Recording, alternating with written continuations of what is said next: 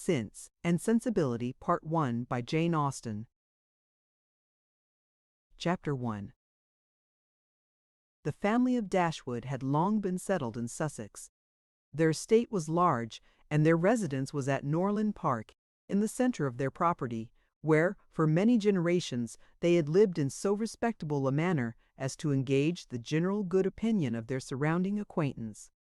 The late owner of this estate was a single man, who lived to a very advanced age, and who for many years of his life had a constant companion and housekeeper in his sister.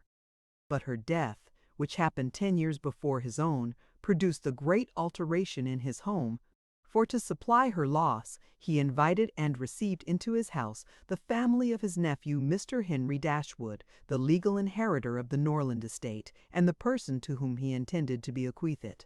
In the society of his nephew and niece and their children, the old gentleman's days were comfortably spent. His attachment to them all increased. The constant attention of Mr. and Mrs. Henry Dashwood to his wishes, which proceeded not merely from interest, but from goodness of heart, gave him every degree of solid comfort which his age could receive, and the cheerfulness of the children added a relish to his existence. By a former marriage, Mr. Henry Dashwood had one son, by his present lady 3 daughters. The son, a steady, respectable young man, was amply provided for by the fortune of his mother, which had been large, and half of which devolved on him on his coming of age. By his own marriage likewise, which happened soon afterwards, he added to his wealth. To him, therefore, the succession to the Norland estate was not so really important as to his sisters, for their fortune, independent of what might arise to them from their fathers inheriting that property, could be but small. Their mother had nothing, and their father only £7,000 in his own disposal. For the remaining moiety of his first wife's fortune was also secured to her child, and he had only a life interest in it. The old gentleman died, his will was read, and like almost every other will, gave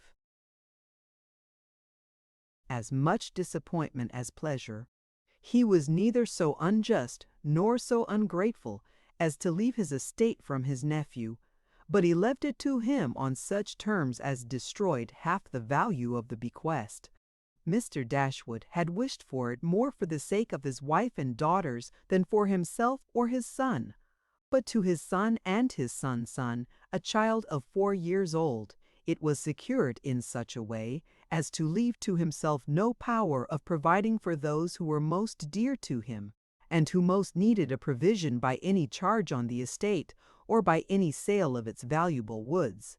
The whole was tied up for the benefit of this child, who, in occasional visits with his father and mother at Norland, had so far gained on the affections of his uncle, by such attractions as are by no means unusual in children of 2 or 3 years old, an imperfect articulation, an earnest desire of having his own way, many cunning tricks, and a great deal of noise, as to outweigh all the value of all the attention which for years he had received from his niece and her daughters. He meant not to be unkind, however, and, as a mark of his affection for the 3 girls, he left them £1,000 apiece. Mr. Dashwood's disappointment was at first severe, but his temper was cheerful and sanguine, and he might reasonably hope to live many years, and by living economically lay by a considerable sum from the produce of an estate already large and capable of almost immediate improvement. But the fortune, which had been so tardy in coming, was his only 1/12 month. He survived his uncle no longer, and £10,000, including the late legacies, was all that remained for his widow and daughters. His son was sent for as soon as his danger was known, and to him Mr. Dashwood recommended, with all the strength and urgency which illness could command, the interest of his mother-in-law and sisters. Mr. John Dashwood had not the strong feelings of the rest of the family, but he was affected by a recommendation of such a nature at such a time, and he promised to do everything in his power to make them comfortable. His father was rendered easy by such an assurance, and Mr. John Dashwood had then leisure to consider how much there might prudently be in his power to do for them. He was not an ill-disposed young man, unless to be rather cold-hearted and rather selfish is to be ill-disposed, but he was, in general, well respected, for he conducted himself with propriety in the discharge of his ordinary duties. Had he married a more amiable woman, he might have been made still more respectable than he was. He might even have been made amiable himself, for he was very young when he married and very fond of his wife. But Mrs. John Dashwood was a strong caricature of himself, more narrow-minded and selfish. When he gave his promise to his father, he meditated within himself to increase the fortunes of his sisters by the present of £1,000 apiece. He then really thought himself equal to it. The prospect of £4,000 a year, in addition to his present income, besides the remaining half of his own mother's fortune, warmed his heart and made him feel capable of generosity. Yes, he would give them £3,000. It would be liberal and handsome. It would be enough to make them completely easy. £3,000. He could spare so considerable a sum with little inconvenience. He thought of it all day long, and for many days successively, and he did not repent. No sooner was his father's funeral over than Mrs. John Dashwood, without sending any notice of her intention to her mother-in-law, arrived with her child and their attendants. No one could dispute her right to come. The house was her husband's from the moment of his father's decease, but the indelicacy of her conduct was so much the greater, and to a woman in Mrs. Dashwood's situation, with only common feelings, must have been highly unpleasing. But in her mind there was a sense of honor so keen, a generosity so romantic, that any offense of the kind, by whomsoever given or received, was to her a source of immovable disgust. Mrs. John Dashwood had never been a favorite with any of her husband's family, but she had had no opportunity till the present of showing them with how little attention to the comfort of other people she could act when occasion required it. So acutely did Mrs. Dashwood feel this ungracious behavior, and so earnestly did she despise her daughter-in-law for it, that on the arrival of the latter she would have quitted the house forever, had not the entreaty of her eldest girl induced her first to reflect on the propriety of going, and her own tender love for all her 3 children determined her afterwards to stay, and for their sakes avoid a breach with their brother. Elinor, this eldest daughter, whose advice was so effectual, possessed a strength of understanding and coolness of judgment, which qualified her, though only 19, to be the counselor of her mother, and enabled her frequently to counteract, to the advantage of them all, that eagerness of mind in Mrs. Dashwood which must generally have led to imprudence. She had an excellent heart, her disposition was affectionate, and her feelings were strong. But she knew how to govern them. It was a knowledge which her mother had yet to learn, and which one of her sisters had resolved never to be taught. Marianne's abilities were, in many respects, quite equal to Elinor's. She was sensible and clever, but eager in everything. Her sorrows, her joys, could have no moderation. She was generous, amiable, interesting. She was everything but prudent. The resemblance between her and her mother was strikingly great. Elinor saw, with concern, the excess of her sister's sensibility, but by Mrs. Dashwood it was valued and cherished. They encouraged each other now in the violence of their affliction. The agony of grief which overpowered them at first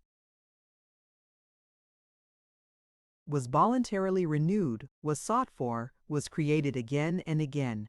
They gave themselves up wholly to their sorrow, seeking increase of wretchedness in every reflection that could afford it, and resolved against ever admitting consolation in future. Elinor, too, was deeply afflicted, but still she could struggle, she could exert herself. She could consult with her brother, could receive her sister-in-law on her arrival, and treat her with proper attention, and could strive to rouse her mother to similar exertion, and encourage her to similar forbearance. Margaret, the other sister, was a good-humored, well-disposed girl, But as she had already imbibed a good deal of Marianne's romance without having much of her sense, she did not, at 13, bid fair to equal her sisters at a more advanced period of life. Chapter 2. Mrs. John Dashwood now installed herself mistress of Norland, and her mother and sisters-in-law were degraded to the condition of visitors.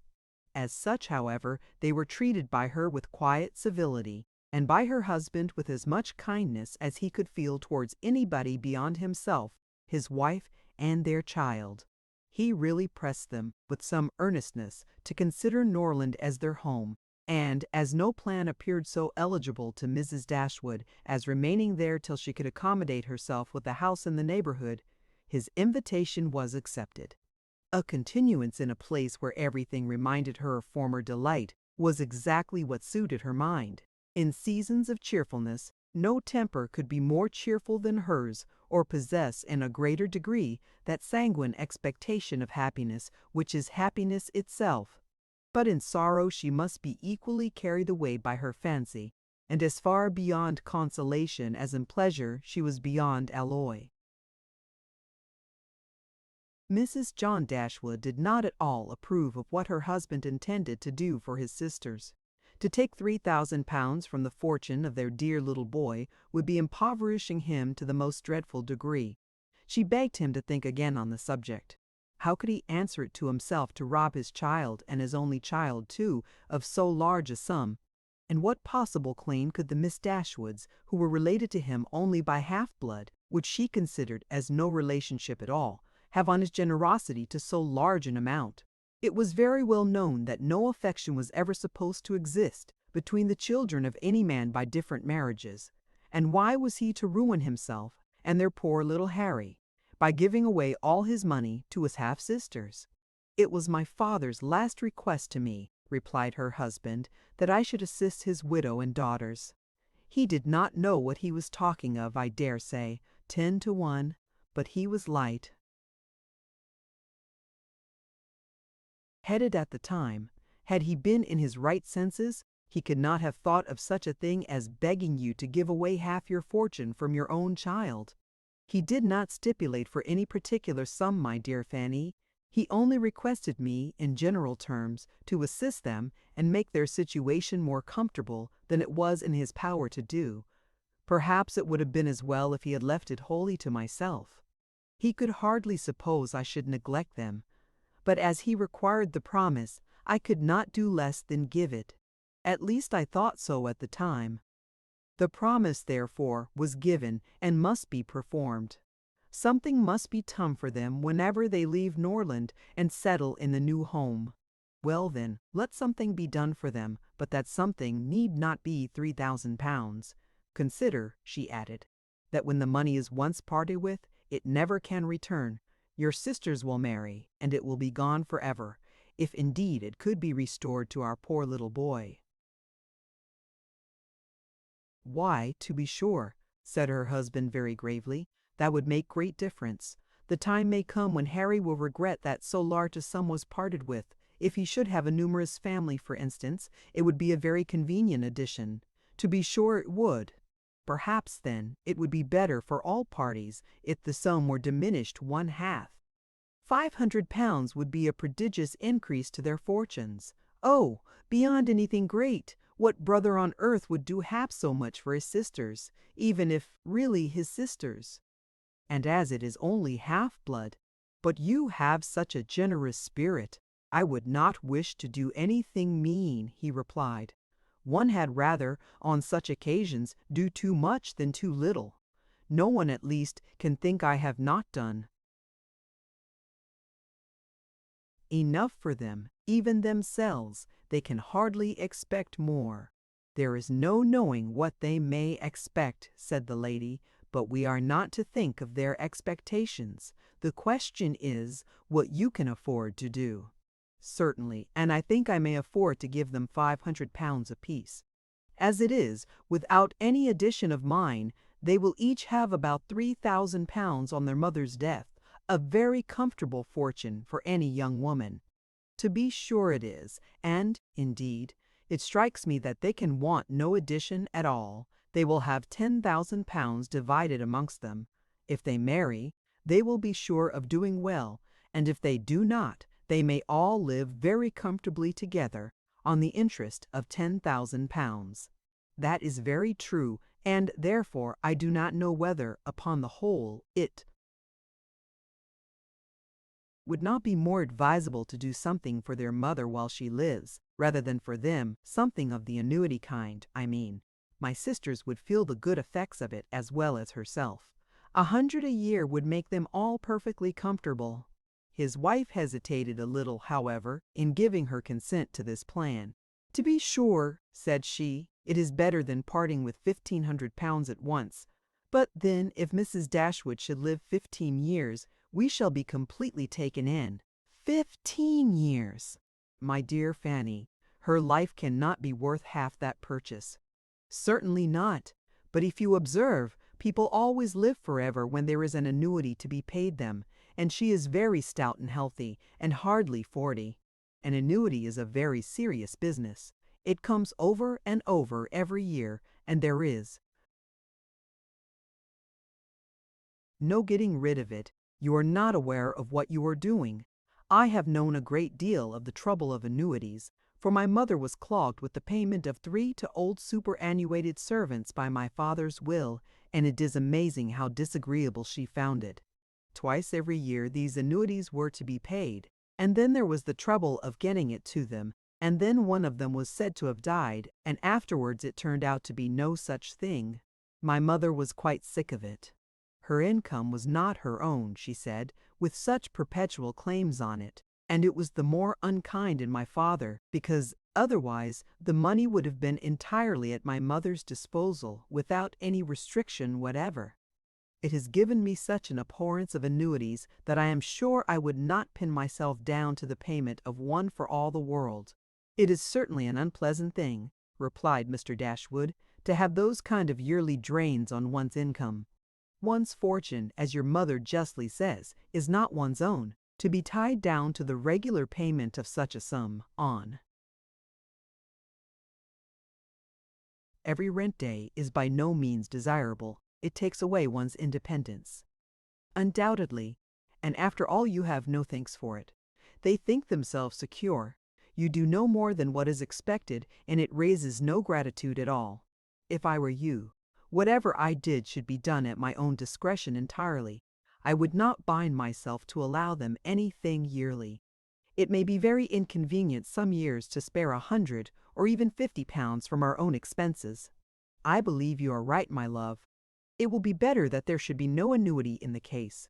Whatever I may give them occasionally will be of far greater assistance than a yearly allowance, because they would only enlarge their style of living if they felt sure of a larger income and would not be sixpence the richer for it at the end of the year.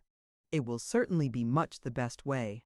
A present of £50 now and then will prevent their ever being distressed for money, and will, I think, be amply discharging my promise to my father.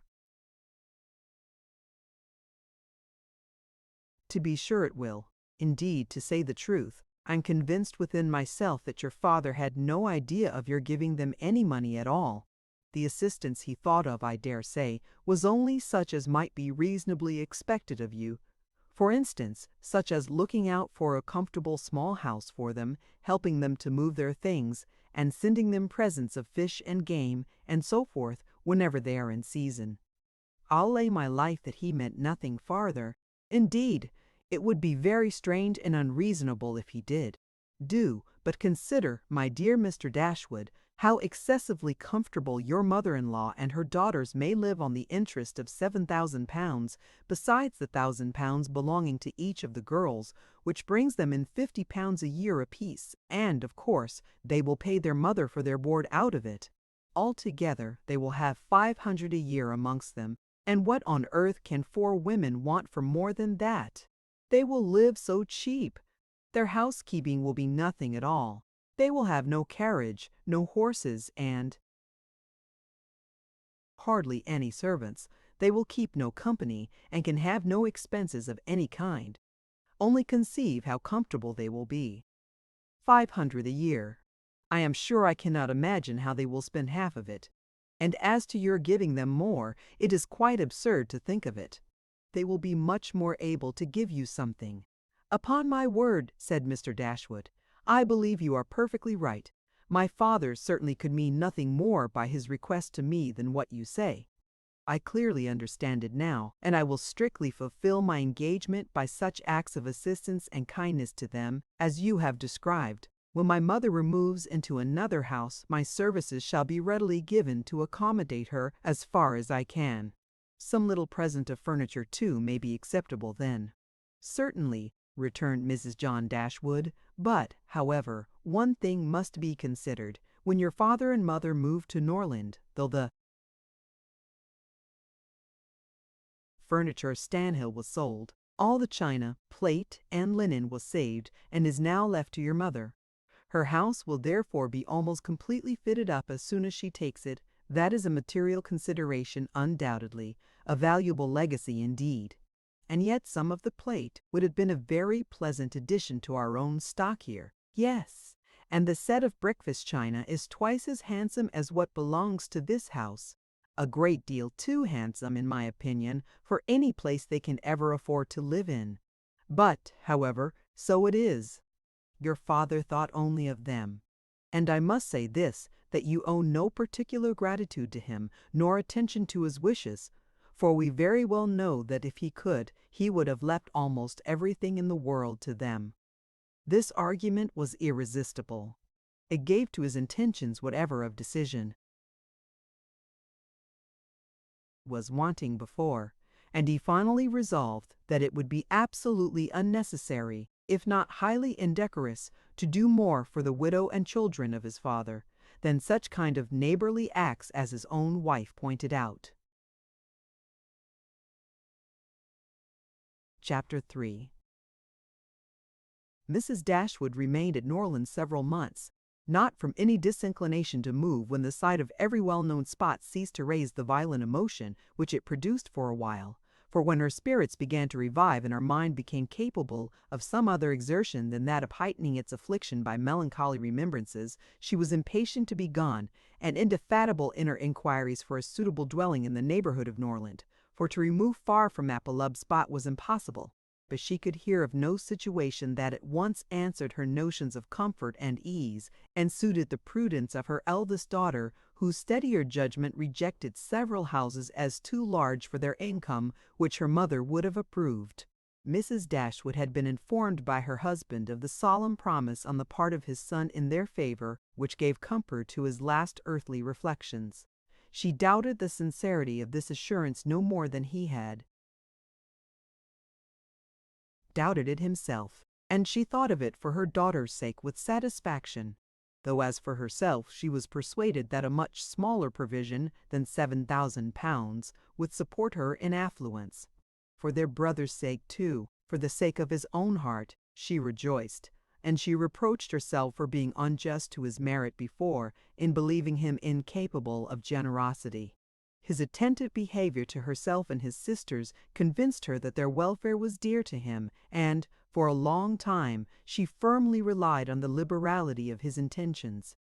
The contempt which she had, very early in their acquaintance, felt for her daughter-in-law was very much increased by the farther knowledge of her character which half a year's residence in her family afforded, and perhaps in spite of every consideration of politeness or maternal affection on the side of the former, the two ladies might have found it impossible to have lived together so long had not a particular circumstance occurred to give still greater eligibility, according to the opinions of Mrs. Dashwood, to her daughter's continuance at Norland.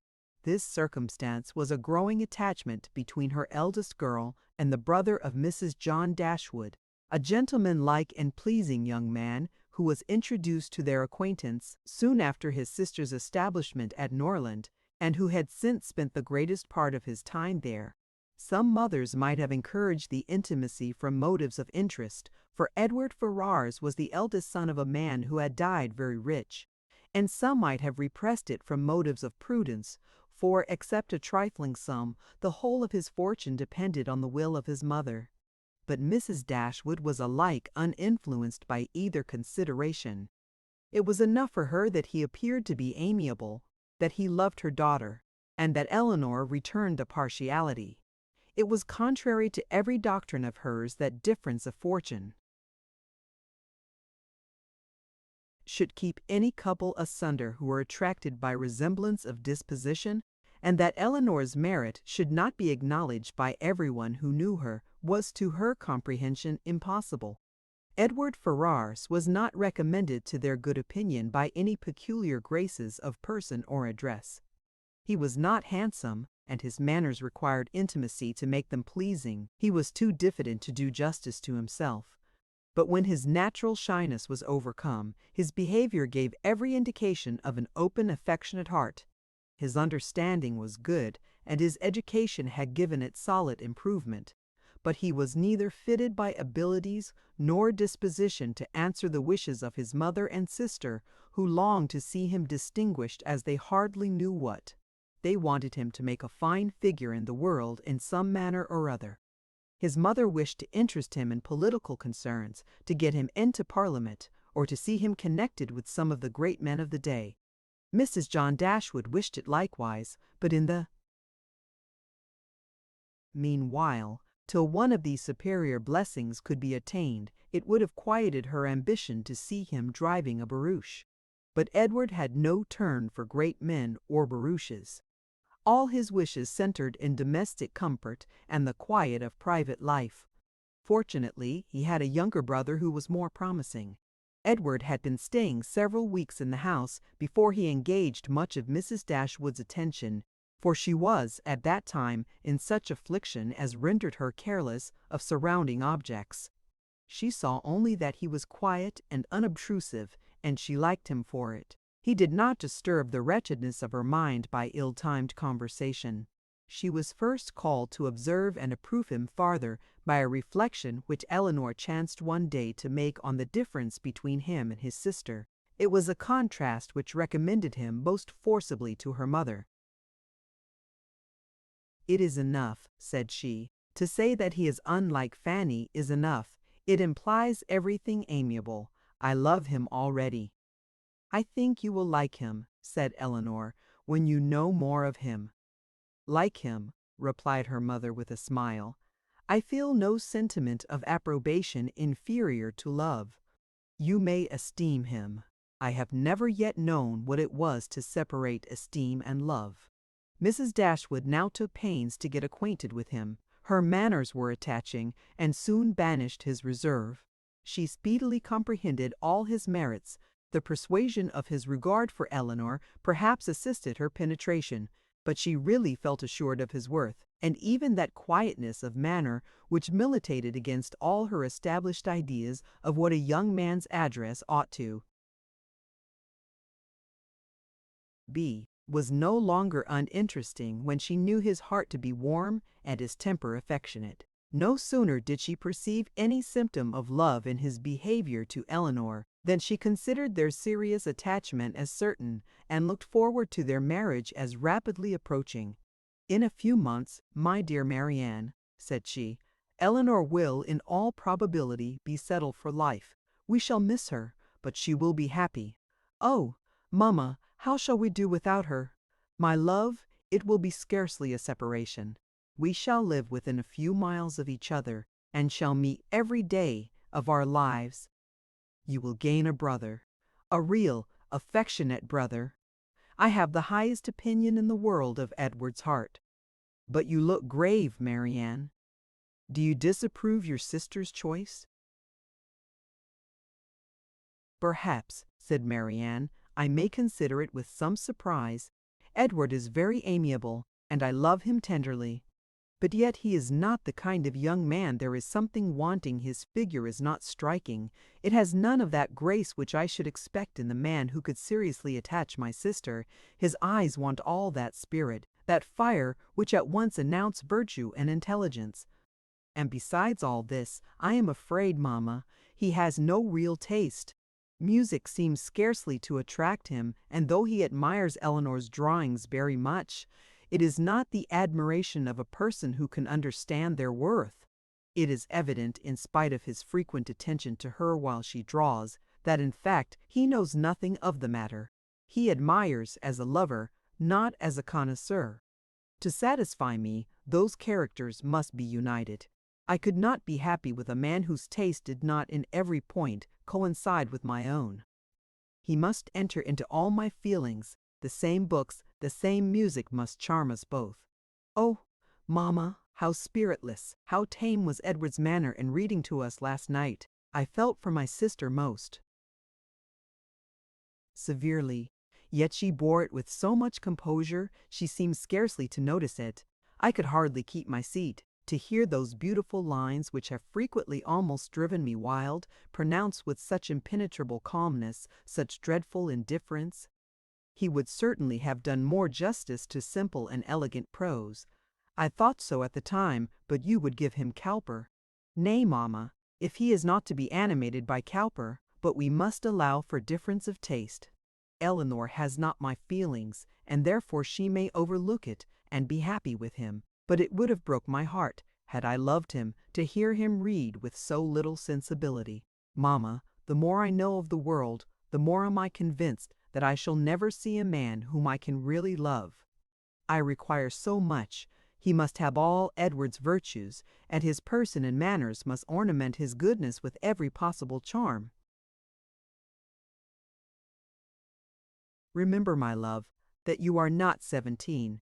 It is yet too early in life to despair of such a happiness. Why should you be less fortunate than your mother? In one circumstance only, my Marianne, may your destiny be different from hers. Chapter 4. What a pity it is, Elinor, said Marianne, that Edward should have no taste for drawing.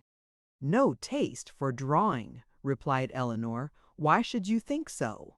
He does not draw himself indeed, but he has great pleasure in seeing the performances of other people, and I assure you he is by no means deficient in natural taste, though he has not had opportunities of improving it.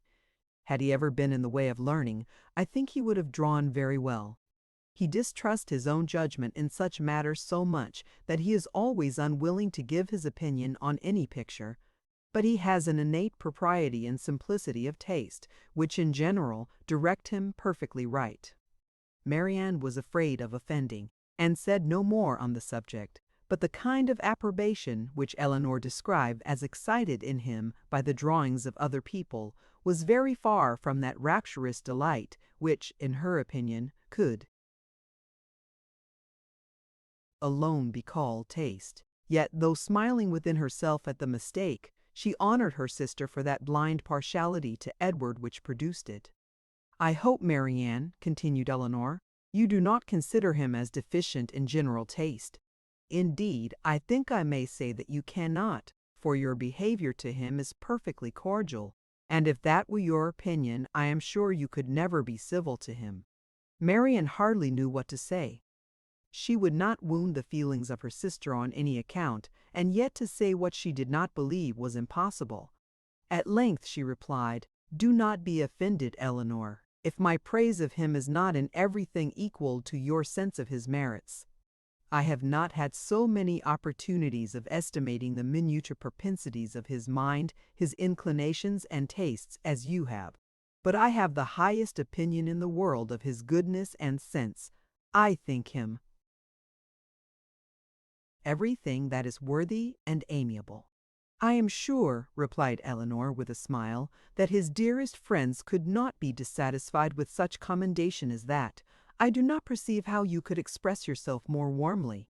Marianne was rejoiced to find her sister so easily pleased. "Of his sense and his goodness," continued Elinor, "no one can, I think, be in doubt, who has seen him often enough to engage him in unreserved conversation. The excellence of his understanding and his principles can be concealed only by that shyness which too often keeps him silent. You know enough of him to do justice to his solid worth, but of his minuter propensities, as you call them, you have, from peculiar circumstances, been kept more ignorant than myself. He and I have been at times thrown a good deal together, while you have been wholly engrossed on the most affectionate principle by my mother. I have seen a great deal of him, have studied his sentiments and heard his opinion on subjects of literature and taste, and upon the whole, I venture to pronounce that his mind is well informed, enjoyment of books exceedingly great, his imagination lively, his observation just and correct, and his taste delicate and pure. His abilities in every respect improve as much upon acquaintance as his manners in person. At first sight, his address is certainly not striking, and his person can hardly be called handsome till the expression of his eyes, which are uncommonly good, and the general sweetness of his countenance is perceived. At present, I know him so well that I think him really handsome, or at least almost so. What say you, Marianne?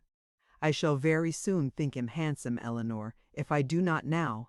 When you tell me to love him as a brother, I shall no more see imperfection in his face than I now do in his heart.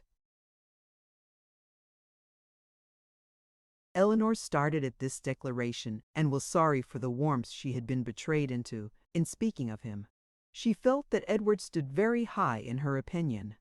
She believed the regard to be mutual, but she required greater certainty of it to make Marianne's conviction of their attachment agreeable to her. She knew that what Marianne and her mother conjectured one moment, they believed the next, that with them to wish was to hope, and to hope was to expect. She tried to explain the real state of the case to her sister. "I do not attempt to deny," said she, "that I think very highly of him, that I greatly esteem, that I like him." Marianne here burst forth with indignation. "Esteem him, like him, cold-hearted, Elinor! Oh, worse than cold-hearted, ashamed of being otherwise.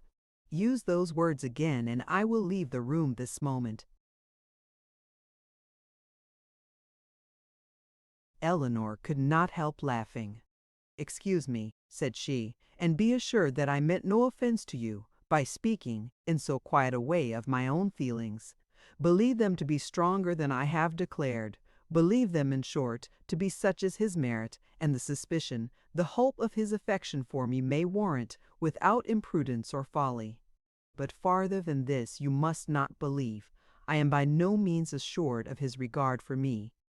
There are moments when the extent of it seems doubtful, and till his sentiments are fully known, you cannot wonder at my wishing to avoid any encouragement of my own partiality by believing or calling it more than it is. In my heart I feel little, scarcely any doubt of his preference. But there are other points to be considered besides his inclination. He is very far from being independent. What his mother really is we cannot know, but, from Fanny's occasional mention of her conduct and opinions, we have never been disposed to think her amiable, and I am very much mistaken if Edward is not himself aware that there would be many difficulties in his way if he were to wish to marry a woman who had not either a great fortune or high rank. Marianne was astonished to find how much the imagination of her mother and herself had outstripped the truth. "And you really are not engaged to him," said she. "Yet it certainly soon will happen. But two advantages will proceed from this delay.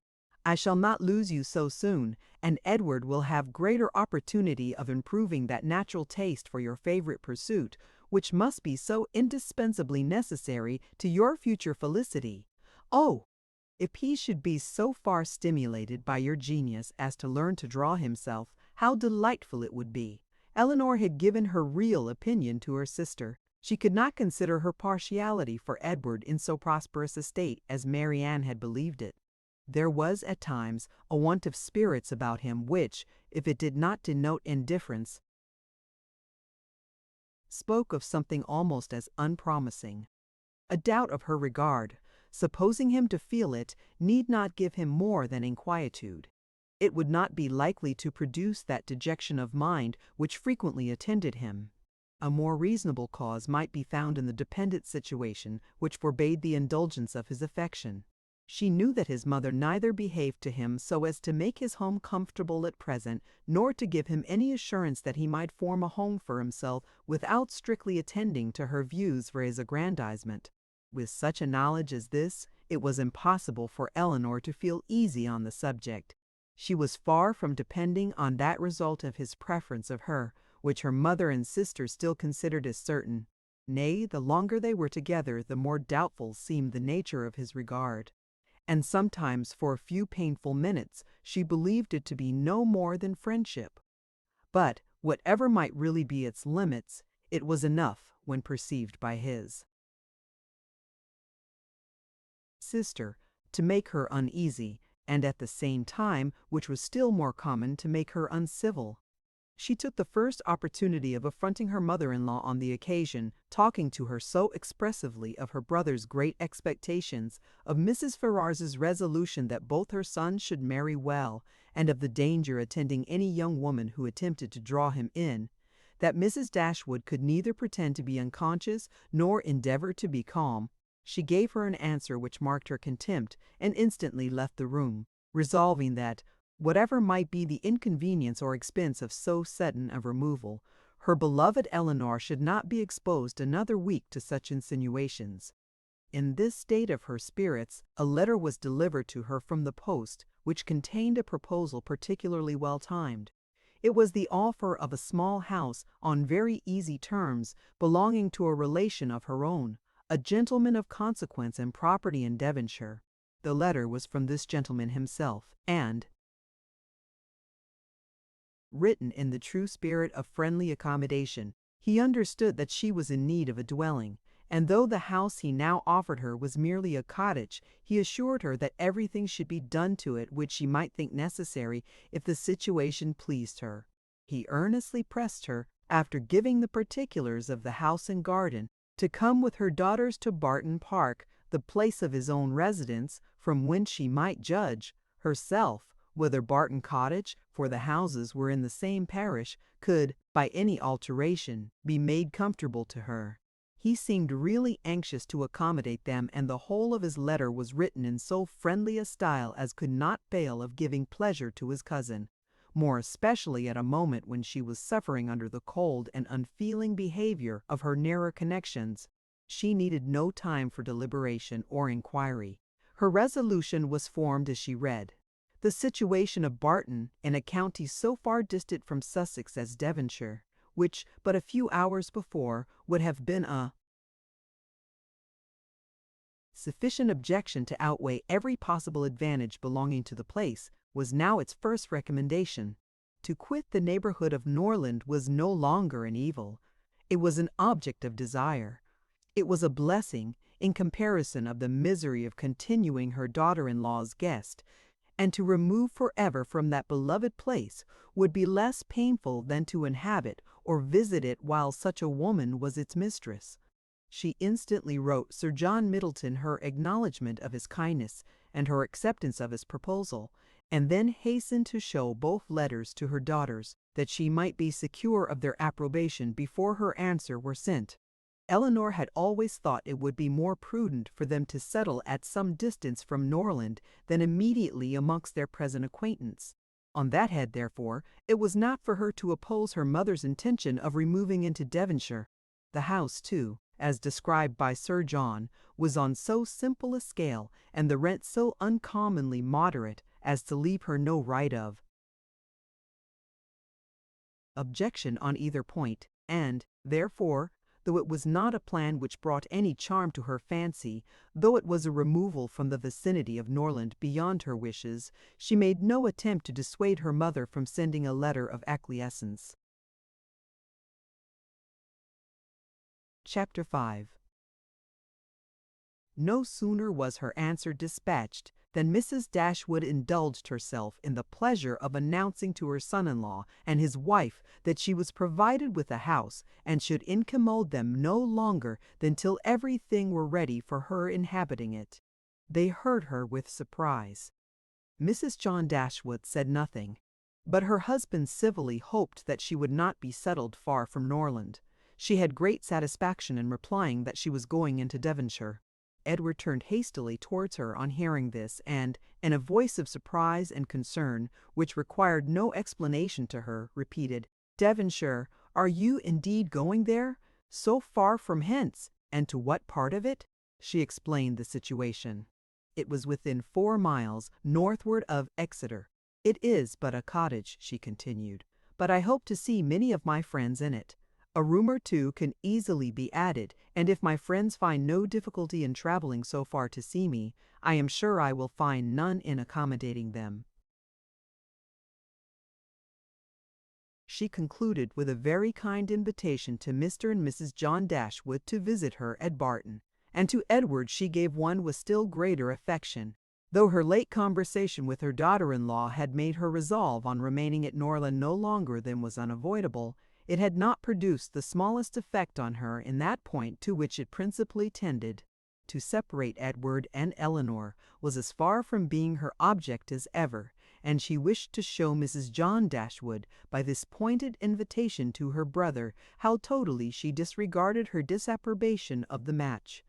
Mr. John Dashwood told his mother again and again how exceedingly sorry he was that she had taken a house at such a distance from Norland as to prevent his being of any service to her in removing her furniture.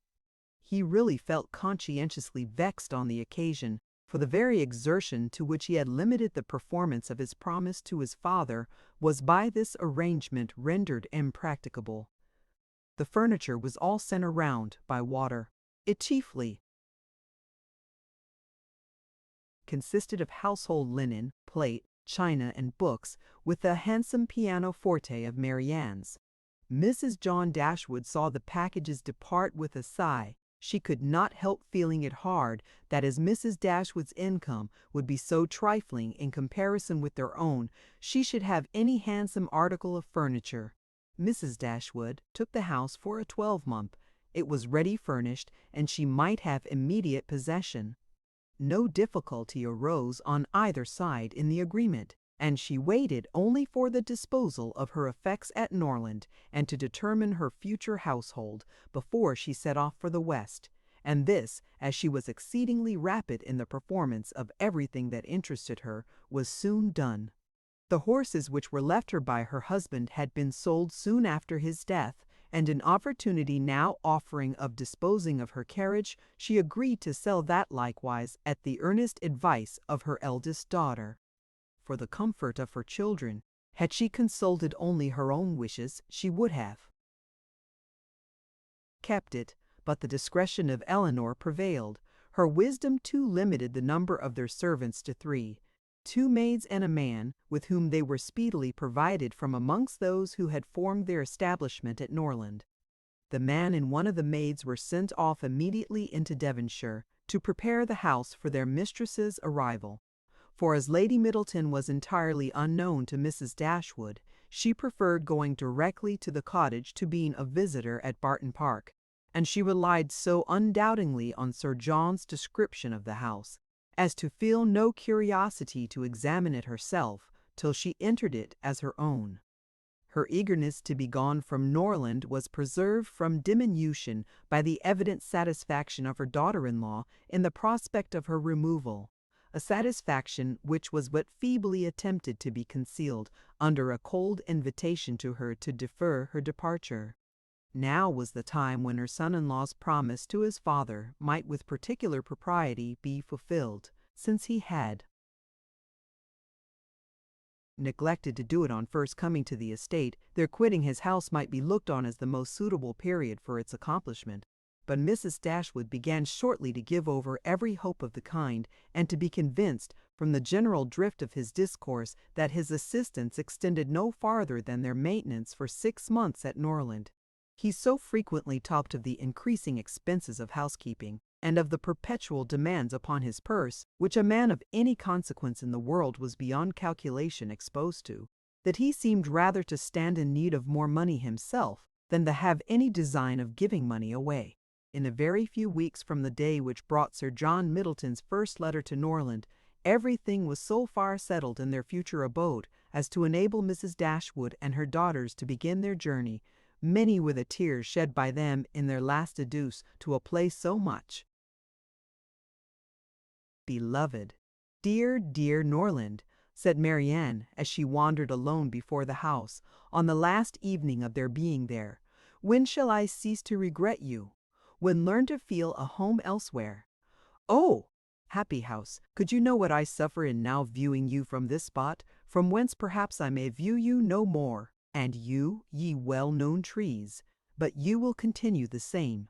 No leaf will decay because we are removed, nor any branch become motionless although we can observe you no longer. No, you will continue the same, unconscious of the pleasure or the regret you occasion, and insensible of any change in those who walk under your shade, but who will remain to enjoy you.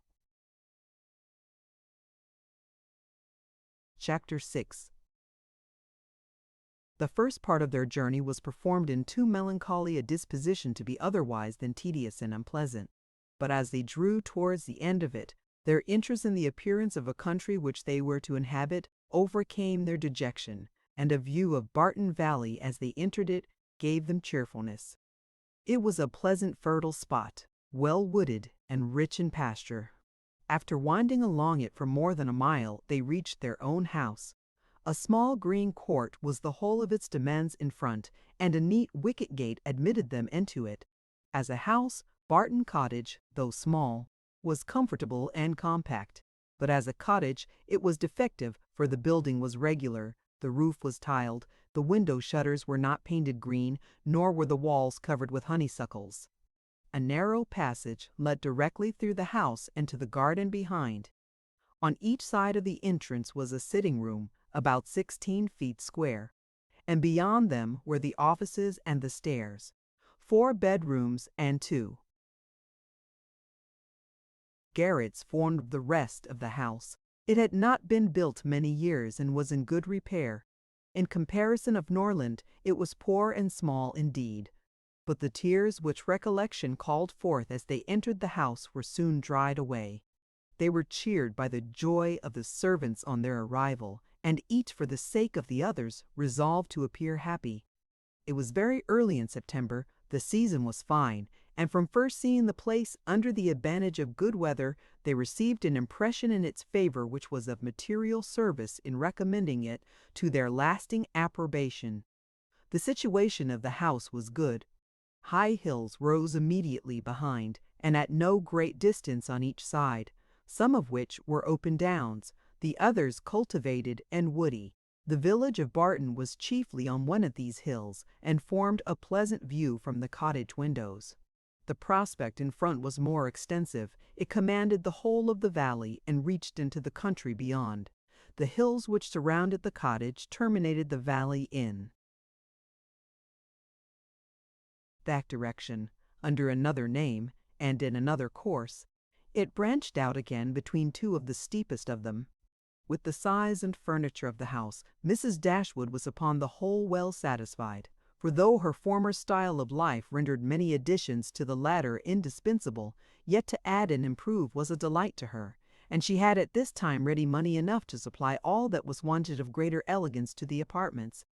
As for the house itself, to be sure, said she, it is too small for our family, but we will make ourselves tolerably comfortable for the present, as it is too late in the year for improvements.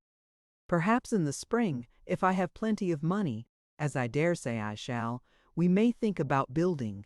These parlors are both too small for such parties of our friends as I hope to see often collected here, and I have some thoughts of throwing the passage into one of them, with perhaps a part of the other, and so leave the remainder of that other for an entrance. This, with a new drawing-room which may be easily added, and a bedchamber and garret above, will make it a very snug little cottage. I could wish the stairs were handsome, but one must not expect everything, though I suppose it would be no difficult matter to widen them. I shall see how much I am beforehand with the world in the spring, and we will plan our improvements accordingly. In the meantime, till all these alterations could be made from the savings of an income of 500 a year by a woman who never saved in her life, they were wise enough to be contented with the house as it was, and each of them was busy in arranging their particular concerns, and endeavoring, by placing around them books and other possessions, to form themselves a home. Marianne's pianoforte was unpacked and properly disposed of, and Elinor's drawings were affixed to the walls of their sitting-room. In such employments as these, they were interrupted soon after breakfast the next day by the entrance of their landlord, who called to welcome them to Barton, and to offer them every accommodation from his own house and garden, in which theirs might at present be deficient. Sir John Middleton was a good-looking man about 40. He had formerly visited at Stanhill, but it was too long for his young cousins to remember him. His countenance was thoroughly good-humored, and his manners were as friendly as the style of his letter. Their arrival seemed to afford him real satisfaction, and their comfort to be an object of real solicitude to him. He said much of his earnest desire of their living in the most sociable terms with his family, and pressed them so cordially to dine at Barton Park every day till they were better settled at home, that, though his entreaties were carried to a point of perseverance beyond civility, they could not give offence. His kindness was not confined to words, for within an hour after he left them, a large basket full of garden stuff and fruit arrived from the park, which was followed before the end of the day by a present of game. He insisted, moreover, on conveying all their letters to and from the post for them, and would not be denied the satisfaction of sending them his newspaper every day. Lady Middleton had sent a very civil message by him, denoting her intention of waiting on Mrs. Dashwood as soon as she could be assured that her visit would be no inconvenience, and as this message was answered by an invitation equally polite, her ladyship was introduced to them the next day. They were, of course, very anxious to see a person on whom so much of their comfort at Barton must depend, and the elegance of her appearance was favourable to their wishes. Lady Middleton was not more than 6 or 27. Her face was handsome, her figure tall and striking, and her address graceful. Her manners had all the elegance which her husband's wanted, but they would have been improved by some share of his frankness and warmth, and her visit was long enough to detract something from their first admiration by showing that, though perfectly well bred, she was reserved, cold, and had nothing to say for herself beyond the most commonplace enquiry or remark. Conversation, however, was not wanted, for Sir John was very chatty, and Lady Middleton had taken the wise precaution of bringing with her their eldest child, a fine little boy about 6 years old, by which means there was one subject always to be recurred to by the ladies in case of extremity, for they had to inquire his name and age, admire his beauty, and ask him questions which his mother answered for him, while he hung about her and held down his head, to the great surprise of on every formal visit a child ought to be of the party, by way of provision for discourse. In the present case it took up 10 minutes to determine whether the boy were most like his father or mother, and in what particular he resembled either, for of course everybody differed, and everybody was astonished at the opinion of the others. An opportunity was soon to be given to the Dashwoods of debating on the rest of the children, as Sir John would not leave the house without securing their promise of dining at the park the next day. Chapter 7. Barton Park was about half a mile from the cottage. The ladies had passed near it in their way along the valley, but it was screened from their view at home by the projection of a hill. The house was large and handsome, and the Middletons lived in a style of equal hospitality and elegance. The former was for Sir John's gratification, the latter for that of his lady. They were scarcely ever without some friends staying with them in the house, and they kept more company of every kind than any other family in the neighbourhood. It was necessary to the happiness of both, for however dissimilar in temper and outward behaviour, they strongly resembled each other in that total want of talent and taste which confined their employments, unconnected with such as society produced, within a very narrow compass. Sir John was a sportsman, Lady Middleton a mother. He hunted and shot, and she humoured her children, and these were their only resources. Lady Middleton had the advantage of being able to spoil her children all the year round, while Sir John's independent employments were in existence only half the time. Continual engagements at home and abroad, however, supplied all the deficiencies of nature and education, supported the good spirits of Sir John, and gave exercise to the good breeding of his wife. Lady Middleton piqued herself upon the elegance of her table and of all her domestic arrangements, and from this kind of vanity was her greatest enjoyment in any of their parties. But Sir John's satisfaction in society was much more real. He delighted in collecting about him more young people than his house would hold, and the noisier they were, the better was he pleased. He was a blessing to all the juvenile part of the neighborhood, for in summer he was forever forming parties to eat cold ham and chicken out of doors, and in winter his private balls were numerous enough for any young lady who was not suffering under the unsatiable appetite of 15. The arrival of a new family in the country was always a matter of joy to him, and in every point of view he was charmed with the inhabitants he had now procured for his cottage at Barton. The Miss Dashwoods were young, pretty, and unaffected. It was enough to secure his good opinion, for to be unaffected was all that a pretty girl could want to make her mind as captivating as her person. The friendliness of his disposition made him happy in accommodating those whose situation might be considered in comparison with the past as unfortunate.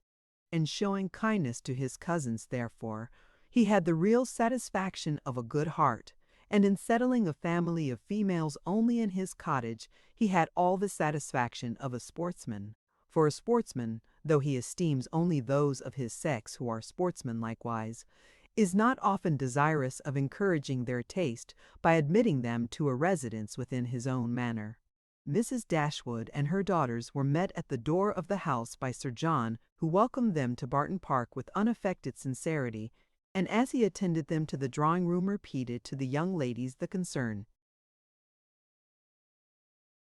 which the same subject had drawn from him the day before, at being unable to get any smart young men to meet them. They would see, he said, only one gentleman there besides himself, a particular friend who was staying at the park, but who was neither very young nor very gay. He hoped they would all excuse the smallness of the party, and could assure them it should never happen so again. He had been to several families that morning in hopes of procuring some addition to their number, but it was moonlight, and everybody was full of engagements.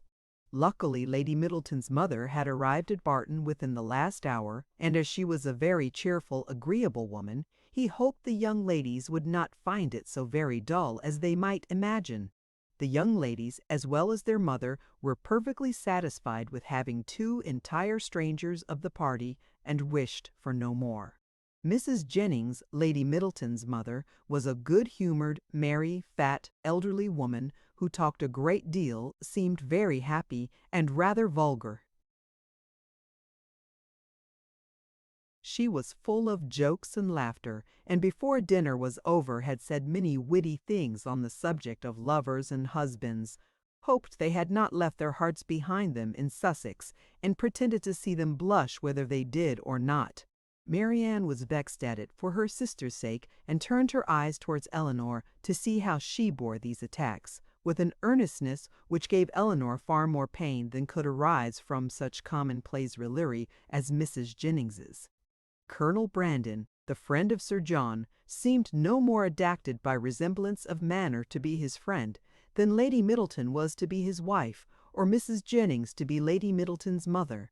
He was silent and grave. His appearance, however, was not unpleasing, in spite of his being in the opinion of Marianne and Margaret an absolute old bachelor, for he was on the wrong side of 530.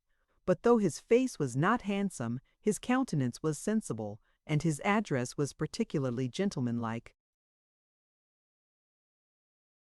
There was nothing in any of the party which could recommend them as companions to the Dashwoods, but the cold insipidity of Lady Middleton was so particularly repulsive that in comparison of it, the gravity of Colonel Brandon, and even the boisterous mirth of Sir John and his mother-in-law, was interesting. Lady Middleton seemed to be roused to enjoyment only by the entrance of her four noisy children after dinner, who pulled her about, tore her clothes, and put an end to every kind of discourse. In the evening, as Marianne was discovered to be musical, she was invited to play.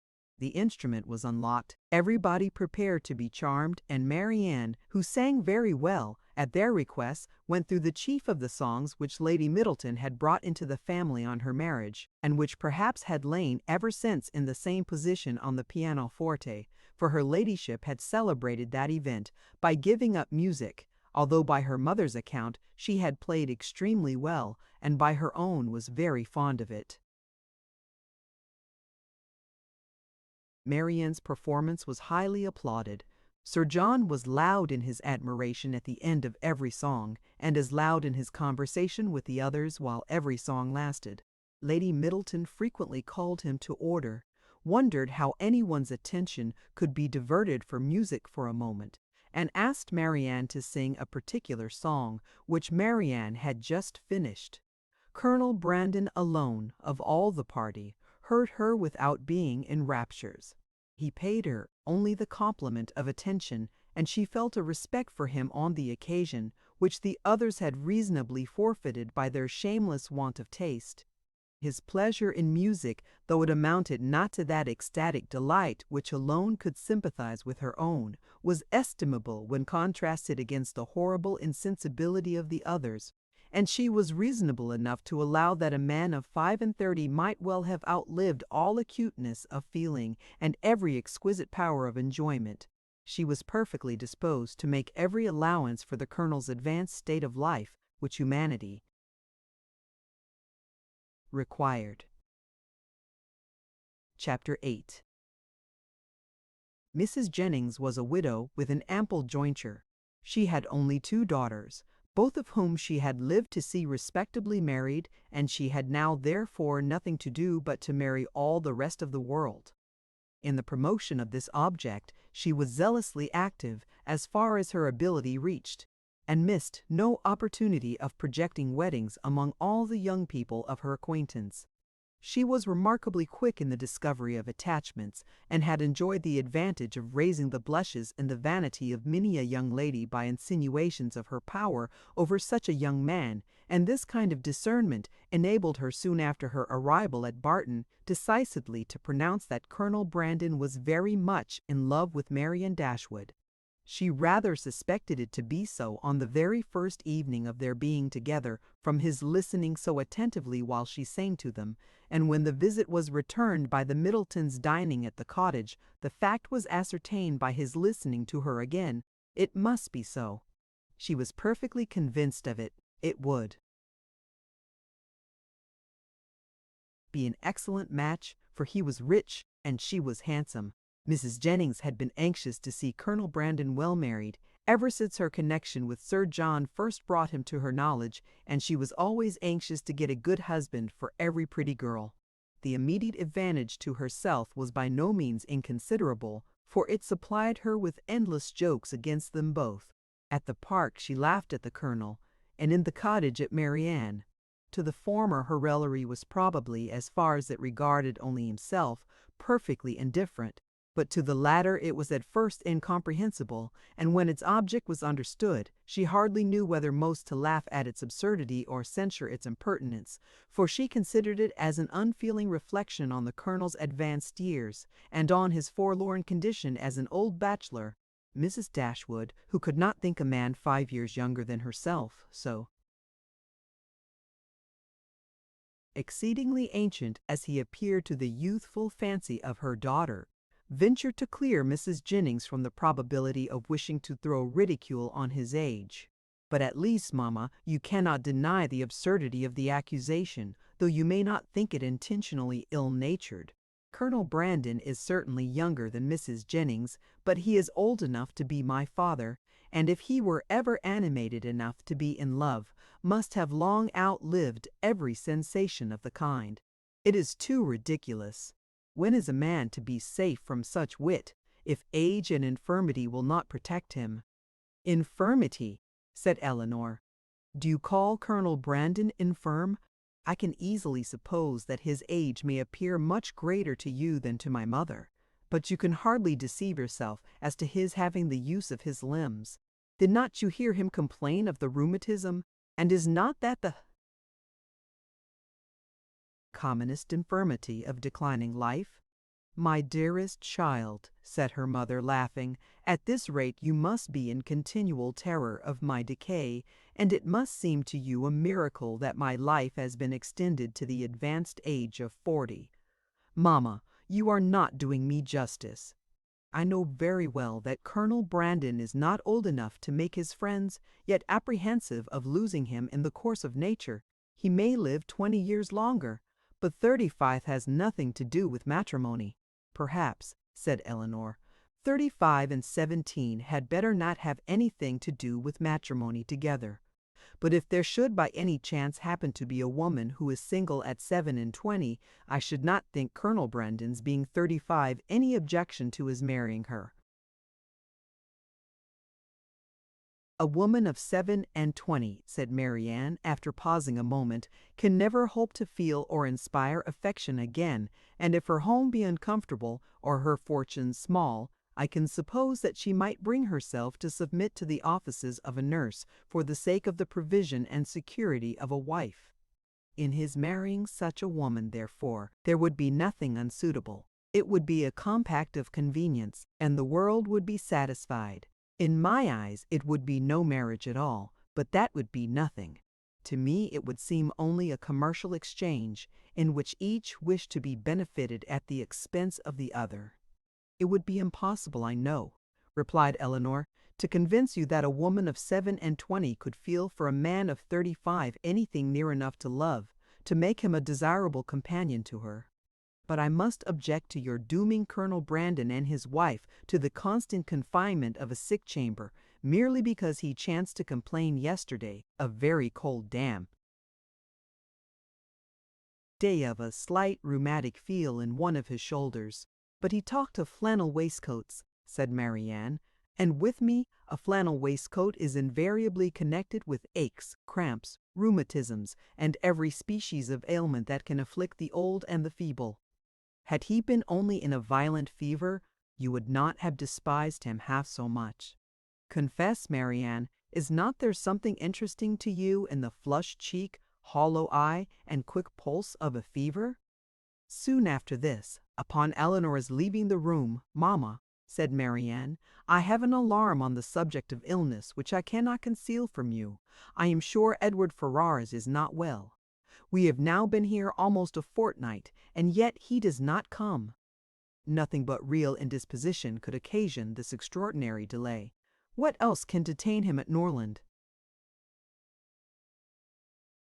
"Had you any idea of his coming so soon?" said Mrs. Dashwood. "I had none. On the contrary, if I have felt any anxiety at all on the subject, it has been in recollecting that he sometimes showed a want of pleasure and readiness in accepting my invitation when I talked of his coming to Barton. Does Elinor expect him already? I have never mentioned it to her, but of course she must." "I rather think you are mistaken, for when I was talking to her yesterday of getting a new grate for the spare bedchamber, she observed that there was no immediate hurry for it, as it was not likely that the room would be wanted for some time. How strange this is! What can be the meaning of it? But the whole of their behavior to each other has been unaccountable.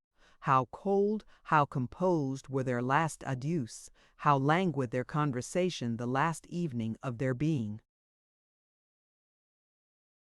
together. In Edward's farewell there was no distinction between Elinor and me. It was the good wishes of an affectionate brother to both. Twice did I leave them purposely together in the course of the last morning, and each time did he most unaccountably follow me out of the room.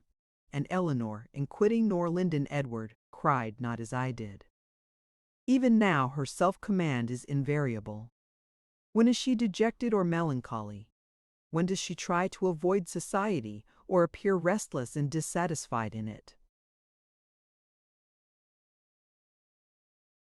Chapter 9. The Dashwoods were now settled at Barton with tolerable comfort to themselves.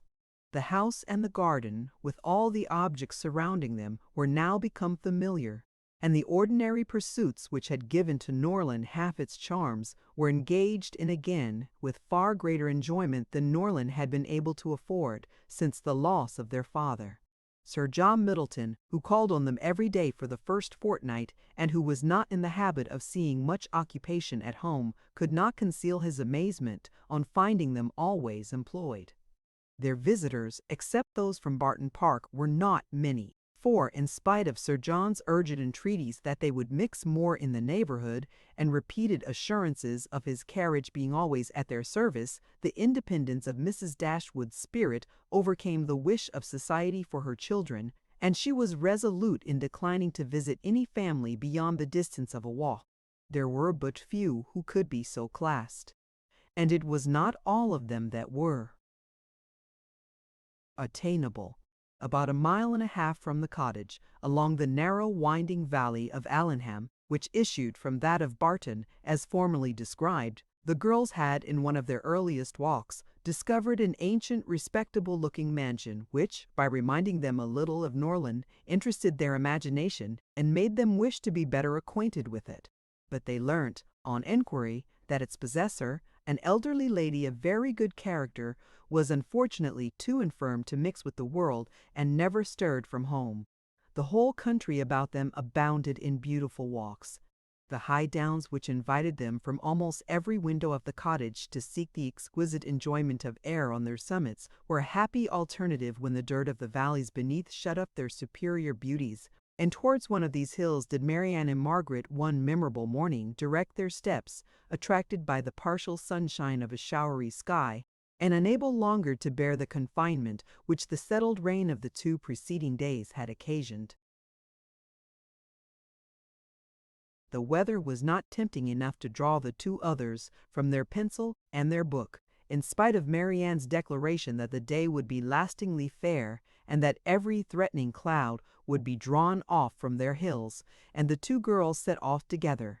They gaily ascended the downs, rejoicing in their own penetration at every glimpse of blue sky, and when they caught in their faces the animating gales of a high south-westerly wind, they pitied the fears which had prevented their mother and Elinor from sharing such delightful sensations. "Is there a felicity in the world," said Marianne, "superior to this? Margaret, we will walk here at least 2 hours." Margaret agreed, and they pursued their way against the wind, resisting it with lapping delight for about 20 minutes longer, when suddenly the clouds united over their heads, and a driving rain set full in their face. Chagrined and surprised, they were obliged, though unwillingly, to turn back, for no shelter was nearer than their own house. One consolation, however, remained for them, to which the exigence of the moment gave more than usual propriety. It was that of running with all possible speed down the steep side of the hill which led immediately to their garden gate. They set off. Marianne had at first the advantage, but a false step brought her suddenly to the ground, and Margaret, unable to stop herself to assist her, was involuntarily hurried along and reached the bottom in safety. A gentleman carrying a gun, with 2 pointers playing round him, was passing up the hill and within a few yards of Marianne when her accident happened. He put down his gun and ran to her assistance. She had raised herself from the ground, but her foot had been twisted in her fall, and she was scarcely able to stand. The gentleman offered his services, and perceiving that her modesty declined what her situation rendered necessary, took her up in his arms without farther delay, and carried her down the hill. Then, passing through the garden, the gate of which had been left open by Margaret, he bore her directly into the house, whither Margaret was just arrived, and quitted not his hold till he had seated her in a chair in the parlor. Elinor and her mother rose up in amazement at their entrance, and while the eyes of both were fixed on him with an evident wonder and a secret admiration which equally sprung from his appearance, he apologized for his intrusion by relating its cause in a manner so frank and so graceful that his person, which was uncommonly handsome, received additional charms from his voice and expression. Had he been even old, ugly, and vulgar, the gratitude and kindness of Mrs. Dashwood would have been secured by any act of attention to her child. But the influence of youth, beauty, and elegance gave an interest to the action which came home to her feelings. She thanked him again and again, and with a sweetness of address which always attended her, invited him to be seated. But this he declined, as he was dirty and wet. Mrs. Dashwood then begged to know to whom she was obliged. His name, he replied, was Willoughby, and his present home was at Allenham, from whence he hoped she would allow him the honour of calling tomorrow to inquire after Miss Dashwood. The honour was readily granted, and he then departed, to make himself still more interesting in the midst of a heavy rain. His manly beauty and more than common gracefulness were instantly the theme of general admiration, and the laugh which his gallantry raised against Marianne received particular spirit from his exterior attractions. Marianne herself had seen less of his person than the rest, for the confusion which crimsoned over her face on his lifting her up had robbed her of the power of regarding him after their entering the house. But she had seen enough of him to join in all the admiration of the others, and with an energy which always adorned her praise. His person and air were equal to what her fancy had ever drawn for the hero of a favourite story, and in his carrying her into the house with so little previous formality, there was a repeatedly recommended the action to her. Every circumstance belonging to him was interesting. His name was good. His residence was in their favourite village, and she soon found out that of all manly dresses, a shooting jacket was the most becoming. Her imagination was busy, her reflections were pleasant, and the pain of a sprained ankle was disregarded. Sir John called on them as soon as the next interval of fair weather that morning allowed him to get out of doors, and Marianne's accident being related to him, he was eagerly asked whether he knew any gentleman of the name of Willoughby at Allenham. "Willoughby!" cried Sir John. "What, is he in the country? That is good news. However, I will ride over tomorrow and ask him to dinner on Thursday." "You know him, then?" said Mrs. Dashwood. "Know him? To be sure I do. Why, he is down here every year. And what sort of a young man is he?" "As good a kind of fellow as ever lived, I assure you. A very decent shot, and there is not a bolder rider in England." "And is that all you can say for him?" cried Marianne indignantly. "But what are his manners on more intimate acquaintance? What his pursuits, his talents, and genius?" Sir John was rather puzzled. "Upon my soul," said he, "I do not know much about him as to all that, but he is a pleasant, good-humoured fellow, and has got the nicest little black bitch of a pointer I ever saw. Was she out with him today?" But Marianne could no more satisfy him as to the colour of Mr. Willoughby's pointer than he could describe to her that he could describe to her that he could describe to her the shades of his mind. "But who is he?" said Elinor. "Where does he come from? Has he a house at Allenham?" On this point Sir John could give more certain intelligence, and he told them that Mr. Willoughby had no property of his own in the country, that he resided there only while he was visiting the old lady at Allenham Court, to whom he was related, and whose possessions he was to inherit, adding, "Yes, he is very well worth catching, I can tell you, Miss Dashwood. He has a pretty little estate of his own in Somersetshire besides, and if I were you, I would not give him up to my younger sister in spite of all that, and in it of that if had I language." Miss Marianne must not expect to have all the men to herself. Brandon will be jealous if she does not take care. "I do not believe," said Mrs. Dashwood with a good-humoured smile, "that Mr. Willoughby will be incommoded by the attempts of either of my daughters towards what you call catching him. It is not an employment to which they have been brought up. Men are very safe with us, let them be ever so rich. I am glad to find, however, from what you say, that he is a respectable young man, and one whose acquaintance will not be ineligible." "He is as good a sort of fellow, I believe, as ever lived," repeated Sir John. "I remember last Christmas at a little hop at the park he danced from 8 o'clock till 4, without once sitting down." "Did he indeed?" cried Marianne with sparkling eyes, and with elegance with spirit. Yes, and he was up again at 8 to ride to covert. That is what I like. That is what a young man ought to be. Whatever be his pursuits, his eagerness in them should know no moderation, and leave him no sense of fatigue. Aye, I see how it will be, said Sir John. I see how it will be, said Sir John. I see how it will be. You will be setting your cap at him now, and never think of poor Brandon. That is an expression, Sir John, said Marianne warmly, which I particularly dislike. I abhor every commonplace phrase by which wit is intended, and setting one's cap at a man, or making a conquest, are the most odious of all. Their tendency is gross and illiberal, and if their construction could ever be deemed clever, time has long ago destroyed all its ingenuity.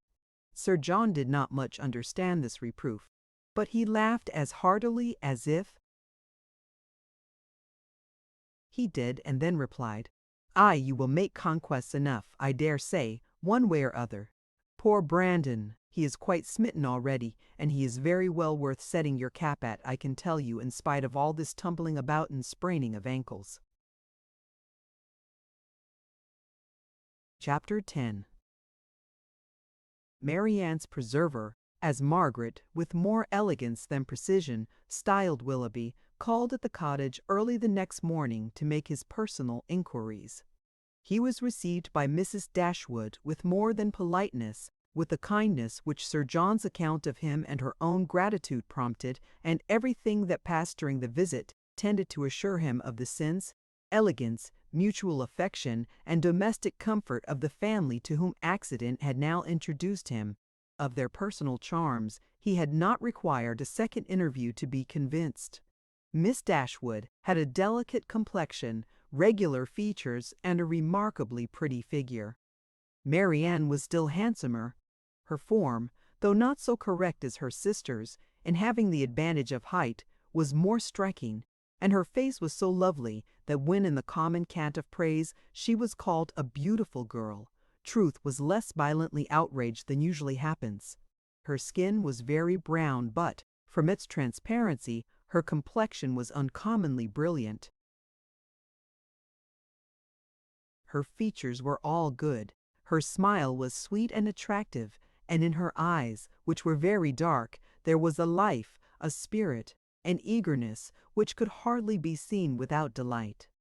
From Willoughby their expression was at first held back by the embarrassment which the remembrance of his assistance created.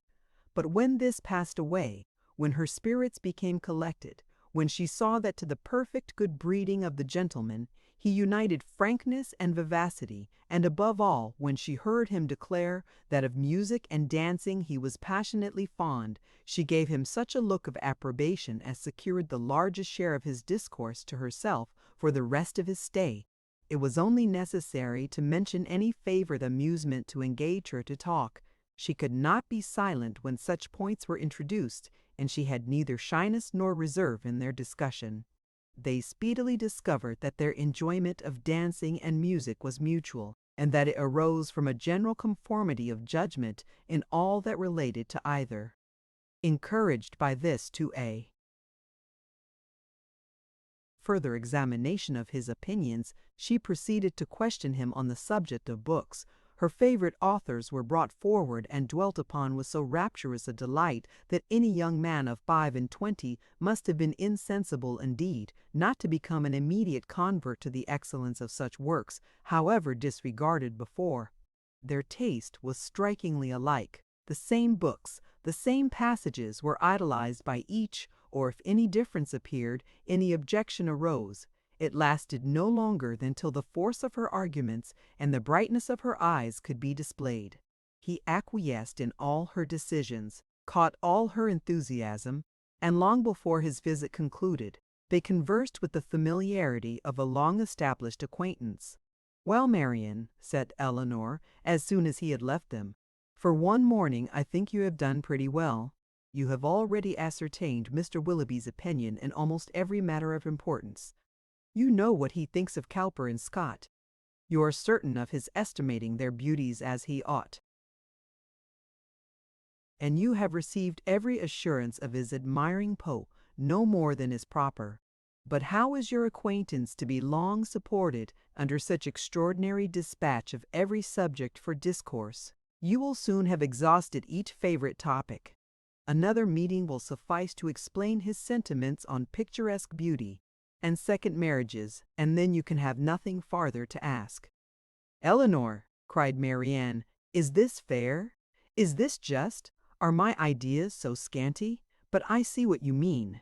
I have been too much at my ease, too happy, too frank. I have erred against every commonplace notion of decorum. I have been open and sincere where I ought to have been reserved, spiritless, dull, and deceitful, had I talked only of the weather and the roads, and had I spoken only once in 10 minutes, this reproach would have been spared. My love, said her mother, you must not be offended with Elinor, she was only in jest. I should scold her myself, if she were capable of wishing to check the delight of your conversation with our new friend.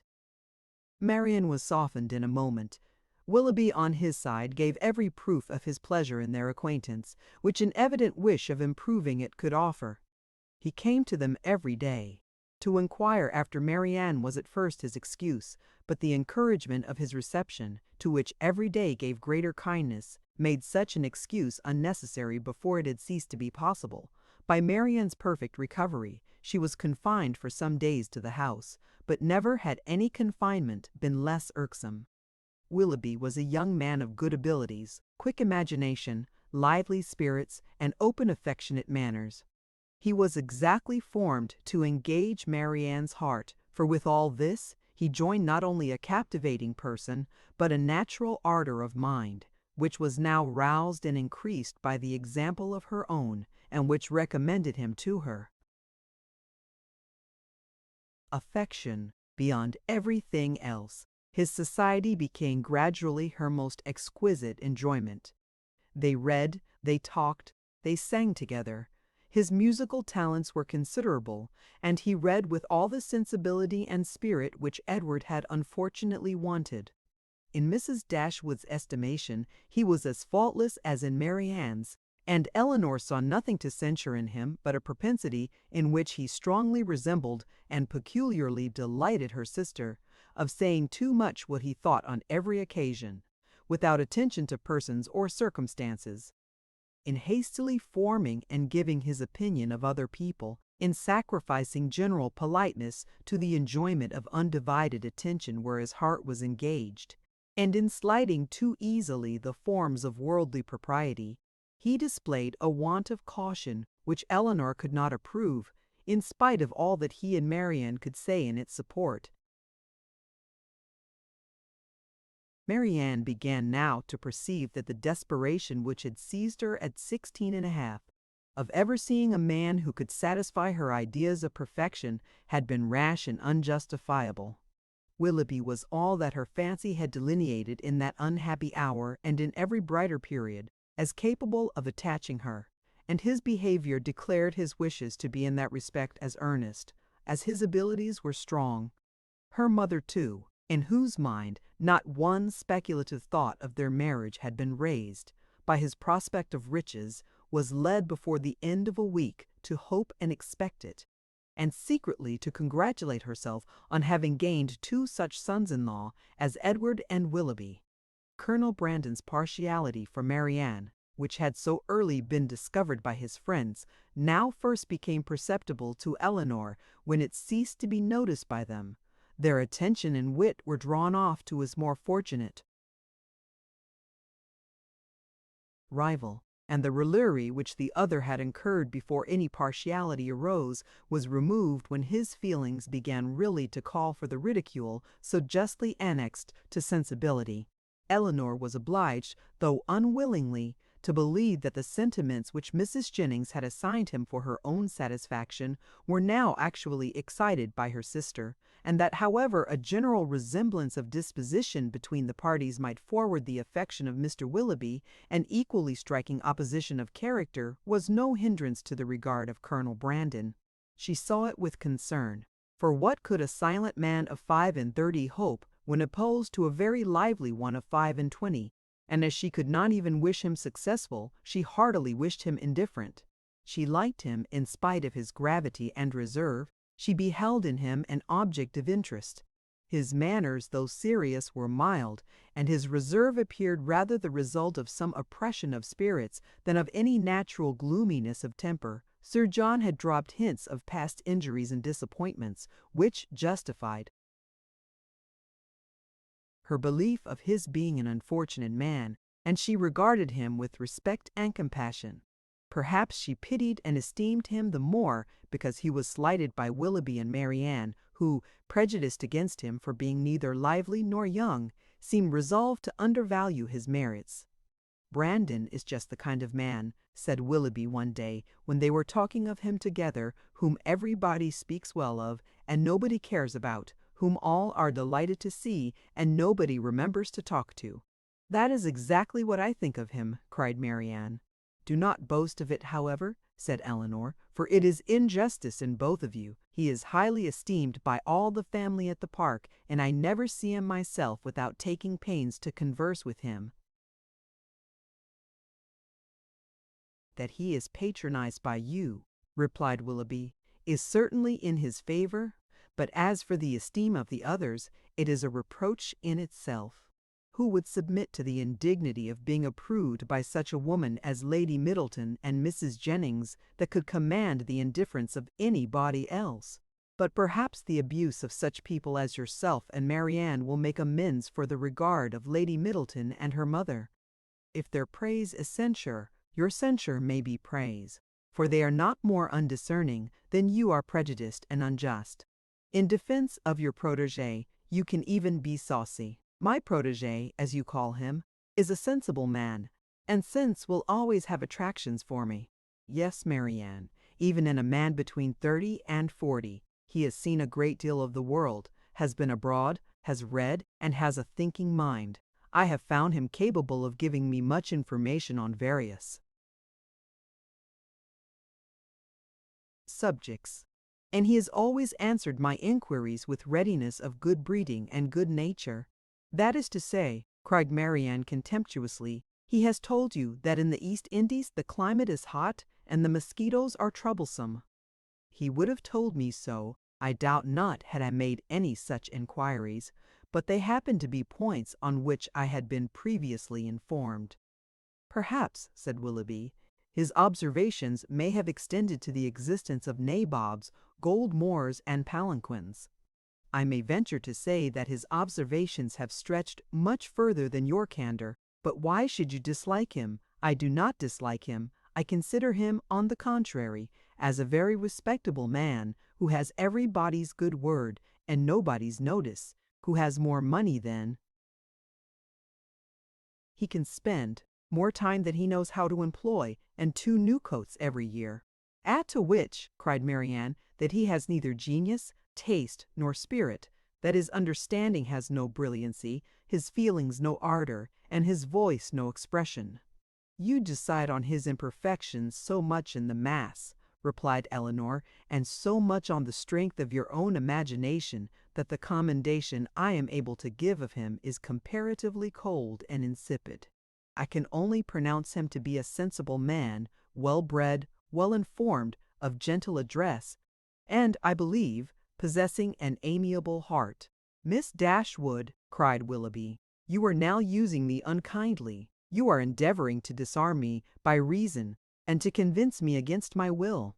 But it will not do. You shall find me as stubborn as you can be. Artful, I have 3 unanswerable reasons for disliking Colonel Brandon. He threatened me with rain when I wanted it to be fine. He has found fault with the hanging of my coracle, and I cannot persuade him to buy my brown mare. If it will be any satisfaction to you, however, to be told that I believe his character to be in other respects irreproachable, I am ready to confess it, and in return for an acknowledgment which must give me some pain, you cannot deny me the privilege of disliking him as much as ever." Chapter 11. Little had Mrs. Dashwood or her daughters imagined, when they first came into Devonshire, that so many engagements would arise to occupy their time as shortly presented themselves, or that they should have such frequent invitations and such constant visitors as to leave them little leisure for serious employment. Yet such was the case. When Marianne was recovered, the schemes of amusement at home and abroad which Sir John had been previously forming were put into execution. The private balls at the park then began, and parties on the water were made and accomplished as often as a showery October would allow. In every meeting of the kind Willoughby was included, and the ease and familiarity which naturally attended these parties were exactly calculated to give increasing intimacy to his acquaintance with the Dashwoods, to afford him opportunity of witnessing the excellencies of Marianne, of marking his animated admiration of her, and of receiving, in her behaviour to himself, the most pointed assurance of her affection. Elinor could not be surprised at their attachment. She only wished that it were less openly shown, and once or twice did venture to suggest the propriety of some self-command to Marianne. But Marianne abhorred all concealment where no real disgrace could attend unreserve, and to aim at the restraint of sentiments which were not in themselves laudable appeared to her not merely an unnecessary effort, but a disgraceful subjection of reason to commonplace and mistaken notions. Willoughby thought the same, and their behaviour at all times was an illustration of their opinions. When he was present, she had no eyes for anyone else. Everything he did was right. Everything he said was clever. If their evenings at the park were concluded with cards, he cheated himself and all the rest of the party to get her a good hand. If dancing formed the amusement of the night, they were partners for half the time, and when obliged to separate for a couple of dances, were careful to stand together and scarcely spoke a word to anybody else. Such conduct made them of course most exceedingly laughed at, but ridicule could not shame and seemed hardly to provoke them. Mrs. Dashwood entered into all their feelings with a warmth which left her no inclination for checking this excessive display of them. To her it was but the natural consequence of a strong affection in a young and ardent mind. This was the season of happiness to Marianne. Her heart was devoted to Willoughby, and the fond attachment to Norland, which she brought with her from Sussex, was more likely to be softened than she had thought it possible before by the charms which his society bestowed on her present home. Elinor's happiness was not so great. Her heart was not so much at ease, nor her satisfaction in their amusements so pure. They afforded her no companion that could make amends for what she had left behind, nor that could teach her to think of Norland with less regret than ever. Neither Lady Middleton nor Mrs. Regret. Jennings could supply to her the conversation she missed, although the latter was an everlasting talker, and from the first had regarded her with a kindness which ensured her a large share of her discourse. She had already repeated her own history to Elinor 3 or 4 times, and had Elinor's memory been equal to her means of improvement, she might have known very early in their acquaintance all the particulars of Mr. Jennings' last illness and what he said to his wife a few minutes before he died. Lady Middleton was more agreeable than her mother, only in being more silent. Elinor needed little observation to perceive that her reserve was a mere calmness of manner, with which sense had nothing to do. Towards her husband and mother she was the same as to them, and intimacy was therefore neither to be looked for nor desired. She had nothing to say one day that she had not said the day before. Her insipidity was invariable, for even her spirits were always the same, and though she did not oppose the parties arranged by her husband, provided everything were conducted in style, and her 2 eldest children attended her, she never appeared to receive more enjoyment from them than she might have experienced in sitting at home, and so little did her presence add to the pleasure of the others by any share in their conversation, that they were sometimes only reminded of her being amongst them by her solicitude about her troublesome boys. In Colonel Brandon alone, of all her new acquaintance, did Elinor find a person who could in any degree claim the respect of abilities, excite the interest of friendship, or give pleasure as a companion. Willoughby was out of the question. Her admiration and regard, even her sisterly regard, was all his own. But he was a lover. His attentions were wholly Marianne's, and a far less agreeable man might have been more generally pleasing. Colonel Brandon, unfortunately for himself, had no such encouragement to think only of Marianne, and in conversing with Elinor he found the greatest consolation for the indifference of her sister. Elinor's compassion for him increased, as she had reason to suspect that the misery of disappointed love had already been known to him. This suspicion was given by some words which accidentally dropped from him one evening at the park, when they were sitting down together by mutual consent, while the others were dancing. His eyes were fixed on Marianne, and after a silence of some minutes he said, with a faint smile, "Your sister, I understand, does not approve of second attachments." "No," replied Elinor, "her opinions are all romantic, or rather, as I believe, she considers them impossible to exist." "I believe she does, but how she contrives it without reflecting on the character of her own father, who had himself 2 wives, I know not. A few years, however, will settle her opinions on the reasonable basis of common sense and observation, and then they may be more easy to define and to justify than they now are by anybody but herself." "This will probably be the case," he replied, "and yet there is something so amiable in the prejudices of a young mind that one is sorry to see them give way to the reception of more general opinions." "I cannot agree with you there," said Elinor. "There are inconveniences attending such feelings as Marianne's, which all the charms of enthusiasm and ignorance of the world cannot atone for. Her systems have all the unfortunate tendency of setting propriety at naught, and a better acquaintance with the world is what I look forward to as her greatest possible advantage." After a short pause he resumed a conversation by saying, "Does your sister make no distinction in her objections against a second attachment? Or is it equally criminal in every body? Are those who have been disappointed in their first choice, whether from the inconstancy of its object or the perverseness of circumstances, to be equally indifferent during the rest of their lives? Upon my word, I am not acquainted with the minutiae of her principles. I only know that I never yet heard her admit any instance of a second attachment's being pardonable." "This," said he, "cannot hold, but a total change of sentiments. No, no, do not desire it, for when the romantic refinements of a young mind are obliged to give way, how frequently are they succeeded by such opinions as are but too common and too dangerous? I speak from experience. I once knew a lady who in temper and mind greatly resembled your sister, who thought and judged like her, but who from an enforced change from a series of unfortunate circumstances," here he stopped suddenly, "appeared to think that he had said too much, and by his countenance gave rise to conjectures which might not otherwise have entered Elinor's head. The lady would probably have passed without suspicion, had he not convinced Miss Dashwood that what concerned her ought not to escape his lips. As it was, it required but a slight effort of fancy to connect his emotion with the tender recollection of past regard. Elinor attempted no more, but Marianne, in her place, would not have done so little.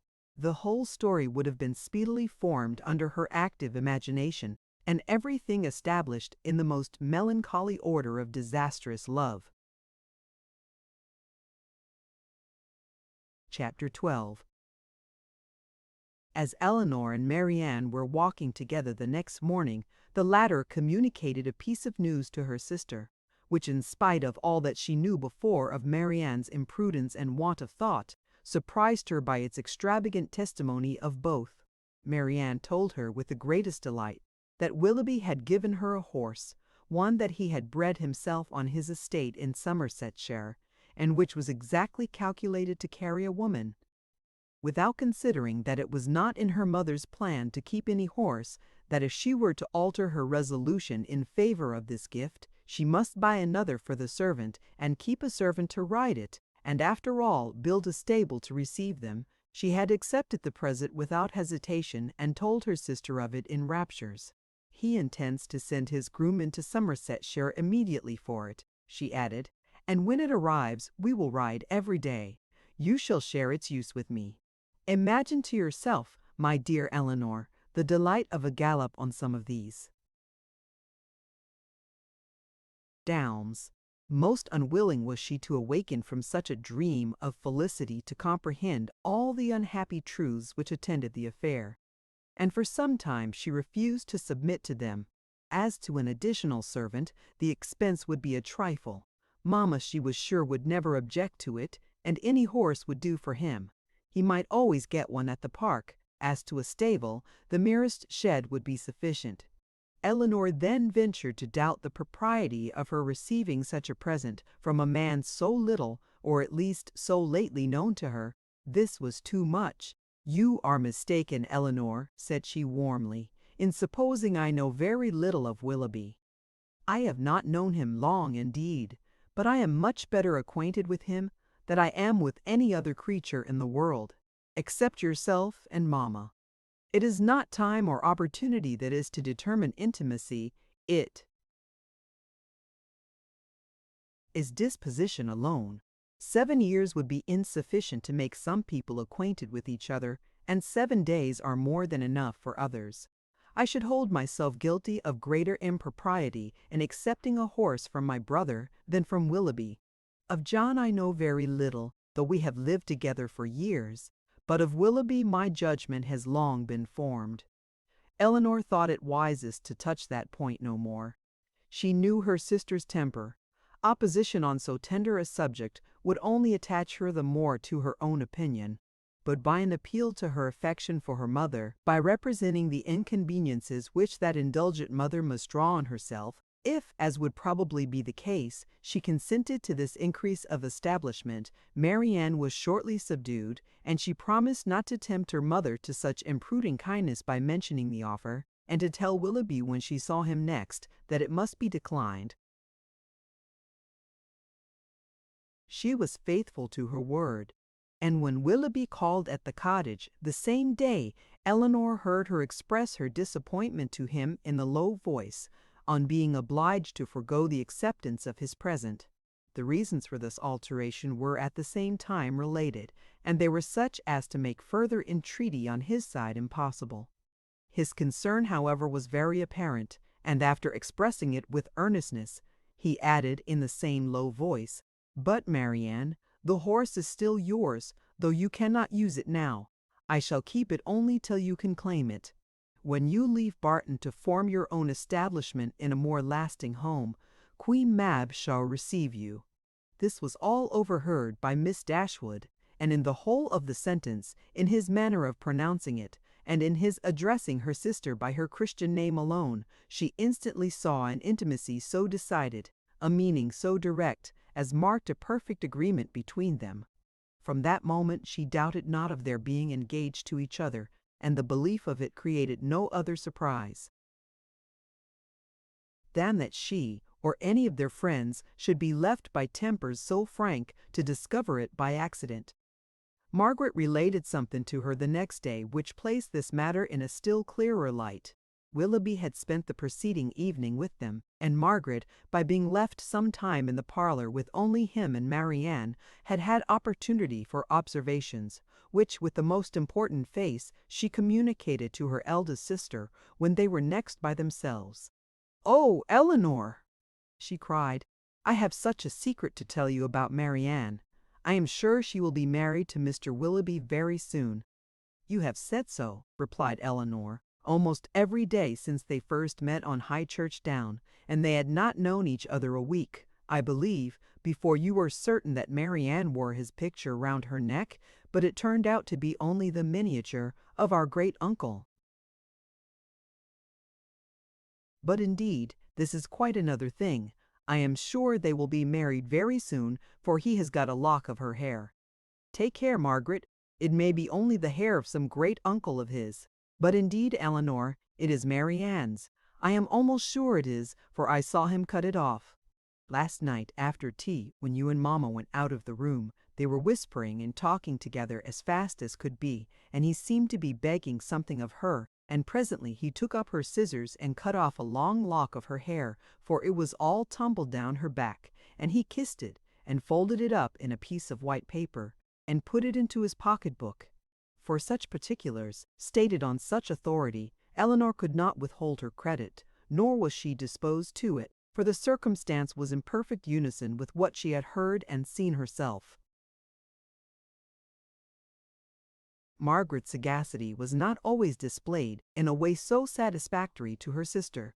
When Mrs. Jennings attacked her one evening at the park to give the name of the young man who was Elinor's particular favorite, which had been long a matter of great curiosity to her, Margaret answered by looking at her sister and saying, "I must not tell, may I, Elinor?" This, of course, made everybody laugh, and Elinor tried to laugh too, but the effort was painful. She was convinced that Margaret had fixed on a person whose name she could not bear with composure to become a standing joke with Mrs. Jennings.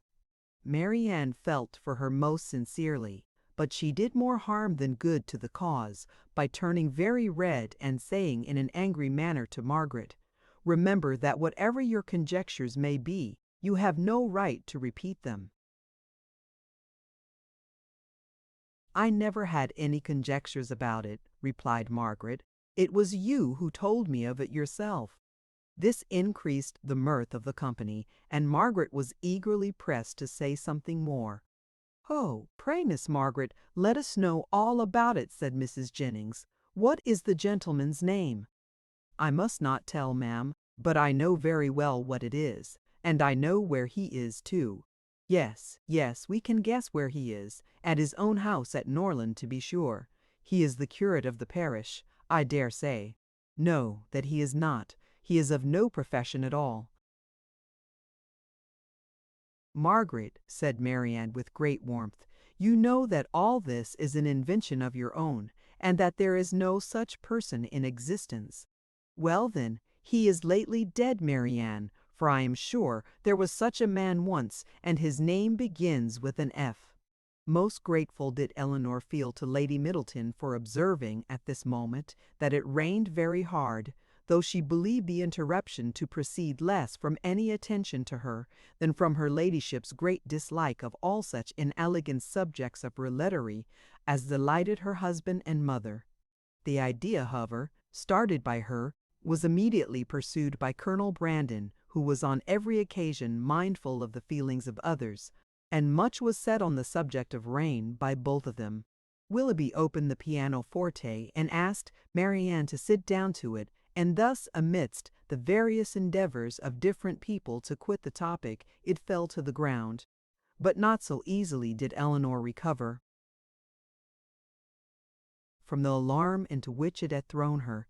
A party was formed this evening for going on the following day to see a very fine place about 12 miles from Barton, belonging to a brother-in-law of Colonel Brandon, without whose interest it could not be seen, as the proprietor, who was then abroad, had left strict orders on that head. The grounds were declared to be highly beautiful, and Sir John, who was particularly warm in their praise, might be allowed to be a tolerable judge, for he had formed parties to visit them at least twice every summer for the last 10 years. They contained a noble piece of water, a sail on which was to form a great part of the morning's amusement. Cold provisions were to be taken, open carriages only to be employed, and everything conducted in the usual style of a complete party of pleasure. To some few of the company it appeared rather a bold undertaking, considering the time of year, and that it had rained every day for the last fortnight. And Mrs. Dashwood, who had already a cold, was persuaded by Elinor to stay at home. Chapter 13. Their intended excursion to Whitwell turned out very different from what Elinor had expected. She was prepared to be wet through, fatigued and frightened, but the event was still more unfortunate, for they did not go at all. By 10 o'clock the whole party was assembled at the park, where they were to breakfast. The morning was rather favourable, though it had rained all night, as the clouds were then dispersing across the sky, and the sun frequently appeared. They were all in high spirits and good humour, eager to be happy, and determined to submit to the greatest inconveniences and hardships rather than be otherwise. While they were at breakfast, the letters were brought in. Among the rest, there was one for Colonel Brandon. He took it, looked at the direction, changed color, and immediately left the room. "What is the matter with Brandon?" said Sir John. Nobody could tell. "I hope he has had no bad news," said Lady Middleton. "It must be something extraordinary that could make Colonel Brandon leave my breakfast table so suddenly." In about 5 minutes he returned. "No bad news, Colonel, I hope," said Mrs. Jennings, as soon as he entered the room. "None at all, ma'am, I thank you. Was it from Avignon? I hope it is not to say that your sister is worse." "No, ma'am. It came from town and is merely a letter of business. But how came the hand to discompose you so much if it was only a letter of business?" "Business? Come, come, this won't do, Colonel, so let us hear the truth of it." "My dear madam," said Lady Middleton, "recollect what you are saying." "Perhaps it is to tell you that your cousin Fanny is married," said Mrs. Jennings, without attending to her daughter's reproof. "No, indeed, it is not." "Well, then, I know who it is from, Colonel, and I hope she is well." "Whom do you mean, ma'am?" said he, coloring a little. "Oh, you know who I mean."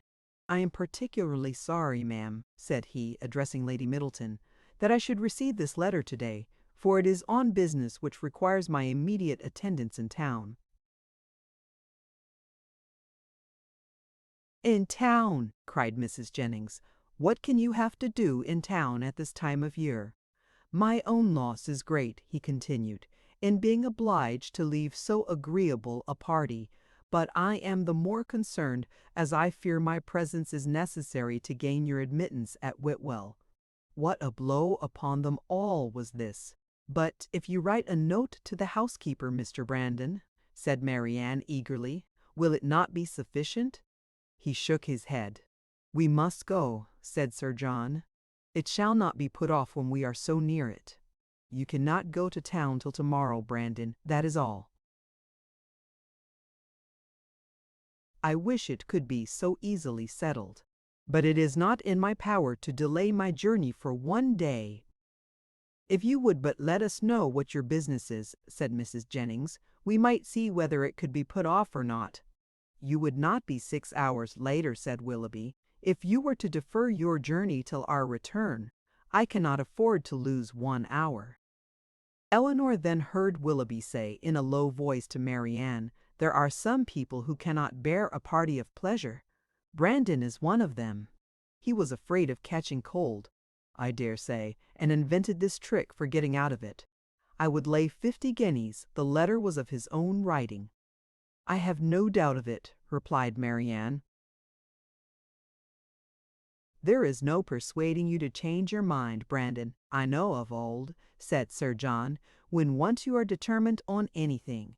But, however, I hope you will think better of it. Consider, here are the 2 Miss Careys come over from Newton. The 3 Miss Dashwoods walked up from the cottage, and Mr. Willoughby got up 2 hours before his usual time, on purpose to go to Whitwell." Colonel Brandon again repeated his sorrow at being the cause of disappointing the party, but at the same time declared it to be unavoidable. "Well, then, when will you come back again?" "I hope we shall see you at Barton," added her ladyship, "as soon as you can conveniently leave town, and we must put off the party to Whitwell till you return." "You are very obliging, but it is so uncertain when I may have it in my power to return that I dare not engage for it at all." "Oh, he must and shall come back," cried Sir John. "If he is not here by the end of the week, I shall go after him." "Aye, so do, Sir John," cried Mrs. Jennings, "and then perhaps you may find out what his business is. I do not want to pry into other men's concerns. I suppose it is something he is ashamed of." Colonel Brandon's horses were announced. "You do not go to town on horseback, do you?" added Sir John. "No, only to Honiton. I shall then go post." "Well, as you are resolved to go, I wish you a good journey, but you had better change your mind. I assure you it is not in my power." He then took leave of the whole party. "Is there no chance of my seeing you and your sisters in town this winter, Miss Dashwood?" "I am afraid none at all." "Then I must bid you farewell for a longer time than I should wish to do." To Marianne, he merely bowed and said nothing. "Come, Colonel," said Mrs. Jennings, "before you go, do let us know what you are going about." He wished her a good morning and, attended by Sir John, left the room. The complaints and lamentations which politeness had hitherto restrained now burst forth universally, and they all agreed again and again how provoking it was to be so disappointed. "I can guess what his business is, however," said Mrs. Jennings exultingly. "Can you, ma'am?" said almost everybody. "Yes, it is about Miss Williams, I am sure." "And who is Miss Williams?" asked Marianne. "What, do not you know who Miss Williams is? I am sure you must have heard of her before." "She is a relation of the Colonel's, my dear, a very near relation.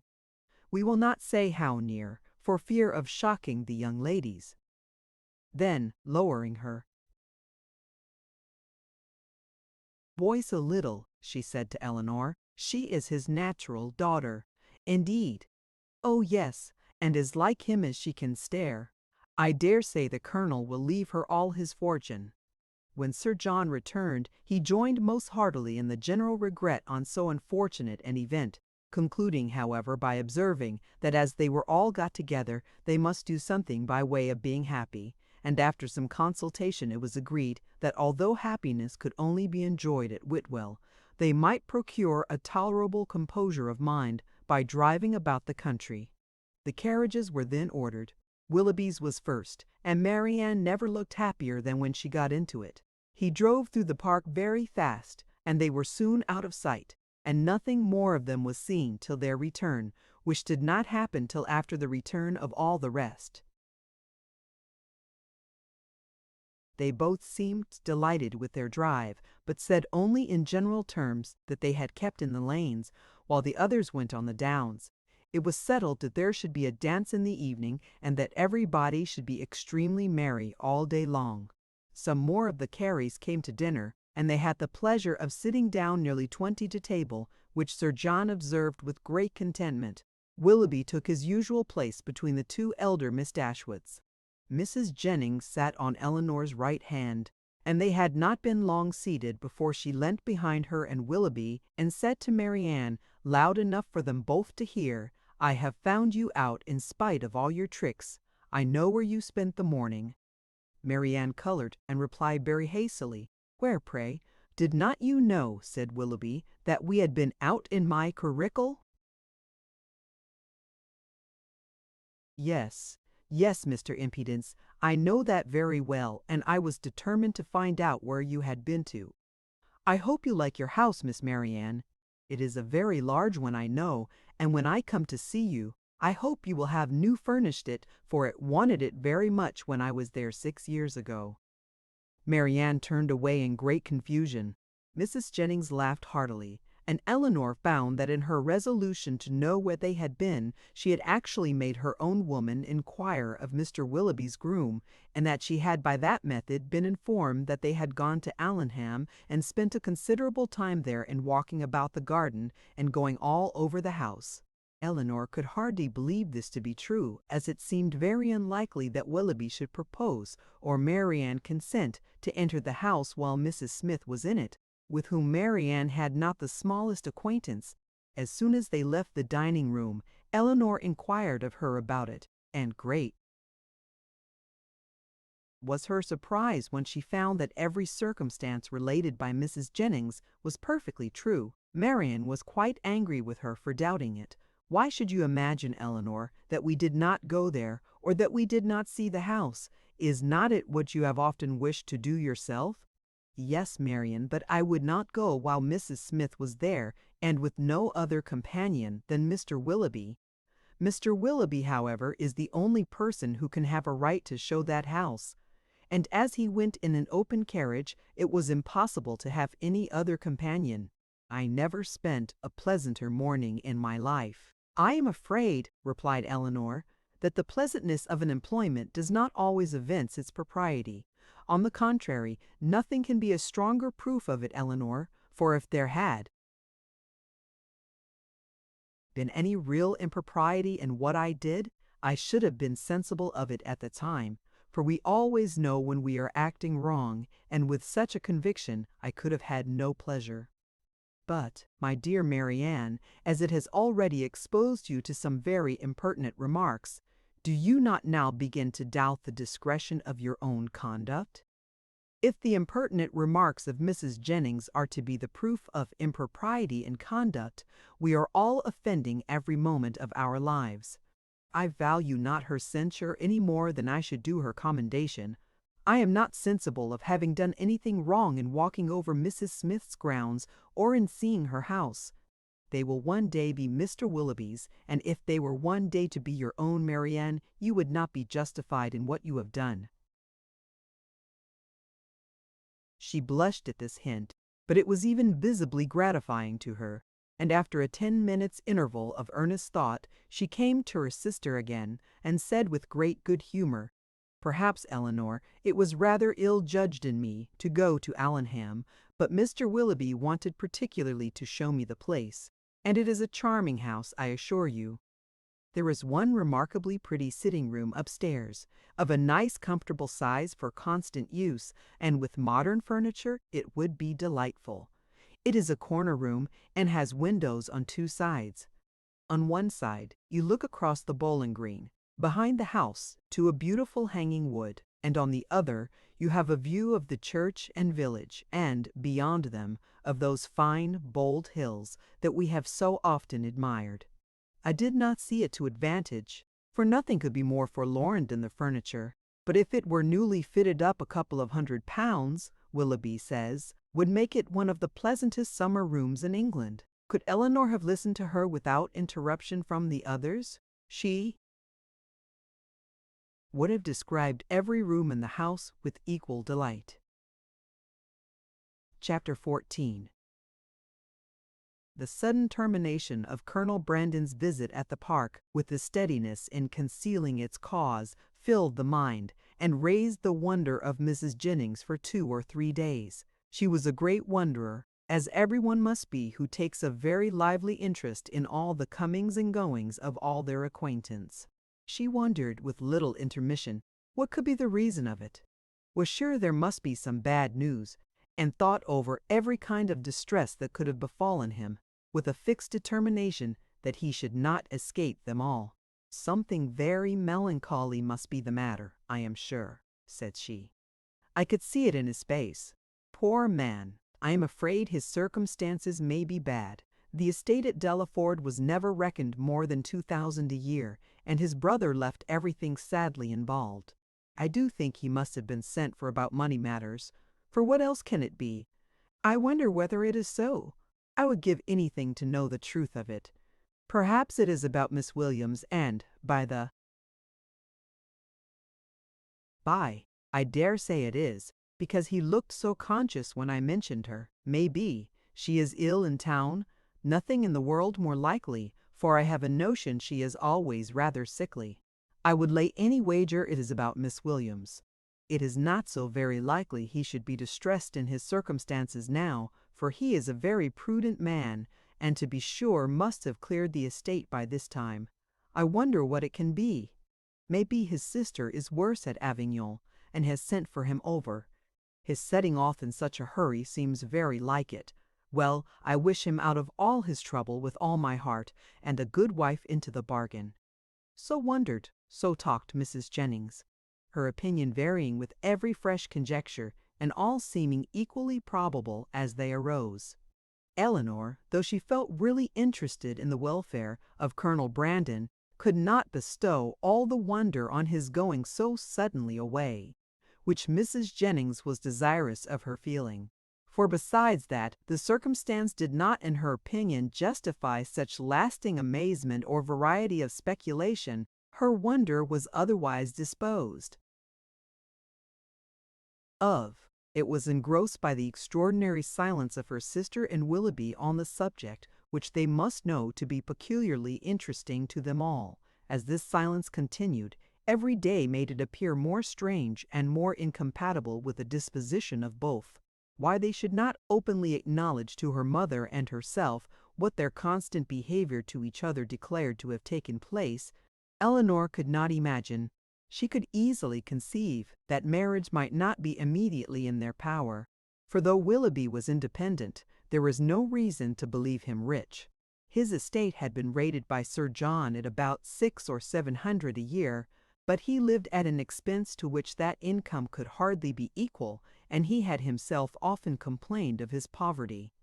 But for this strange kind of secrecy maintained by them relative to their engagement, which in fact concealed nothing at all, she could not account, and it was so wholly contradictory to their general opinions and practice that a doubt sometimes entered her mind of their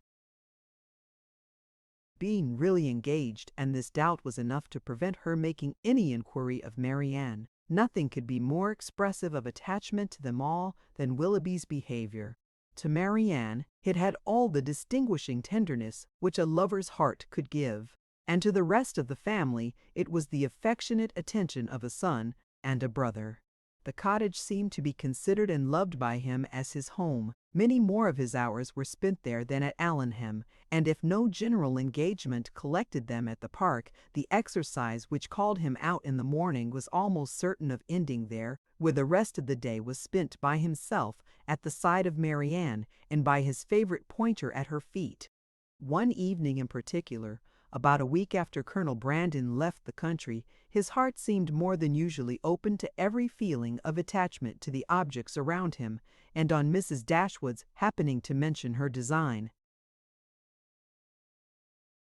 of improving the cottage in the spring, he warmly opposed every alteration of a place which affection had established as perfect with him. "What!" he exclaimed, "improve this dear cottage? No, that I will never consent to. Not a stone must be added to its walls, not an inch to its size, if my feelings are regarded." "Do not be alarmed," said Miss Dashwood. "Nothing of the kind will be done, for my mother will never have money enough to attempt it." "I am heartily glad of it," he cried. "May she always be poor, if she can employ her riches no better. Thank you, Willoughby, but you may be assured that I would not sacrifice one sentiment of local attachment of yours, or of anyone whom I loved, for all the improvements in the world. Depend upon it that whatever unemployed sum may remain when I make up my accounts in the spring, I would even rather lay it uselessly by than dispose of it in a manner so painful to you. But are you really so attached to this place as to see no defect in it?" "I am," said he. "To me it is faultless. Nay, more, I consider it as the only form of building in which happiness is attainable, and were I rich enough I would instantly pull Combe down and build it up again in the exact plan of this cottage." "With dark narrow stairs and a kitchen that smokes, I suppose," said Elinor. "Yes," cried he in the same eager tone, "with all and everything belonging to it, in no one convenience or inconvenience about it, should the least variation be perceptible. Then, and then only, under such a roof, I might perhaps be as happy at Combe as I have been at Barton." "I flatter myself," replied Elinor, "that even under the disadvantage of better rooms and a broader staircase, you will hereafter find your own house as faultless as you now do this." "There certainly are circumstances," said Willoughby, "which might greatly endear it to me, but this place will always have one claim of my affection, which no other can possibly share." Mrs. Dashwood looked with pleasure at Marianne, whose fine eyes were fixed so expressively on Willoughby as plainly denoted how well she understood him. "How often did I wish," added he, "when I was at Allenham this time twelvemonth, that Barton Cottage were inhabited. I never passed within view of it without admiring its situation and grieving that no one should live in it. How little did I then think that the very first news I should hear from Mrs. Smith, when I next came into the country, would be that Barton Cottage was taken, and I felt an immediate satisfaction and interest in the event, which nothing but a kind of prescience of what happiness I should experience from it can account for. Must it not have been so, Marianne? Speaking to her in a lowered voice, then continuing his former tone, he said, "And yet this house you would spoil, Mrs. Dashwood. You would rob it of its simplicity by imaginary improvement. And this dear parlor in which our acquaintance first began, and in which so many happy hours have been since spent by us together, you would degrade to the condition of a common entrance, and everybody would be eager to pass through the room which has hitherto contained within itself more real accommodation and comfort than any other apartment of the handsomest dimensions in the world could possibly afford." Mrs. Dashwood again assured him that no alteration of the kind should be attempted. "You are a good woman," he warmly replied. "Your promise makes me easy. Extend it a little farther, and it will make me happy. Tell me that not only your house will remain the same, but that I shall ever find you and yours as unchanged as your dwelling, and that you will always consider me with the kindness which has made everything belonging to you so dear to me." The promise was readily given, and Willoughby's behavior during the whole of the evening declared at once his affection and happiness. "Shall we see you tomorrow to dinner?" said Mrs. Dashwood, when he was leaving them. "I do not ask you to come in the morning, for we must walk to the park, to call on Lady Middleton." He engaged to be with them by 4 o'clock. Chapter 15. Mrs. Dashwood's visit to Lady Middleton took place the next day, and 2 of her daughters went with her. But Marianne excused herself from being of the party under some trifling pretext of employment, and her mother, who concluded that a promise had been made by Willoughby the night before of calling on her while they were absent, was perfectly satisfied with her remaining at home. On their return from the park, they found Willoughby's curricle and servant in waiting at the cottage, and Mrs. Dashwood was convinced that her conjecture had been just. So far, it was all as she had foreseen. But on entering the house, she beheld what no foresight had taught her to expect. They were no sooner in the passage than Marianne came hastily out of the parlor, apparently in violent affliction, with her handkerchief at her eyes, and without noticing them ran upstairs. Surprised and alarmed, they proceeded directly into the room she had just quitted, where they found only Willoughby, who was leaning against the mantel, piece with his back towards them. He turned round on their coming in, and his countenance showed that he strongly partook of the emotion which overpowered Marianne. "Is anything the matter with her?" cried Mrs. Dashwood as she entered. "Is she ill?" "I hope not," he replied, trying to look cheerful, and with a forced smile presently added, "It is I who may rather expect to be ill, for I am now suffering under a very heavy disappointment." "Disappointment?" "Yes, for I am unable to keep my engagement with you. Mrs. Smith has this morning exercised the privilege of riches upon a poor dependent cousin by sending me on business to London. I have just received my dispatches and taken my farewell of Allenham, and by way of exhilaration I am now come to take my farewell of you. To London! And are you going this morning?" "Almost this moment. This is very unfortunate, but Mrs. Smith must be obliged, and her business will not detain you from us long, I hope." He colored as he replied, "You are very kind, but I have no idea of returning into Devonshire immediately. My visits to Mrs. Smith are never repeated within the 12-month. And is Mrs. Smith your only friend? Is Allenham the only house in the neighborhood to which you will be welcome? For shame, Willoughby, can you wait for an invitation here?" His color increased, and with his eyes fixed on the ground, he only replied, "You are too good." Mrs. Dashwood looked at Elinor with surprise. Elinor felt equal amazement. For a few moments everyone was silent. Mrs. Dashwood first spoke. "I have only to add, my dear Willoughby, that at Barton Cottage you will always be welcome, for I will not press you to return here immediately, because you only can judge how far that might be pleasing to Mrs. Smith, and on this head I shall be no more disposed to question your judgment than to doubt your inclination." "My engagements at present," replied Willoughby confusedly, "are of such a nature that I dare not flatter myself." He stopped.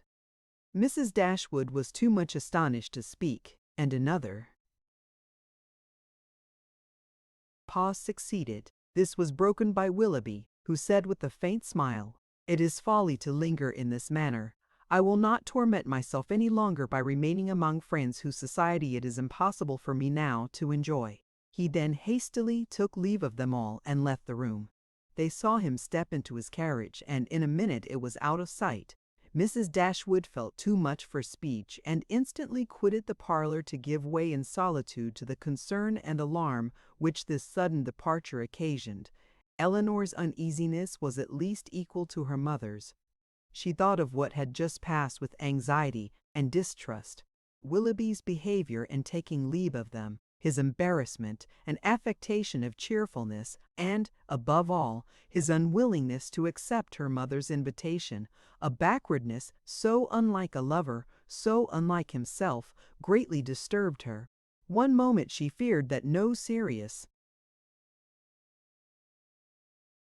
design had ever been formed on his side, and the next that some unfortunate quarrel had taken place between him and her sister. The distress in which Marianne had quitted the room was such as a serious quarrel could most reasonably account for, though when she considered what Marianne's love for him was, a quarrel seemed almost impossible. But whatever might be the particulars of their separation, her sister's affliction was indubitable, and she thought with the tenderest compassion of that violent sorrow which Marianne was, in all probability, not merely giving way to as a relief, but feeding and encouraging as a duty. In about half an hour her mother returned, and though her eyes were red, her countenance was not uncheerful. "Our dear Willoughby is now some miles from Barton, Elinor," said she as she sat down to work. "And with how heavy a heart does he travel? It is all very strange, so suddenly to be gone. It seems but the work of a moment. And last night he was with us so happy, so cheerful, so affectionate, and now, after only 10 minutes' notice, gone too, without intending to return. Something more than what he owned to us must have happened. He did not speak, he did not behave like himself. You must have seen the difference as well as I. What can it be? Can they have quarreled? Why else should he have shown such unwillingness to accept your invitation here? It was not inclination that he wanted, Elinor. I could plainly see that. He had not the power of accepting it. I have thought it all over, I assure you, and I can perfectly account for everything that at first seemed strange to me as well as to you." "Can you, indeed?" "Yes, I have explained it to myself in the most satisfactory way. But you, Elinor, will love to doubt where you can. It will not satisfy you, I know, but you shall not talk me out of my trust in it. I am persuaded that Mrs. Smith suspects his regard for Marianne, disapproves of it, perhaps because she has other views for him, and on that account is eager to get him away, and that the business which she sends him off to transact is invented as an excuse to dismiss him. This is what I believe to have happened. He is, moreover, aware that she does disapprove the connection. He dares not therefore at present confess to her his engagement with Marianne, and he feels himself obliged, from his dependent situation, to give into her schemes, and absent himself from Devonshire for a while. You will tell me, I know, that this may or may not have happened, but I will listen to no cavil unless you can point out any other method of understanding the affair as satisfactory at this. And now, Elinor, what have you to say? Nothing, for you have anticipated my answer. Then you would have told me that it might or might not have happened. Oh, Elinor, how incomprehensible are your feelings! You had rather take evil upon credit than good. You had rather look out for misery for Marianne and guilt for poor Willoughby than an apology for the latter. You are resolved to think him blamable, because he took leave of us with less affection than his usual behavior has shown. And is no allowance to be made for inadvertence or for spirits depressed by recent disappointment? Are no probabilities to be accepted merely because they are not certainties? Is nothing due to the man whom we have all such reason to love and no reason in the world to think ill of? To the possibility of motives unanswerable in themselves, though unavoidably secret for a while? And, after all, what is it you suspect him of? I can hardly tell myself, but But suspicion of something unpleasant is the inevitable consequence of such an alteration as we just witnessed in him. There is great truth, however, in what you have now urged of the allowances which ought to be made for him, and it is my wish to be candid in my judgment of every body. Willoughby may undoubtedly have very sufficient reasons for his conduct, and I will hope that he has, but it would have been more like Willoughby to acknowledge them at once. Secrecy may be advisable, but still I cannot help wondering at its being practiced by him. Do not blame him, however, for departing from his character where the deviation is necessary. But you really do admit the justice of what I have said in his defense? I am happy, and he is acquitted. Not entirely. It may be proper to conceal their engagement if they are engaged from Mrs. Smith, and if that is the case, it must be highly expedient for Willoughby to be but little in Devonshire at present. But this is no excuse for their concealing it from us. Concealing it from us! My dear child, do you accuse Willoughby and Marianne of concealment? This is strange indeed, when your eyes have been reproaching them every day for incautiousness. I want no proof of their affection, said Elinor, but of their engagement I do. I am perfectly satisfied of both, yet not a syllable has been said to you on the subject by either of them. I have not wanted syllables where actions have spoken so plainly. Has not his behavior to Marianne and to all of us, for at least the last fortnight, declared that he loved and considered her as his future wife, and that he felt for us the attachment of the nearest relation? Have we not perfectly understood each other? Has not my consent been daily asked by his looks, his manner, his attentive and affectionate respect? My Elinor, is it possible to doubt their engagement? How could such a thought occur to you? How is it to be supposed that Willoughby, persuaded as he must be of your sister's love, should leave her, and leave her perhaps for months, without telling her of his affection? That they should part without a mutual exchange of confidence? I confess, replied Elinor, that every circumstance except one is in favor of their engagement, but that one is the total silence of both on the subject, and with me it almost outweighs every other. How strange this is! You must think wretchedly indeed of Willoughby, if, after all that has openly passed between them, you can doubt the nature of the terms on which they are together. Has he been acting a part in his behavior to your sister all this time? Do you suppose him really indifferent to her?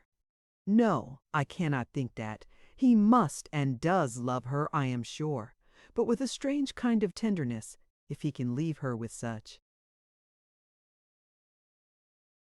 indifference, such carelessness of the future, as you attribute to him. You must remember, my dear mother, that I have never considered this matter as certain. I have had my doubts, I confess, but they are fainter than they were, and they may soon be entirely done away. If we find they correspond, every fear of mine will be removed. A mighty concession indeed. If you were to see them at the altar, you would suppose they were going to be married. Ungracious girl! But I require no such proof. Nothing in my opinion has ever passed to justify doubt. No secrecy has been attempted. All has been uniformly open and unreserved. You cannot doubt your sister's wishes. It must be Willoughby, therefore, whom you suspect. But why? Is he not a man of honor and feeling? Has there been any inconsistency on his side to create alarm? Can he be deceitful? I hope not. I believe not, cried Elinor. I love Willoughby, sincerely love him, and suspicion of his integrity cannot be more painful to yourself than to me. It has been involuntary, and I will not encourage it. I was startled, I confess, by the alteration in his manners this morning. He did not speak like himself, and did not return your kindness with any cordiality. But all this may be explained by such a situation of his affairs as you have supposed. He had just parted from my sister, had seen her leave him in the greatest affliction, and if he felt obliged, from a fear of offending Mrs. Smith, to resist the temptation of returning here soon, and yet aware that by declining your invitation, by saying that he was going away for some time, he should seem to act an ungenerous, a suspicious part by our family, he might well be embarrassed and disturbed. In such a case, a plain and open avowal of his difficulties would have been more to his honor, I think, as well as more consistent with his general character. But I will not raise objections against anyone's conduct on so illiberal a foundation as a difference in judgment from myself, or a deviation from what I may think right and consistent. You speak very properly. Willoughby certainly does not deserve to be suspected.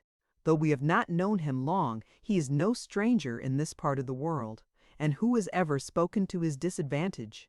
Had he been in a situation to act independently and marry immediately, it might have been odd that he should leave us without acknowledging everything to me at once, but this is not the case.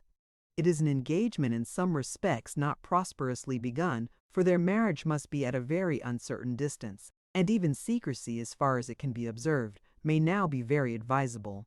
They were interrupted by the entrance of Margaret, and Elinor was then at liberty to think over the representations of her mother, to acknowledge the probability of many, and hope for the justice of all. They saw nothing of Marianne till dinner time, when she entered the room and took her place at the table without saying a word. Her eyes were red and swollen,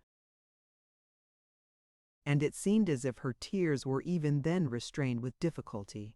She avoided the looks of them all, could neither eat nor speak, and after some time, on her mother's silently pressing her hand with tender compassion, her small degree of fortitude was quite overcome, she burst into tears and left the room. This violent oppression of spirits continued the whole evening. She was without any power, because she was without any desire of command over herself. The slightest mention of anything relative to Willoughby overpowered her in an instant, and though her family were most anxiously attentive to her comfort, it was impossible for them, if they spoke at all, to keep clear of every subject which her feelings connected with him. Chapter 16. Marianne would have thought herself very inexcusable had she been able to sleep at all the first night after parting from Willoughby. She would have been ashamed to look her family in the face the next morning had she not risen from her bed in more need of repose than when she lay down in it. But the feelings which made such composure a disgrace left her in no danger of incurring it. She was awake the whole night, and she wept the greatest part of it. She got up with a headache, was unable to talk and unwilling to take any nourishment, giving pain every moment to her mother and sisters, and forbidding all attempt at consolation from either. Her sensibility was potent enough.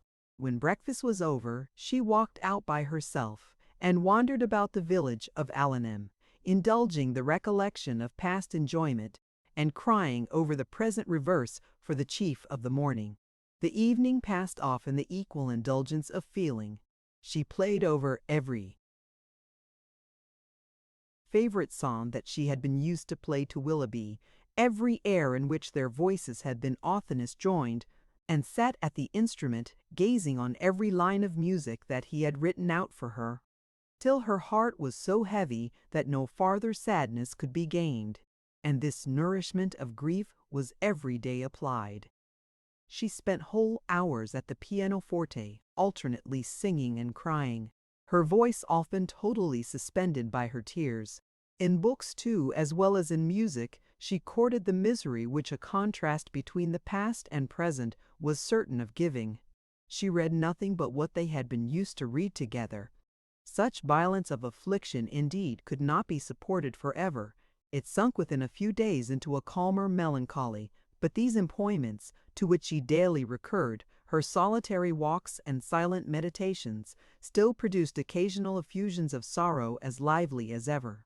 No letter from Willoughby came, and none seemed expected by Marianne. Her mother was surprised, and Elinor again became uneasy. But Mrs. Dashwood could find explanations whenever she wanted them, which at least satisfied herself. "Remember, Elinor," said she, "how very often Sir John fetches our letters himself from the post, and carries them to it. We have already agreed that secrecy may be necessary, and we must acknowledge that it could not be maintained if their correspondence were to pass through Sir John's hands. Elinor could not deny the truth of this, and she tried to find in it a motive sufficient for their silence. But there was one method so direct, so simple, and in her opinion so eligible of knowing the real state of the affair, and of instantly removing all mystery, that she could not help suggesting it to her mother. "Why do you not ask Marianne at once," said she, "whether she is or she is not engaged to Willoughby? From you, her mother, and so kind, so indulgent a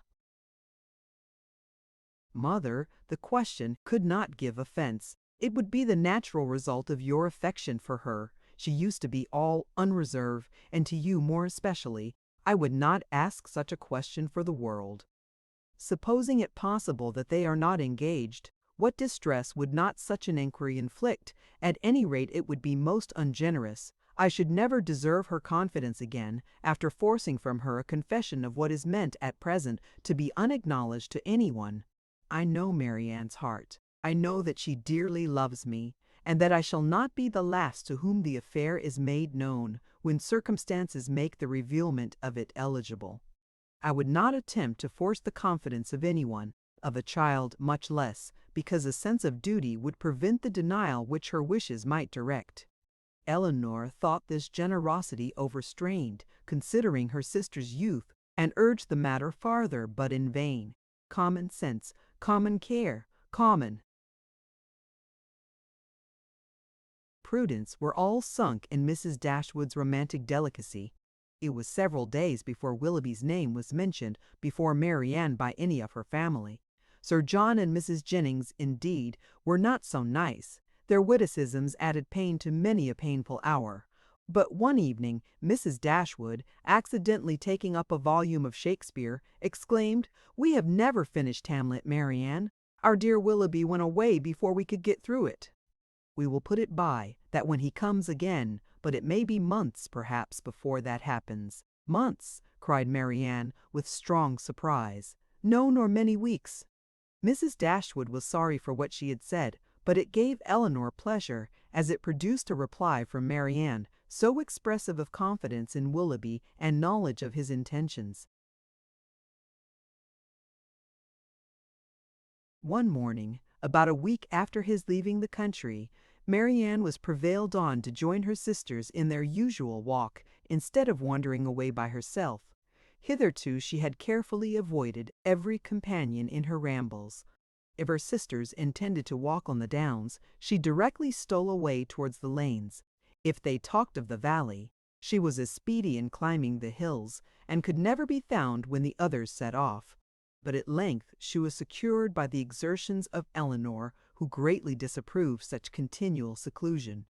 They walked along the road through the valley, and chiefly in silence, for Marianne's mind could not be controlled, and Elinor, satisfied with gaining one point, would not then attempt more. Beyond the entrance of the valley, where the country, though still rich, was less wild and more open, a long stretch of the road which they had travelled on first coming to Barton lay before them, and on reaching that point they stopped to look around them and examine a prospect which formed the distance of their view from the cottage, from a spot which they had never happened to reach in any of their walks before. Amongst the objects in the scene, they soon discovered an animated one. It was a man on horseback riding towards them. In a few minutes they could distinguish him to be a gentleman, and in the moment afterwards Marianne rapturously exclaimed, "It is he, it is indeed, I know it is," and was hastening to meet him, when Elinor cried out, "Indeed, Marianne, I think you are mistaken. It is not Willoughby. The person is not tall enough for him, and has not his air." He has," cried Marianne. "I am sure he has. His air, his coat, his horse. I knew how soon he would come." She walked eagerly on as she spoke, and Elinor, to screen Marianne from particularity, as she felt almost certain of its not being Willoughby, quickened her pace and kept up with her. They were soon within 30 yards of the gentleman. Marianne looked again. Her heart sunk within her, and abruptly turning round, She was hurrying back when the voices of both her sisters were raised to detain her. A third, almost as well known as Willoughby's, joined them in begging her to stop, and she turned round with surprise to see and welcome Edward Ferrars. He was the only person in the world who could at that moment be forgiven for not being Willoughby, the only one who could have gained a smile from her. But she dispersed her tears to smile on him, and in her sister's happiness forgot for a time her own disappointment. He dismounted, and giving his horse to his servant, walked back with them to Barton, whither he was purposely coming to visit them. He was welcomed by them all with great cordiality, but especially by Marianne, who showed more warmth of regard in her reception of him than even Elinor herself. To Marianne, indeed, the meeting between Edward and her sister was but a continuation of that unaccountable coldness which she had often observed at Norland in their mutual behavior. On Edward's side, more particularly, there was a deficiency of all that a lover ought to look and say on such an occasion. He was confused, seemed scarcely sensible of pleasure in seeing them, looked neither rapturous nor gay, said little but what was forced from him by questions, and distinguished Elinor by no mark of affection. Marianne saw and listened with increasing surprise. She began almost to feel a dislike of Edward, and it ended, as every feeling must end with her, by carrying back her thoughts to Willoughby, whose manners formed a contrast sufficiently striking to those of his brother-elect. After a short silence, which succeeded the first surprise and enquiries of meeting, Marianne asked Edward if he came directly from London. No, he had been in Devonshire a fortnight. A fortnight, she repeated, surprised at his being so long in the same county with Elinor without seeing her before. He looked rather distressed as he added that he had been staying with some friends near Plymouth. "Have you been lately in Sussex?" said Elinor. "I was at Norland about a month ago." "And how does dear, dear Norland look?" cried Marianne. "Dear, dear Norland," said Elinor, "probably looks much as it always does at this time of the year. The woods and walks thickly covered with dead leaves." "Oh," cried Marianne, "with what transporting sensation have I formerly seen them fall! How have I delighted as I walked to see them driven in showers about me by the wind! What feelings have they, the season, the air altogether inspired! Now there is no one to regard them. They are seen only as a nuisance, swept hastily off, and driven as much as possible from the sight. It is not everyone," said Elinor, "who has your passion for dead leaves. No, my feelings are not often shared, not often understood. But something as they are." As she said this, she sunk into a reverie for a few moments, but rousing herself again, "Now, Edward," said she, calling his attention to the prospect, "here is Barton Valley. Look up to it, and be tranquil if you can. Look at those hills. Did you ever see their equals? To the left is Barton Park, amongst those woods and plantations. You may see the end of the house. And there, beneath that farthest hill, which rises with such grandeur, is our cottage." "It is a beautiful country," he replied, "but these bottoms must be dirty in winter. How can you think of dirt with such objects before you?" "Because," replied he, smiling, "among the rest of the objects before me I see a very dirty lane. How strange!" said Marianne to herself as she walked on. "Have you an agreeable neighborhood here? Are the Middletons pleasant people?" "No, not all," answered Marianne. "We could not be more unfortunately situated." "Marianne," cried her sister, "how can you say so? How can you be so unjust? They are a very respectable family, Mr. Ferrars, and towards us have behaved in the friendliest manner. Have you forgot, Marianne, how many pleasant days we have owed to them?" "No," said Marianne in a low voice, "nor how many painful moments." Elinor took no notice of this, and directing her attention to their visitor, endeavored to support something like discourse with him, by talking of their present residence, its conveniences, aunts, extorting from him occasional questions and remarks. His coldness and reserve mortified her severely. She was vexed and half angry, but resolving to regulate her behavior to him by the past rather than the present, she avoided every appearance of resentment or displeasure, and treated him as she thought he ought to be treated from the family connection. Chapter 17. Mrs. Dashwood was surprised only for a moment at seeing him, for his coming to Barton was, in her opinion, of all things the most natural. Her joy and expression of regard long outlived her wonder. He received the kindest welcome from her, and shyness, coldness, reserve could not stand against such a reception. They had begun to fail him before he entered the house, and they were quite overcome by the captivating manners of Mrs. Dashwood. Indeed, a man could not very well be in love with either of her daughters without extending the passion to her, and Elinor had the satisfaction of seeing him soon become more like himself. His affection seemed to reanimate towards them all, and his interest in their welfare again became perceptible. He was not in spirits, however. He praised their house, admired its prospect, was attentive and kind, but still he was not in spirits. The whole family perceived it, and Mrs. Dashwood, attributing it to some want of liberality in his mother, sat down to table indignant against all selfish parents. "What are Mrs. Ferrars's views for you at present, Edward?" said she, when dinner was over and they had drawn round the fire. "Are you still to be a great orator in spite of yourself?" "No. I hope my mother is now convinced that I have no more talents than inclination for a public life." "But how is your fame to be established?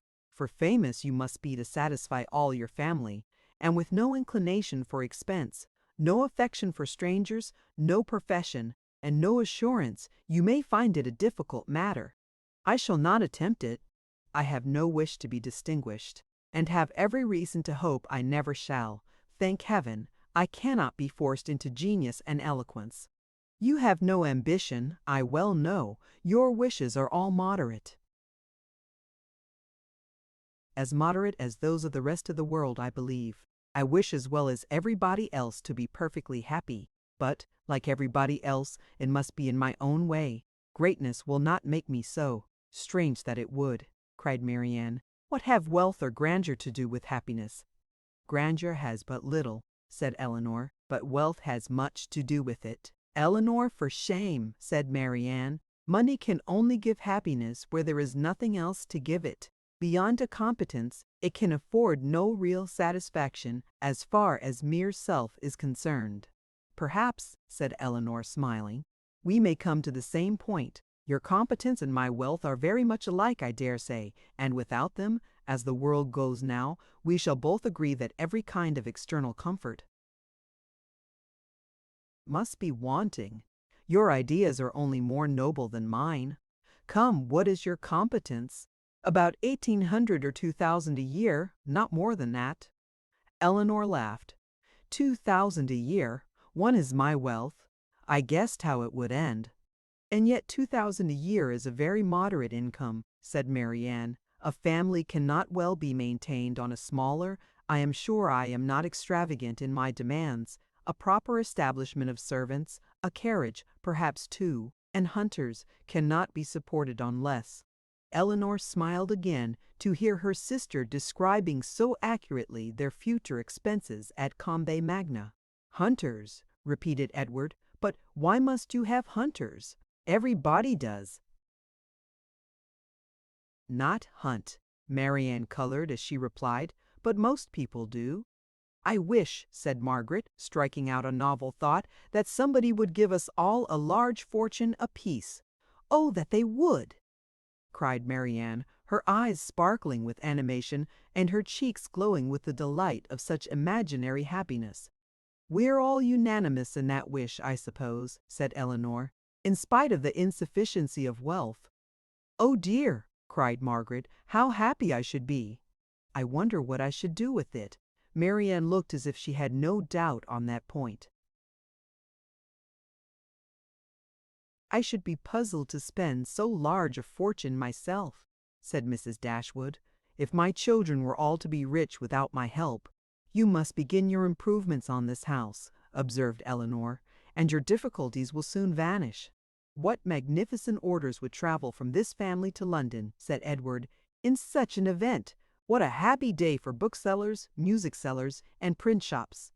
You, Miss Dashwood, would give a general commission for every new print of merit to be sent you, and as for Marianne, I know her greatness of soul. There would not be music enough in London to content her. And books, Thomson, Cowper, Scott, she would buy them all over and over again. She would buy up every copy, I believe, to prevent their falling into unworthy hands, and she would have every book that tells her how to admire an old twisted tree. Should not you, Marianne? Forgive me if I am very saucy, but I was willing to show you that I had not forgot our old disputes. I love to be reminded of the past, Edward, whether it be melancholy or gay. I love to recall it, and you will never offend me by talking of former times. You are very right in supposing how my money would be spent, some of it. At least my loose cash would certainly be employed in improving my collection of music and books. And the bulk of your fortune would be laid out in annuities on the authors or their heirs. No, Edward, I should have something else to do with it. Perhaps, then, you would bestow it as a reward on that person who wrote the ablest defense of your favorite maxim, that no one can ever be in love more than once in their life. Your opinion on that point is unchanged, I presume. Undoubtedly. At my time of life, opinions are tolerably fixed. It is not likely that I should now see or hear anything to change them. Marianne is as steadfast as ever, you see, said Elinor. She is not at all altered. She is only grown a little more grave than she was. Nay, Edward, said Marianne, you need not reproach me. You are not very gay yourself. Why should you think so? Replied he with a sigh. But gaiety never was a part of my character. Nor do I think it a part of Marianne's, said Elinor. I should hardly call her a lively girl. She is very earnest, very eager in all she does. Sometimes talks a great deal, and always with animation, but she is not often really merry. I believe you are right, he replied, and yet I have always set her down as a lively girl. I have frequently detected myself in such kind of mistakes, said Elinor, in a total misapprehension of character in some point or other, fancying people so much more gay or grave or ingenious or stupid than they really are, and I can hardly tell why or in what the deception originated. Sometimes one is guided by what they say of themselves, and very frequently by what other people say of them, without giving oneself time to deliberate and judge. But I thought it was right, Elinor, said Marianne, to be guided wholly by the opinion of other people. I thought our judgments were given us merely to be subservient to those of neighbors. This has always been your doctrine, I am sure. No, Marianne, never. My doctrine has never aimed at the subjection of the understanding. All I have ever attempted to influence has been the behavior. You must not confound my meaning. I am guilty, I confess, of having often wished you to treat our acquaintance in general with greater attention. But when have I advised you to adopt their sentiments or to conform to their judgment in serious matters? You have not been able to bring your sister over to your plan of general civility, said Edward to Elinor. Do you gain no ground? Quite the contrary, replied Elinor, looking expressively at Marianne. My judgment, he returned, is all on your side of the question. But I am afraid my practice is much more on your sister's. I never wish to offend, but I am so foolishly shy that I often seem negligent when I am only kept back by my natural awkwardness. I have frequently thought that I must have been intended by nature to be fond of low company. I am so little at my ease among strangers of gentility. Marianne has not shyness to excuse any inattention of hers, said Elinor. She knows her own worth too well for false shame, replied Edward. Shyness is only the effect of a sense of inferiority in some way or other. If I could persuade myself that my manners were perfectly easy and graceful, I should not be shy. But you would still be reserved, said Marianne, and that is worse. Edward started. Reserved? Am I reserved, Marianne? Yes, very. I do not understand you, replied he, coloring. Reserved? How? In what manner? What am I to tell you? What can you suppose? Elinor looked surprised at his emotion, but trying to laugh off the subject, she said to him, Do not you know my sister well enough to understand what she means? Do not you know she calls every one reserved who does not talk as fast and admire what she admires as rapturously as herself? Edward made no answer. His gravity and thoughtfulness returned on him in their fullest extent, and he sat for some time, silent and dull. Chapter 18. Elinor saw with great uneasiness the low spirits of her friend. His visit afforded her but a very partial satisfaction, while his own enjoyment in it appeared so imperfect. It was evident that he was unhappy. She wished it were equally evident that he still distinguished her by the same affection which once she had felt no doubt of inspiring, but hitherto the continuance of his preference seemed very uncertain, and the reservedness of his manner towards her contradicted one moment what a more animated look had intimated the preceding one. He joined her and Marianne in the breakfast-room the next morning before the others were down, and Marianne, who was always eager to promote their happiness as far as she could, soon left them to themselves. But before she was halfway upstairs, she heard the parlor door open and, turning round, was astonished to see Edward himself come out.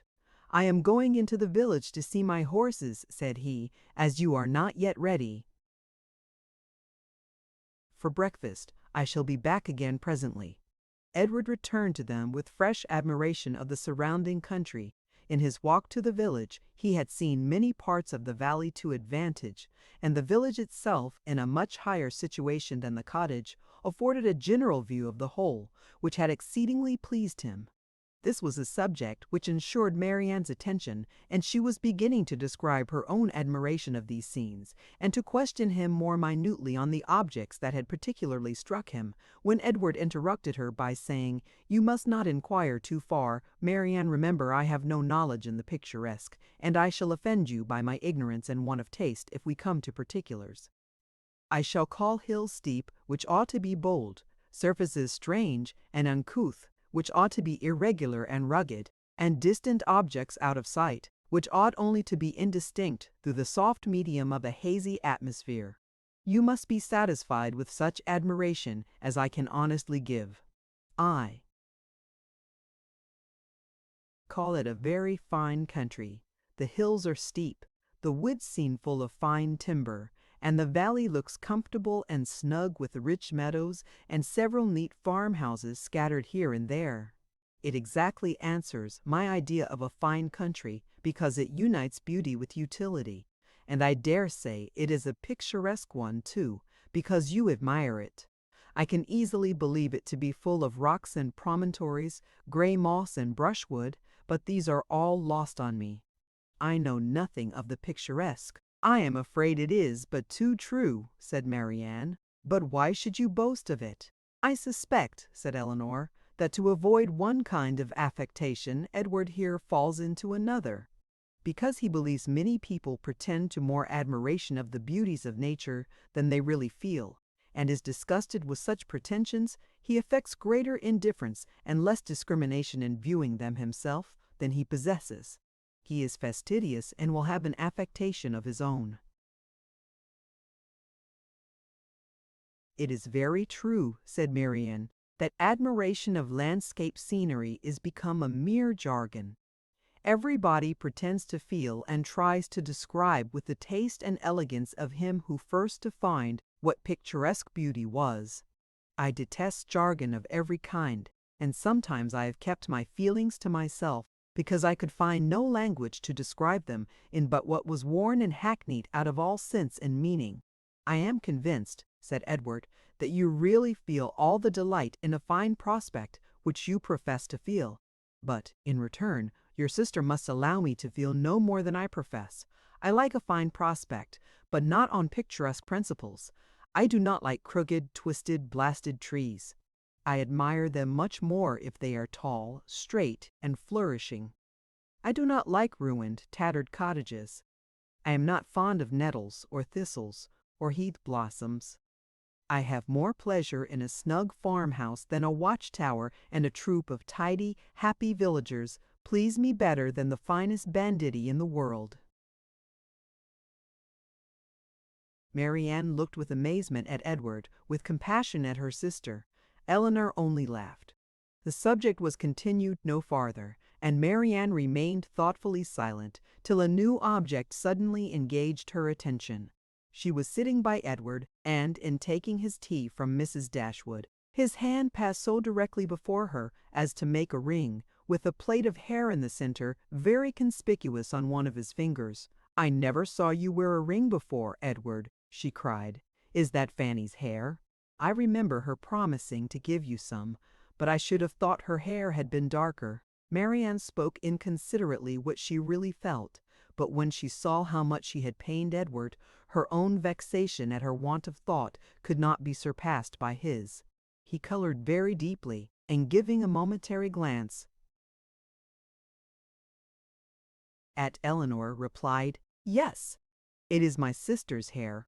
The setting always casts a different shade on it, you know." Elinor had met his eye, and looked conscious likewise.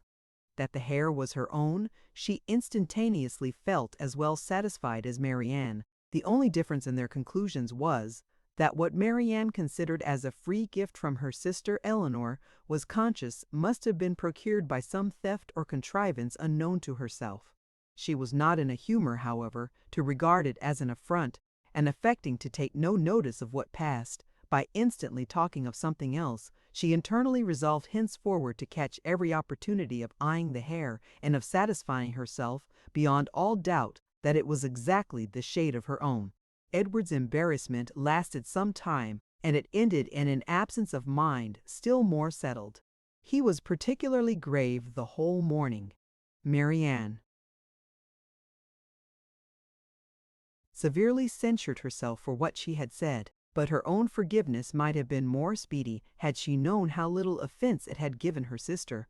Before the middle of the day, they were visited by Sir John and Mrs. Jennings, who, having heard of the arrival of a gentleman at the cottage, came to take a survey of the guest. With the assistance of his mother-in-law, Sir John was not long in discovering that the name of Ferrars began with an F, and this prepared a future mine of relivery against the devoted Elinor, which nothing but the newness of their acquaintance with Edward could have prevented from being immediately sprung. But as it was, she only learned, from some very significant looks, how far their penetration, founded on Margaret's instructions, extended. Sir John never came to the Dashwoods without either inviting them to dine at the park the next day, or to drink tea with them that evening. On the present occasion, for the better entertainment of their visitor, towards whose amusement he felt himself bound to contribute, he wished to engage them for both. "You must drink tea with us tonight," said he, "for we shall be quite alone, and tomorrow you must absolutely dine with us, for we shall be a large party." Mrs. Jennings enforced the necessity. "And who knows but you may raise a dance," said she, "and that will tempt you, Miss Marianne." "A dance!" cried Marianne. "Impossible! Who is to dance? Who? Why, yourselves, and the Careys and Whitemakers, to be sure." "What! You thought nobody could dance because a certain person that shall be nameless is gone." "I wish with all my soul," cried Sir John, "that Willoughby were among us again." This, and Marianne's blushing, gave new suspicions to Edward. "And who is Willoughby?" said he, in a low voice, to Miss Dashwood, by whom he was sitting. She gave him a brief reply. Marianne's countenance was more communicative. Edward saw enough to comprehend, not only the meaning of others, but such of Marianne's expressions as had puzzled him before, and when their visitors left them, he went immediately round her and said in a whisper, "I have been guessing. Shall I tell you my guess?" "What do you mean?" "Shall I tell you?" "Certainly." Well then, I guess that Mr. Willoughby hunts. Marianne was surprised and confused, yet she could not help smiling at the quiet archness of his manner, and after a moment's silence said, "Oh, Edward, how can you? But the time will come, I hope. I am sure you will like him." "I do not doubt it," replied he, rather astonished at her earnestness and warmth. For had he not imagined it to be a joke for the good of her acquaintance in general, founded only on a something or a nothing between Mr. Willoughby and herself, he would not have ventured to mention it. Chapter 19. Edward remained a week at the cottage. He was earnestly pressed by Mrs. Dashwood to stay longer, but, as if he were bent only on self-mortification, he seemed resolved to be gone when his enjoyment among his friends was at the height. His spirits during the last 2 or 3 days, though still very unequal, were greatly improved. He grew more and more partial to the house, and environs never spoke of going away without a sigh, declared his time to be wholly disengaged, even doubted to what place he should go when he left them, but still go he must. Never had any week passed so quickly he could hardly believe it to be gone. He said so repeatedly. Other things he said too, which marked the turn of his feelings and gave the lie to his actions.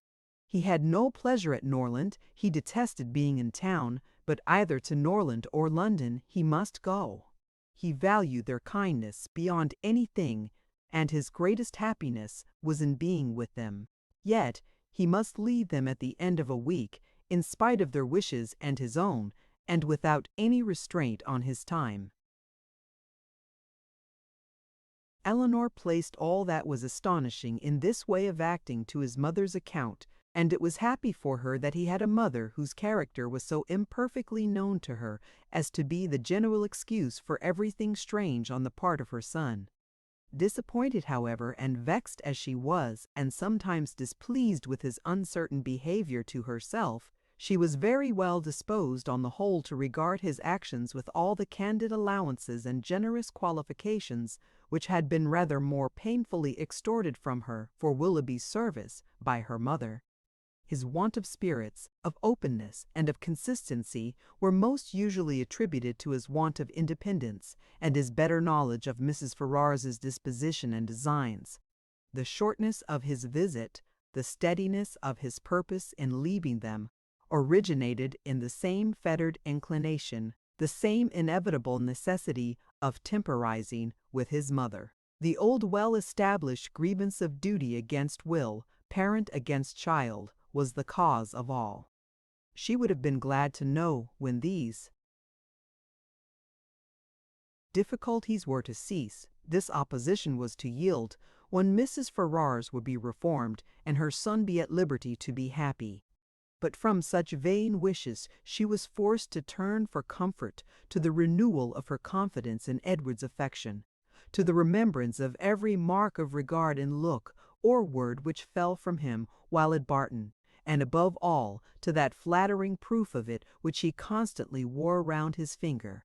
"I think, Edward," said Mrs. Dashwood as they were at breakfast the last morning, "you would be a happier man if you had any profession to engage your time and give an interest to your plans and actions. Some inconvenience to your friends, indeed, might result from it. You would not be able to give them so much of your time, but with a smile you would be materially benefited in one particular. At least, you would know where to go when you left them." "I do assure you," he replied, "that I have long thought on this point as you. Think now, it has been, and is, and probably will always be a heavy misfortune to me that I have had no necessary business to engage me, no profession to give me employment, or afford me anything like independence. But unfortunately, my own nicety, and the nicety of my friends, have made me what I am, an idle, helpless being. We never could agree in our choice of a profession. I always preferred the church, as I still do, but that was not smart enough for my family. They recommended the army. That was a great deal too smart for me. The law was allowed to be genteel enough. Many young men who had chambers in the Temple, made a very good appearance in the first circles, and drove about town in very knowing gigs. But I had no inclination for the law, even in this less abstruse study of it, which my family approved. As for the navy, it had fashion on its side, but I was too old when the subject was first started to enter it, and, at length, as there was no necessity for my having any profession at all, as I might be as dashing and expensive without a red coat on my back as with one, idleness was pronounced on the whole to be most advantageous and honorable, and a young man of 18 is not in general so earnestly bent on being busy as to resist the solicitations of his friends to do nothing. I was therefore entered at Oxford, and have been properly idle ever since. The consequence of which, I suppose, will be, said Mrs. Dashwood, since leisure has not promoted your own happiness, that your sons will be brought up to as many pursuits, employments, professions, and trades as Columella's. They will be brought up, said he, in a serious accent, to be as unlike myself as is possible, in feeling, in action, in condition, in everything. Come, come, this is all an effusion of immediate want of spirits, Edward. You're in a melancholy humor, and fancy that anyone unlike yourself must be happy. But remember that the pain of parting from friends will be felt by everybody at times, whatever be their education or state. Know your own happiness. You want nothing but patience, or give it a more fascinating name. Call it hope. Your mother will secure to you, in time, that independence you are so anxious for. It is her duty, and it must ere long become her happiness, to prevent your whole youth from being wasted in discontent. How much may not a few months do? I think, replied Edward, that I may defy many months to produce any good to me.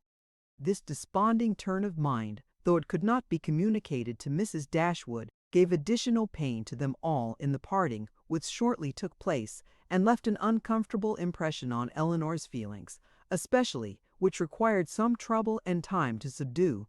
But as it was her determination to subdue it, and to prevent herself from appearing to suffer more than what all her family suffered on his going away, she did not adopt the method so judiciously employed by Marianne on a similar occasion to augment and fix her sorrow, by seeking silence, solitude, and idleness. Their means were as different as their objects, and equally suited to the advancement of each. Elinor sat down to her drawing-table as soon as he was out of the house, busily employed herself the whole day, neither sought nor avoided the mention of his name, appeared to interest herself almost as much as ever in the general concerns of the family, and if, by this conduct, she did not lessen her own grief, it was at least prevented from unnecessary increase, and her mother and sisters were spared much solicitude on her account. Such behavior as this, so exactly the reverse of her own, appeared no more meritorious to Marianne than her own had seemed faulty to her. The business of self-command she settled very easily. With strong affections it was impossible. With calm ones it could have no merit. That her sister's affections were calm,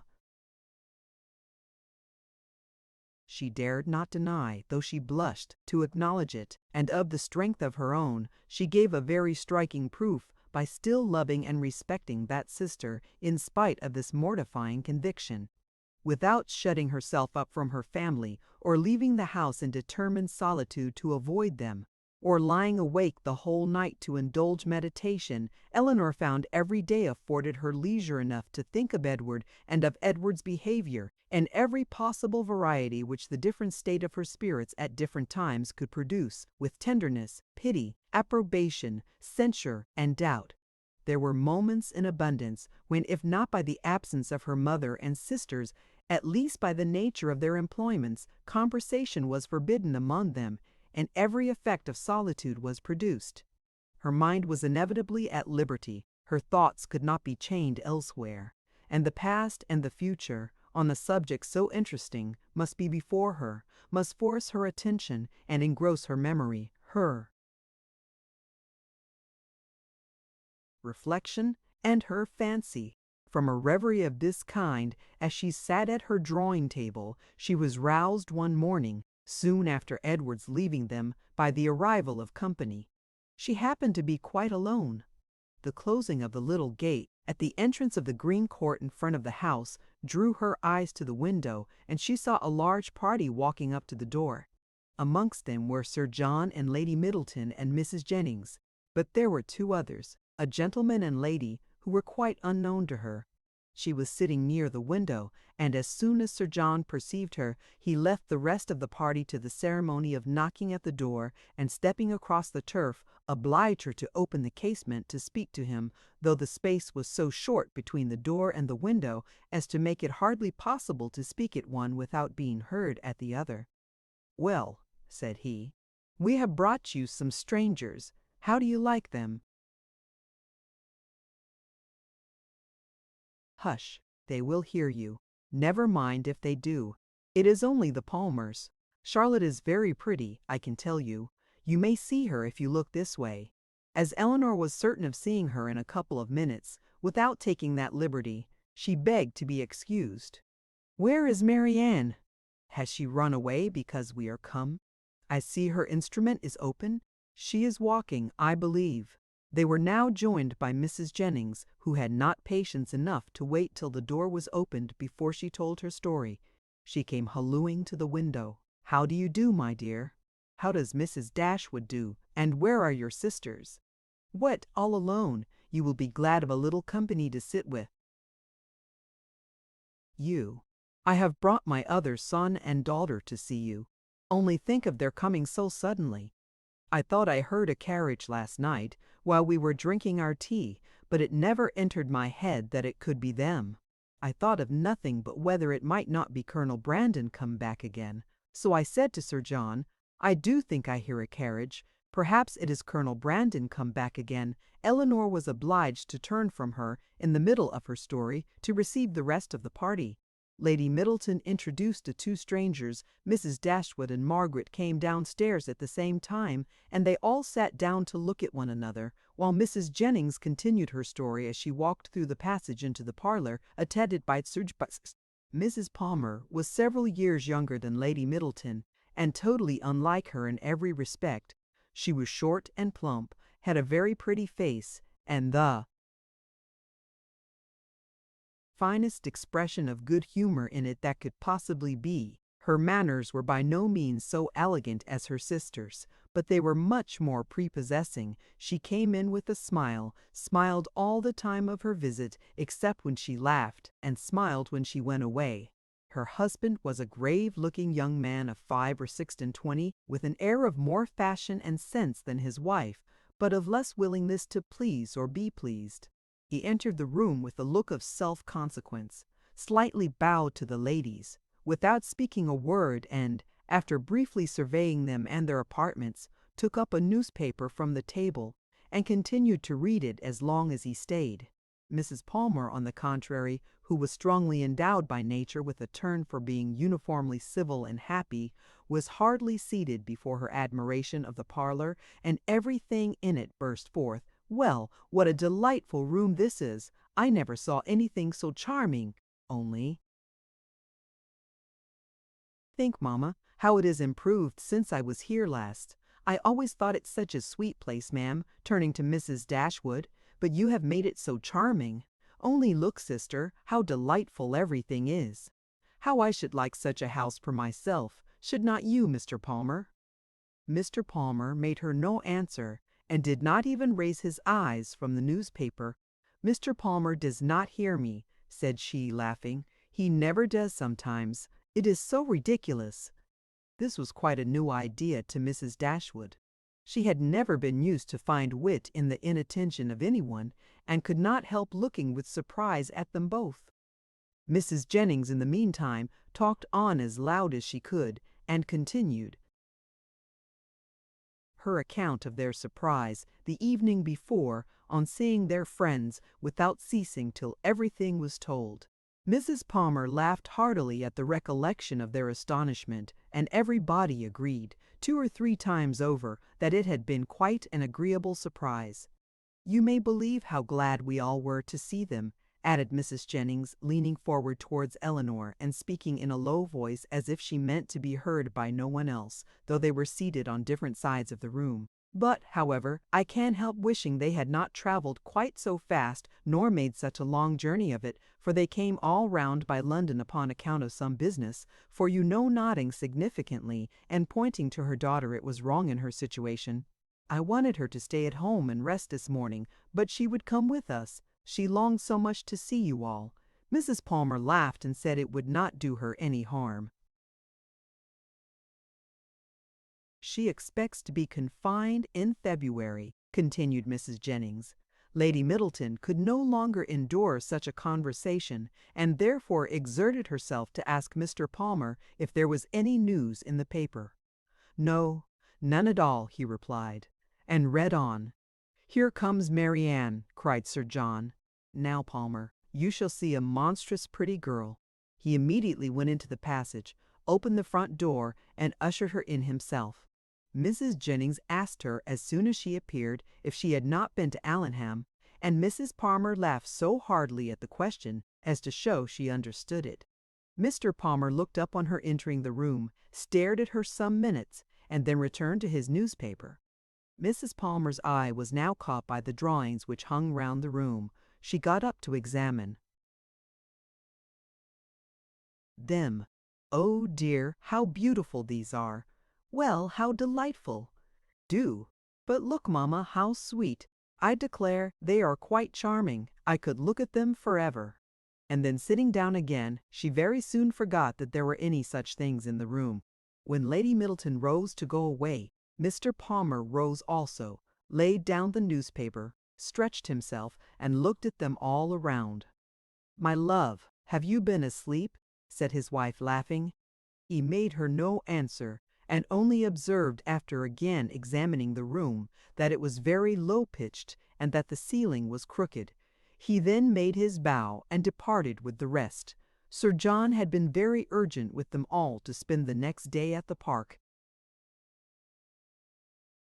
Mrs. Dashwood, who did not choose to dine with them oftener than they dined at the cottage, absolutely refused on her own account. Her daughters might do as they pleased, but they had no curiosity to see how Mr. and Mrs. Palmer ate their dinner, and no expectation of pleasure from them in any other way. They attempted therefore likewise to excuse themselves. The weather was uncertain, and not likely to be good. But Sir John would not be satisfied the carriage should be sent for them, and they must come. Lady Middleton, too, though she did not press their mother, pressed them. Mrs. Jennings and Mrs. Palmer joined their entreaties. All seemed equally anxious to avoid a family party, and the young ladies were obliged to yield. Why should they ask us? Said Marianne, as soon as they were gone. The rent of this cottage is said to be low, but we have it on very hard terms if we are to dine at the park whenever anyone is staying either with them or with us. They mean no less to be civil and kind to us now, said Elinor, by these frequent invitations than by those which we received from them a few weeks ago. The alteration is not in them, if their parties are grown tedious and dull. We must look for the change elsewhere. Chapter 20. As the Miss Dashwoods entered the drawing-room of the park the next day, at one door, Mrs. Palmer came running in at the other, looking as good-humoured and merry as before. She took them all most affectionately by the hand, and expressed great delight in seeing them again. "I am so glad to see you," said she, seating herself between Elinor and Marianne, "for it is so bad a day I was afraid you might not come, which would be a shocking thing, as we go away again tomorrow. We must go, for the Westons come to us next week, you know. It was quite a sudden thing, our coming at all, and I knew nothing of it till the carriage was coming to the door, and then Mr. Palmer asked me if I would go with him to Barton. He is so droll, he never tells me anything. I am so sorry we cannot stay longer. However, we shall meet again in town very soon, I hope." They were obliged to put an end to such an expectation. "Not go to town," cried Mrs. Palmer with a laugh. "I shall be quite disappointed if you do not. I could get the nicest house in the world for you next door to ours in Hanover Square. You must come indeed. I am sure I shall be very happy to chaperon you at any time till I am confined, if Mrs. Dashwood should not like to go into public." They thanked her, but were obliged to resist all her entreaties. "Oh, my love," cried Mrs. Palmer to her husband, who just then entered the room, "you must help me to persuade the Miss Dashwoods to go to town this winter." Her love made no answer, and after slightly bowing to the ladies, began complaining of the weather. "How horrid all this is," said he. "Such weather makes everything and every body disgusting. Dullness is as much produced within doors as without. By rain, it makes one detest all one's acquaintance. What the devil does Sir John mean by not having a billiard room in his house? How few people know what comfort is. Sir John is as stupid as the weather." The rest of the company soon dropped in. "I am afraid, Miss Marianne," said Sir John, "you have not been able to take your usual walk to Allenham today." Marianne looked very grave and said nothing. "Oh, don't be so sly before us," said Mrs. Palmer, "for we know all about it, I assure you, and I admire your taste very much, for I think he is extremely handsome. We do not live a great way from him in the country, you know, not above 10 miles, I dare say." "Much nearer 30, said her husband. "Ah, well, there is not much difference. I never was at his house, but they say it is a sweet, pretty place." "As vile a spot as I ever saw in my life," said Mr. Palmer. Marianne remained perfectly silent, though her countenance betrayed her interest in what was said. "Is it very ugly?" continued Mrs. Palmer. "Then it must be some other place that is so pretty, I suppose." When they were seated in the dining room, Sir John observed with regret that they were only 8 altogether. "My dear," said he to his lady, "it is very provoking that we should be so few. Why did not you ask the Gilberts to come to us today? Did not I tell you, Sir John, when you spoke to me about it before, that it could not be done? They dined with us last." "You and I, Sir John," said Mrs. Jennings, "should not stand upon such ceremony." "Then you would be very ill-bred," cried Mr. Palmer. "My love, you contradict everybody," said his wife with her usual laugh. "Do you know that you are quite rude?" "I did not know I contradicted anybody in calling your mother ill-bred." "You may abuse me as you please," said the good-natured old lady. "You have taken Charlotte off my hands and cannot give her back again. So there I have the whip hand of you." Charlotte laughed heartily to think that her husband could not get rid of her, and exultingly said she did not care how cross he was to her, as they must live together.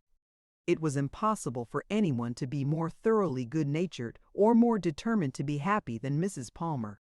The studied indifference, insolence, and discontent of her husband gave her no pain, and when he scolded or abused her, she was highly diverted. "Mr. Palmer is so droll," said she in a whisper to Elinor. "He is always out of humor." Elinor was not inclined, after a little observation, to give him credit for being so genuinely and unaffectedly ill-natured or ill-bred as he wished to appear. His temper might perhaps be a little soured by finding, like many others of his sex, that through some unaccountable bias in favor of beauty he was the husband of a very silly woman. But she knew that this kind of blunder was too common for any sensible man to be lastingly hurt by it. It was rather a wish of distinction, she believed, which produced his contemptuous treatment of everybody, and his general abuse of everything before him. It was the desire of appearing superior to other people.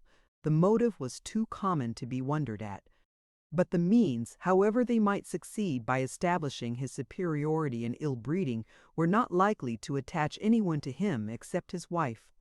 "Oh, my dear Miss Dashwood," said Mrs. Palmer soon afterwards, "I have got such a favor to ask of you and your sister. Will you come and spend some time at Cleveland this Christmas? Now, pray do, and come while the Westons are with us. You cannot think how happy I shall be." "It will be quite delightful, my love," applying to her husband.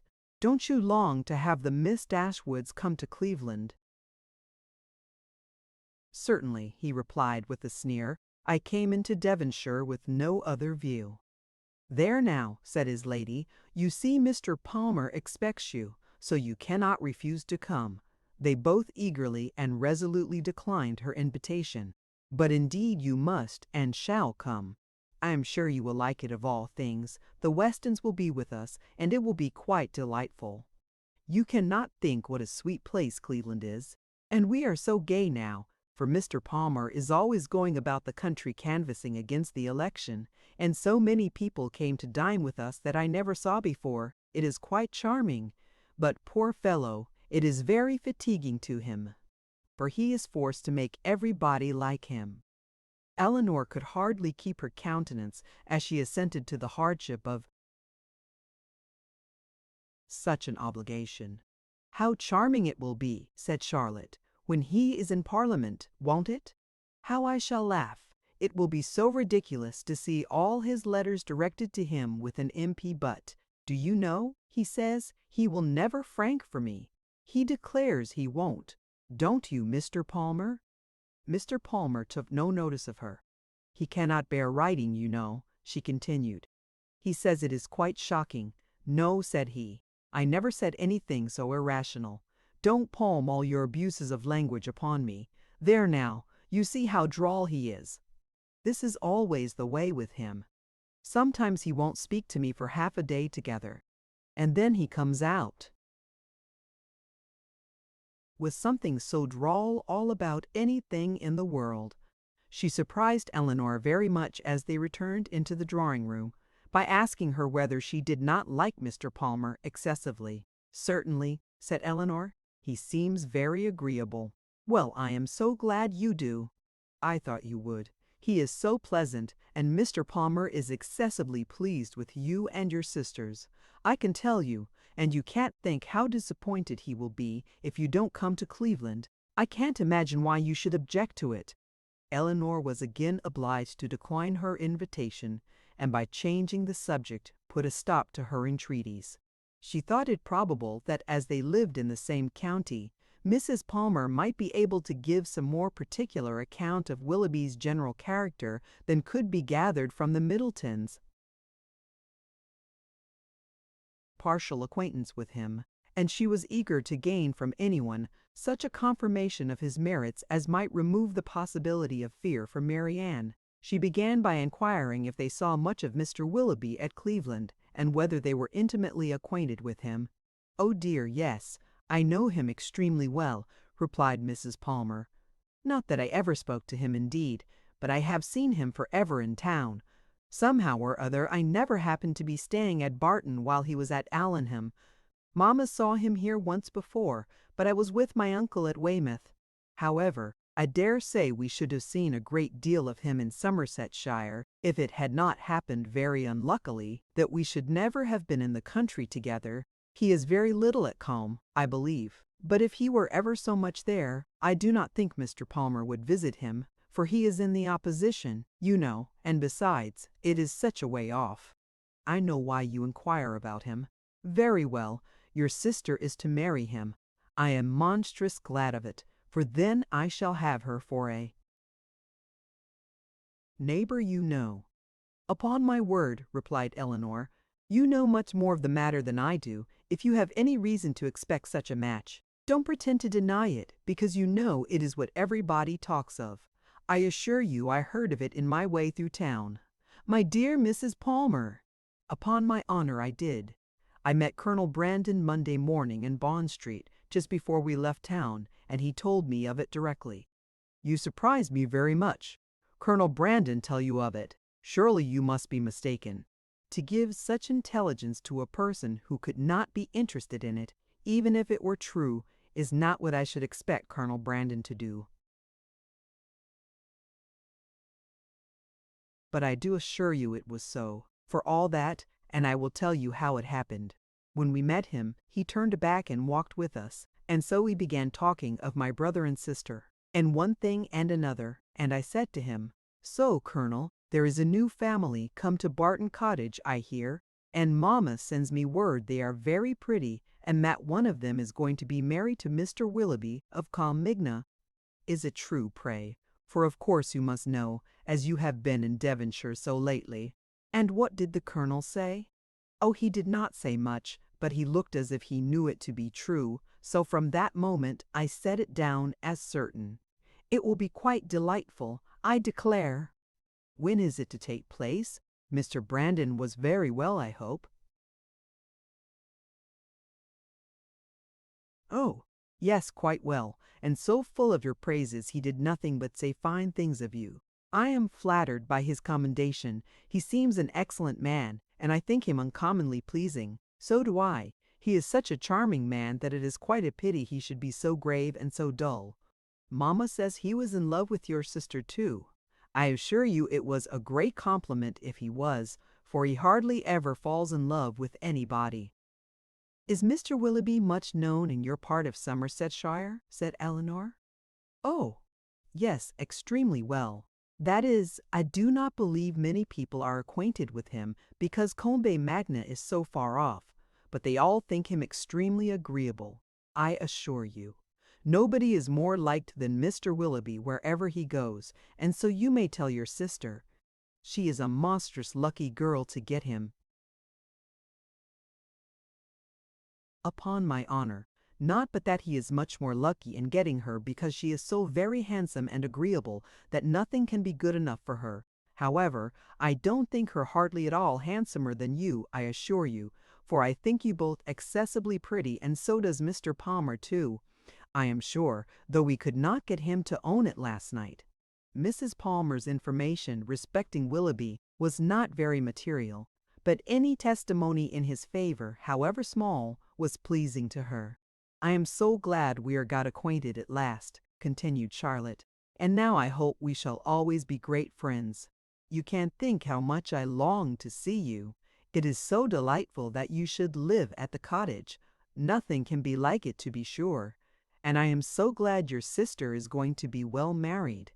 I hope you will be a great deal at Combe Magna. It is a sweet place by all accounts. You have been long acquainted with Colonel Brandon, have not you? Yes, a great while, ever since my sister married. He was a particular friend of Sir John's. I believe, she added in a low voice, he would have been very glad to have had me if he could. Sir John and Lady Middleton wished it very much. But Mamma did not think the match good enough for me. Otherwise Sir John would have mentioned it to the Colonel, and we should have been married immediately. Did not Colonel Brandon know of Sir John's proposal to your mother before it was made? Had he never owned his affection to yourself? Oh no, but if Mamma had not objected to it, I dare say he would have liked it of all things. He had not seen me then above twice, for it was before I left school. However, I am much happier as I am. Mr. Palmer is the kind of man I like. Chapter 21. The Palmers returned to Cleveland the next day, and the two families at Barton were again left to entertain each other. But this did not last long.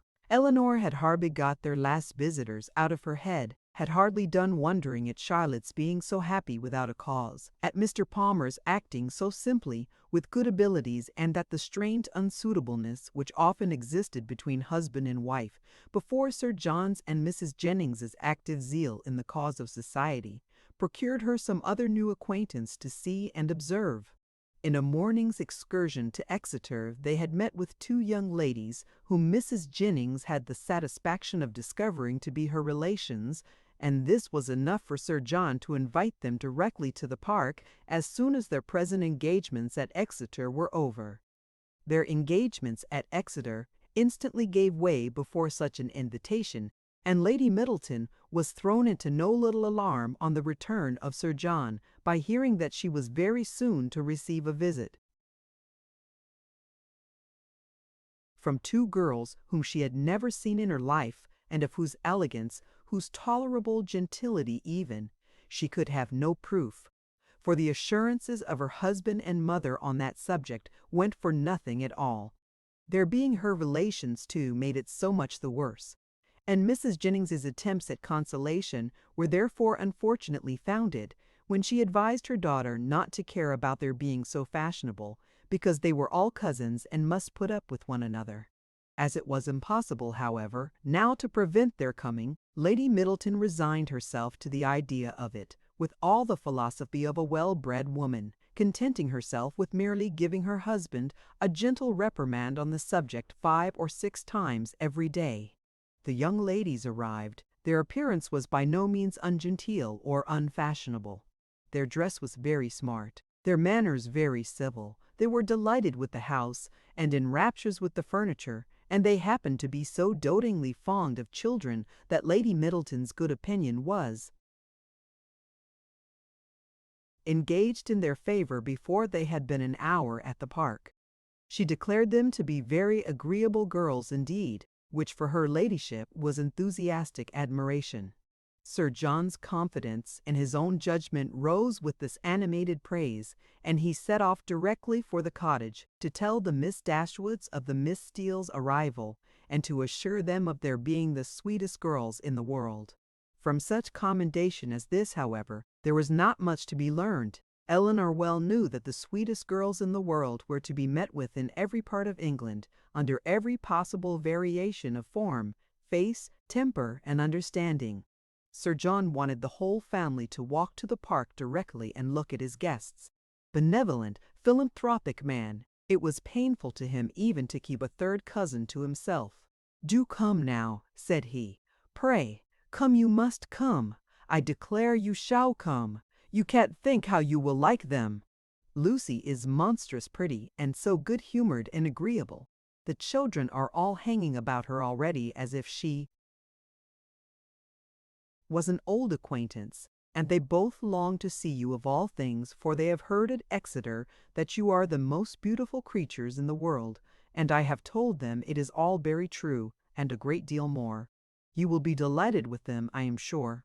They have brought the whole coach full of playthings for the children. How can you be so cross as not to come? Why, they are your cousins, you know, after a fashion. You are my cousins, and they are my wife's, so you must be related." But Sir John could not prevail. He could only obtain a promise of their calling at the park within a day or two, and then left them in amazement at their indifference, to walk home and boast anew of their attractions to the Miss Steeles, as he had been already boasting of the Miss Steeles to them. When their promised visit to the park and consequent introduction to these young ladies took place, they found in the appearance of the eldest, who was nearly 30, with a very plain and not a sensible face, nothing to admire, but in the other, who was not more than 2 or 3 and 20, they acknowledged considerable beauty. Her features were pretty, and she had a sharp quick eye, and a smartness of air, which, though it did not give actual elegance or grace, gave distinction to her person. Their manners were particularly civil, and Elinor soon allowed them credit for some kind of sense, when she saw with what constant and judicious attention they were making themselves agreeable to Lady Middleton. With her children they were in continual raptures, extolling their beauty, courting their notice, and humoring their whims. And such of their time as could be spared from the importunate demands which this politeness made on it was spent in admiration of whatever her ladyship was doing, if she happened to be doing anything, or in taking patterns of some elegant new dress, in which her appearance the day before had thrown them into unceasing delight. Fortunately for those who pay their court through such foibles, a mother, though in pursuit of praise for her children the most rapacious of human beings, is likewise the most credulous. Her demands are exorbitant, but she will swallow anything, and the excessive affection and endurance of the Miss Steeles towards her offspring were viewed therefore by Lady Middleton without the smallest surprise or distrust.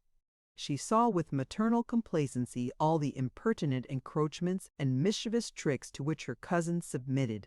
She saw their sashes untied, their hair pulled about their ears, their work-bags searched, and their knives and scissors stolen away, and felt no doubt of its being a reciprocal enjoyment. It suggested no other surprise than that Elinor and Marianne should sit so composedly by, without claiming a share in what was passing. "John is in such spirits to-day," said she, on his taking Miss Steele's pocket handkerchief and throwing it out of window. "He is full of monkey tricks." And soon afterwards, on the second boy's violently pinching one of the same lady's fingers, she fondly observed, "How playful William is! And here is my sweet little Anna Maria," she added, tenderly caressing a little girl of 3 years old, who had not made a noise for the last 2 minutes, "and she is always so gentle and quiet. Never was there such a quiet little thing." But unfortunately, in bestowing these embraces, a pin in her ladyship's headdress, slightly scratching the child's neck, produced from this pattern of gentleness such violent screams as could hardly be outdone by any creature professedly noisy. The mother's consternation was excessive, but it could not surpass the alarm of the Miss Steeles, and everything was done by all three in so critical an emergency which affection could suggest as likely to assuage the agonies of the little sufferer. She was seated in her mother's lap, covered with kisses, her wound bathed with lavender water by one of the Miss Steeles, who was on her knees to attend her, and her mouth stuffed with sugar plums by the other. With such a reward for her tears, the child was too wise to cease crying. She still screamed and sobbed lustily, kicked her 2 brothers for offering to touch her, and all their united soothings were ineffectual till Lady Middleton, luckily remembering that in the scene of similar distress last week, some apricot marmalade had been successfully applied for a bruised temple, the same remedy was eagerly proposed for this unfortunate scratch, and a slight intermission of screams in the young lady on carrying it gave the wreathed. She was carried out of the room, therefore, in her mother's arms, in quest of this medicine, and as the 2 boys chose to follow, though earnestly entreated by their mother to stay behind, the 4 young ladies were left in a quietness which the room had not known for many hours. "Poor little creatures," said Miss Steele as soon as they were gone. "It might have been a very sad accident." "Yet I hardly know how," cried Marianne, "unless it had been under totally different circumstances. But this is the usual way of heightening alarm where there is nothing to be alarmed at in reality." "What a sweet woman Lady Middleton is," said Lucy Steele.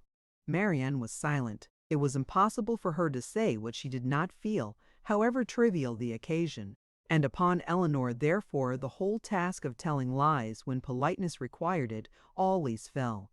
She did her best when thus called on by speaking of Lady Middleton with more warmth than she felt, though with far less than Miss Lucy. "And Sir John too," cried the elder sister. "What a charming man he is!" Hereto Miss Dashwood's commendation, being only simple and just, came in without any eclat. She merely observed that he was perfectly good-humoured and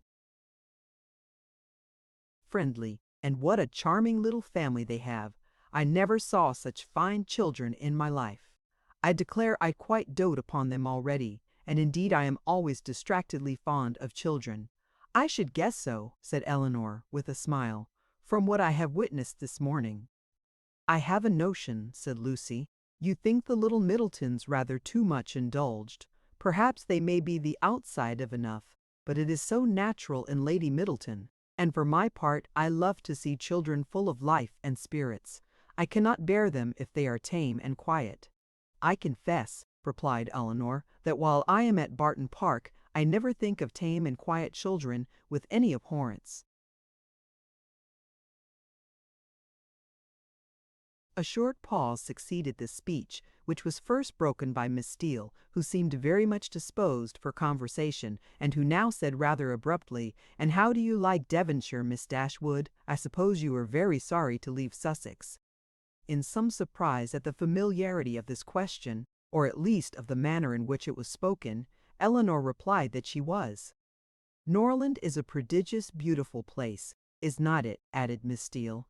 "We have heard Sir John admire it excessively," said Lucy, who seemed to think some apology necessary for the freedom of her sister. "I think everyone must admire it," replied Elinor, "who ever saw the place, though it is not to be supposed that anyone can estimate its beauties as we do." and had you a great many smart beaux there. I suppose you have not so many. In this part of the world, for my part, I think they are a vast addition always. But why should you think, said Lucy, looking ashamed of her sister, that there are not as many genteel young men in Devonshire as Sussex? Nay, my dear, I'm sure I don't pretend to say that they're in Dant. I'm sure there's a vast many smart beaux in Exeter. But you know, how could I tell what smart beaux there might be about Norland? And I was only afraid the Miss Dashwoods might find it dull at Barton if they had not so many as they used to have. But perhaps you young ladies may not care about the beaux, and had as lief be without them as with them. For my part, I think they are vastly agreeable, provided they dress smart and behave civil, but I can't bear to see them dirty and nasty. Now there's Mr. Rose at Exeter, a prodigious smart young man, quite a beau, clerk to Mr. Simpson, you know, and yet if you do but meet him of a morning, he is not fit to be seen. I suppose your brother was quite a beau, miss Dashwood, before he married, as he was so rich? Upon my word, replied Elinor, I cannot tell you, for I do not perfectly comprehend the meaning of the word.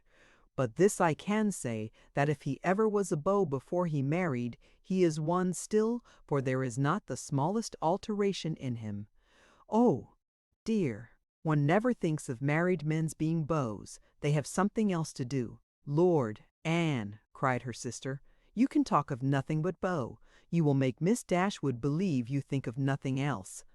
And then, to turn the discourse, she began admiring the house and the furniture. This specimen of the Miss Steeles was enough. The vulgar freedom and folly of the eldest left her no recommendation, and as Elinor was not blinded by the beauty or the shrewd look of the youngest, to her want of real elegance and artlessness, she left the house without any wish of knowing them better. Not so the Miss Steeles. They came from Exeter, well provided with admiration for the use of Sir John Middleton, his family, and all his relations in no wex and no profit and dairy, the most beautiful, elegant, accomplished, and agreeable girls they had ever beheld, and with whom they were particularly anxious to be better acquainted. And to be better acquainted, therefore, Elinor soon found was their inevitable lot, for as Sir John was entirely on the side of the Miss Steeles, their constales aux Saint-Thimero, Kate quod jusinicon. Sir John could do no more, but he did not know that any more was required. To be together was, in his opinion, to be intimate, and while his continual schemes for their meeting were effectual, he had not a doubt of their being established friends.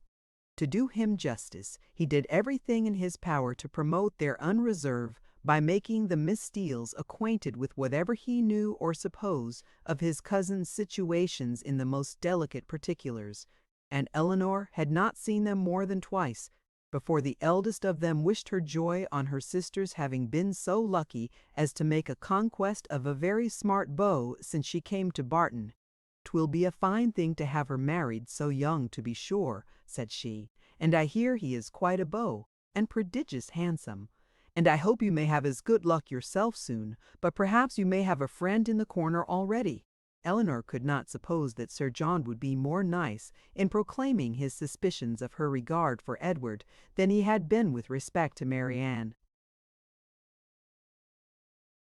Indeed, it was rather his favorite joke of the two, as being somewhat newer and more conjectural, and since Edward's visit they had never dined together without his drinking to her best affections with so much significancy and so many nods and winks as to excite general attention.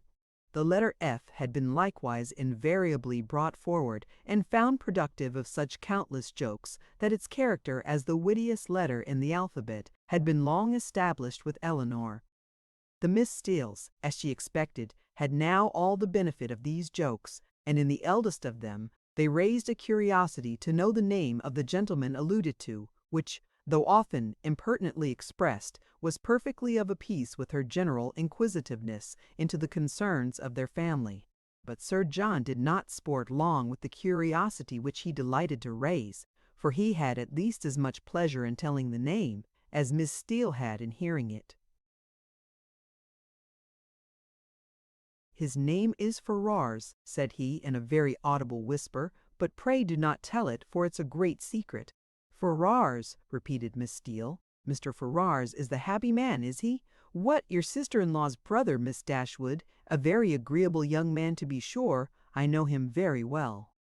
"How can you say so, Anne?" cried Lucy, who generally made an amendment to all her sister's assertions. "Though we have seen him once or twice at my uncle's, it is rather too much to pretend to know him very well." Elinor heard all this with attention and surprise. And who was this uncle? Where did he live? How came they acquainted? She wished very much to have the subject continued, though she did not choose to join in it herself.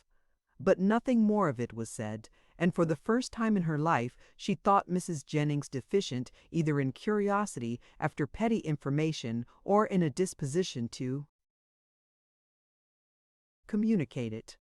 The manner in which Miss Steele had spoken of Edward increased her curiosity, for it struck her as being rather ill-natured, and suggested the suspicion of that lady's knowing, or fancying herself to know something to his disadvantage. But her curiosity was unavailing, for no farther notice was taken of Mr. Ferrars's name by Miss Steele when alluded to, or even openly mentioned by Sir John. Chapter 22. Marianne, who had never much toleration for anything like impertinence, vulgarity, inferiority of parts, or even difference of taste from herself, was at this time particularly ill-disposed, from the state of her spirits, to be pleased with the Miss Steeles, or to encourage their advances, and to the invariable coldness of her behaviour towards them, which checked every endeavour at intimacy on their side, Elinor principally attributed that preference of herself which soon became evident in the manners of both, but especially of Carmelite, whose of Mame. Lucy was naturally clever. Her remarks were often just and amusing, and as a companion for half an hour Elinor frequently found her agreeable. But her powers had received no aid from education. She was ignorant and illiterate, and her deficiency of all mental improvement, her want of information in the most common particulars, could not be concealed from Miss Dashwood, in spite of her constant endeavour to appear to advantage. Elinor saw and pitied her for the neglect of abilities which education might have rendered so respectable, but she saw, with less tenderness of feeling, the thorough want of delicacy, of rectitude and integrity of mind, which her attentions, her assiduities, her flatteries at the park betrayed, and she could have no lasting satisfaction in the company of a person who joined insincerity with ignorance, whose want of instruction prevented their meeting conversation and deference towards herself. "You will think my question an odd one, I dare say," said Lucy to her one day as they were walking together from the park to the cottage, "but pray, are you personally acquainted with your sister-in-law's mother, Mrs. Ferrars?" Elinor did think the question a very odd one, and her countenance expressed it, as she answered that she had never seen Mrs. Ferrars. "Indeed," replied Lucy. "I wonder at that, for I thought you must have seen her at Norland sometimes." "Then perhaps you cannot tell me what sort of a woman she is?" "No," returned Elinor, cautious of giving her real opinion of Edward's mother, and not very desirous of satisfying what seemed impertinent curiosity. "I know nothing of her." "I am sure you think me very strange for inquiring about her in such a way," said Lucy, eyeing Elinor attentively as she spoke. "But perhaps there may be reasons I wish I might venture. But however, I hope you will do me the justice of believing that I do not mean to be impertinent." Elinor made her a civil reply, and they walked on for a few minutes in silence. It was broken by Lucy, who renewed the subject again by saying, with some hesitation, "I cannot bear to have you think me impertinently curious. I am sure I would rather do anything in the world than be thought so by a person whose good opinion is so well worth having as yours. And I am sure I should not have the smallest fear of trusting you. Indeed, I should be very glad of your advice how to manage in such an uncomfortable situation as I am. But, however, there is no occasion to trouble you. I am sorry you do not happen to know Mrs. Ferrars. I am sorry I do not, said Elinor in great astonishment. If it could be of any use to know my opinion of her. But really, I never understood that you were at all connected with that family, and therefore I am a little surprised, I confess, at so serious an inquiry into her character. I dare say you are, and I am sure I do not at all wonder at it. But if I dare tell you all, you would not be so much surprised. Mrs. Ferrars is certainly nothing to me at present, but the time may come, how soon it will come, must depend upon herself, when we may be very intimately connected. She looked down as she said this, amiably bashful, with only one side glance at her companion to observe its effect on her. Good heavens, cried Elinor, what do you mean? Are you acquainted with Mr. Robert Ferrars? Can you be? And she did not feel much delighted with the idea of such a sister-in-law. No, replied Lucy, not to Mr. Robert Ferrars. I never saw him in my life. But fixing her eyes upon Elinor, to his eldest brother. What felt Elinor at that moment?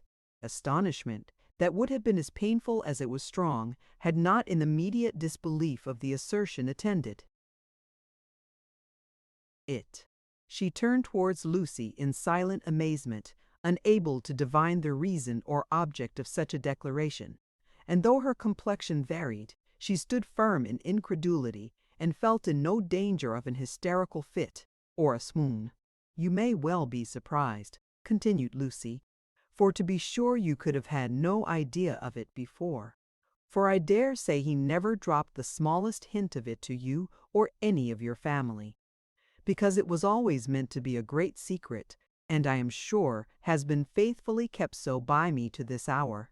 Not a soul of all my relations know of it but Anne, and I never should have mentioned it to you if I had not felt the greatest dependence in the world upon your secrecy, and I really thought my behavior in asking so many questions about Mrs. Ferrars must seem so odd that it ought to be explained.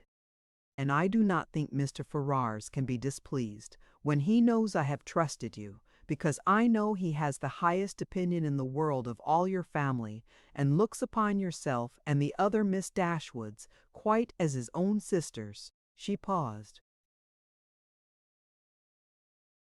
Elinor for a few moments remained silent. Her astonishment at what she heard was at first too great for words, but at length forcing herself to speak, and to speak cautiously, she said with calmness of manner, which tolerably well concealed her surprise and solicitude, "May I ask if your engagement is of long standing?" "We have been engaged these 4 years." 4 years. Yes. Elinor, though greatly shocked, still felt unable to believe it. "I did not know," said she, "that you were even acquainted till the other day. Our acquaintance, however, is of many years' date. He was under my uncle's care, you know, a considerable while. Your uncle, yes? Mr. Pratt. Did you never hear him talk of Mr. Pratt?" "I think I have," replied Elinor, with an exertion of spirits, which increased with her increase of emotion. "He was 4 years with my uncle, who lives at Longstaple near Plymouth.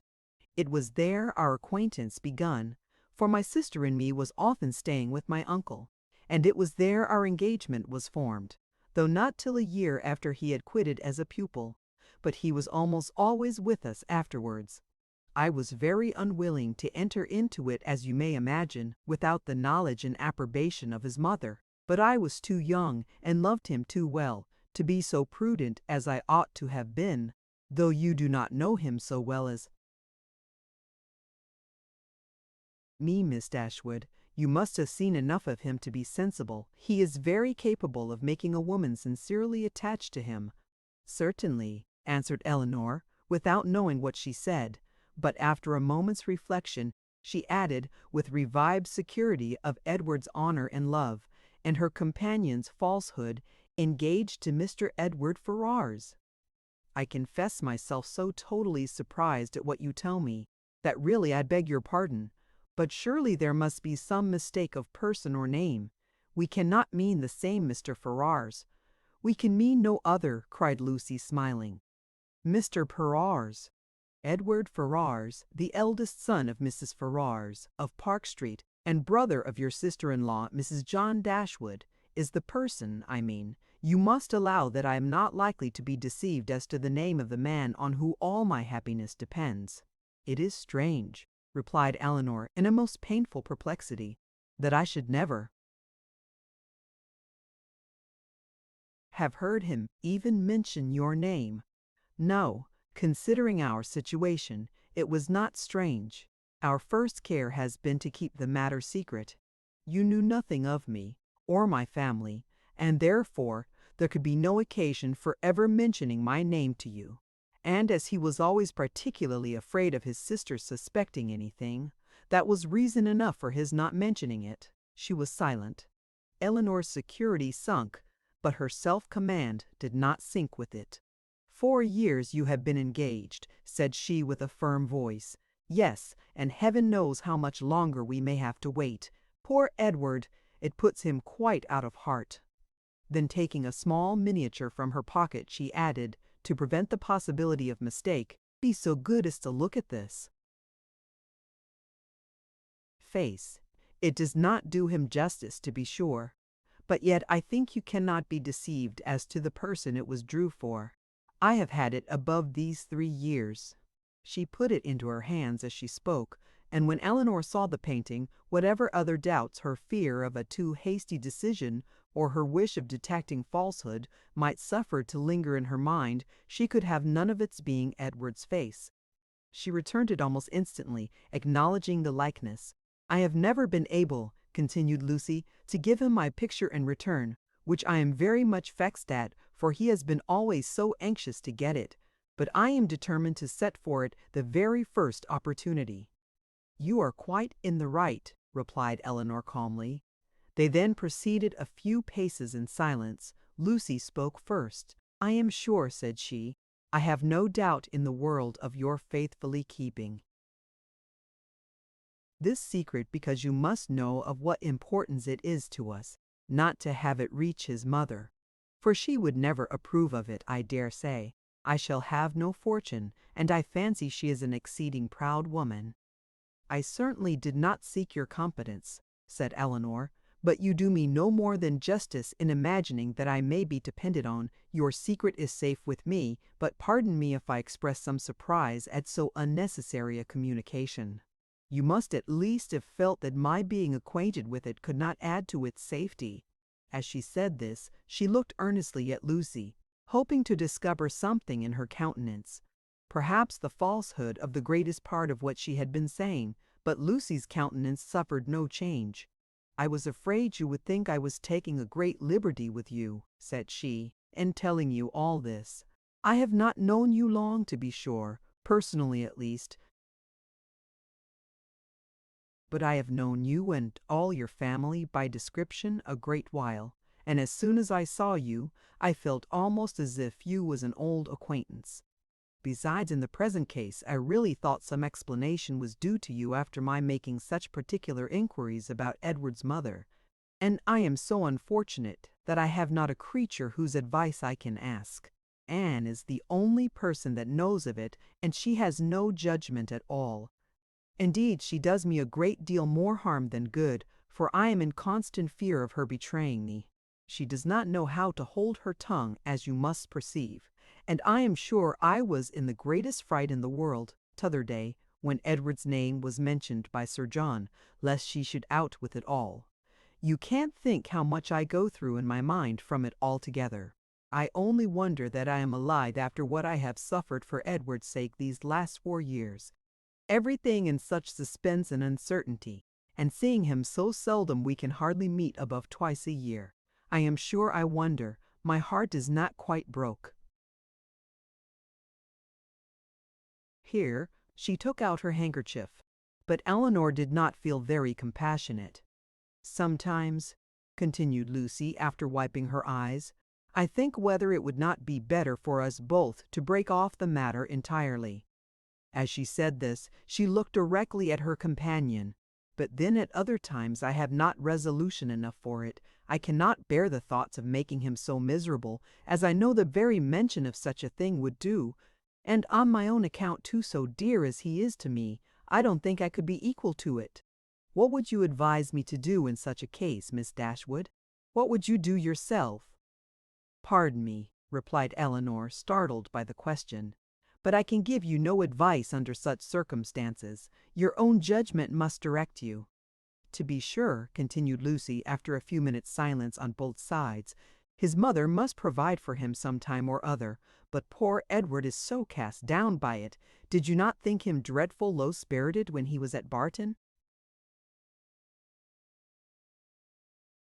"He was so miserable when he left us at Longstopple to go to you that I was afraid you would think him quite ill." "Did he come from your uncle's, then, when he visited us?" "Oh, yes. He had been staying a fortnight with us." "Did you think he came directly from town?" "No," replied Elinor, most feelingly sensible of every fresh circumstance in favor of Lucy's veracity. "I remember he told us that he had been staying a fortnight with some friends near Plymouth." She remembered, too, her own surprise at the time, at his mentioning nothing farther of those friends, at his total silence with respect even to their names. "Did not you think him sadly out of spirits?" repeated Lucy. "We did indeed, particularly so when he first arrived. I begged him to exert himself for fear you should suspect what was the matter, but it made him so melancholy, not being able to stay more than a fortnight with us, and seeing me so much affected. Poor fellow, I am afraid it is just the same with him now, for he writes in wretched spirits. I heard from him just before I left Exeter," taking a letter from her pocket and carelessly showing the direction to Elinor. "You know his hand, I dare say, a charming one it is, but that is not written so well as usual. He was tired, I dare say, for he had just filled the sheet to me as full as possible." Elinor saw that it was his hand, and she could doubt no longer. This picture she had allowed herself to believe might have been accidentally obtained. It might not have been Edward's gift, but a correspondence between them by letter could subsist only under a positive engagement, could be authorized by nothing else.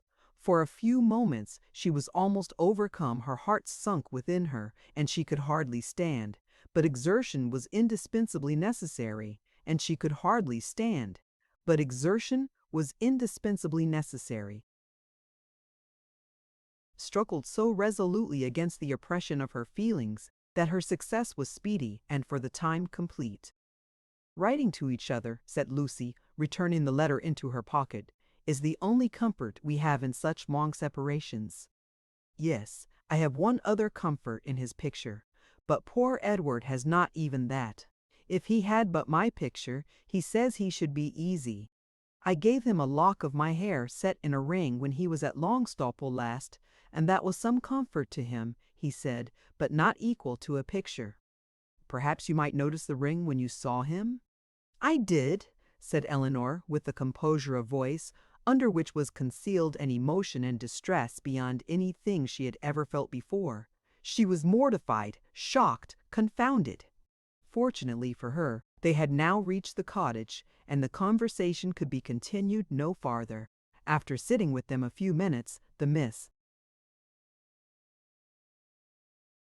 Steeleys returned to the park, and Elinor was then at liberty to think and be wretched. Ed. The First Volume. Chapter 23. However small Elinor's general dependence on Lucy's veracity might be, it was impossible for her on serious reflection to suspect it in the present case, where no temptation could be answerable to the folly of inventing a falsehood of such a description.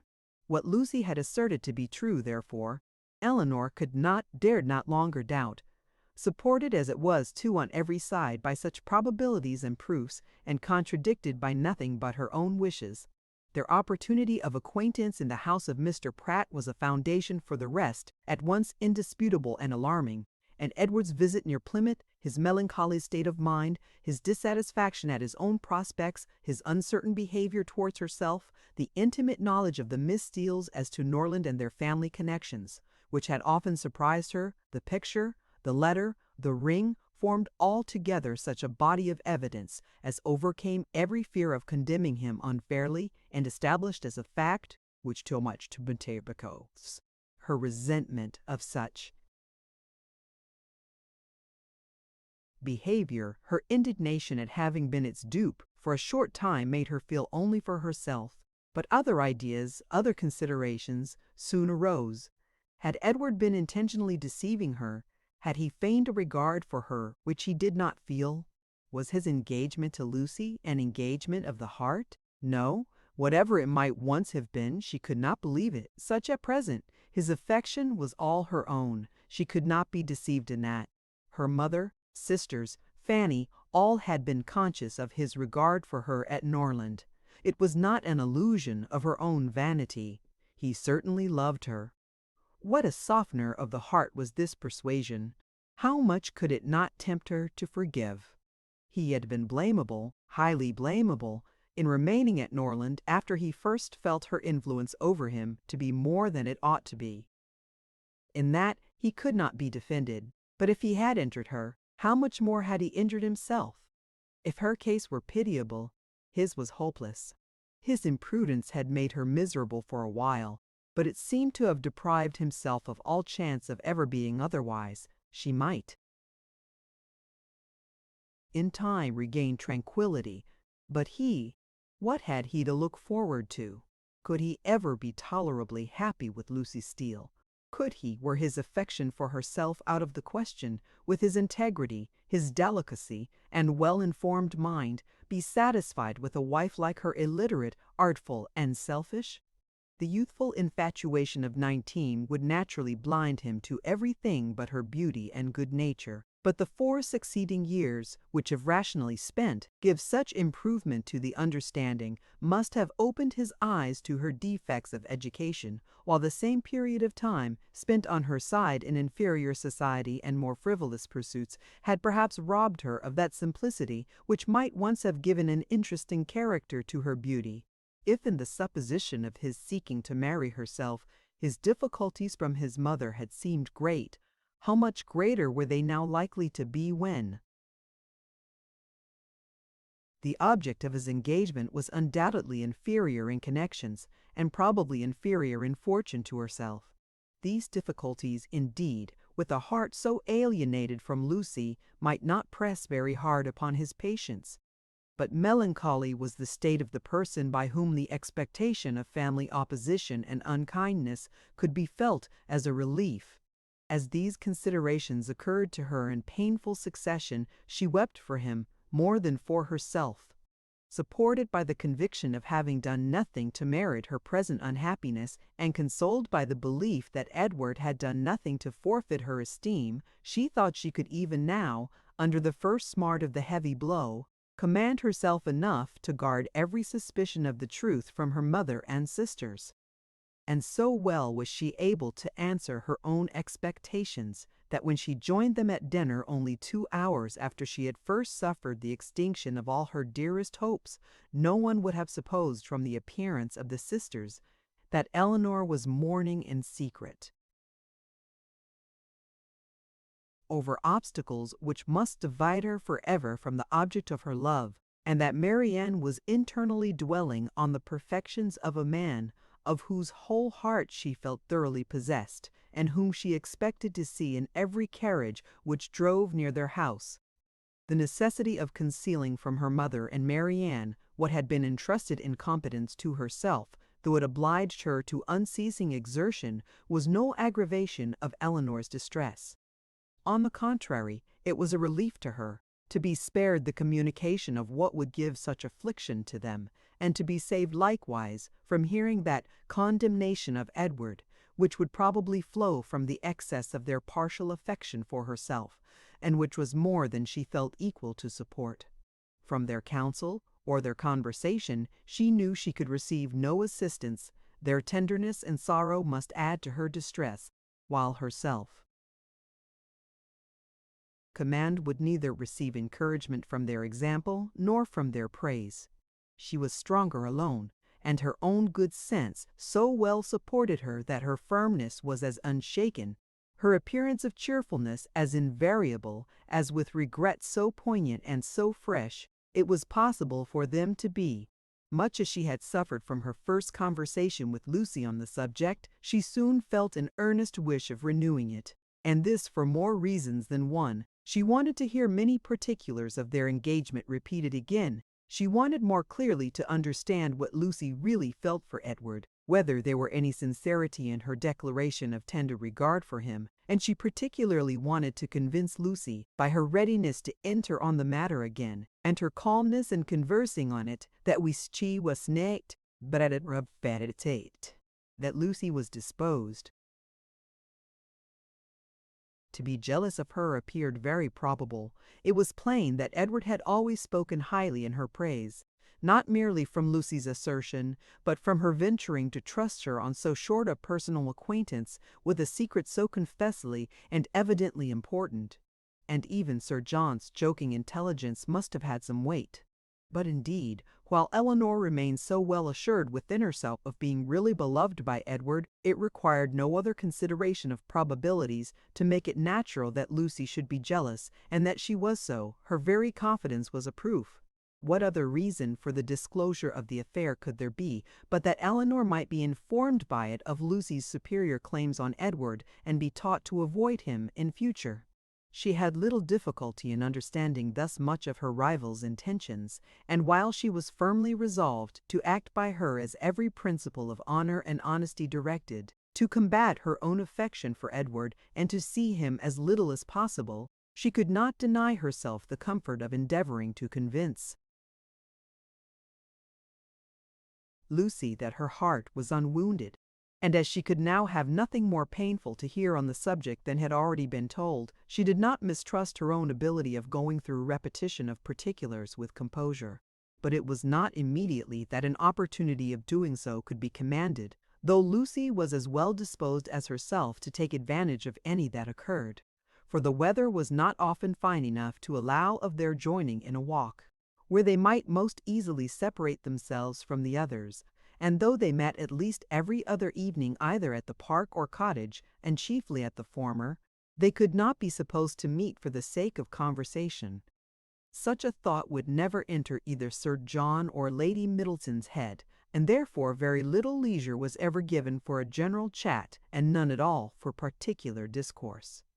They met for the sake of eating, drinking, and laughing together, playing at cards, or consequences, or any other game that was sufficiently noisy. One or two meetings of this kind had taken place without affording Elinor any chance of engaging Lucy in private, when Sir John called at the cottage one morning to beg, in the name of charity, that they would all dine with Lady Middleton that day, as he was obliged to attend the club at Exeter, and she would otherwise be quite alone, except her mother and the two Miss Steeles. Elinor, who foresaw a fairer opening for the point she had in view, in such a party as this was likely to be, more at liberty among themselves under the tranquil and well-bred direction of Lady Middleton than when her husband united them together in one noisy purpose, immediately accepted the invitation. Margaret, with her mother's permission, was equally compliant, and Marianne, though always unwilling to join any of their parties, was persuaded by her mother, who could not bear to have her seclude herself from any. The young ladies went, and Lady Middleton was happily preserved from the frightful solitude which had threatened her. The insipidity of the meeting was exactly such as Elinor had expected. It produced not one novelty of thought or expression, and nothing could be less interesting than the whole of their discourse, both in the dining parlor and drawing room. To the latter, the children accompanied them, and while they remained there, she was too well convinced of the impossibility of engaging Lucy's attention to attempt it. They quitted it only with the removal of the tea things. The card table was then placed, and Elinor began to wonder at herself for having ever entertained a hope of finding time for conversation at the park. They all rose up in preparation for a round game. "I am glad," said Lady Middleton to Lucy, "you are not going to finish poor little Anna Maria's basket this evening, for I am sure it must hurt your eyes to work filigree by candlelight. And we will make the dear little love some amends for her disappointment tomorrow. and then I hope she will not much mind it." This hint was enough. Lucy recollected herself instantly and replied, "Indeed, you are very much mistaken, Lady Middleton. I am only waiting to know whether you can make your party without me, or I should have been at my filigree already. I would not disappoint the little angel for all the world, and if you want me at the card table now, I am resolved to finish the basket after supper. You are very good. I hope it won't hurt your eyes. Will you ring the bell for some working candles? My poor little girl would be sadly disappointed, I know, if the basket was not finished tomorrow, for though I told her it certainly would not, I am sure she depends upon having it done." Lucy directly drew her work table near her and reseated herself with an alacrity and cheerfulness which seemed to infer that she could taste no greater delight than in making a filigree basket for a spoilt child. Lady Middleton proposed the rubber of Cassino to the others. No one made any objection but Marianne, who, with her usual inattention to the forms of general civility, exclaimed, "Your ladyship will have the goodness to excuse me. You know I detest cards. I shall go to the pianoforte. I have not touched it since it was tuned." And without farther ceremony she turned away and walked to the instrument. Lady Middleton looked as if she thanked heaven that she had never made so rude a speech. "Marianne can never keep long from that instrument, you know, ma'am," said Elinor, endeavoring to smooth away the offense. "And I do not much wonder at it, for it is the very best-toned pianoforte I ever heard." The remaining 5 were now to draw their cards. "Perhaps," continued Elinor, "if I should happen to cut out, I may be of some use to Miss Lucy Steele in rolling her papers for her, and there is so much still to be done to the basket that it must be impossible, I think, for her labor singly to finish it this evening. I should like the work exceedingly, if she would allow me a share in it." "Indeed, I shall be very much obliged to you for your help," cried Lucy, "for I find there is more to be done to it than I thought there was, and it would be a shocking thing to disappoint dear Anna Maria after all." "Oh, that would be terrible indeed," said Miss Steele. "Dear little soul, how I do love her." "You are very kind," said Lady Middleton to Elinor, "and as you really like the work, perhaps you will be as well pleased not to cut in till another rubber, or will you take your chance now?" Elinor joyfully profited by the first of these proposals, and thus by a little of that address which Marianne could never condescend to practice, gained her own end, and pleased Lady Middleton at the same time. Lucy made room for her with ready attention, and the 2 fair rivals were thus seated side by side at the same table, and with the utmost harmony engaged in forwarding the same work. The pianoforte, at which Marianne, wrapped up in her own music and her own thoughts, had by this time forgotten that anybody was in the room besides herself, was luckily so near them that Miss Dashwood now judged she might safely, under the shelter of its noise, introduce the interesting subject without any risk of being heard at the card table. Chapter 24. In a firm though cautious tone, Elinor thus began, "I should be undeserving of the confidence you have honored me with if I felt no desire for its continuance or no farther curiosity on its subject. I will not apologize, therefore, for bringing it forward again." "Thank you," cried Lucy warmly, "for breaking the ice. You have set my heart at ease by it, for I was somehow or other afraid I had offended you by what I told you that Monday." "Offended me?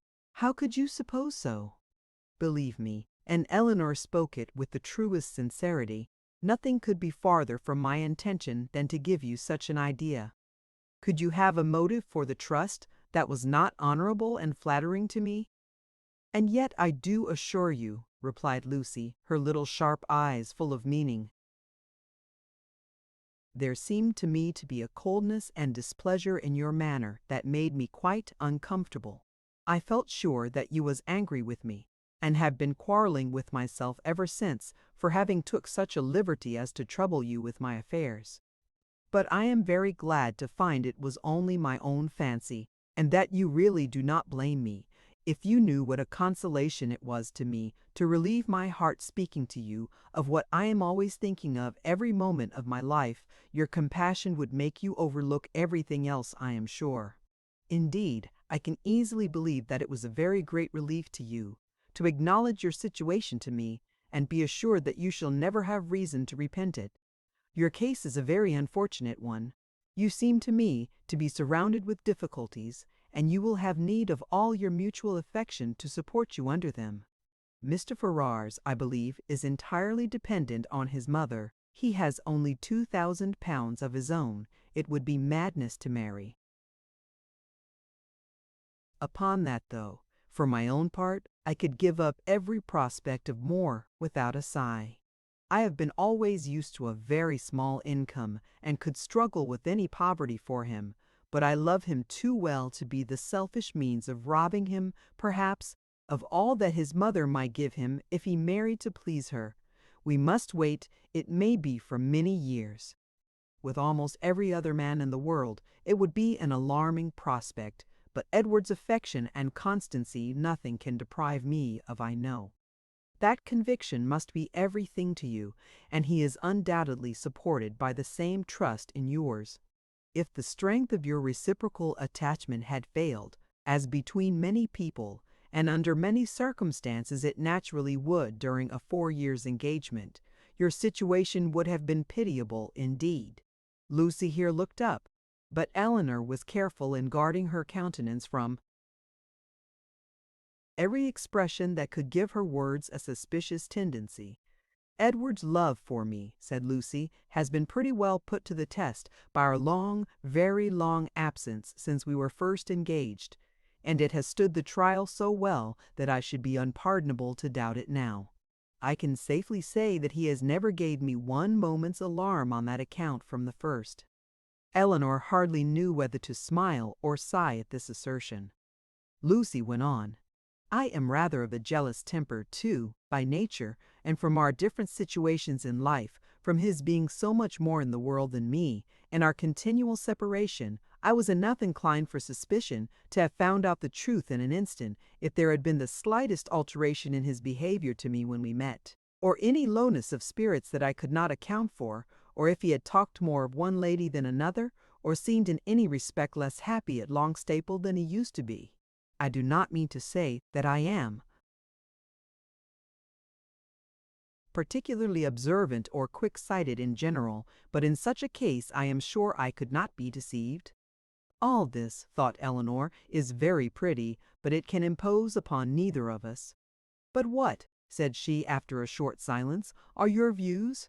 Or have you none but that of waiting for Mrs. Ferrars's death, which is a melancholy and shocking extremity?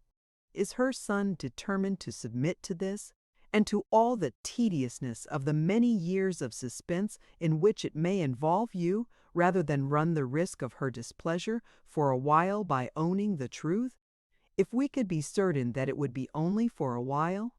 But Mrs. Ferrars is a very headstrong, proud woman, and in her first fit of anger upon hearing it, would very likely secure everything to Robert, and the idea of that, for Edward's sake, frightens away all my inclination for hasty measures.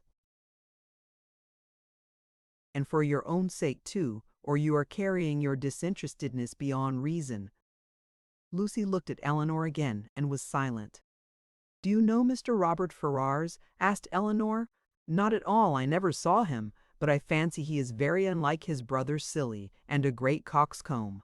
A great coxcomb, repeated Miss Steele, whose ear had caught those words by a sudden pause in Marianne's music.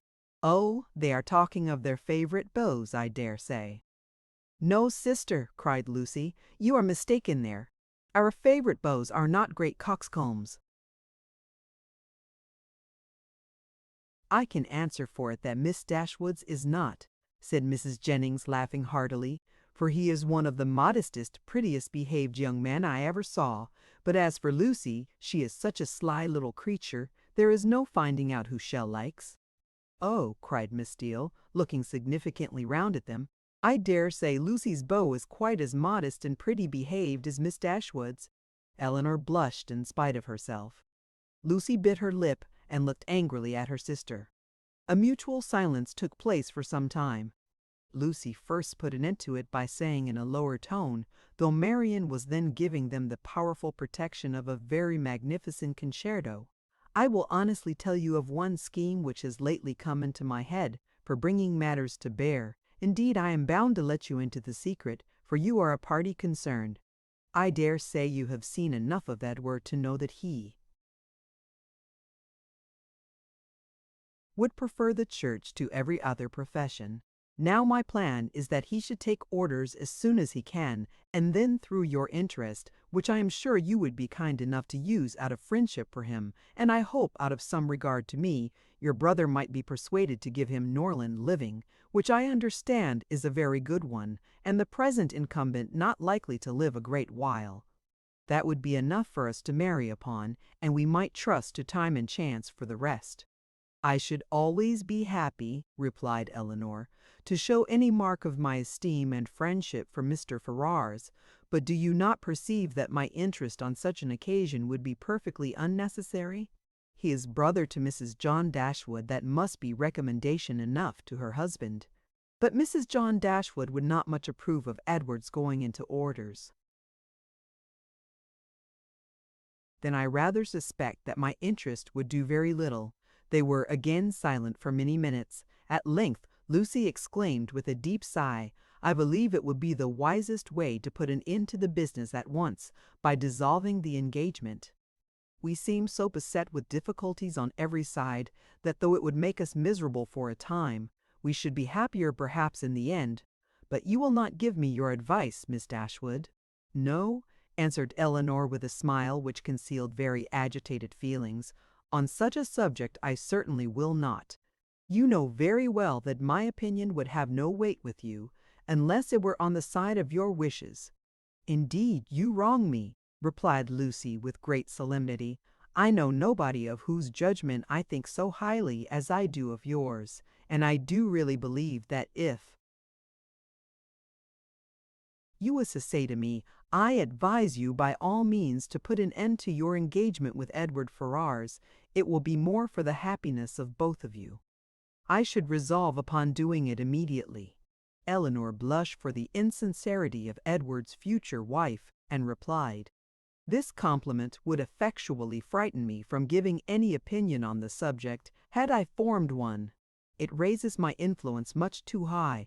The power of dividing two people so tenderly attached is too much for an indifferent person." "'Tis because you are an indifferent person," said Lucy with some pique, and laying a particular stress on those words, "that your judgment might justly have such weight with me. If you could be supposed to be biased in any respect by your own feelings, your opinion would not be worth having." Elinor thought it wisest to make no answer to this, lest they might provoke each other to an unsuitable increase of ease and unreserve, and was even partly determined never to mention the subject again. Another pause, therefore, of many minutes' duration succeeded this speech, and Lucy was still the first to end it. "Shall you be in town this winter, Miss Dashwood?" said she, with all her customary complacency. "Certainly not." "I am sorry for that," returned the other, while her eyes brightened at the information. "It would have gave me such pleasure to meet you there, but I dare say you will go for all that. To be sure, your brother and sister will ask you to come to them. It will not be in my power to accept their invitation if they do. How unlucky that is! I had quite depended upon meeting you there. Anne and me are to go the latter end of January to some relations who have been wanting us to visit them these several years, but I only go for the sake of seeing Edward. He will be there in February, otherwise London would have no charms for me. I have not spirits for it."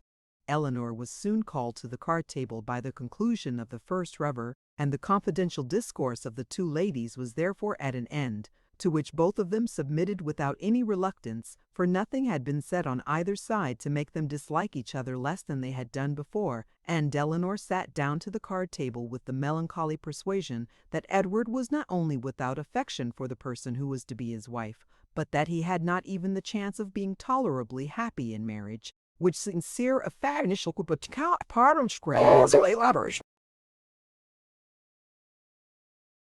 From this time the subject was never revived by Elinor, and when entered on by Lucy, who seldom missed an opportunity of introducing it, and was particularly careful to inform her confidant of her happiness whenever she received a letter from Edward, it was treated by the former with calmness and caution, and dismissed as soon as civility would allow, for she felt such conversations to be an indulgence which Lucy did not deserve, and which were dangerous to herself. The visit of the Miss Steeles at Barton Park was lengthened far beyond what the first invitation implied. Their favor increased. They could not be spared. Sir John would not hear of their going, and in spite of their numerous and long-arranged engagements in Exeter, in spite of the absolute necessity of returning to fulfill them immediately, which was in full force at the end of every week, they were prevailed on to stay nearly 2 months at the park, and to assist in the due celebration of that festival which requires a more than ordinary share of private balls and large dinners to proclaim its importance. Chapter 25. Though Mrs. Jennings was in the habit of spending a large portion of the year at the houses of her children and friends, she was not without a settled habitation of her own. Since the death of her husband, who had traded with success in a less elegant part of the town, she had resided every winter in a house in one of the streets near Portman Square.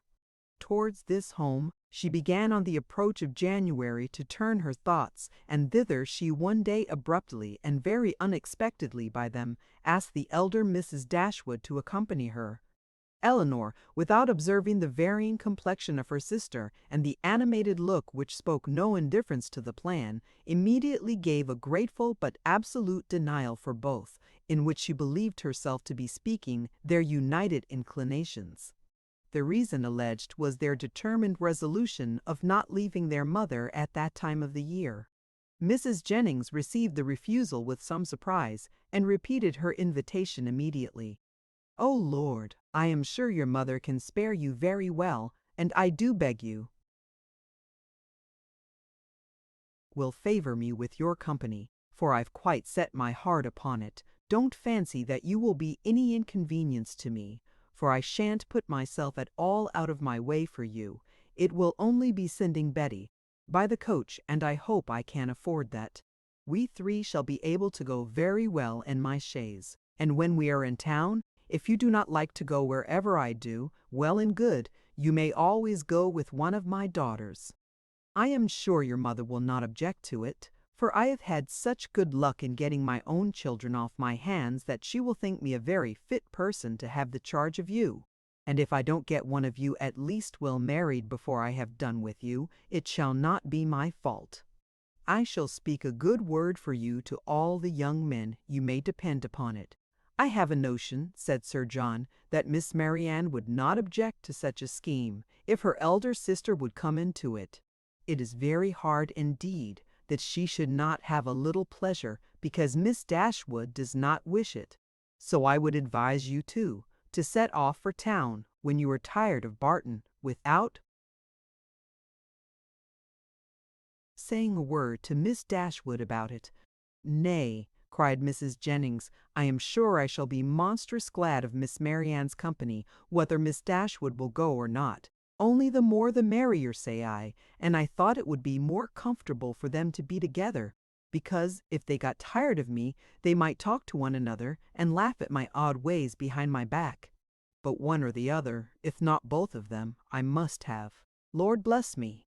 How do you think I can live poking by myself? I who have been always used till this winter to have Charlotte with me. Come, Miss Marianne, let us strike hands upon the bargain, and if Miss Dashwood will change her mind by and by, why so much the better." "I thank you, ma'am, sincerely thank you," said Marianne with warmth. "Your invitation has ensured my gratitude forever, and it would give me such happiness, yes, almost the greatest happiness I am capable of, to be able to accept it. But my mother, my dearest, kindest mother, I feel the justice of what Elinor has urged, and if she were to be made less happy, less comfortable by our absence, oh no, nothing should tempt me to leave her. It should not, must not be a struggle. Mrs. Jennings repeated her assurance that Mrs. Dashwood could spare them perfectly well, and Elinor, who now understood her sister and saw to what indifference to almost everything else she was carried by her eagerness to be with Willoughby again, made no farther direct opposition to the plan, and merely referred it to her mother's decision, from whom, however, she scarcely expected to receive any support in her endeavour to prevent a visit, which she could not approve of for Marianne, and which on her own account she had particular to. Whatever Marianne was desirous of, her mother would be eager to promote. She could not expect to influence the latter to cautiousness of conduct in an affair respecting which she had never been able to inspire her with distrust, and she dared not explain the motive of her own disinclination for going to London. That Marianne, fastidious as she was, thoroughly acquainted with Mrs. Jennings' manners and invariably disgusted by them, should overlook every inconvenience of that kind, should disregard whatever must be most wounding to her irritable feelings, in her pursuit of one object, was such a proof, so strong, so full of the importance of that object to her, as Elinor, in spite of all that had passed, was not prepared to witness. On being informed of the invitation, Mrs. Dashwood, persuaded that such an excursion would be productive of much amusement to both her daughters, and perceiving through all her affectionate attention to herself how much the heart of Marianne was in it, would not hear of their declining the offer upon her account, insisted on their both accepting it directly, and then began to foresee, with her usual cheerfulness, a variety of advantages that would accrue to them all from this separation. "I am delighted with the plan," she cried.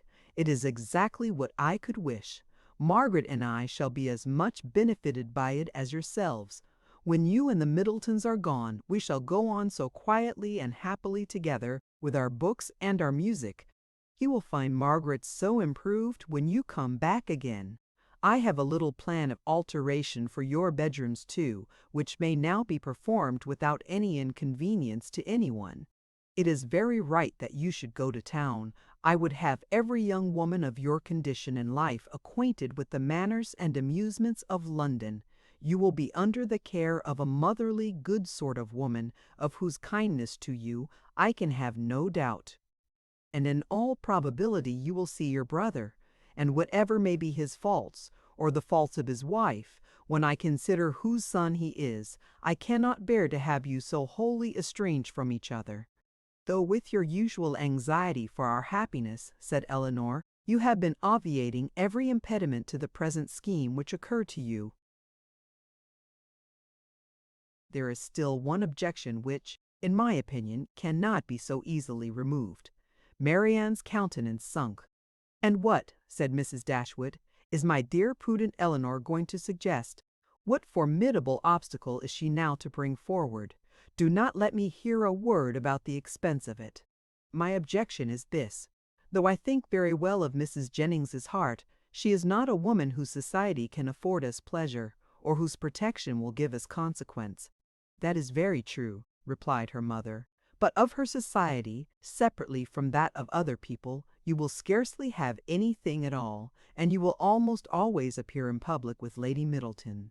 "If Elinor is frightened away by her dislike of Mrs. Jennings," said Marianne, "least it need not prevent NY accepting her invitation. I have no such scruples, and I am sure I could put up with every unpleasantness of that kind with very little effort."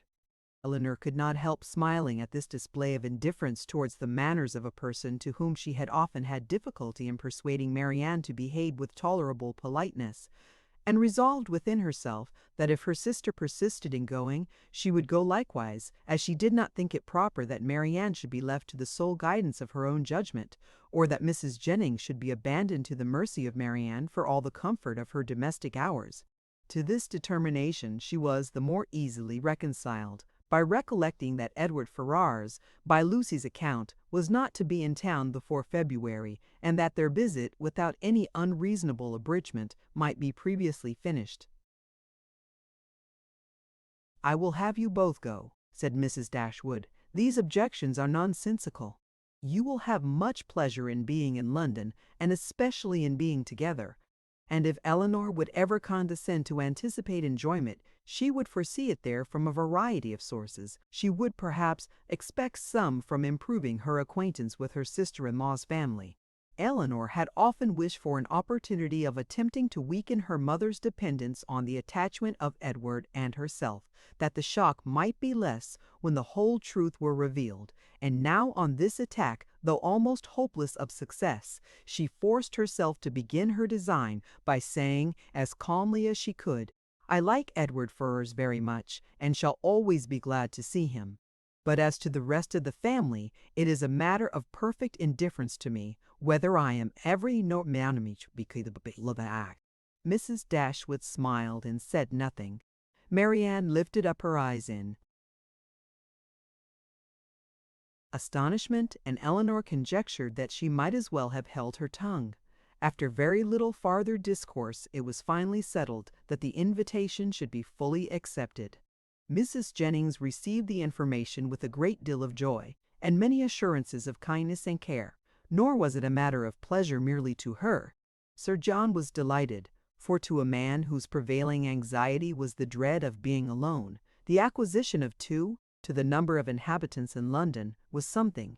Even Lady Middleton took the trouble of being delighted, which was putting herself rather out of her way, and as for the Miss Steeles, especially Lucy, they had never been so happy in their lives as this intelligence made them. Elinor submitted to the arrangement which counteracted her wishes with less reluctance than she had expected to feel. With regard to herself, it was now a matter of unconcern whether she went to town or not, and when she saw her mother so thoroughly pleased with the plan, and her sister exhilarated by it in look, voice, and manner, restored to all her usual animation, and elevated to more than her usual gaiety, she could not be dissatisfied with the cause, and would hardly allow herself to distrust the consequence. Marianne's joy was almost a degree beyond happiness, so great was the perturbation of her spirits, and her impatience to be gone. Her unwillingness to quit her mother was her only restorative to calmness, and at the moment of parting her grief on that score was excessive. Her mother's affliction was hardly less, and Elinor was the only one of the three who seemed to consider the separation as anything short of eternal. Their departure took place in the first week in January. The Middletons were to follow in about a week. The Miss Steeles kept their station at the park and were to quit it only with the rest of the family. Chapter 26. Elinor could not find herself in the carriage with Mrs. Jennings, and beginning a journey to London under her protection, and as her guest, without wondering at her own situation. So short had their acquaintance with that lady been, so wholly unsuited were they in age and disposition, and so many had been her objections against such a measure only a few days before.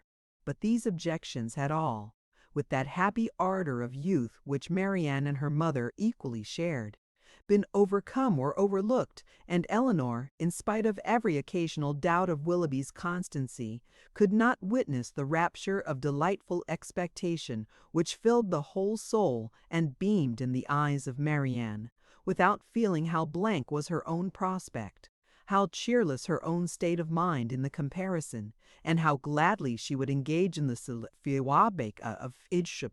A very short time, however, must now decide what Willoughby's intentions were. In all probability he was already in town.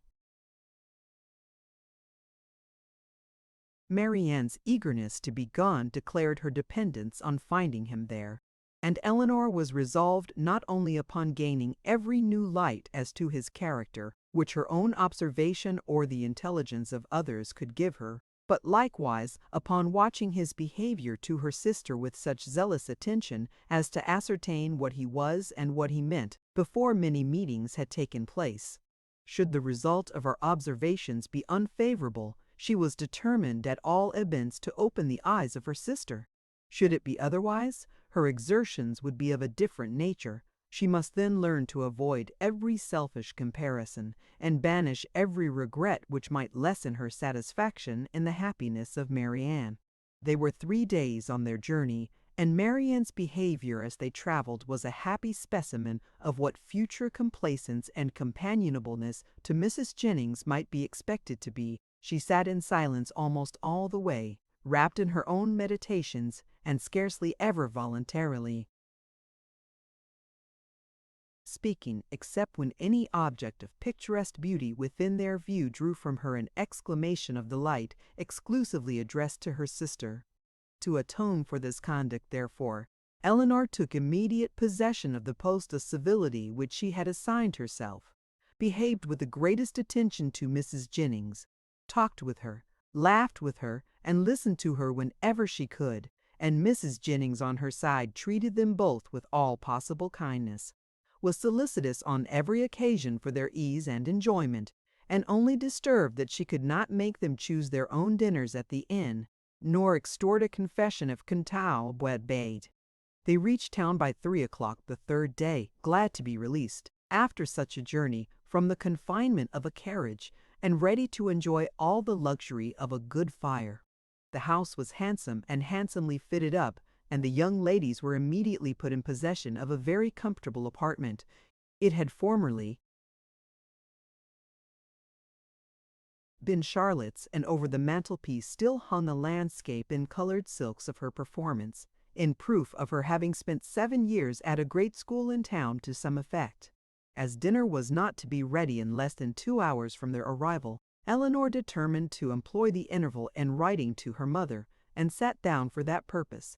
In a few moments Marianne did the same. "I am writing home, Marianne," said Elinor. "Had not you better defer your letter for a day or two?" "I am not going to write to my mother," replied Marianne hastily, and as if wishing to avoid any farther inquiry.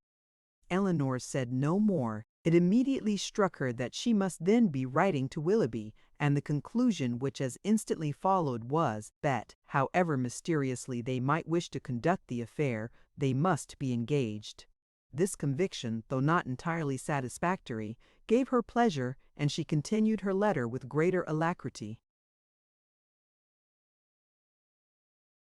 Marianne's was finished in a very few minutes. In length it could be no more than a note. It was then folded up, sealed, and directed with eager rapidity. Elinor thought she could distinguish a large W in the direction, and no sooner was it complete than Marianne, ringing the bell, requested the footman who answered it to get that letter conveyed for her to the 2-penny post. This decided the matter at once. Her spirits still continued very high, but there was a flutter in them which prevented their giving much pleasure to her sister, and this agitation increased as the evening drew on. She could scarcely eat any dinner, and when they afterwards returned to the drawing-room, seemed anxiously listening to the sound of every carriage. It was a great satisfaction to Elinor that Mrs. Jennings, by being much engaged in her own room, could see little of what was passing. The tea things were brought in, and already had Marianne been disappointed more than once by a rap at a neighboring door, when a loud one was suddenly heard which could not be mistaken for one at any other house. Elinor felt secure of its announcing Willoughby's approach, and Marianne, starting up, moved towards the door.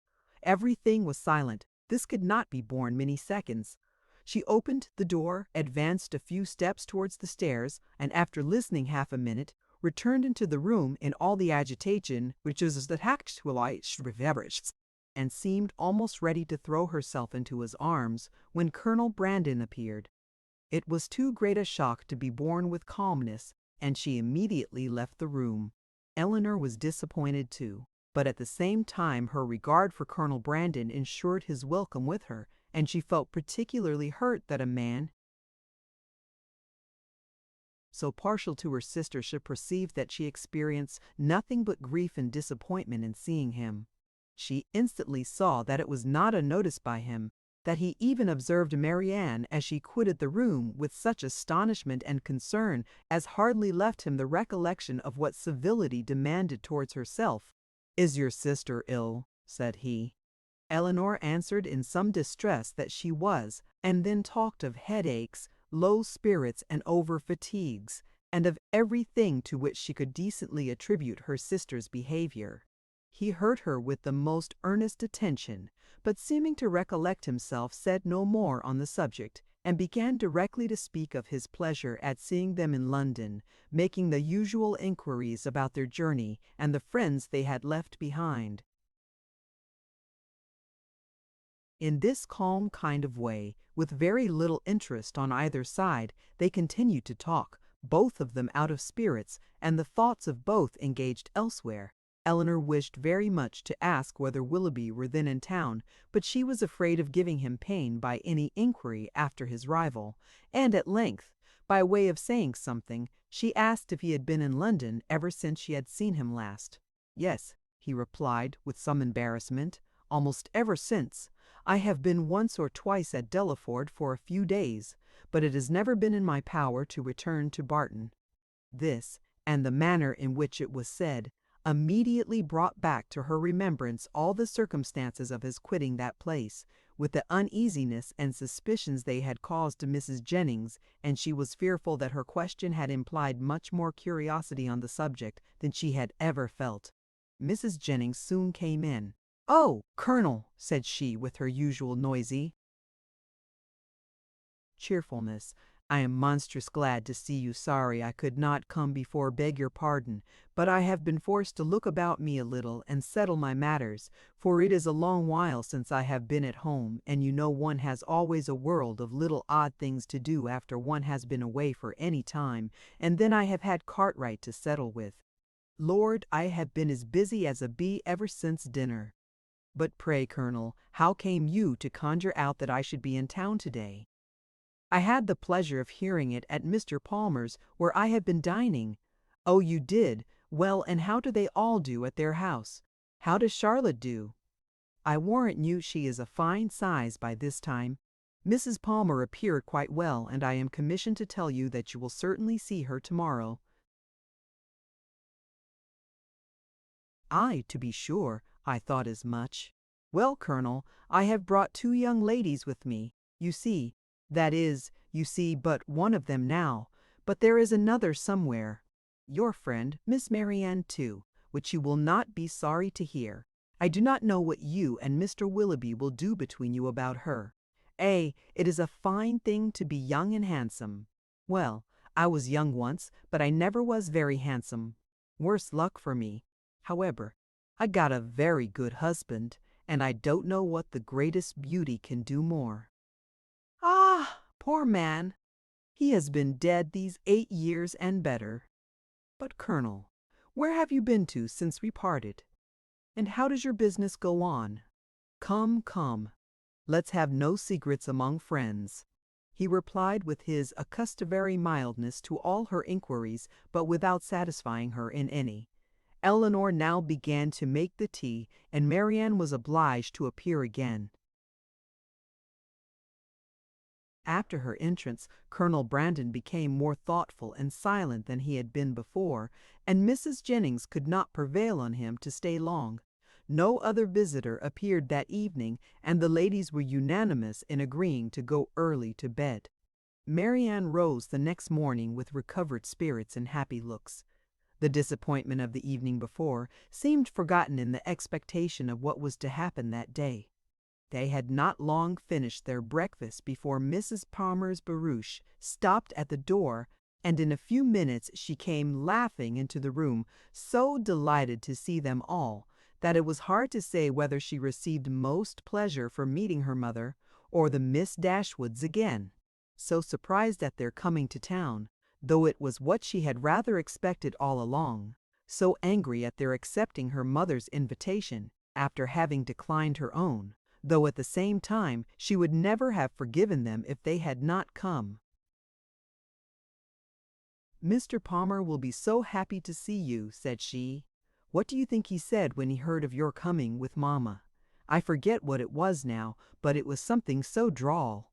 After an hour or two spent in what her mother called comfortable chat, or in other words, in every variety of inquiry concerning all their acquaintance on Mrs. Jennings's side, and in laughter without cause on Mrs. Palmer's, it was proposed by the latter that they should all accompany her to some shops where she had business that morning, to which Mrs. Jennings and Elinor readily consented, as having likewise some purchases to make themselves, and Marianne, though declining it at first, was induced to go likewise.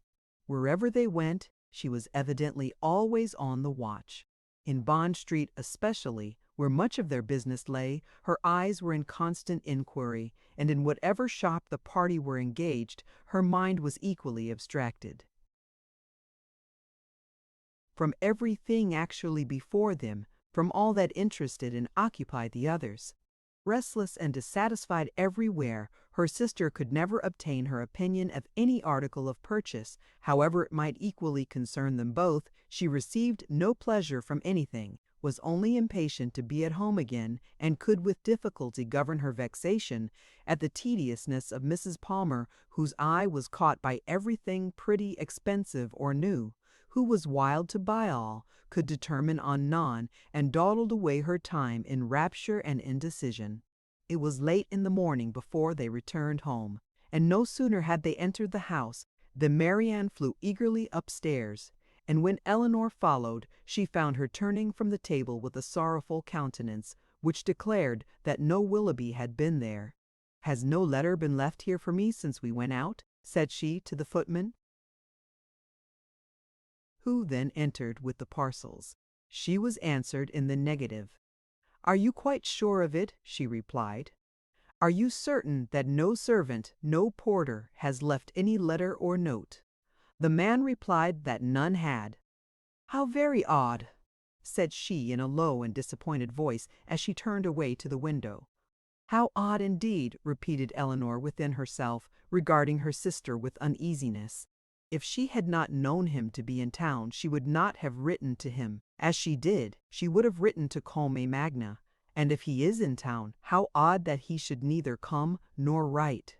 "Oh, my dear mother, you must be wrong in permitting an engagement between a daughter so young, a man so little known, to be carried on in so doubtful, so mysterious a manner. I long to inquire, and how will my interference be borne?"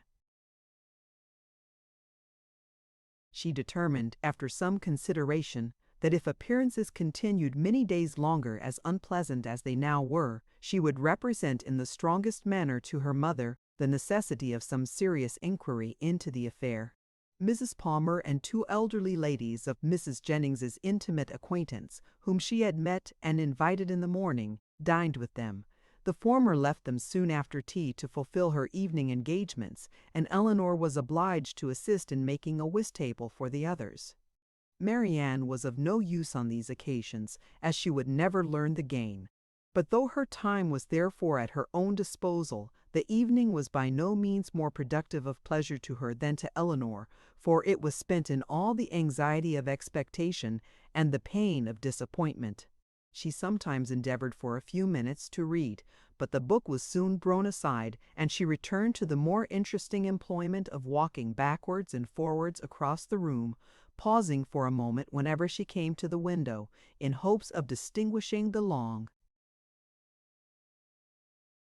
expected rap. Chapter 27. "If this open weather holds much longer," said Mrs. Jennings when they met at breakfast the following morning, "Sir John will not like leaving Barton next week. 'Tis a sad thing for sportsmen to lose a day's pleasure. Poor souls! I always pity them when they do.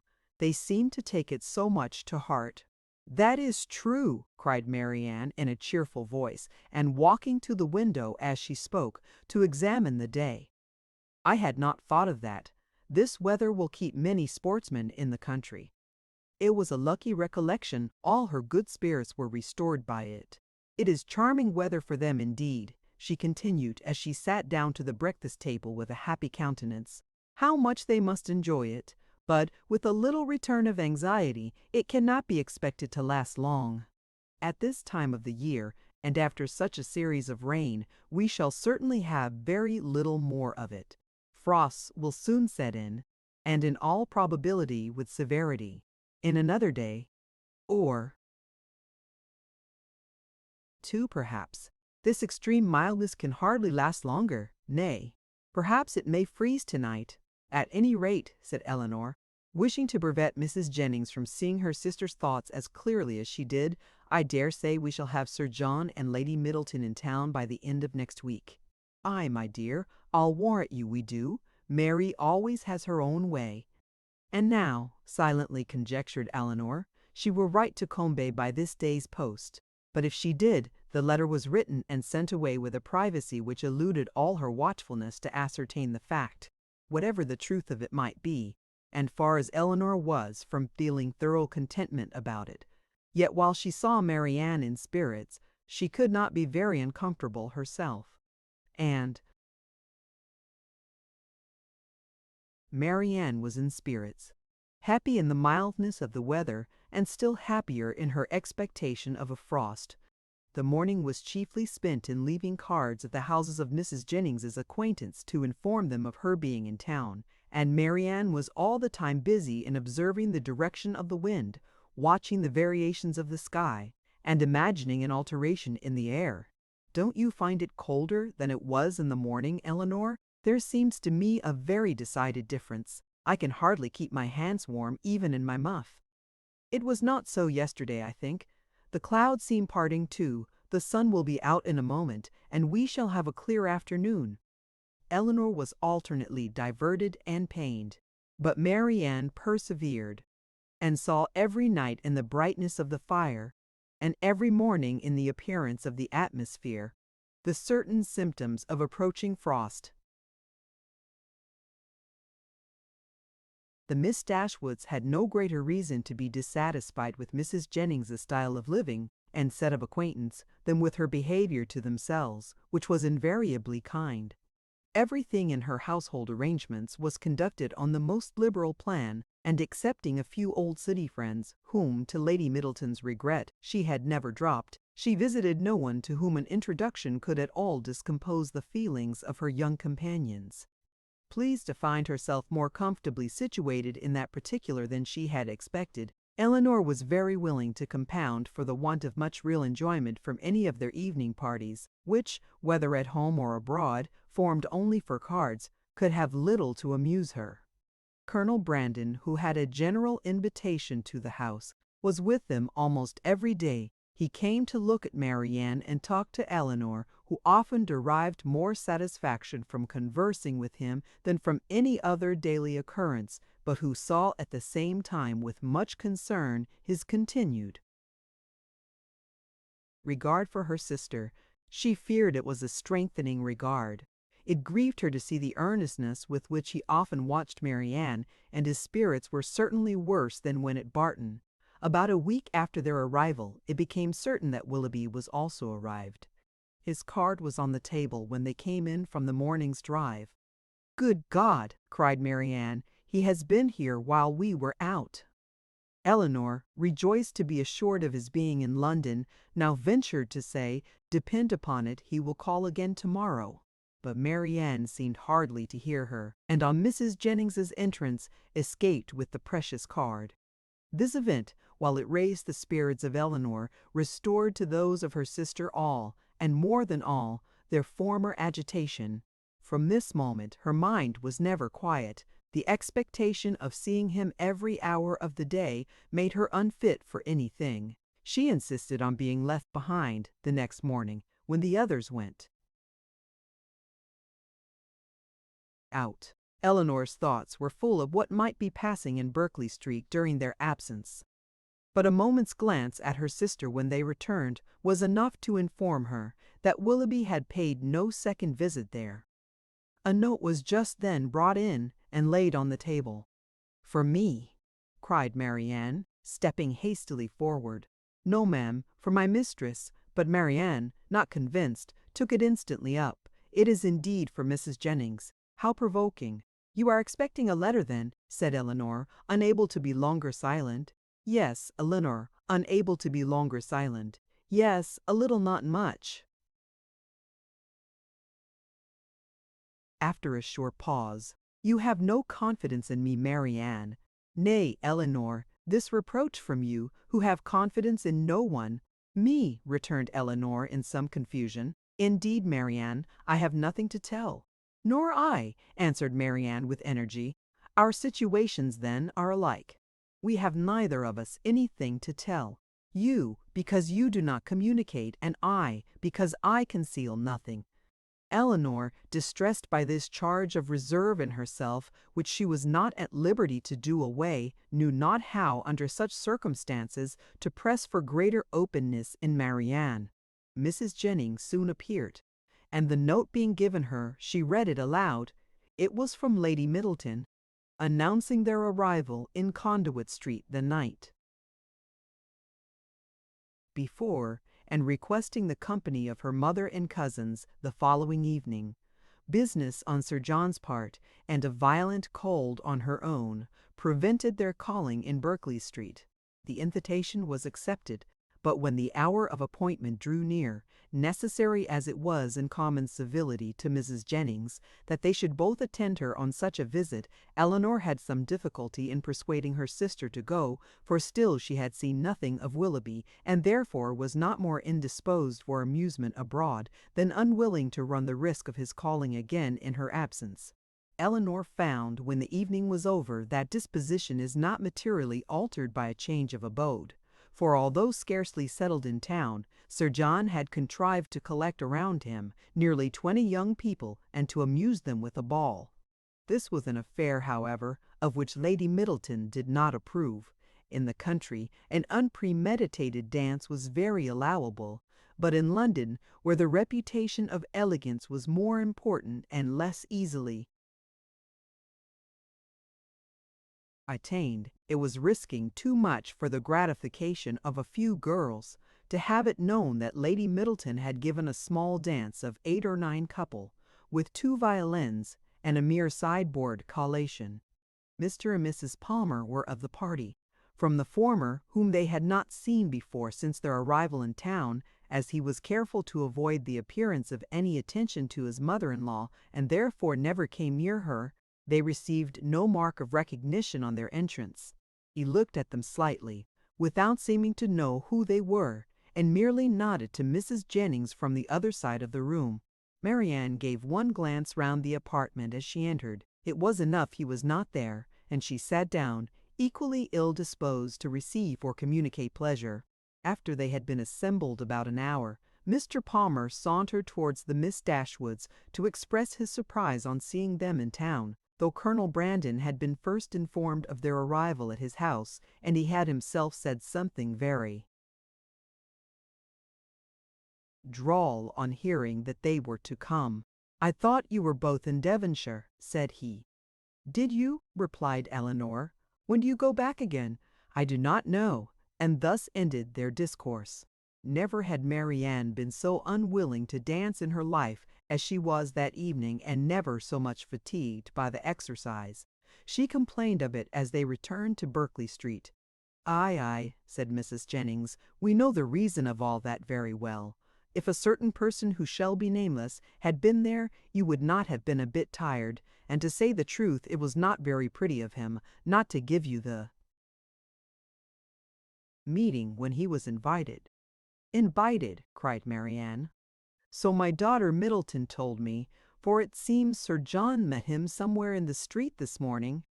Marianne said no more, but looked exceedingly hurt. Impatient in this situation to be doing something that might lead to her sister's relief, Elinor resolved to write the next morning to her mother, and hoped by awakening her fears for the health of Marianne to procure those inquiries which had been so long delayed, and she was still more eagerly bent on this measure by perceiving after breakfast on the morrow that Marianne was again writing to Willoughby, for she could not suppose it to be to any other person.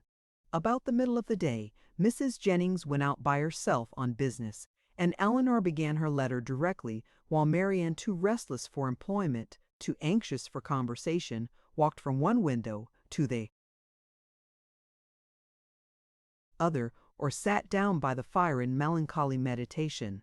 Elinor was very earnest in her application to her mother, relating all that had passed, her suspicions of Willoughby's inconstancy, urging her by every plea of duty and affection to demand for Marianne an account of her real situation with respect to him. Her letter was scarcely finished when a rap foretold a visitor, and Colonel Brandon was announced. Marianne, who had seen him from the window and who hated company of any kind, left the room before he entered it.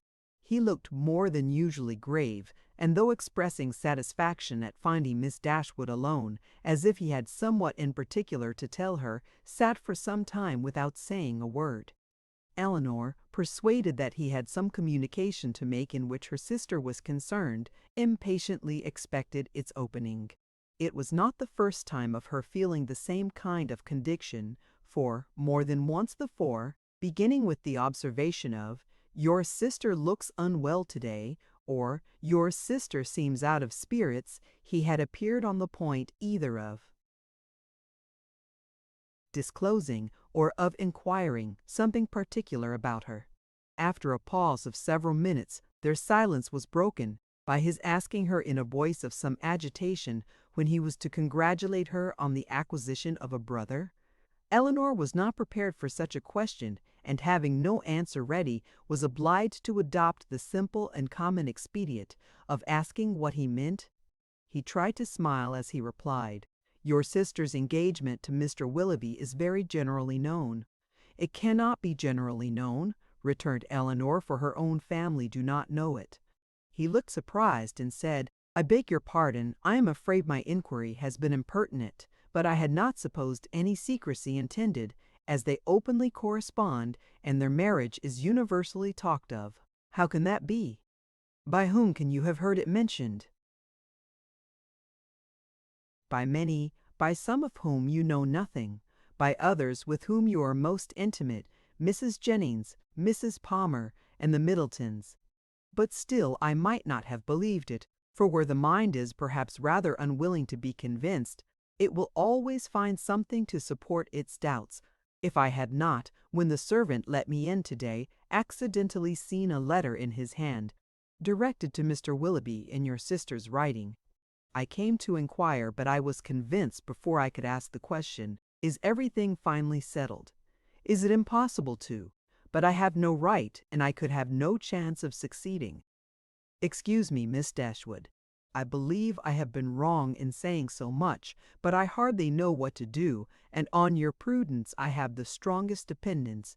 Tell me that it is all absolutely resolved on, that any attempt, that in short concealment, if concealment be possible, is all that remains." These words, which conveyed to Elinor a direct avowal of his love for her sister, affected her very much. She was not immediately able to say anything, and even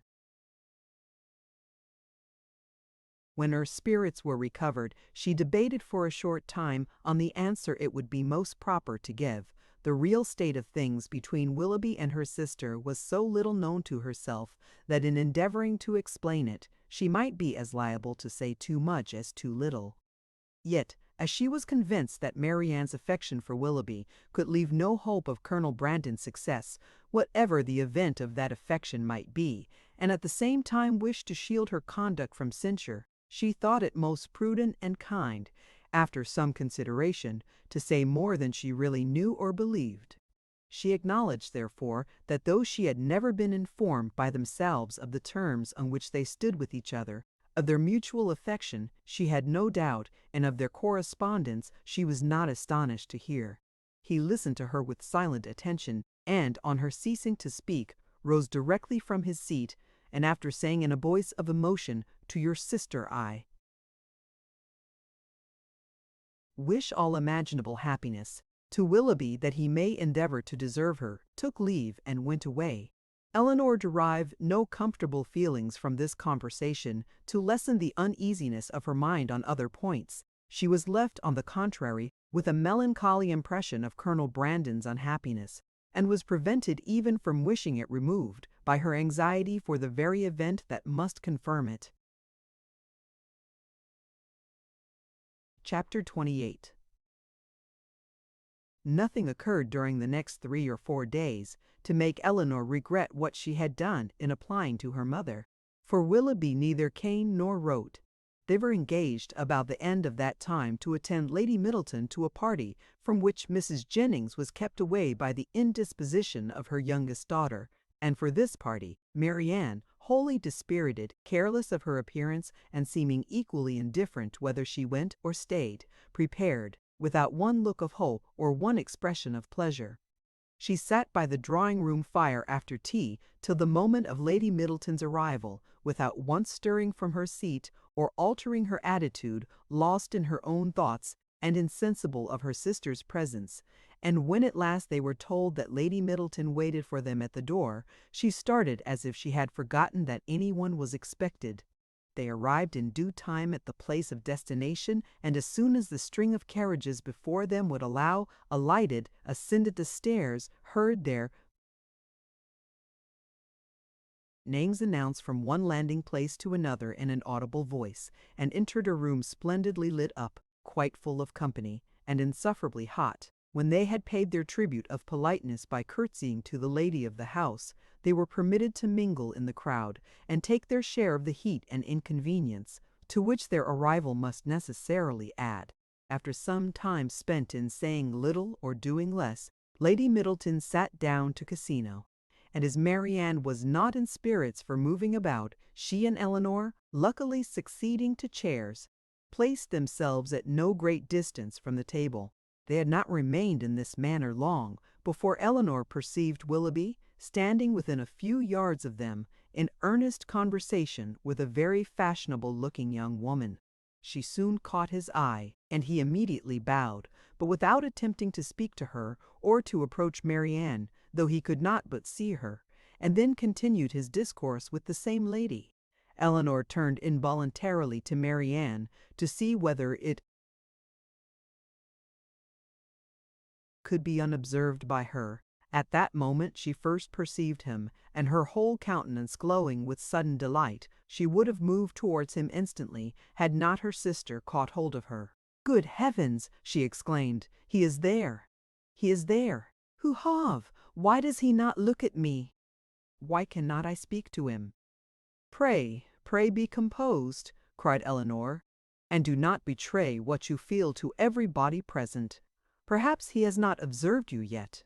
This, however, was more than she could believe herself, and to be composed at such a moment was not only beyond the reach of Marianne, it was beyond her wish.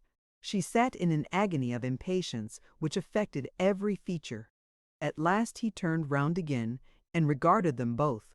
She started up, and pronouncing his name in a tone of affection, held out her hand to him. He approached, and addressing himself rather to Elinor than Marianne, as if wishing to avoid her eye, and determined not to observe her attitude, inquired in a hurried manner after Mrs. Dashwood, and asked how long they had been in town. Elinor was robbed of all presence of mind by such an address, and was unable to say a word. But the feelings of her sister were instantly expressed. Her face was crimsoned over, and she exclaimed, in a voice of the greatest emotion, "Good God! Willoughby, what is the meaning of this? Have you not received my letters? Will you not shake hands with me?" He could not then avoid it, but her touch seemed painful to him, and he held her hand only for a moment. During all this time he was evidently struggling for composure. Elinor watched his countenance and saw its expression becoming more tranquil. After a moment's pause, he spoke with calmness. "I did myself the honor of calling in Berkeley Street last Tuesday, and very much regretted that I was not fortunate enough to find yourselves and Mrs. Jennings at home. My card was not lost, I hope." "But have you not received my notes?" cried Marianne in the wildest anxiety. "Here is some mistake, I am sure, some dreadful mistake. What can be the meaning of it? Tell me, Willoughby. For heaven's sake tell me. What is the matter?" He made no reply. His complexion changed, and all his embarrassment returned. But as if, on catching the eye of the young lady with whom he had been previously talking, he felt the necessity of instant exertion, he recovered himself again, and after saying, "Yes, I had the pleasure of receiving the information of your arrival in town, which you were so good as to send me," turned hastily away with a slight bow, and joined his friend. Marianne, now looking dreadfully white, and unable to stand, sunk into her chair, and Elinor, expecting every moment to see her faint, tried to screen her from the observation of others while reviving her with lavender water. "Go to him, Elinor," she cried, as soon as she could speak, "and force him to come to me. Tell him I must see him again, must speak to him instantly. I cannot rest. I shall not have a moment's peace till this is explained, some dreadful misapprehension or other. Oh, go to him this moment. How can that be done? No, my dearest Marianne, you must wait. This is not the place for explanations. Wait only till tomorrow. With difficulty, however, could she prevent her from following him herself, and to persuade her to check her agitation, to wait, at least, with the appearance of composure, till she might speak to him with more privacy and more effect, was impossible, for Marianne continued incessantly to give way in the low voice to the misery of her feelings, by exclamations of wretchedness. In a short time, Elinor saw Willoughby quit the room by the door towards the staircase, and telling Marianne that he was gone, urged the impossibility of speaking to him again that evening as a fresh argument for her to be calm. She instantly begged her sister would entreat Lady Middleton to take them home, as she was too miserable to stay a minute longer. Lady Middleton, though in the middle of a rubber, on being informed that Marianne was unwell, was too polite to object for a moment to her wish of going away and making over her cards to a friend. They departed as soon as the carriage could be found. Scarcely a word was spoken during their return to Berkeley Street. Marianne was in a silent agony, too much oppressed even for tears, but as Mrs. Jennings was luckily not come home, they could go directly to their own room, where Hartshorn restored her a little to herself. She was soon undressed and in bed, and as she seemed desirous of being alone, her sister then left her, and while she waited the return of Mrs. Jennings, had leisure enough for thinking over the past. That some kind of engagement had subsisted between Willoughby and Marianne she could not doubt, and that Willoughby was weary of it seemed equally clear. For however Marianne might still feed her own wishes, she could not attribute such behavior to mistake or misapprehension of any kind. Nothing but a thorough change of sentiment could account for it. Her indignation would have been still stronger than it was, had she not witnessed that embarrassment which seemed to speak a consciousness of his own misconduct, and prevented her from believing him so unprincipled as to have been sporting with the affections of her sister from the first, without any design that would bear investigation. Absence might have weakened his regard, and convenience might have determined him to overcome it, but that such a regard had formerly existed she could not bring herself to doubt. As for Marianne, on the pangs which so unhappy a meeting must already have given her, and on those still more severe which might await her in its probable consequence, she could not reflect without the deepest concern.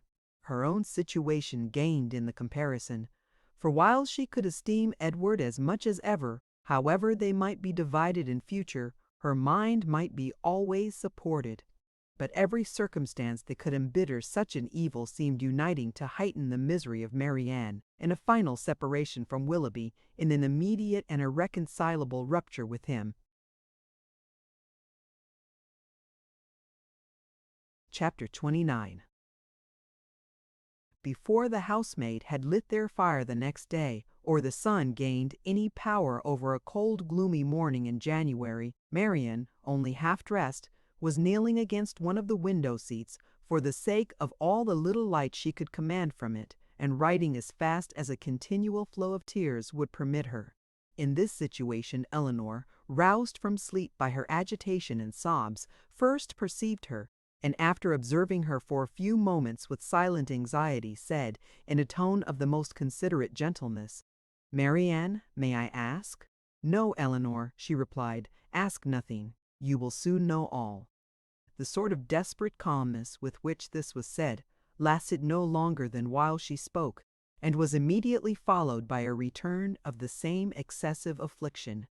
It was some minutes before she could go on with her letter, and the frequent bursts of grief which still obliged her, at intervals, to withhold her pen, were proofs enough of her feeling how more than probable it was that she was writing for the last time to Willoughby.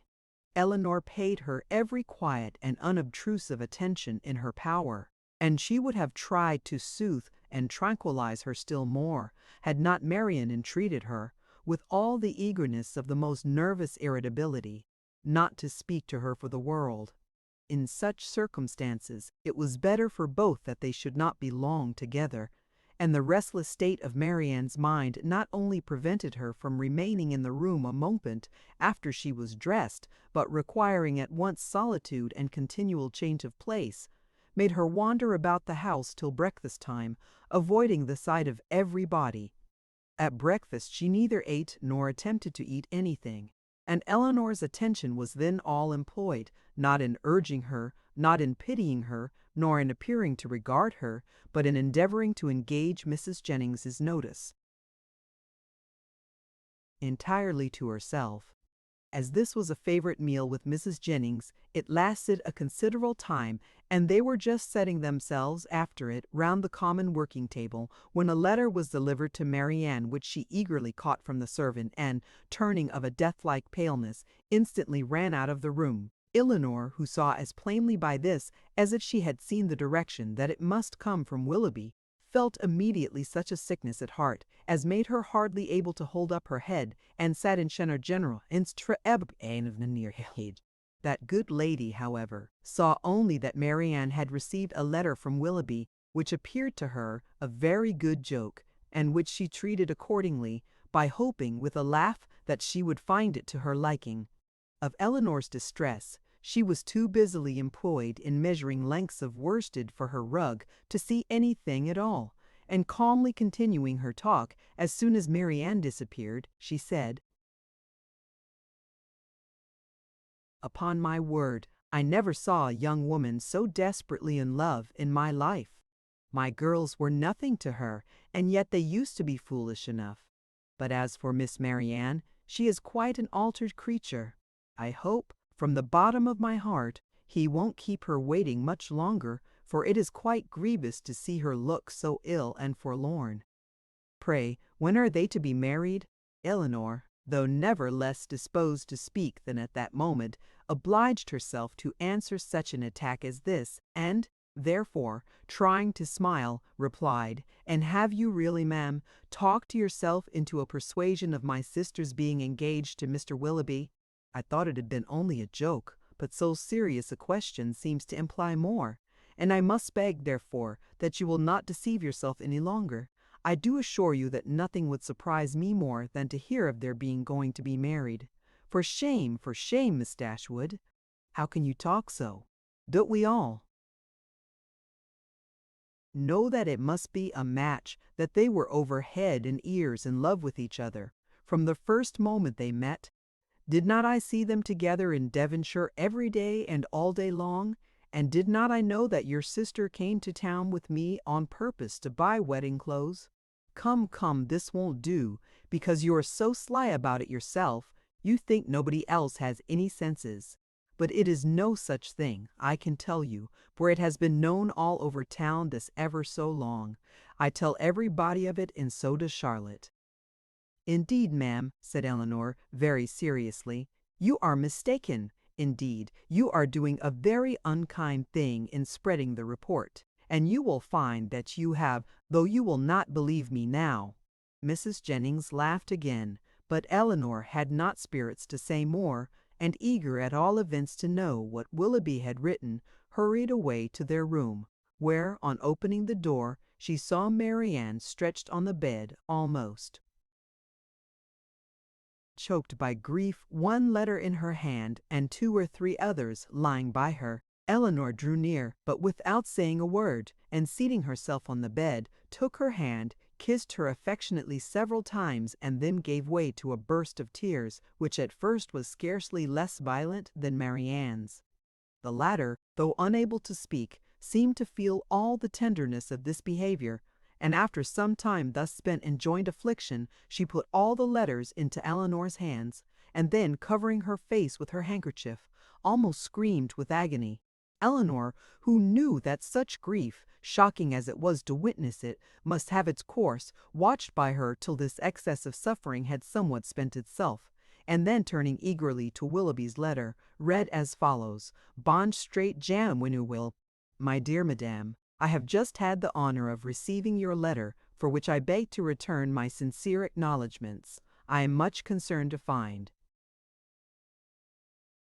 there was anything in my behavior last night that did not meet your approbation. And though I am quite at a loss to discover in what point I could be so unfortunate as to offend you, I entreat your forgiveness of what I can assure you to have been perfectly unintentional.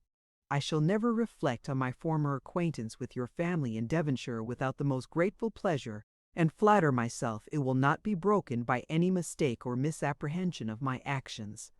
My esteem for your whole family is very sincere, but if I have been so unfortunate as to give rise to a belief of more than I felt or meant to express, I shall reproach myself for not having been more guarded in my professions of that esteem. That I should ever have meant more, you will allow to be impossible when you understand that my affections have been long engaged elsewhere, and it will not be many weeks, I believe, before this engagement is fulfilled. It is with great regret that I obey your commands in returning the letters with which I have been honored from you, and the lock of hair which you so obligingly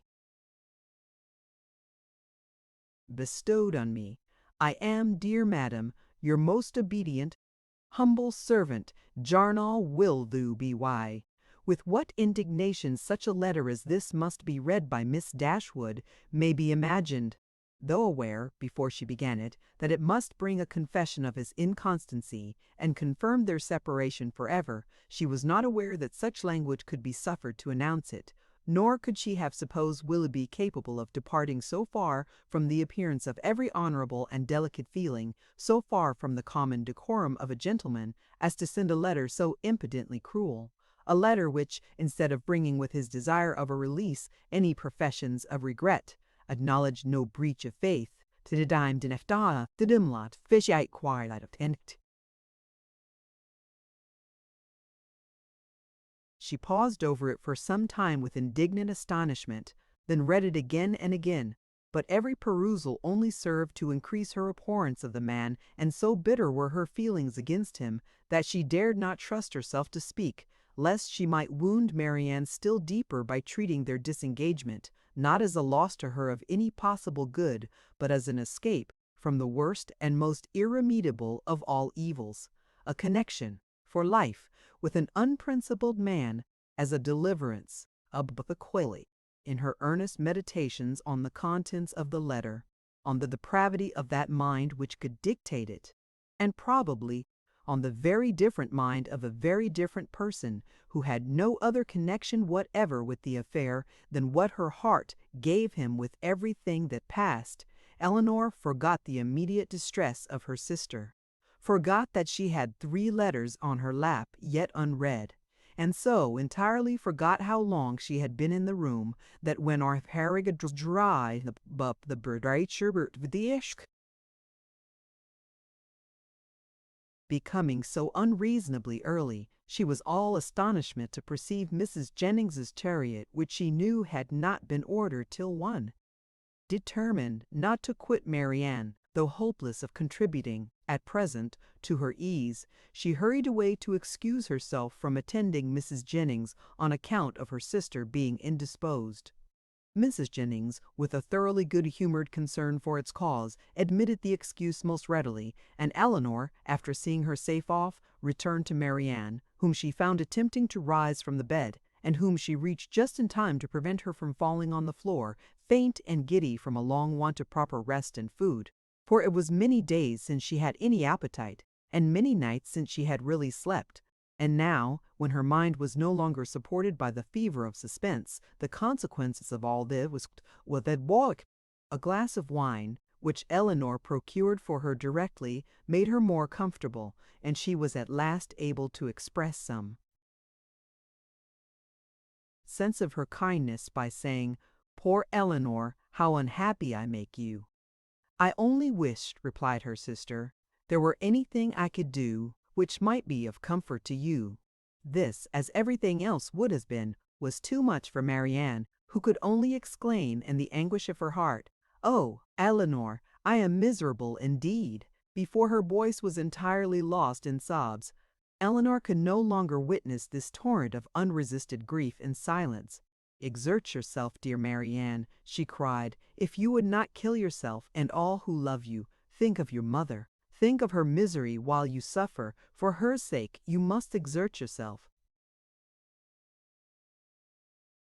I cannot, cried Marianne. Leave me if I distress you. Leave me, hate me, forget me, but do not torture me so.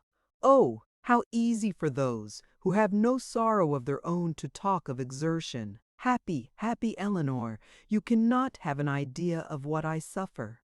Do you call me happy, Marianne? Ah, if you knew! And can you believe me to be so, while I see you so wretched? Forgive me, throwing her arms round her sister's neck.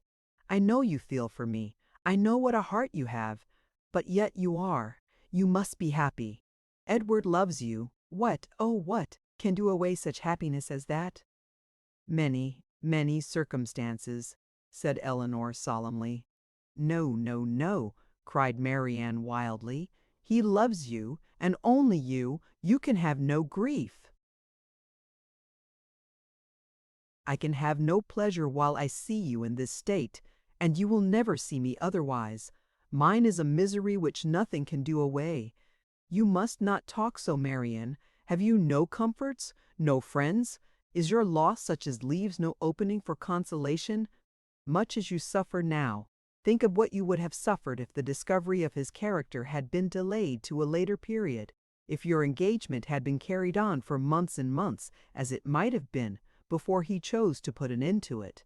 Every additional day of unhappy confidence on your side would have made the blow more dreadful. Engagement, cried Marianne. There has been no engagement. No engagement. No, he is not so unworthy as you believe him. He has broken no faith with me. But he told you that he loved you. Yes, no, never absolutely. It was every day implied, but never professedly declared. Sometimes I thought it had been, but it never was. Yet you wrote to him? Yes, could that be wrong after all that had passed? But I cannot talk. Elinor said no more, and turning again to the 3 letters which now raised a much stronger curiosity than before, directly ran over the contents of all. The first, which was what her sister had sent him on their arrival in town, was to this effect. Berkeley Street, January. How surprised you will be, Willoughby, on receiving this, and I think you will feel something more than surprise when you know that I am in town. An opportunity of coming hither, though with Mrs. Jennings, was a temptation we could not resist. I wish you may receive this in time to come here tonight, but I will not depend on it. At any rate, I shall expect you tomorrow. For the present, adieu. M.D.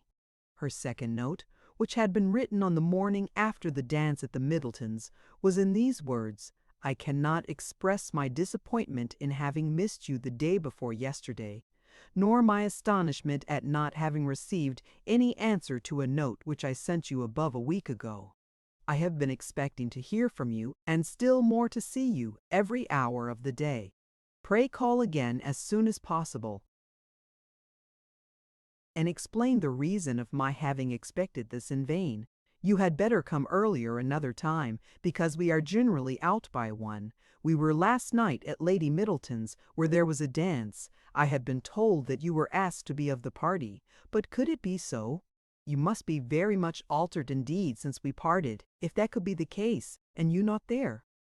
But I will not suppose this possible, and I hope very soon to receive your personal assurance of its being otherwise. M.D. The contents of her last note to him were these: What am I to imagine, Willoughby, by your behavior last night? Again I demand an explanation of it. I was prepared to meet you with the pleasure which our separation naturally produced, with the familiarity which our intimacy at Barton appeared to me to justify.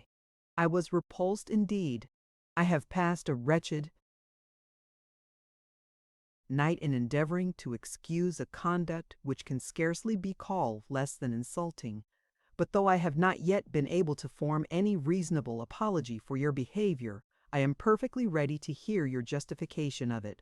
You have perhaps been misinformed or purposely deceived in something concerning me, which may have lowered me in your opinion.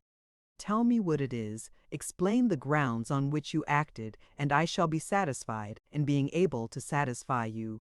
It would grieve me indeed to be obliged to think ill of you, but if I am to do it, if I am to learn that you are not what we have hitherto believed you, that your regard for us all was insincere, that your behavior to me was intended only to deceive, let it be told as soon as possible.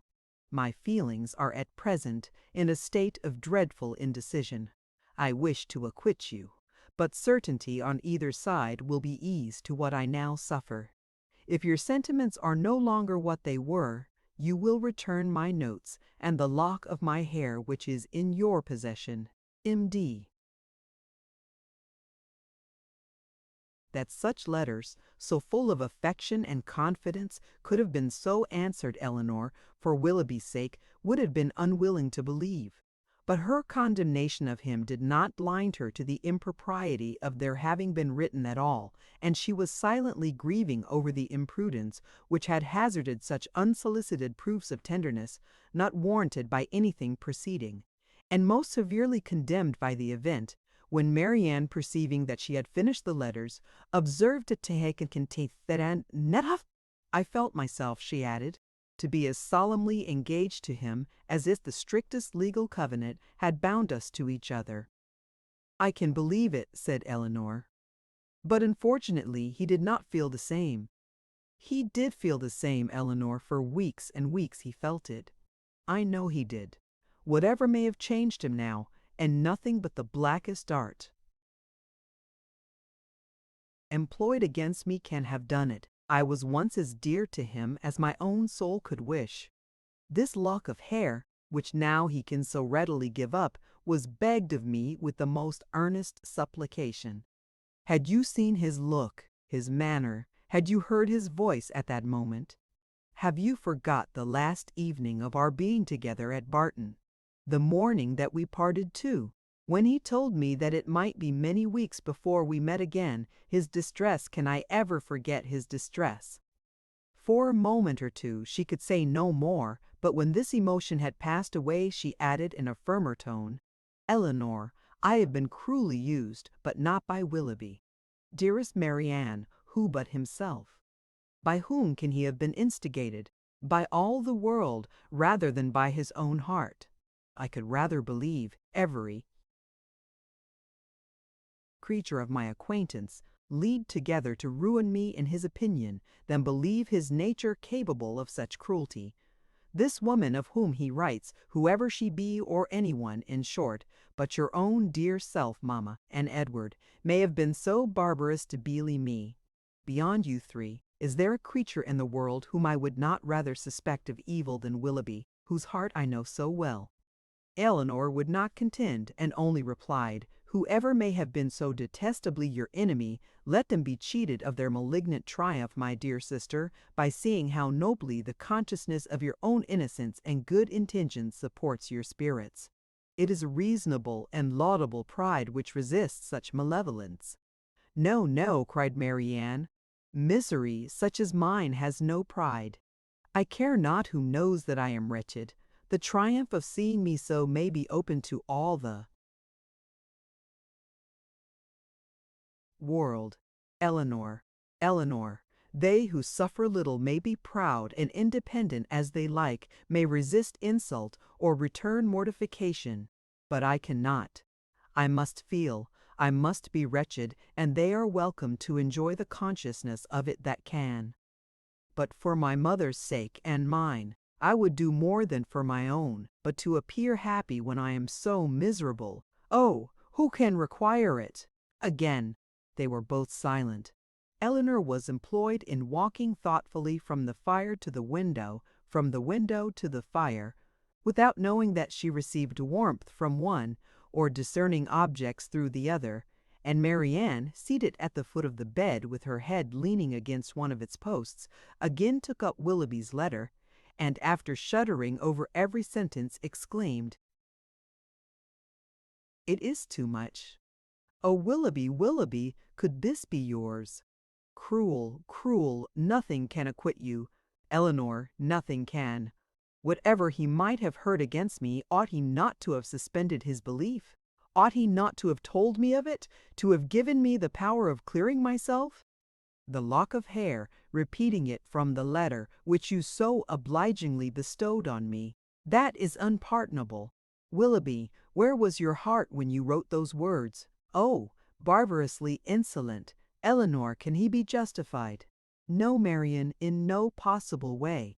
And yet this woman, who knows what her art may have been, how long it may have been premeditated, and how deeply contrived by her, who is she? Who can she be? Whom did I ever hear him talk of as young and attractive among his female acquaintance?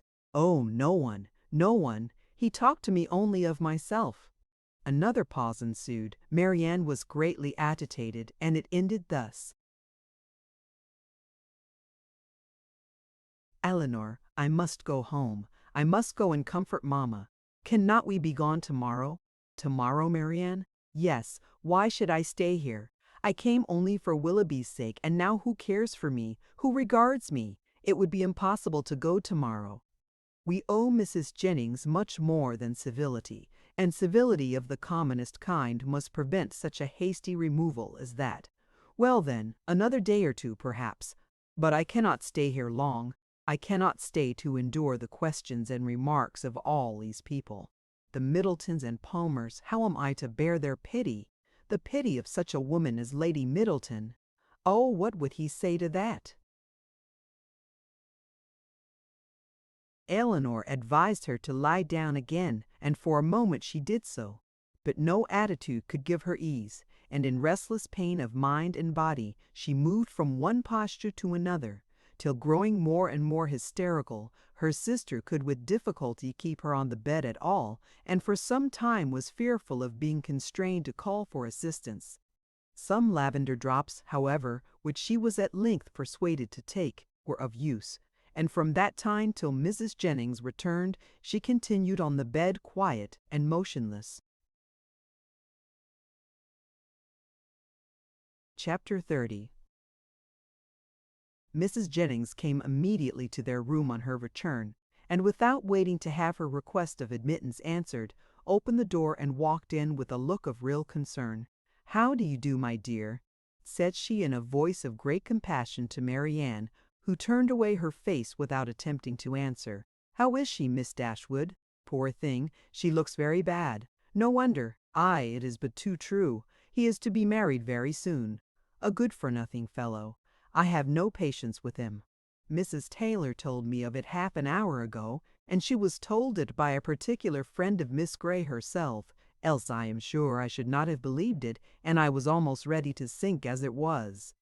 "Well," said I, "all I can say is, that if this be true, he has used a young lady of my acquaintance abominably ill, and I wish with all my soul his wife may plague his heart out. And so I shall always say, my dear, you may depend on it. I have no notion of men's going on in this way, and if ever I meet him again, I will give him such a dressing as he has not had this many a day. But there is one comfort, my dear Miss Marianne. He is not the only young man in the world worth having, and with your pretty face you will never want admirers. Well, poor thing, I won't disturb her any longer, for she had better have her cry out at once and have done with. The Parrys and Sandersons luckily are coming tonight, you know, and that will amuse her." She then went away, walking on tiptoe out of the room, as if she supposed her young friend's affliction could be increased by noise. Marianne, to the surprise of her sister, determined on dining with them. Elinor even advised her against it. But no, she would go down. She could bear it very well, and the bustle about her would be less. Elinor, pleased to have her governed for a moment by such a motive, though believing it hardly possible that she could sit out the dinner, said no more, and adjusting her dress for her as well as she could, while Marianne still remained on the bed, was ready to assist her into the dining room as soon as they were summoned to it. When there, though looking most wretchedly, she ate more and was calmer than her sister had expected. Had she tried to speak, or had she been conscious of half Mrs. Jennings' well-meant but ill-judged attentions to her, This calmness could not have been maintained, but not a syllable escaped her lips, and the abstraction of her thoughts preserved her in ignorance of everything that was passing before her. Elinor, who did justice to Mrs. Jennings's kindness, though its effusions were often distressing and sometimes almost ridiculous, made her those acknowledgments and returned her those civilities which her sister could not make or return for herself. Their good friend saw that Marianne was unhappy, and felt that everything was due to her which might make her at all less so. She treated her, therefore, with all the indulgent fondness of a parent towards a favorite child on the last day of its holidays. Marianne was to have the best place by the fire, was to be tempted to eat by every delicacy in the house, and to be amused by the relation of all the news of the day. Had not Elinor, in the sad countenance of her sister, seen a check to all mirth, she could have been entertained by Mrs. Jennings's endeavors to cure a disappointment in love, by a variety of sweetmeats and olives, and a good fire. As soon, however, as the consciousness of all this was forced by continual repetition on Marianne, she could stay no longer. With a hasty exclamation of misery and a sign to her sister not to follow her, she directly got up and hurried out of the room. "Poor soul!" cried Mrs. Jennings as soon as she was gone. "How it grieves me to see her! And I declare if she is not gone away without finishing her wine. And the dried cherries, too. Lord, nothing seems to do her any good. I am sure if I knew of anything she would like, I would send all over the town for it. Well, it is the oddest thing to me that a man should use such a pretty girl so ill. But when there is plenty of money on one side, and next to none on the other, Lord bless you, they care no more about such things. The lady then, Miss Grey, I think you called her, is very rich. £50,000, my dear. Did you ever see her? A smart, stylish girl, they say, but not handsome. I remember her aunt very well. Biddy Henshaway, she married a very wealthy man. But the family are all rich together. £50,000. And by all accounts, it won't come before it's wanted. For they say he is all to pieces. No wonder. Dashing about with his curricle and hunters. Well, it don't signify talking. But when a young man, be who he will, comes and makes love to a pretty girl and promises marriage, he has no business to fly off from his word only because he grows poor, and a richer girl is ready to have him. Why don't he, in such a case, sell his horses, let his house, turn off his servants, and make a thorough reform at once? I warrant you Miss Marianne would have been ready to wait till matters came round. But that won't do nowadays. Nothing in the way of pleasure can ever be given up by the young men of this age. Do you know what kind of a girl Miss Grey is? Is she said to be amiable? I never heard any harm of her. Indeed, I hardly ever heard her mentioned, except that Mrs. Taylor did say this morning that one day Miss Walker hinted to her that she believed Mr. and Mrs. Ellison would not be sorry to have Miss Grey married, for she and Mrs. Ellison could never agree. And who are the Ellisons? Her guardians, my dear. But now she is of age and may choose for herself, and a pretty choice she has made. What now? After pausing a moment, your poor sister is gone to her own room, I suppose, to moan by herself. Is there nothing one can get to comfort her? Poor dear, it seems quite cruel to let her be alone. Well, by and by we shall have a few friends, and that will amuse her a little. What shall we play at? She hates whist, I know. But is there no round game she cares for? Dear ma'am, this kindness is quite unnecessary. Marianne, I dare say, will not leave her room again this evening. I shall persuade her, if I can, to go early to bed, for I am sure she wants rest. I believe that will be best for her. Let her name her own supper, and go to bed. Lord, no wonder she has been looking so bad and so cast down this last week or two, for this matter, I suppose, has been hanging over her head as long as that. And so the letter that came today finished it. Poor soul! I am sure if I had had a notion of it, I would not have joked her about it for all my money. But then, you know, how should I guess such a thing? I made sure of its being nothing but a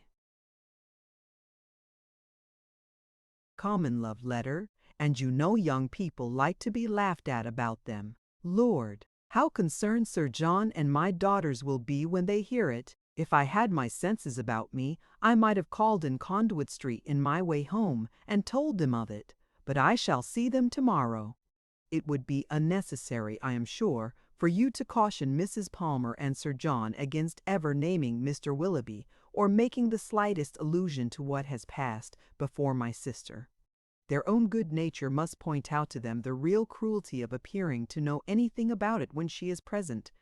And the less that may ever be said to myself on the subject, the more my feelings will be spared, as you, my dear madam, will easily believe. Oh, Lord, yes, that I do indeed. It must be terrible for you to hear it talked of, and as for your sister, I am sure I would not mention a word about it to her for the world. You saw I did not all dinner time, no more would Sir John nor my daughters, for they are all very thoughtful and considerate, especially if I give them a hint, as I certainly will. For my part, I think the less that is said about such things, the better, the sooner 'tis blown over and forgot. And what good does talking ever do you know? In this affair it can only do harm, more so perhaps than in many cases of a similar kind, for it has been attended by circumstances which, for the sake of every one concerned in it, make it unfit to become the public conversation. I must do this justice to Mr. Willoughby. He has broken no positive engagement with my sister. Law, my dear, don't pretend to defend him. No positive engagement indeed, after taking her all over Allenham House, and fixing on the very rooms they were to live in hereafter. Elinor, for her sister's sake, could not press the subject farther, and she hoped it was not required of her for Willoughby's, since, though Marian might lose much, he could gain very little by the enforcement of the real truth. After a short silence on both sides, Mrs. Jennings, with all her natural hilarity, burst forth again. Well, my dear, 'tis a true saying about an ill wind, for it will be all the better for Colonel Brandon. He will have her at last. Aye, that he will. Mind me now, if they ain't married by midsummer. Lord, how he'll chuckle over this news. I hope he will come tonight. It will be all to one a better match for your sister. 2,000 a year without debt or drawback, except the little love-child indeed. I had forgot her, but she may be prenticed out at a small cost, and then what does it signify? Delaford is a nice place, I can tell you, exactly what I call a nice old-fashioned place, full of comforts and conveniences, quite shut in with great garden walls that are covered with the best fruit trees in the country, and such a mulberry tree in one corner. Lord, how Charlotte and I did stuff the only time we were there. Then there is a dovecot, some delightful stew ponds, and a very pretty canal, and everything, in short, that one could wish for, and moreover it is close to the church, and only a quarter of a mile from the turnpike road, so 'tis never dull, for if you only go and sit up in an old yew arbor behind the house, you may see all the carriages that pass along. Oh, 'tis a nice place, a butcher hard by in the village, and the parsonage house within a stone's throw. To my fancy, 1,000 times prettier than Barton Park, where they are forced to send 3 miles for their meat, and have not a neighbor nearer than your mother. Well, I shall spirit up the Colonel as soon as I can. One shoulder of mutton, you know, drives another down, if we can but put Willoughby out of her head. Aye, if we can do that, ma'am, said Elinor, we shall do very well with or without Colonel Brandon. And then rising, she went away to join Marianne, whom she found, as she expected, in her own room, leaning, in silent misery, over the small remains of a fire, which, till Elinor's entrance, had been her only light. You had better leave me, was all the notice that her sister received from her. I will leave you, said Elinor, if you will go to bed. But this, from the momentary perverseness of impatient suffering, she at first refused to do. Her sister's earnest, though gentle persuasion, however, soon softened her to compliance, and Elinor saw her lay her aching head on the pillow, and, as she hoped, in a way to get some quiet rest before she left her. In the drawing-room, whither she then repaired, she was soon joined by Mrs. Jennings with a wine-glass full of something in her hand. "My dear," said she, entering, "I have just recollected that I have some of the finest old Constantia wine in the house that ever was tasted, so I have brought a glass of it for your sister. My poor husband, how fond he was of it! Whenever he had a touch of his old colicky gout, he said it did him more good than anything else in the world. Do take it to your sister." "Dear ma'am," replied Elinor, smiling at the difference of the complaints for which it was recommended, "how good you are! But I have just left Marianne in bed, and, I hope, almost asleep, and as I think nothing will be of so much service to her as rest, if you will give me leave, I will drink the wine myself." Mrs. Jennings, though regretting that she had not been 5 minutes earlier, was satisfied with the compromise, and Elinor, as she swallowed the chief of it, reflected that though its effects on a colicky gout were, at present, of little importance to her, its healing powers on a disappointed heart might be as reasonably tried on herself as on her sister. Colonel Brandon came in while the party were at tea, and by his manner of looking round the room for Marianne, Elinor immediately fancied that he neither expected nor wished to see her there, and, in short, that he was already aware of what occasioned her absence. Mrs. Jennings was not struck by the same thought, for soon after his entrance she walked across the room to the tea-table where Elinor presided and whispered, "The Colonel looks as grave as ever you see. He knows nothing of it. Do tell him, my dear." He shortly afterwards drew a chair close to hers, and, with a look which perfectly assured her of his good information, inquired after her sister. "Marianne is not well," said she. "She has been indisposed all day, and we have persuaded her to go to bed." "Perhaps, then," he hesitatingly replied, "what I heard this morning may be there, may be more truth in it than I could believe possible at first." "What did you hear?" "That a gentleman, whom I had reason to think in short, that a man, whom I had reason to think in short, that a man whom I knew to be engaged, but how shall I tell you? If you know it already, as surely." "You must. I may be spared." "You mean," answered Elinor with forced calmness, "Mr. Willoughby's marriage with Miss Grey. Yes, we do know it all. This seems to have been a day of general elucidation, for this very morning first unfolded it to us. Mr. Willoughby is unfathomable." "Where did you hear it?" "In a stationer's shop in Pall Mall, where I had business. 2 ladies were waiting for their carriage, and one of them was giving the other an account of the intended match, in a voice so little attempting concealment that it was impossible for me not to hear all.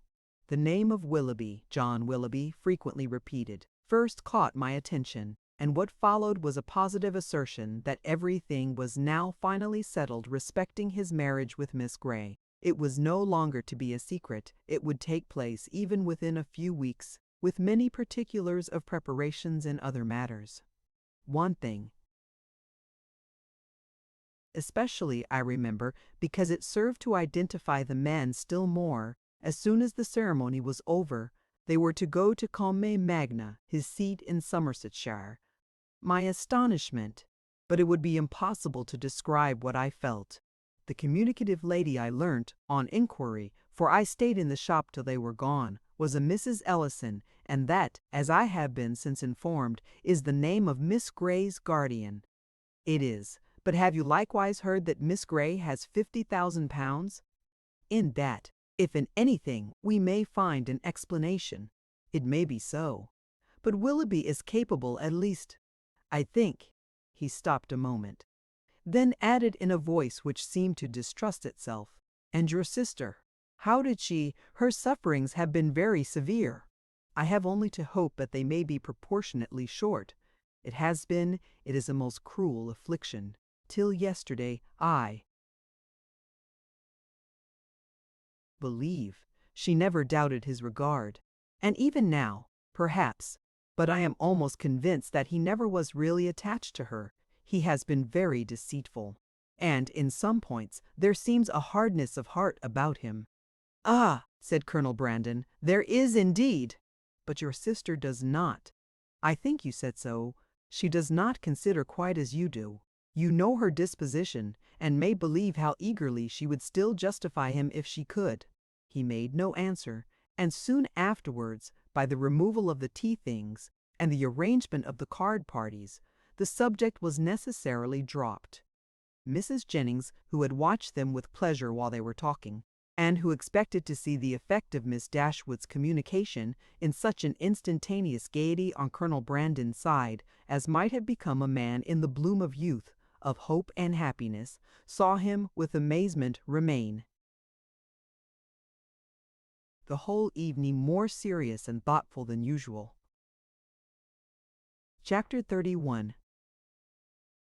From a night of more sleep than she had expected, Marianne awoke the next morning to the same consciousness of misery in which she had closed her eyes. Elinor encouraged her as much as possible to talk of what she felt, and before breakfast was ready they had gone through the subject again and again, and with the same steady conviction and affectionate counsel on Elinor's side, the same impetuous feelings and varying opinions on Marianne's as before. Sometimes she could believe Willoughby to be as unfortunate and as innocent as herself, and at others lost every consolation in the impossibility of acquitting him. At one moment she was absolutely indifferent to the observation of all the world, at another she would seclude herself from it forever, and at a third could resist it with energy. In one thing, however, she was uniform when it came to the point in avoiding, where it was possible, the presence of Mrs. Jennings, and in determined silence when obliged to endure it. Her heart was hardened against the belief of Mrs. Jennings's entering into her sorrows with any compassion. "No, no, no, it cannot be," she cried. "She cannot feel. Her kindness is not sympathy. Her good nature is not tenderness. All that she wants is gossip, and she only likes me now because I supply it." Elinor had not needed this to be assured of the injustice to which her sister was often led in her opinion of others by the irritable refinement of her own mind and the too great importance placed by her on the delicacies of a strong sensibility and the graces of a polished manner. Like half the rest of the world, if more than half there be that are clever and good, Marianne, with excellent abilities and an excellent disposition, was neither reasonable nor candid. She expected from other people the same opinions and feelings as her own, and she judged of their motives by the immediate effect of their actions on herself. Thus a circumstance occurred while the sisters were together in their own room after breakfast, which sunk the heart of Mrs. Jennings still lower in her estimation, because, through her own weakness, it chanced to prove a source of fresh pain to herself, though Mrs. Jennings was governed in it by an impulse of the utmost goodwill. With a letter in her outstretched hand, and countenance gaily smiling, from the persuasion of bringing comfort, she entered their room, saying, "Now, my dear, I bring you something that I am sure will do you good." Marianne heard enough. In one moment her imagination placed before her a letter from Willoughby, full of tenderness and contrition, explanatory of all that had passed, satisfactory, convincing, and instantly followed by Willoughby himself, rushing eagerly into the room to enforce, at her feet, by the eloquence of his eyes, the assurances of his letter. The work of one moment was destroyed by the next. The handwriting of her mother, never till then unwelcome, was before her, and, in the acuteness of the disappointment which followed such an ecstasy of more than hope, she felt as if, till that instant, she had never suffered. The cruelty of Mrs. Jennings no language, within her reach in her moments of happiest eloquence, could have expressed, and now she could reproach her only by the tears which streamed from her eyes with passionate violence, a reproach, however, so entirely lost on its object that after many expressions of pity she withdrew, still referring her to the letter of comfort. But the letter, when she was calm enough to read it, brought little comfort. Willoughby filled every page. Her mother, still confident of their engagement, and relying as warmly as ever on his constancy, had only been roused by Elinor's application, to entreat from Marianne greater openness towards them both. And this, with such tenderness towards her, such affection for Willoughby, and such a conviction of their future happiness in each other, that she wept with agony through the whole of it. All her impatience to be at home again now returned. Her mother was dearer to her than ever, dearer through the very excess of her mistaken confidence in Willoughby, and she was wildly urgent to be gone. Elinor, unable herself to determine whether it were better for Marianne to be in London or at Barton, offered no counsel of her own except of patience till their mother's wishes could be known, and at length she obtained her sister's consent to wait for that knowledge. Mrs. Jennings left them earlier than Shorty's. Warburton 70, refusing Elinor's offered attendance, went out alone for the rest of the morning. Elinor, with a very heavy heart, aware of the pain she was going to communicate, and perceiving, by Marianne's letter, how ill she had succeeded in laying any foundation for it, then sat down to write her mother an account of what had passed, and entreat her directrance, where Tercergrol, Benjerp Twilight Filmagic, the Begits to be it, Mother. In this manner they had continued about a quarter of an hour, when Marianne, whose nerves could not then bear any sudden noise, was startled by a rap at the door. "Who can this be?" cried Elinor. "So early, too! I thought we had been safe." Marianne moved to the window. "It is Colonel Brandon," said she with vexation. "We are never safe from him. He will not come in, as Mrs. Jennings is from home. I will not trust to that," retreating to her own room. "A man who has nothing to do with his own time has no conscience in his intrusion on that of others." The event proved her conjecture right, though it was founded on injustice and error, for Colonel Brandon did come in, and Elinor, who was convinced that solicitude for Marianne brought him thither, and who saw that solicitude in his disturbed and melancholy look, and in his anxious though brief inquiry after her, could not forgive her sister for esteeming him so lightly. "I met Mrs. Jennings in Bond Street," said he, after the first salutation, "and she encouraged me to come on, and I was the more easily encouraged, because I thought it probable that I might find you alone, which I was very desirous of doing. My object, my wish, my sole wish in desiring it, I hope, I believe it is to be a means of giving comfort. No, I must not say comfort, not present, comfort not present, comfort but conviction, lasting conviction to your sister's mind. My regard for her, for yourself, for your mother, will you allow me to prove it by relating some circumstances which nothing but a very sincere regard, nothing but an earnest desire of being useful. I think I am justified, though, where so many hours have been spent in convincing myself that I am right. Is there not some reason to fear I may be wrong?"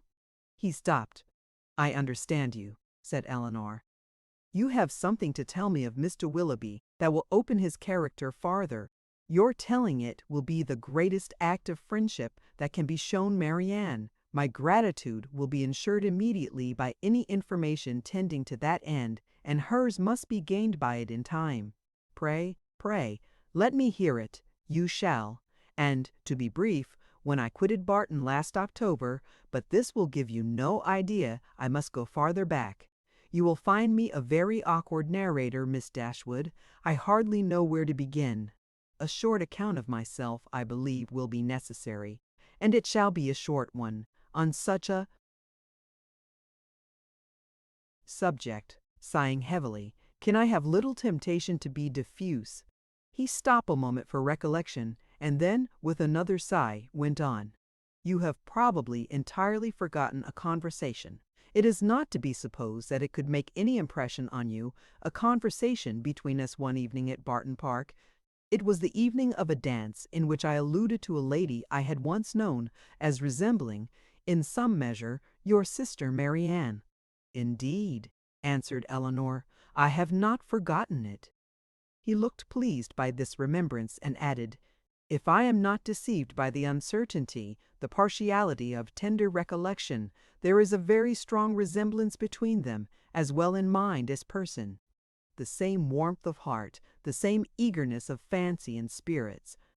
This lady was one of my nearest relations, an orphan from her infancy, and under the guardianship of my father. Our ages were nearly the same, and from our earliest years we were playfellows and friends. I cannot remember the time when I did not love Eliza, and my affection for her as we grew up was such as perhaps, judging from my present forlorn and cheerless gravity, you might think me incapable of having ever felt. Hers for me was, I believe, fervent as the attachment of your sister to Mr. Willoughby, and it was, though from a different cause, no less unfortunate. At 17 she was lost to me forever. She was married against her inclination to my brother. Her fortune was large and our family estate much encumbered, and this, I fear, is all that can be said for the conduct of one who was at once her uncle and guardian. My brother did not deserve her, he did not even love her. I had hoped that her regard for me would support her under any difficulty, and for some time it did. But at last the misery of her situation, for she experienced great unkindness, overcame all her resolution, and though she had promised me that nothing but how blindly I relate, I have never told you how. This was brought on. We were within a few hours of eloping together for Scotland. The treachery or the folly of my cousin's maid betrayed us. I was banished to the house of a relation far distant, and she was allowed no liberty, no society, no amusement, till my father's point was gained. I had depended on her fortitude too far, and the blow was a severe one. But had her marriage been happy, so young as I then was, a few months must have reconciled me to it, or at least I should not have now to lament it. This, however, was not the case. My brother had no regard for her. His pleasures were not what they ought to have been, and from the first he treated her unkindly. The consequence of this, upon a mind so young, so lively, so inexperienced as Mrs. Brandon's, was but too natural. She resigned herself at first to all the misery of her situation, and happy had it been if she had not lived to overcome those regrets which the remembrance of me occasioned. But can we wonder that, with such a husband to provoke inconstancy, and without a friend to advise or restrain her from my father lived only a few months after their marriage, and I was with my regiment in the East Indies, she should fall? Had I remained in England, perhaps, but I meant to promote the happiness of both, by removing from her for years, and for that purpose had procured my exchange. The shock which her marriage had given me, he continued in a voice of great agitation, was of trifling weight, was nothing to what I felt when I heard, about 2 years afterwards, of her divorce. It was that which threw this gloom, even now the recollection of what I suffered. He could say no more, and rising hastily walked for a few minutes about the room. Elinor, affected by his relation, and still more by his distress, could not speak. He saw her concern, and coming to her, took her hand, pressed it, and kissed it with grateful respect. A few minutes more of silent exertion enabled him to proceed with composure. It was nearly 3 years after this unhappy period before I returned to England. My first care, when I did arrive, was of course to seek for her, but the search was as fruitless as it was melancholy. I could not trace her beyond her first seducer, and there was every reason to fear that she had removed from him, only to sink deeper in a life of sin. Her legal allowance was not adequate to her fortune, nor sufficient for her comfortable maintenance, and I learnt from my brother that the power of receiving it had been made over some months before to another person. He imagined, and calmly could he imagine it, that her extravagance and consequent distress had obliged her to dispose of it for some immediate relief. At last, however, and after I had been 6 months in England, I did find her. Regard for a former servant of my own, who had since fallen into misfortune, carried me to visit him in a sponging house, where he was confined for debt, and there, in the same house, under a similar confinement, was my unfortunate sister. So altered, so faded, worn down by acute suffering of every kind. Hardly could I believe the melancholy and sickly figure before me to be the remains of the lovely, blooming, healthful girl on whom I had once doted. What I endured in so beholding her, but I have no right to wound your feelings by attempting to describe it. I have pained you too much already. That she was, to all appearance, in the last stage of a consumption was, yes, in such a situation it was my greatest comfort. Life could do nothing for her beyond giving time for a better preparation for death, and that was given. I saw her placed in comfortable lodgings and under proper attendance. I visited her every day during the rest of her short life. I was with her in her last moments. Again, he stopped to recover himself, and Elinor spoke her feelings in an exclamation of tender concern at the fate of his unfortunate friend. "Your sister, I hope, cannot be offended," said he, "by the resemblance I have fancied between her and my poor disgraced relation. Their fates, their fortunes, cannot be the same. And had the natural sweet disposition of the one been guarded by a firmer mind, or a happier marriage, she might have been all that you will live to see the other be. But to what does all this lead? I seem to have been distressing you for nothing. Ah, Miss Dashwood, a subject such as this, untouched for 14 years, it is dangerous to handle it at all. I will be more collected, more concise. She left to my care her only child, a little girl, the offspring of her first guilty connection, who was then about 3 years old. She loved the child, and had always kept it with her. It was a valued, a precious trust to me, and gladly would I have discharged it in the strictest sense by watching over her education myself, had the nature of our situations allowed it, but I had no family, no home, and my little Eliza was therefore placed at school. I saw her there whenever I could, and after the death of my brother, which happened about 5 years ago, and which left to me the possession of the family property, she visited me at Delaford. I called her a distant relation, but I am well aware that I have in general been suspected of a much nearer connection with her. It is now 3 years ago she had just reached her 14th year, that I removed her from school to place her under the care of a very respectable woman residing in Dorsetshire, who had the charge of 4 or 5 other girls of about the same time of life, and for 2 years I had every reason to be pleased with her situation. But last February, almost a 12-month back, she suddenly disappeared. I had allowed her, imprudently, as it has since turned out, at her earnest desire, to go to Bath with one of her young friends, who was attending her father there for his health. I knew him to be a very good sort of man, and I thought well of his daughter better than she deserved, for with the most obstinate and ill-judged secrecy she would tell nothing, would give no clue, though she certainly knew all. He, her father, a well-meaning but not a quick-sighted man, could really, I believe, give no information, for he had been generally confined to the house, while the girls were ranging over the town and making what acquaintance they chose. And he tried to convince me, as thoroughly as he was convinced himself, of his daughter's being entirely unconcerned in the business. In short, I could learn nothing but that she was gone. All the rest, for 8 long months, was left to conjecture. What I thought, what I feared, may be imagined, and what I suffered too. "Good heavens!" cried Elinor, could Willoughby?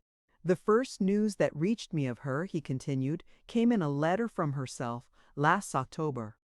It was forwarded to me from Delaford, and I received it on the very morning of our intended party to Whitwell, and this was the reason of my leaving Barton so suddenly, which I am sure must at the time have appeared strange to everybody, and which I believe gave offence to some.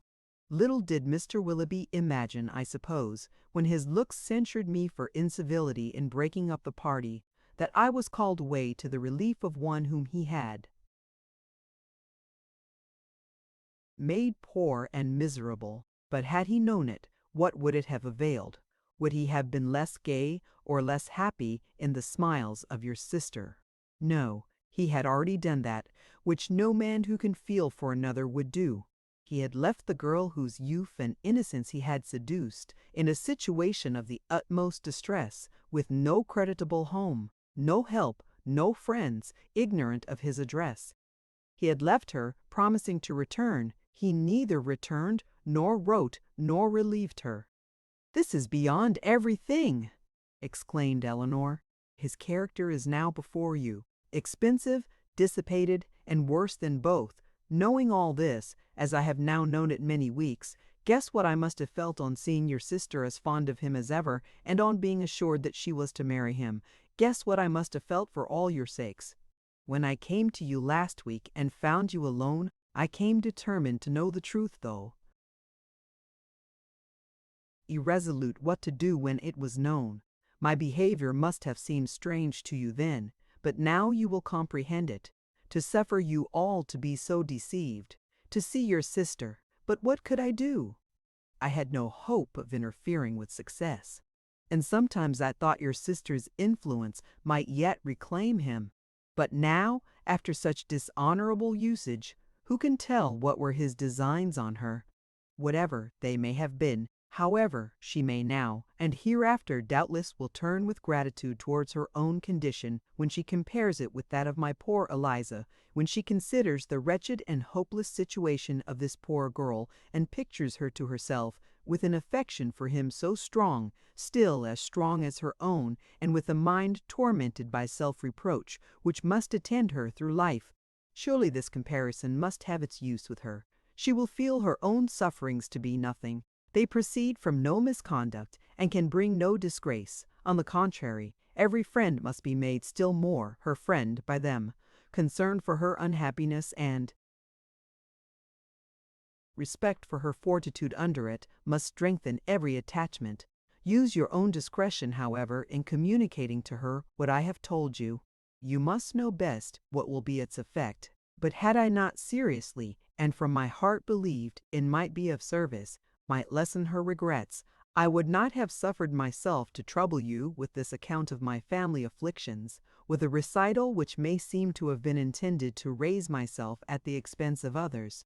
Elinor's thanks followed this speech with grateful earnestness, attended too with the assurance of her expecting material advantage to Marianne from the communication of what had passed. "I have been more pained," said she, "by her endeavors to acquit him than by all the rest, for it irritates her mind more than the most perfect conviction of his unworthiness can do. Now, though at first she will suffer much, I am sure she will soon become easier. Have you," she continued after a short silence, "ever seen Mr. Willoughby since you left him at Barton?" "Yes," he replied gravely, "once I have. One meeting was unavoidable." Elinor, startled by his manner, looked at him anxiously, saying, "What? Have you met him too? I could meet him no other way." Eliza had confessed to me, though most reluctantly, the name of her lover, and when he returned to town, which was within a fortnight after myself, we met by appointment, he to defend, I to punish his conduct. We returned unwounded, and the meeting, therefore, never got abroad. Elinor sighed over the fancied necessity of this, but to a man and a soldier she presumed not to censure it. "Such," said Colonel Brandon after a pause, "has been the unhappy resemblance between the fate of mother and daughter, and so imperfectly have I discharged my trust. Is she still in town?" "No, as soon as she recovered from her lying in, for I found her near her delivery, I removed her and her child into the country, and there she remains." Recollecting, soon afterwards, that he was probably dividing Elinor from her sister, he put an end to his visit, receiving from her again the same grateful acknowledgments, and leaving her full of compassion and esteem for him. Chapter 32. When the particulars of this conversation were repeated by Miss Dashwood to her sister, as they very soon were, the effect on her was not entirely such as the former had hoped to see. Not that Marianne appeared to distrust the truth of any part of it, for she listened to it listened to a vindication of Willoughby, and seemed to show by her tears that she felt it to be impossible. But though this behavior assured Elinor that the conviction of this guilt was carried home to her mind, though she saw with satisfaction the effect of it, in her no longer avoiding Colonel Brandon when he called in her speaking to him, even voluntarily speaking, with a kind of respect, and though she saw her spirits less was effective for show, she felt the loss of Willoughby's character yet more heavily than she had felt the loss of his heart. His seduction and desertion of Miss Williams, the misery of that poor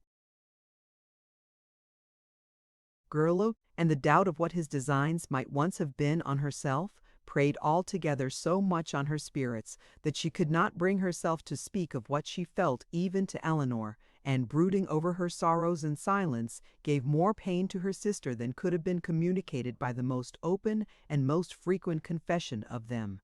To give the feelings or the language of Mrs. Dashwood on receiving and answering Elinor's letter would be only to give a repetition of what her daughters had already felt and said, of a disappointment hardly less painful than Marianne's, and an indignation even greater than Elinor's.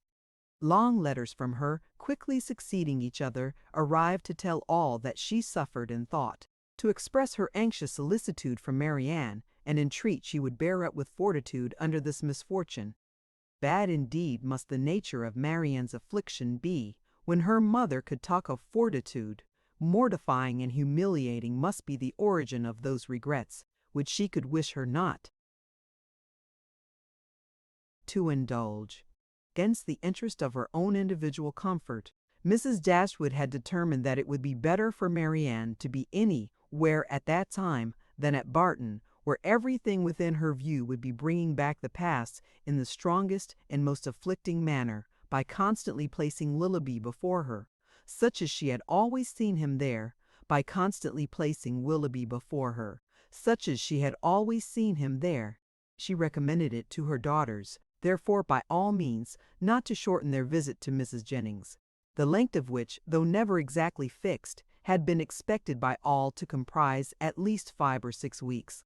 A variety of occupations, of objects, and of company, which could not be procured at Barton, would be inevitable there, and might yet, she hoped, cheat Marianne at times into some interest beyond herself, and even into some amusement, much as the ideas of both might now be spurned by her. From all danger of seeing Willoughby again, her mother considered her to be at least equally safe in town as in the country, since his acquaintance must now be dropped by all who called themselves her friends. Design could never bring them in each other's way. Negligence could never leave them exposed to a surprise, and chance had less in its favour in the crowd of London and even in the retirement of Barton, where it might force him before her while paying that visit at Allenham on his marriage, which Mrs. Dashwood, from foreseeing at first as a probable event, had brought herself to expect as a certain one. She had yet another reason for wishing her children to remain where they were. A letter from her son-in-law had told her that he and his wife were to be in town before the middle of February, and she judged it right that they should sometimes see their brother. Marianne had promised to be guided by her mother's opinion, and she submitted to it therefore without opposition, though it proved perfectly different from what she wished and expected, though she felt it to be entirely wrong, formed on mistaken grounds, and that by requiring her longer continuance in London, it deprived her of the only possible alleviation of her wretchedness, the personal sympathy of her mother, and doomed her to such society and such scenes as must prevent her ever knowing a moment's rest. But it was a matter of great consolation to her that what brought evil to herself would bring good to her sister, and Elinor, on the other hand, suspecting that it would not be in her power to avoid Edward entirely, comforted herself by thinking that though their longer stay would therefore militate against her own happiness, it would be better for Marianne than an immediate return into Devonshire. Her carefulness in guarding her sister from ever hearing Willoughby's name mentioned was not thrown away. Marianne, though without knowing it herself, reaped all its advantage, for neither Mrs. Jennings nor Sir John, nor even Mrs. Palmer herself, ever spoke of him before her. Elinor wished that the same forbearance could have extended towards herself, but that was impossible, and she was obliged to listen day after day to the indignation of them all. Sir John could not have thought it possible. A man of whom he had always had such reason to think well. Such a good-natured fellow. He did not believe there was a bolder writer in England. It was an unaccountable business. He wished him at the devil with all his heart. He would not speak another word to him, meet him where he might, for all the world. No, not if it were to be by the side of Barton Covert, and they were kept watching for 2 hours together. Such a scoundrel of a fellow, such a deceitful dog. It was only the last time they met that he had offered him one of Folly's puppies, and this was the end of it. Mrs. Palmer, in her way, was equally angry. She was determined to drop his acquaintance immediately, and she was very thankful that she had never been acquainted with him at all. She wished with all her heart Combe Magna was not so near Cleveland, but it did not signify, for it was a great deal too far off to visit. She hated him so much that she was resolved never to mention his name again, and she should tell everybody she saw how good for nothing he was. The rest of Mrs. Palmer's sympathy was shown in procuring all the particulars in her power of the approaching marriage, and communicating them to Elinor. She could soon tell at what coachmaker's the new carriage was building, by what painter Mr. Willoughby's portrait was drawn, and at what warehouse Miss Grey's clothes might be seen. The calm and polite unconcern of Lady Middleton on the occasion was a happy relief to Elinor's spirits, oppressed as they often were by the clamorous kindness of the others. It was a great comfort to her to be sure of exciting no interest in one person, at least among their circle of friends, a great comfort to know that there was one who would meet her without feeling any curiosity after particulars or any anxiety for her sister's health. Every qualification is raised at times, by the circumstances of the moment, to more than its real value, and she was sometimes worried down by officious condolence to rate good breeding as more indispensable to comfort than good nature. Lady Middleton expressed her sense of the affair about once every day, or twice, if the subject occurred very often, by saying, "It is very shocking indeed," and by the means of this continual though gentle vent, was able not only to see the Miss Dashwoods from the first without the smallest emotion, but very soon to see them without recollecting a word of the matter, and having thus supported the dignity of her own sex, and spoken her decided censure of what was wrong in the other, she thought herself at liberty to attend to the interest of her own assemblies, and therefore determined the rather against the opinion of Sir John that as Mrs. Willoughby would at once be a woman of elegance and fortune, to leave her card with her as soon as she married. Colonel Brandon's delicate, unobtrusive inquiries were never unwelcome to Miss Dashwood.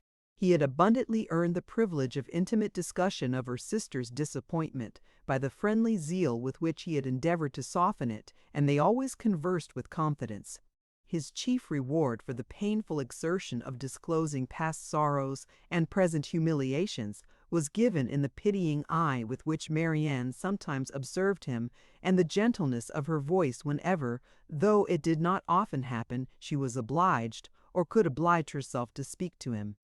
These assured him that his exertion had produced an increase of goodwill towards himself, and these gave Elinor hopes of its being farther augmented hereafter. But Mrs. Jennings, who knew nothing of all this, who knew only that the Colonel continued as grave as ever, and that she could neither prevail on him to make the offer himself, nor commission her to make it for him, began, at the end of 2 days, to think that, instead of midsummer, they would not be married till Michaelmas, and by the end of a week that it would not be a match at all. The good understanding between the Colonel and Miss Dashwood seemed rather to declare that the honours of the mulberry tree, the canal, and the yew arbour would all be made over to her, and Mrs. Jennings had for some time ceased to think at all of Mrs. Ferrars. Early in February, within a fortnight from the receipt of Willoughby's letter, Elinor had the painful office of informing her sister that he was married. She had taken care to have the intelligence conveyed to herself as soon as it was known that the ceremony was over, as she was desirous that Marianne should not receive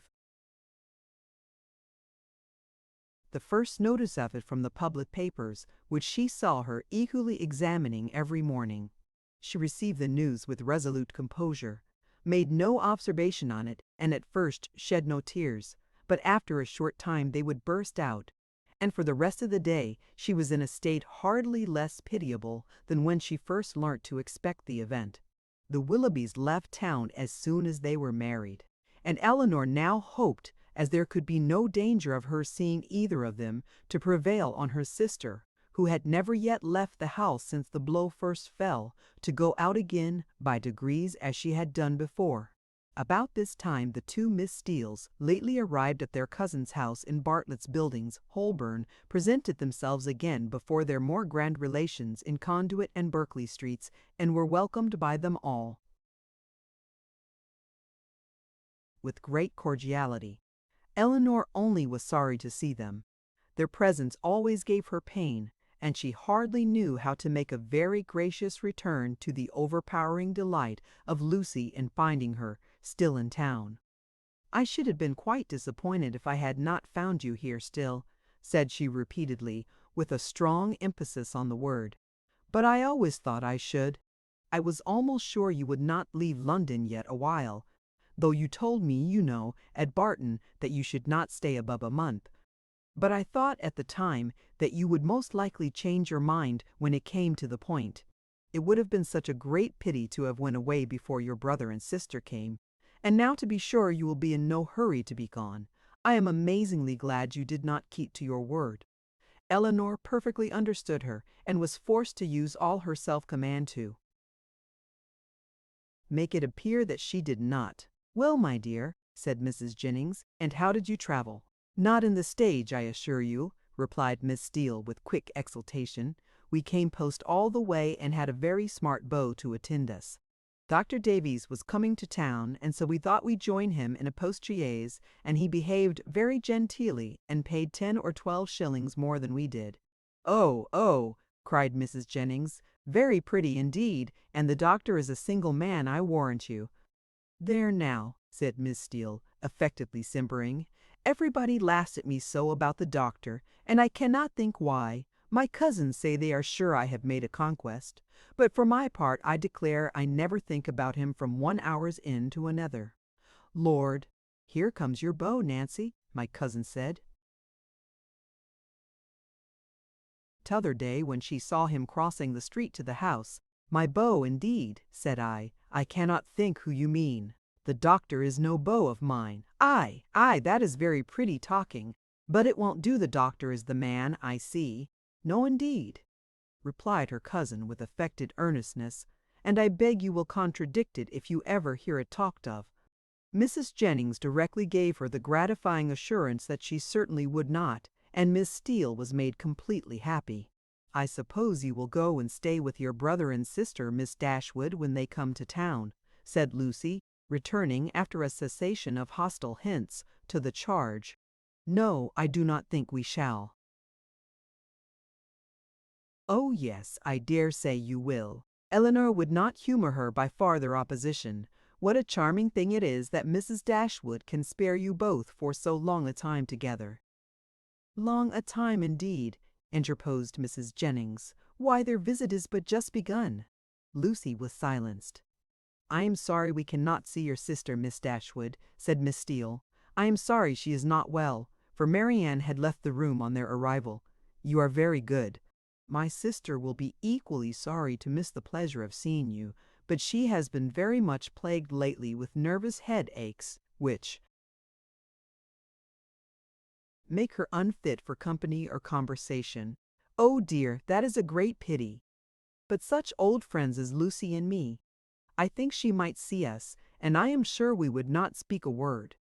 Elinor, with great civility, declined the proposal. Her sister was perhaps laid down upon the bed, or in her dressing gown, and therefore not able to come to them. "Oh, if that's all," cried Miss Steele, "we can just as well go and see her." Elinor began to find this impertinence too much for her temper, but she was saved the trouble of checking it by Lucy's sharp reprimand, which now, as on many occasions, though it did not give much sweetness to the manners of one sister, was of advantage in governing those of the other. Chapter 33. After some opposition, Marianne yielded to her sister's entreaties and consented to go out with her and Mrs. Jennings one morning for half an hour. She expressly conditioned, however, for paying no visits, and would do no more than accompany them to Gray's in Sackville Street, where Elinor was carrying on a negotiation for the exchange of a few old-fashioned jewels of her mother. When they stopped at the door, Mrs. Jennings recollected that there was a lady at the other end of the street on whom she ought to call, and as she had no business at Gray's, it was resolved that while her young friends transacted theirs, she should pay her visit and return for them. On ascending the stairs, the Miss Dashwoods found so many people before them in the room that there was not a person at liberty to tend to their orders, and they were obliged to wait. All that could be done was to sit down at that end of the counter which seemed to promise the quickest succession. One gentleman only was standing there, and it is probable that Elinor was not without hope of exciting his politeness to a quicker despatch, but the correctness of his eye and the delicacy of his taste proved to be beyond his politeness. He was giving orders for a toothpick case for himself until its size, shape, and ornaments were determined, all of which, after examining and debating for a quarter of an hour over every toothpick case in the shop, were finally arranged by his own inventive fancy. He had no leisure to bestow any other attention on the two ladies than what was comprised in 3 or 4 very broad stares, a kind of notice which served to imprint on Elinor the remembrance of a person and face of strong, natural, sterling einsichtlichen. Marianne was spared from the troublesome feelings of contempt and resentment on this impertinent examination of their features, and on the puppyism of his manner in deciding on all the different horrors of the different toothpick cases presented to his inspection, by remaining unconscious of it all.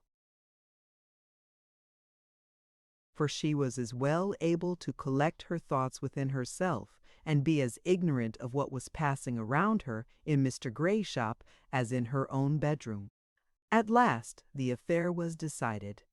The ivory, the gold, and the pearls all received their appointment, and the gentleman, having named the last day on which his existence could be continued without the possession of the toothpick case, drew on his gloves with leisurely care, and bestowing another glance on the Miss Dashwoods, but such a one as seemed rather to demand than express admiration, walked off with a happy air of real conceit and affected indifference. Elinor lost no time in bringing her business forward, was on the point of concluding it, when another gentleman presented himself at her side. She turned her eyes towards his face, and found him with some surprise to be her brother. Their affection and pleasure in meeting was just enough to make a very creditable appearance in Mr. Gray's shop. John Dashwood was really far from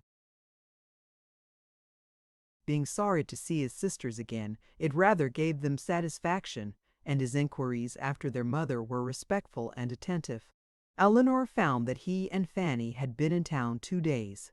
"I wished very much to call upon you yesterday," said he, "but it was impossible, for we were obliged to take Harry to see the wild beasts at Exeter Exchange, and we spent the rest of the day with Mrs. Ferrars. Harry was vastly pleased. This morning I had fully intended to call on you, if I could possibly find a spare half-hour, but one has always so much to do on first coming to town. I am come here to bespeak Fanny a seal. But tomorrow I think I shall certainly be able to call in Berkeley Street and be introduced to your friend Mrs. Jennings. I understand she is a woman of very good fortune, and the Middletons too. You must introduce me to them. As my mother-in-law's relations, I shall be happy to show them every respect. They are excellent neighbors to you in the country. I understand. Excellent indeed. Their attention to our comfort, their friendliness in every particular, is more than I can express. I am extremely glad to hear it, upon my word. Extremely glad indeed. But so it ought to be. They are people of large fortune. They are related to you, and every civility and accommodation that can serve to make your situation pleasant might be reasonably expected. And so you are most comfortably settled in your little cottage and want for nothing. Edward brought us a most charming account of the place, the most complete thing of its kind, he said, that ever was, and you all seemed to enjoy it beyond anything. It was a great satisfaction to us to hear it, I assure you.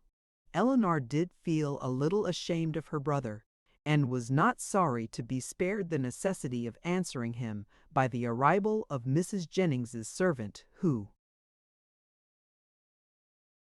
came to tell her that his mistress waited for them at the door. Mr. Dashwood attended them downstairs, was introduced to Mrs. Jennings at the door of her carriage, and repeating his hope of being able to call on them the next day, took leave. His visit was duly paid. He came with a pretense and an apology from their sister-in-law for not coming too, but she was so much engaged with her mother that really she had no leisure for going anywhere. Mrs. Jennings, however, assured him directly that she should not stand upon ceremony, for they were all cousins or something like it, and she should certainly wait on Mrs. John Dashwood very soon, and bring her sisters to see her. His manners to them, though calm, were perfectly kind, to Mrs. Jennings most attentively civil, and on Colonel Brandon's coming in soon after himself, he eyed him with a curiosity which seemed to say that he only wanted to know him to be rich, to be equally civil to him. After staying with them half an hour, he asked Elinor to walk with him to Conduit Street and introduce him to Sir John and Lady Middleton. The weather was remarkably fine, and she readily consented. As soon as they were out of the house, his inquiries began. "Who is Colonel Brandon? Is he a man of fortune?" "Yes, he has very good property in Dorsetshire." "I am glad of it. He seems a most gentlemanlike man. And I think, Elinor, I may congratulate you on the prospect of a very respectable establishment in life." "Me, brother? What do you mean?" "He likes you." "I observed him narrowly, and am convinced of it. What is the amount of his fortune?" "I believe about 2,000 a year." 2,000 a year? And then working himself up to a pitch of enthusiastic generosity, he added, "Elinor, I wish with all my heart it were twice as much, for your sake." "Indeed, I believe you," replied Elinor. "But I am very sure that Colonel Brandon has not the smallest wish of marrying me." "You are mistaken, Elinor. You are very much mistaken. A very little trouble on your side secures him. Perhaps just at present he may be undecided. The smallness of your fortune may make him hang back. His friends may all advise him against it. But some of those little attentions and encouragements which ladies can so easily give will fix him in spite of himself. And there can be no reason why you should not try for him. It is not to be supposed that any prior attachment on your side, in short, you know as to an attachment of that kind, it is quite out of the question. The objections are insurmountable. You have too much sense not to see all that. Colonel Brandon must be the man, and no civility shall be wanting on my part to make him pleased with you and your family. It is a match that must give universal satisfaction. In short, it is a kind of thing that, lowering his voice to an important whisper, will be exceedingly welcome to all parties." Recollecting himself, however, he added, "That is, I mean to say, your friends are all truly anxious to see you well settled. Fanny particularly, for she has your interest very much at heart, I assure you.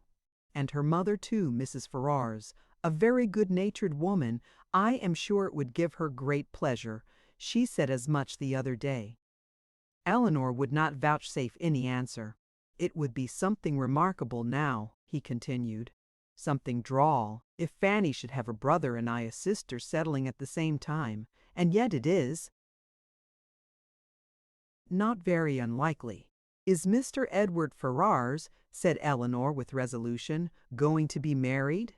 "It is not actually settled, but there is such a thing in agitation. He has a most excellent mother. Mrs. Ferrars, with the utmost liberality, will come forward and settle on him 1,000 a year if the match takes place. The lady is the Hon, Miss Morton, only daughter of the late Lord Morton, with £30,000. a very desirable connection on both sides, and I have not a doubt of its taking place in time. 1,000 a year is a great deal for a mother to give away, to make over forever. But Mrs. Ferrars has a noble spirit.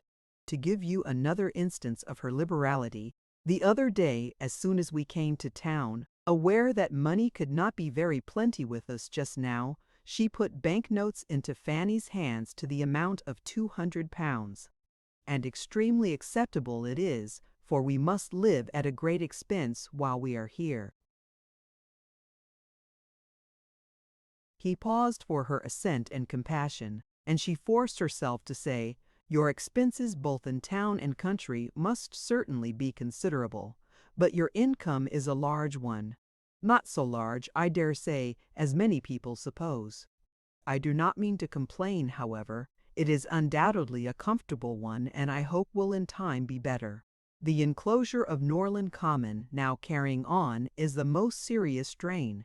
And then I have made a little purchase within this half year. East Kingham Farm, you must remember the place where old Gibson used to live. The land was so very desirable for me in every respect, so immediately adjoining my own property, that I felt it my duty to buy it. I could not have answered it to my conscience to let it fall into any other hands. A man must pay for his convenience, and it has cost me a vast deal of money. More than you think it really and intrinsically worth." "Why, I hope not that. I might have sold it again the next day for more than I gave, but, with regard to the purchase money, I might have been very unfortunate indeed, for the stocks were at that time so low that if I had not happened to have the necessary sum in my banker's hands, I must have sold out to very great loss." Elinor could only smile. "Other great and inevitable expenses, too, we have had on first coming to Norland. Our respected father, as you well know, bequeathed all the Stanhill effects that remained at Norland, and very valuable they were to your mother. Far be it from me to repine at his doing so. He had an undoubted right to dispose of his own property as he chose, but, in consequence of it, we have been obliged to make large purchases of linen, china, and to supply the place of what was taken away. You may guess, after all these expenses, how very far we must be from being rich, and how acceptable Mrs. Ferrars's kindness is." "Certainly," said Elinor, "and assisted by her liberality, I hope you may yet live to be in easy circumstances." "Another year or two may do much towards it," he gravely replied, "but however there is still a great deal to be done. There is not a stone laid of Fanny's green house, and nothing but the plan of the flower garden marked out." "Where is the green house to be?" "Upon the knoll behind the house. The old walnut trees are all come down to make room for it. It will be a very fine object from many parts of the park, and the flower garden will slope down just before it, and be exceedingly pretty. We have cleared away all the old thorns that grew in patches over the brow." Elinor kept her concern and her censure to herself, and was very thankful that Marianne was not present to share the provocation. Having now said enough to make his poverty clear, and to do away the necessity of buying a pair of earrings for each of his sisters, in his next visit at Gray's, his thoughts took a cheerfuller turn, and he began to congratulate Elinor on having such a friend as Mrs. Jennings.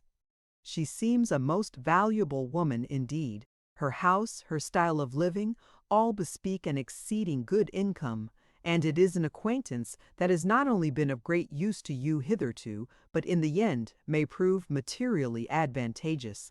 Her inviting you to town is certainly a vast thing in your favor, and indeed it speaks altogether so great a regard for you that in all probability when she dies you will not be forgotten. She must have a great deal to leave."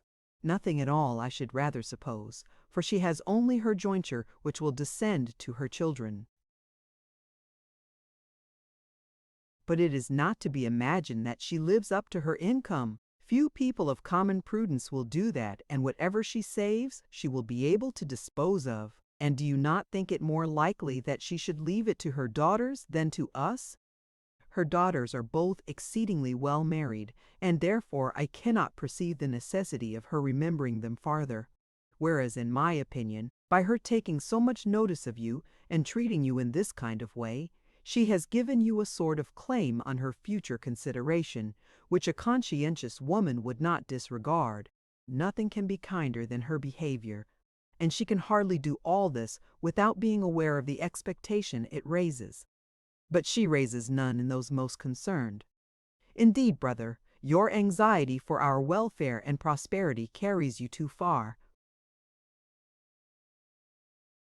Why, to be sure, said he, seeming to recollect himself, people have very little in their power.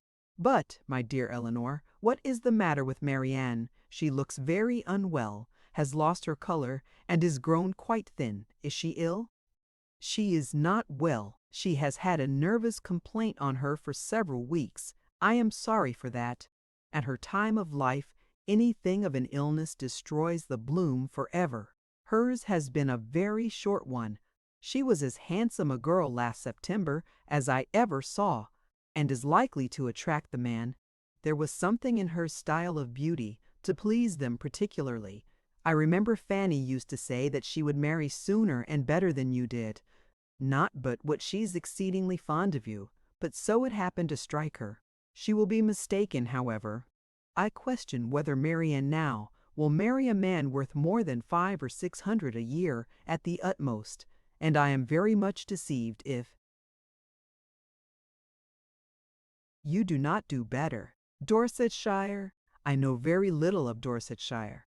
But, my dear Elinor, I shall be exceedingly glad to know more of it, and I think I can answer for your having Fanny and myself among the earliest and best pleased of your visitors. Elinor tried very seriously to convince him that there was no likelihood of her marrying Colonel Brandon, but it was an expectation of too much pleasure to himself to be relinquished, and he was really resolved on seeking an intimacy with that gentleman and promoting the marriage by every possible attention. He had just compunction enough for having done nothing for his sisters himself to be exceedingly anxious that everybody else should do a great deal, and an offer from Colonel Brandon or a legacy from Mrs. Jennings was the easiest means of atoning for his own neglect. They were lucky enough to find Lady Middleton at home, and Sir John came in. Before their visit ended, abundance of civilities passed on all sides. Sir John was ready to like anybody, and though Mr. Dashwood did not seem to know much about horses, he soon set him down as a very good-natured fellow, while Lady Middleton saw enough of fashion in his appearance to think his acquaintance worth having, and Mr. Dashwood went away delighted with both. "I shall have a charming account to carry to Fanny," said he as he walked back with his sister. "Lady Middleton is really a most elegant woman, such a woman as I am sure Fanny will be glad to know, and Mrs. Jennings too, an exceedingly well-behaved woman, though not so elegant as her daughter. Your sister need not have any scruple even of visiting her, which, to say the truth, has been a little the case, and very naturally, for we only knew that Mrs. Jennings was the widow of a man who had got all his money in a low way, and Fanny and Mrs. Ferrars were both strongly prepossessed that neither she nor her daughters were such kind of women as Fanny would like to associate with. But now I can carry her a most satisfactory account of both." Chapter 34.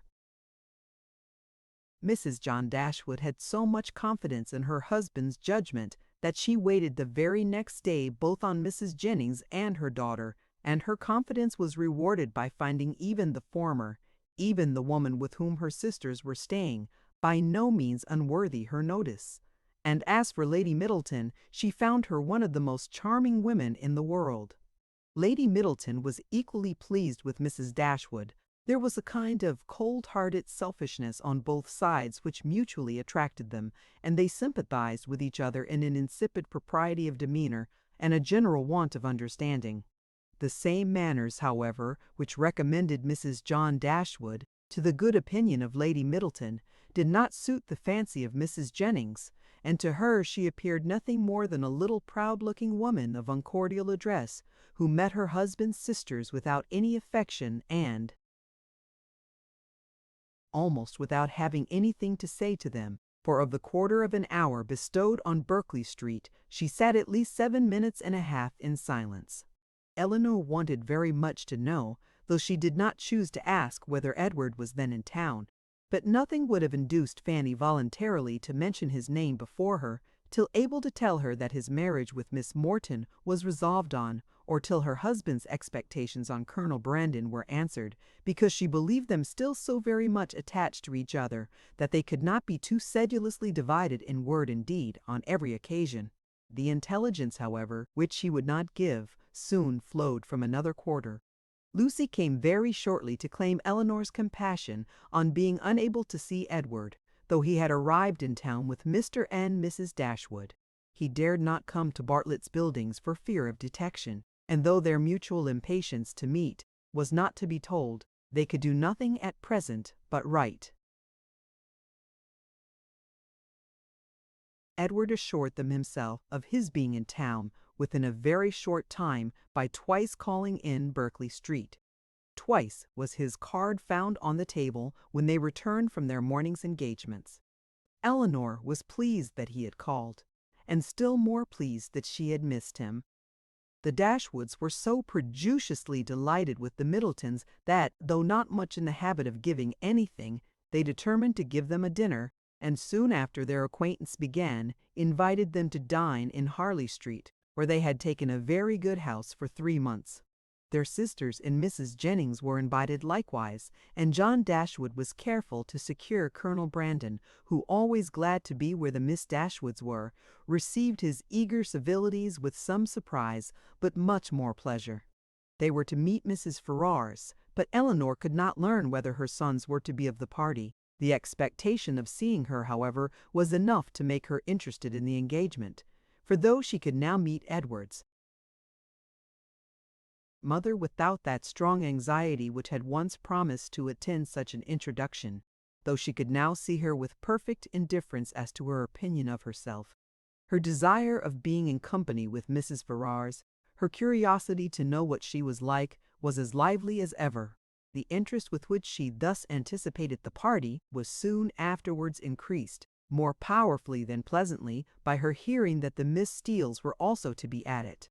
So well had they recommended themselves to Lady Middleton, so agreeable had their assiduities made them to her, that though Lucy was certainly not so elegant, and her sister not even genteel, she was as ready as Sir John to ask them to spend a week or two in Conduit Street, and it happened to be particularly convenient to the Miss Steeles, as soon as the Dashwoods' invitation was known, that their visit should begin a few days before the party took place. Their claims to the notice of Mrs. John Dashwood as the nieces of the gentleman who for many years had had the care of her brother might not have done much, however, towards procuring them seats at her table, but as Lady Middleton's guests they must be welcome, and Lucy, who had long wanted to be personally known to the family, to have a nearer view of their characters and her own difficulties, and to have an opportunity of endeavoring to please them, had seldom been happier in her life than she was on receiving Mrs. Joffrey's card.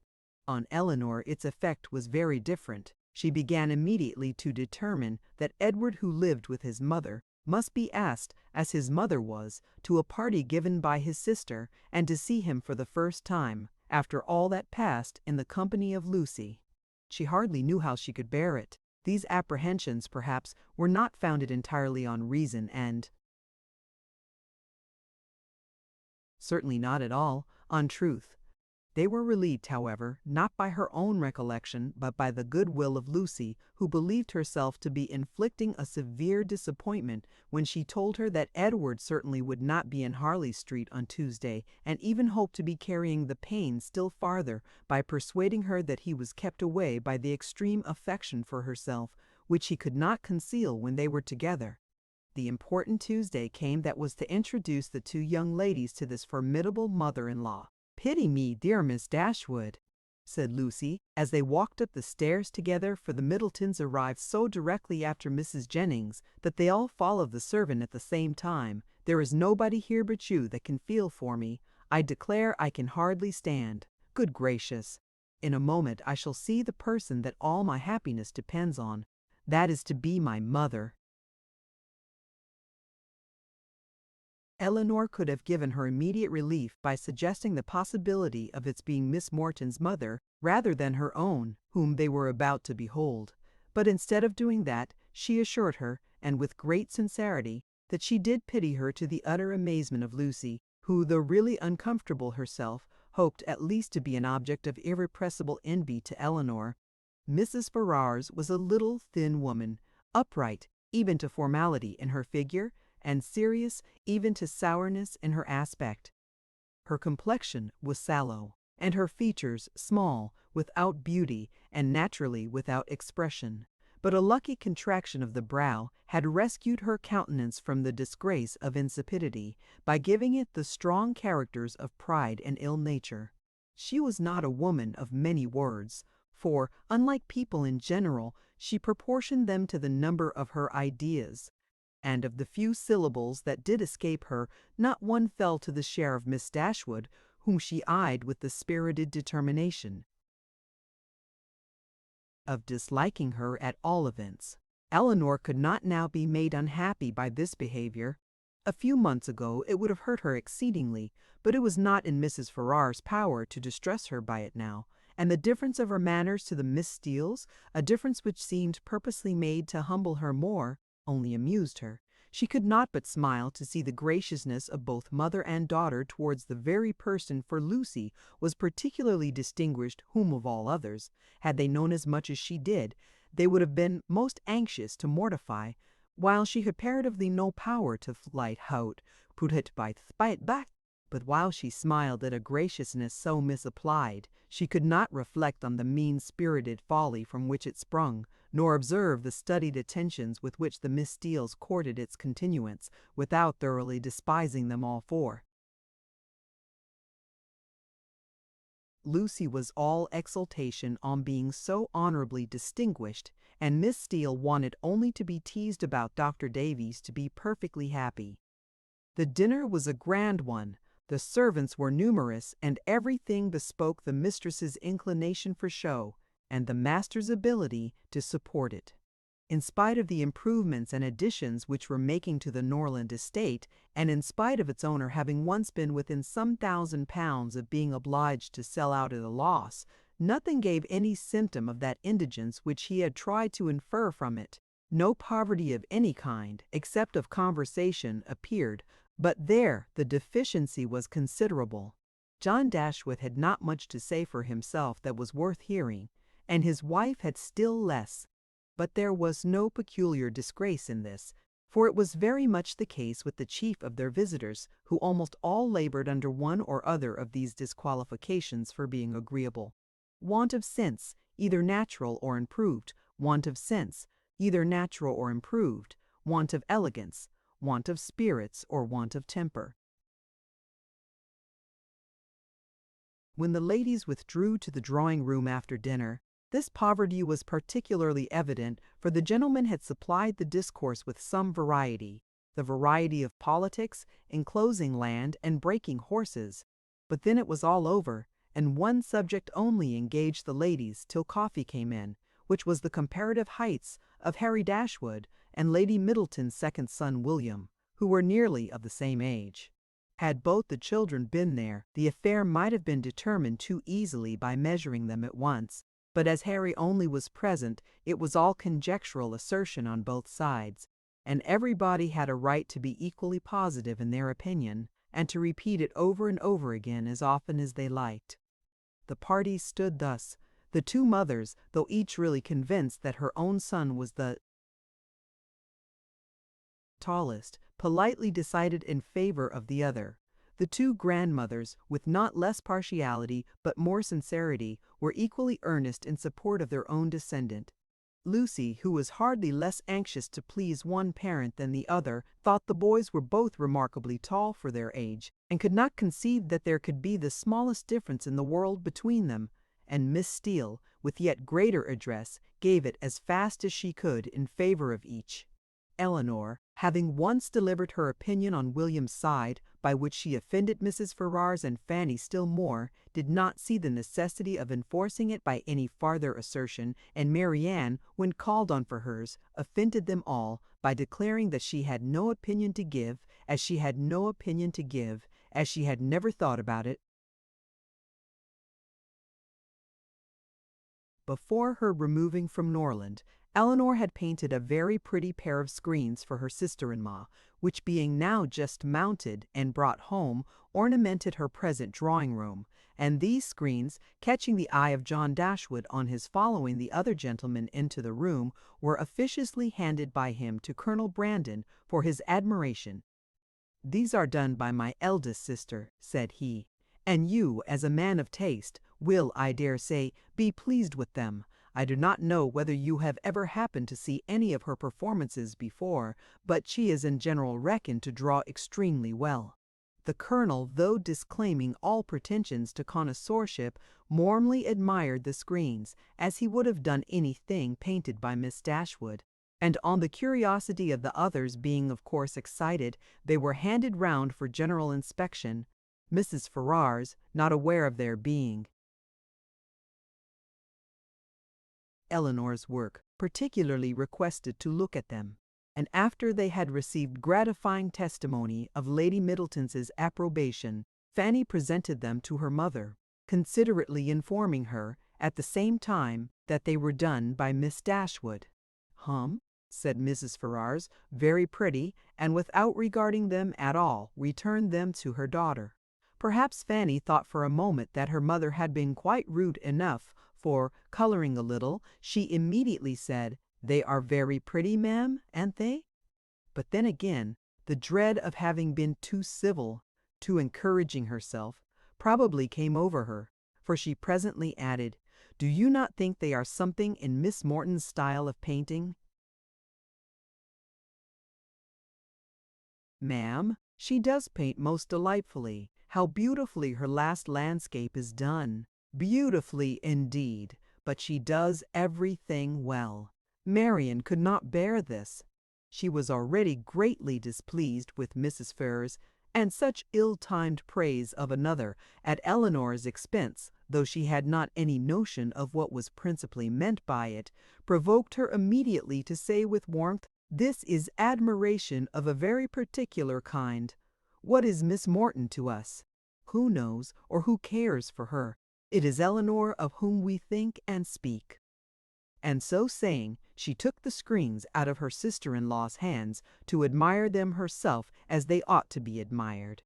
Mrs. Ferrars looked exceedingly angry, and drawing herself up more stiffly than ever, pronounced in retort this bitter philippic, "Miss Morton is Lord Morton's daughter." Fanny looked very angry too, and her husband was all in a fright at his sister's audacity. Elinor was much more hurt by Marianne's warmth than she had been by what produced it, but Colonel Brandon's eyes, as they were fixed on Marianne, declared that he noticed only what was amiable in it. The affectionate heart which could not bear to see a sister slighted in the smallest point. Marianne's feelings did not stop here.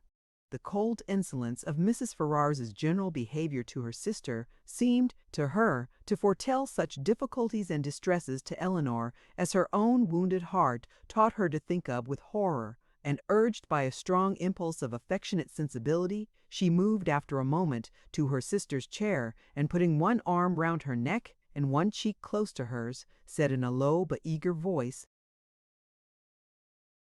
"Dear, dear Elinor, don't mind them. Don't let them make you unhappy." She could say no more. Her spirits were quite overcome, and hiding her face on Elinor's shoulder, she burst into tears. Everybody's attention was called, and almost everybody was concerned. Colonel Brandon rose up and went to them without knowing what he did. Mrs. Jennings, with a very intelligent "Ah!" poor dear, immediately gave her salts, and Sir John felt so desperately enraged against the author of this nervous distress that he instantly changed his seat to one close by Lucy Steele, and gave her in a whisper a brief account of the whole shocking affair.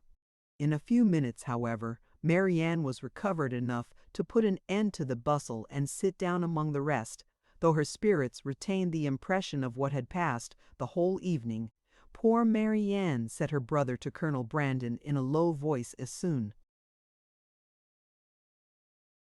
as he could secure his attention. "She has not such good health as her sister. She is very nervous. She has not Elinor's constitution. And one must allow that there is something very trying to a young woman who has been a beauty in the loss of her personal attractions. You would not think it, perhaps, but Marianne was remarkably handsome a few months ago, quite as handsome as Elinor. Now you see it is all gone." Chapter 35. Elinor's curiosity to see Mrs. Ferrars was satisfied. She had found in her everything that could tend to make a farther connection between the families undesirable. She had seen enough of her pride, her meanness, and her determined prejudice against herself to comprehend all the difficulties that must have perplexed the engagement and retarded the marriage of Edward and herself, had he been otherwise free. And she had seen almost enough to be thankful for her own sake that one greater obstacle preserved her from suffering under any other of Mrs. Ferrars's creation, preserved her from all dependence upon her caprice, or any solicitude for her good opinion, or at least, if she did not bring herself quite to rejoice in Edward's being fettered to Lucy, she determined that had Lucy been more amiable, she ought to have rejoiced. She wondered that Lucy's spirits could be so very much elevated by the civility of Mrs. Ferrars, that her interest and her vanity should so very much blind her as to make the attention which seemed only paid her because she was not Elinor appear a compliment to herself, or to allow her to derive encouragement from a preference only given her because her real situation was unknown.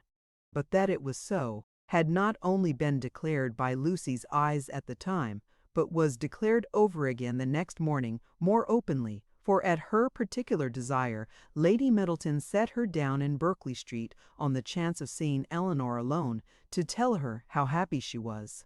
The chance proved a lucky one, for a message from Mrs. Palmer soon after she arrived carried Mrs. Jennings away. "My dear friend," cried Lucy, as soon as they were by themselves, "I come to talk to you of my happiness. Could anything be so flattering as Mrs. Ferrars's way of treating me yesterday? So exceeding affable as she was. You know how I dreaded the thoughts of seeing her, but the very moment I was introduced, there was such an affability in her behavior as really should seem to say she had quite took fancy to me. Now was not it so? You saw it all, and was not you quite struck with it? She was certainly very civil to you. Civil! Did you see nothing but only civility? I saw a vast deal more, such kindness as fell to the share of nobody but me. No pride, no hauteur, and your sister just the same, all sweetness and affability." Elinor wished to talk of something else, but Lucy still pressed her to own that she had reason for her happiness, and Elinor was obliged to go on. "Undoubtedly, if they had known your engagement," said she, "nothing could be more flattering than their treatment of you. But as that was not the case, I guessed you would say so," replied Lucy quickly. "But there was no reason in the world why Mrs. Ferrars should seem to like me, if she did not, and her liking me is everything. You shan't talk me out of my satisfaction. I am sure it will all end well, and there will be no difficulties at all, to what I used to think. Mrs. Ferrars is a charming woman, and so is your sister. They are both delightful women indeed. I wonder I should never hear you say how agreeable Mrs. Dashwood was." To this Elinor had no answer to make, and did not attempt any. "Are you ill, Miss Dashwood? You seem low, you don't speak. Sure you went well. I never was in better health." "I am glad of it with all my heart. But really you did not look it. I should be sorry to have you ill. You that have been the greatest comfort to me in the world. Heaven knows what I should have done without your friendship." Elinor tried to make a civil answer, though doubting her own success. But it seemed to satisfy Lucy, for she directly replied, "Indeed, I am perfectly convinced of your regard for me, and next to Edward's love, it is the greatest comfort I have." Poor Edward! But now there is one good thing. We shall be able to meet, and meet pretty often, for Lady Middleton's delighted with Mrs. Dashwood, so we shall be a good deal in Harley Street, I dare say, and Edward spends half his time with his sister. Besides, Lady Middleton and Mrs. Ferrars will visit now, and Mrs. Ferrars and your sister were both so good to say more than once they should always be glad to see me. They are such charming women. I am sure if ever you tell your sister what I think of her, you cannot speak too high. But Elinor would not give her any encouragement to hope that she should tell her sister. Lucy continued, "I am sure I should have seen it in a moment, if Mrs. Ferrars had took a dislike to me. If she had only made me a formal courtesy, for instance, without saying a word, and never after had took any notice of me, and never looked at me in a pleasant way. You know what I mean. If I had been treated in that forbidding sort of way, I should have gave it all up in despair. I could not have stood it, for where she does dislike, I know it is most violent." Elinor was prevented from making any reply to this civil triumph by the doors being thrown open, the servants announcing Mr. Ferrars, and Edward's immediately walking in. It was a very awkward moment, and the countenance of each showed that it was so. They all looked exceedingly foolish, and Edward seemed to have as great an inclination to walk out of the room again as to advance farther into it. The very circumstance in its unpleasantest form, which they would each have been most anxious to avoid, had fallen on them. They were not only all three together, but were together without the relief of any other person. The ladies recovered themselves first. It was not Lucy's business to put herself forward, and the appearance of secrecy must still be kept up. She could therefore only look her tenderness, and after slightly addressing him, said no more. But Elinor had more to do, and so anxious was she, for his sake and her own, to do it well, that she forced herself, after a moment's recollection, to welcome him, with a look and manner that were almost easy and almost open. And another struggle, another effort still improved them. She would not allow the presence of Lucy, nor the consciousness of some injustice towards herself, to deter her from saying that she was happy to see him, and that she had very much regretted being from home when he called before in Berkeley Street. She would not be frightened from paying him those attentions which, as a friend and almost a relation, were his due, by the observant eyes of Lucy, though she soon perceived them to be narrowly watching her. Her manners gave some reassurance to Edward, and he had courage enough to sit down, but his embarrassment still exceeded that of the ladies in a proportion which the case rendered reasonable, though his sex might make it rare, for his heart had not the indifference of Lucy's, nor could his conscience have quite the ease of Elinor's. Lucy, with a demure and settled air, seemed determined to make no contribution to the comfort of the others, and would not say a word. And almost everything that was said proceeded from Elinor, who was obliged to volunteer all the information about her mother's health, their coming to town, and ends, which Edward ought to have inquired about, but never did. Her exertions did not stop here, for she soon afterwards felt herself so heroically disposed as to determine, under pretence of fetching Marianne, to leave the others by themselves, and she really did it, and that in the handsomest manner, for she loitered away several minutes on the landing place with the most high-minded fortitude before she went to her sister. When that was once done, however, it was time for the raptures of Edward to cease, for Marianne's joy hurried her into the drawing-room immediately. Her pleasure in seeing him was like every other of her feelings, strong in itself and strongly spoken. She met him with the hand that would be taken, and a voice that expressed the affection of the sister. "Dear Edward," she cried, "this is a moment of great happiness. This would almost make amends for everything." Edward tried to return her kindness as it deserved, but before such witnesses he dared not say half what he really felt. Again they all sat down, and for a moment or two all were silent, while Marianne was looking with the most speaking tenderness, sometimes at Edward and sometimes at Elinor, regretting only that their delight in each other should be checked by Lucy's unwelcome presence. Edward was the first to speak, and it was to notice Marianne's altered looks and express his fear of her not finding London agree with her. "Oh, don't think of me," she replied with spirited earnestness, though her eyes were filled with tears as she spoke. "Don't think of my health. Elinor is well, you see. That must be enough for us both."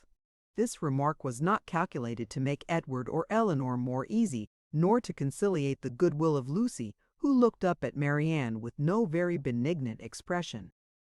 "Do you like London?" said Edward, willing to say anything that might introduce another subject.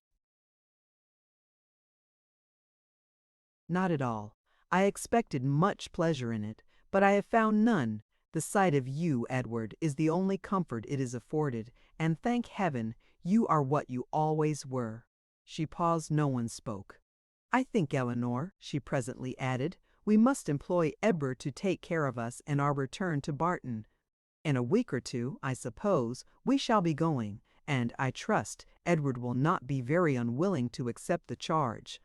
Poor Edward muttered something, but what it was nobody knew, not even himself. But Marianne, who saw his agitation and could easily trace it to whatever cause best pleased herself, was perfectly satisfied and soon talked of something else.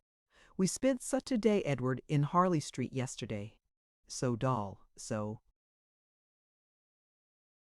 wretchedly dull, but I have much to say to you on that head which cannot be said now." And with this admirable discretion did she defer the assurance of her finding their mutual relatives more disagreeable than ever, and of her being particularly disgusted with his mother, till they were more in private. "But why were you not there, Edward? Why did you not come?" "I was engaged elsewhere." "Engaged! But what was that, when such friends were to be met?"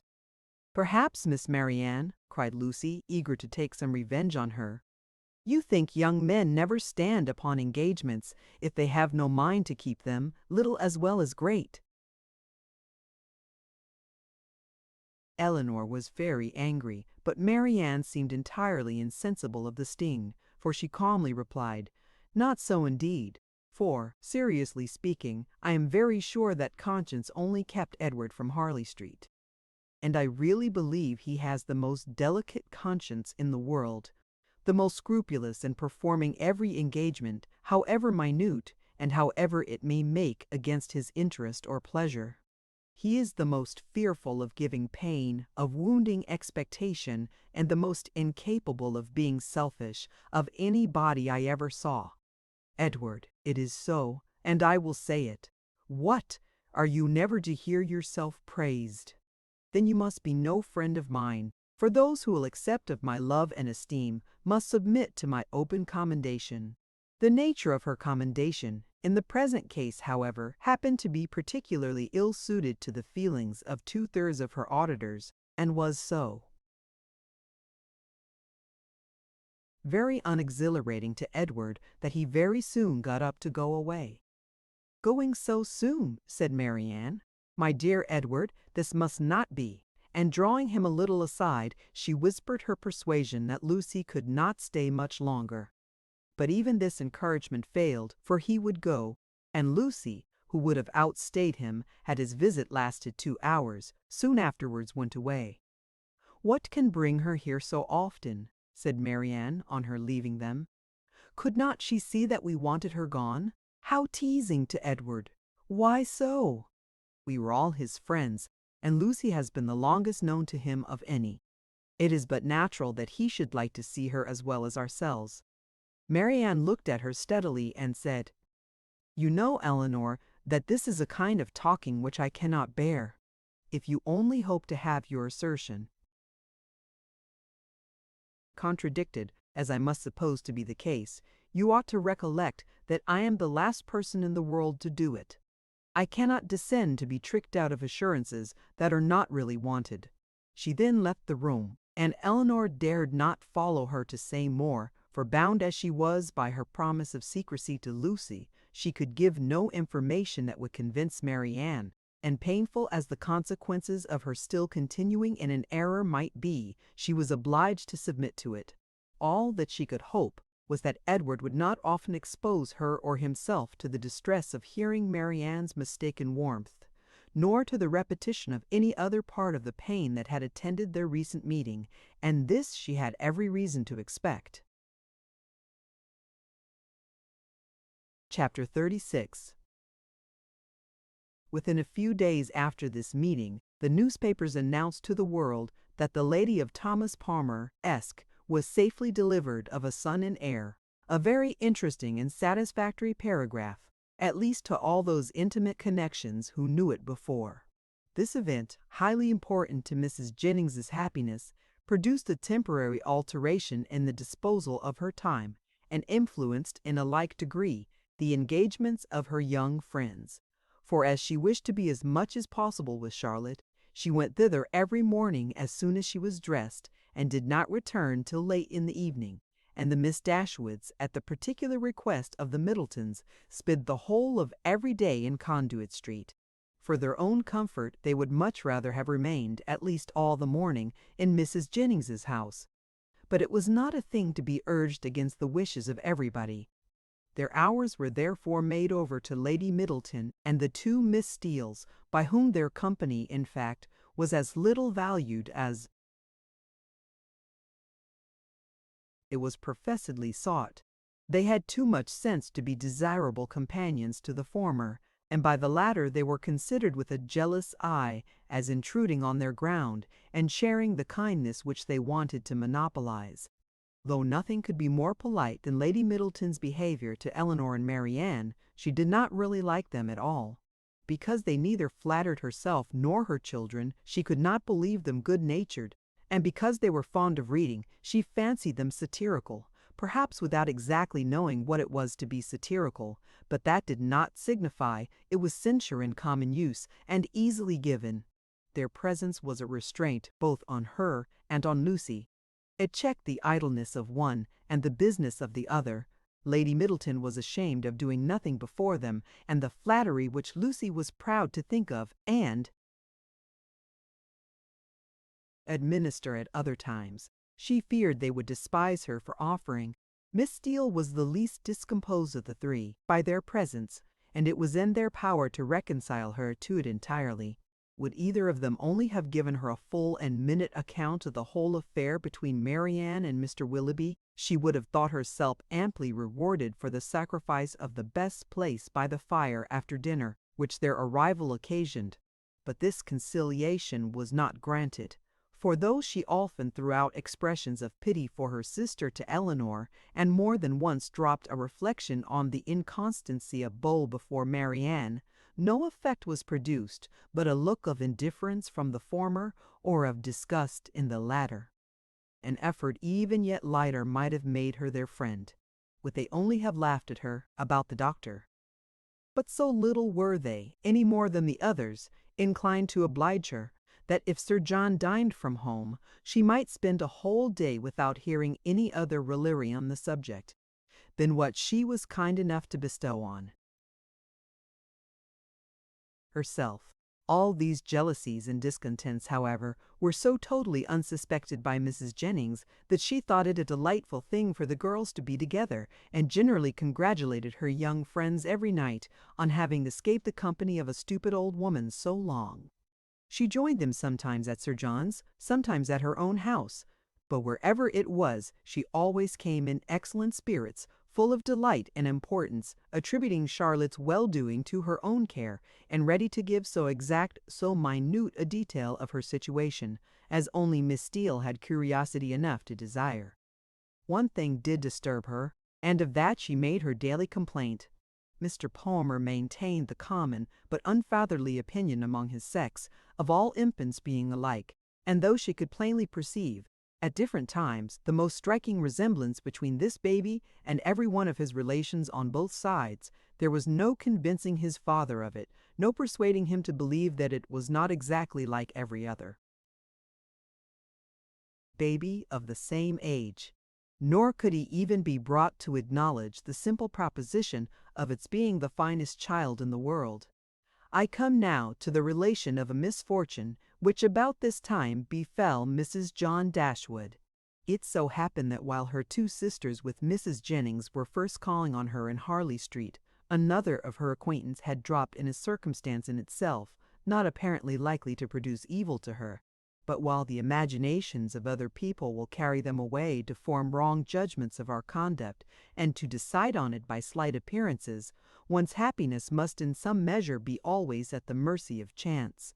In the present instance, this last arrived lady allowed her fancy to so far outrun truth and probability that on merely hearing the name of the Miss Dashwoods and understanding them to be Mr. Dashwood's sisters, she immediately concluded them to be staying in Harley Street, and this misconstruction produced within a day or two afterwards cards of invitation for them as well as for their brother and sister to a small musical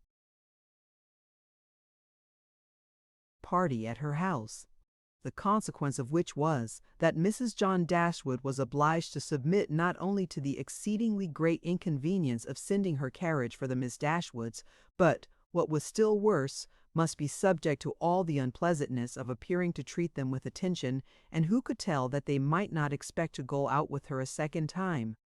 The power of disappointing them, it was true, must always be hers, but that was not enough. For when people are determined on a mode of conduct which they know to be wrong, they feel injured by the expectation of anything better from them.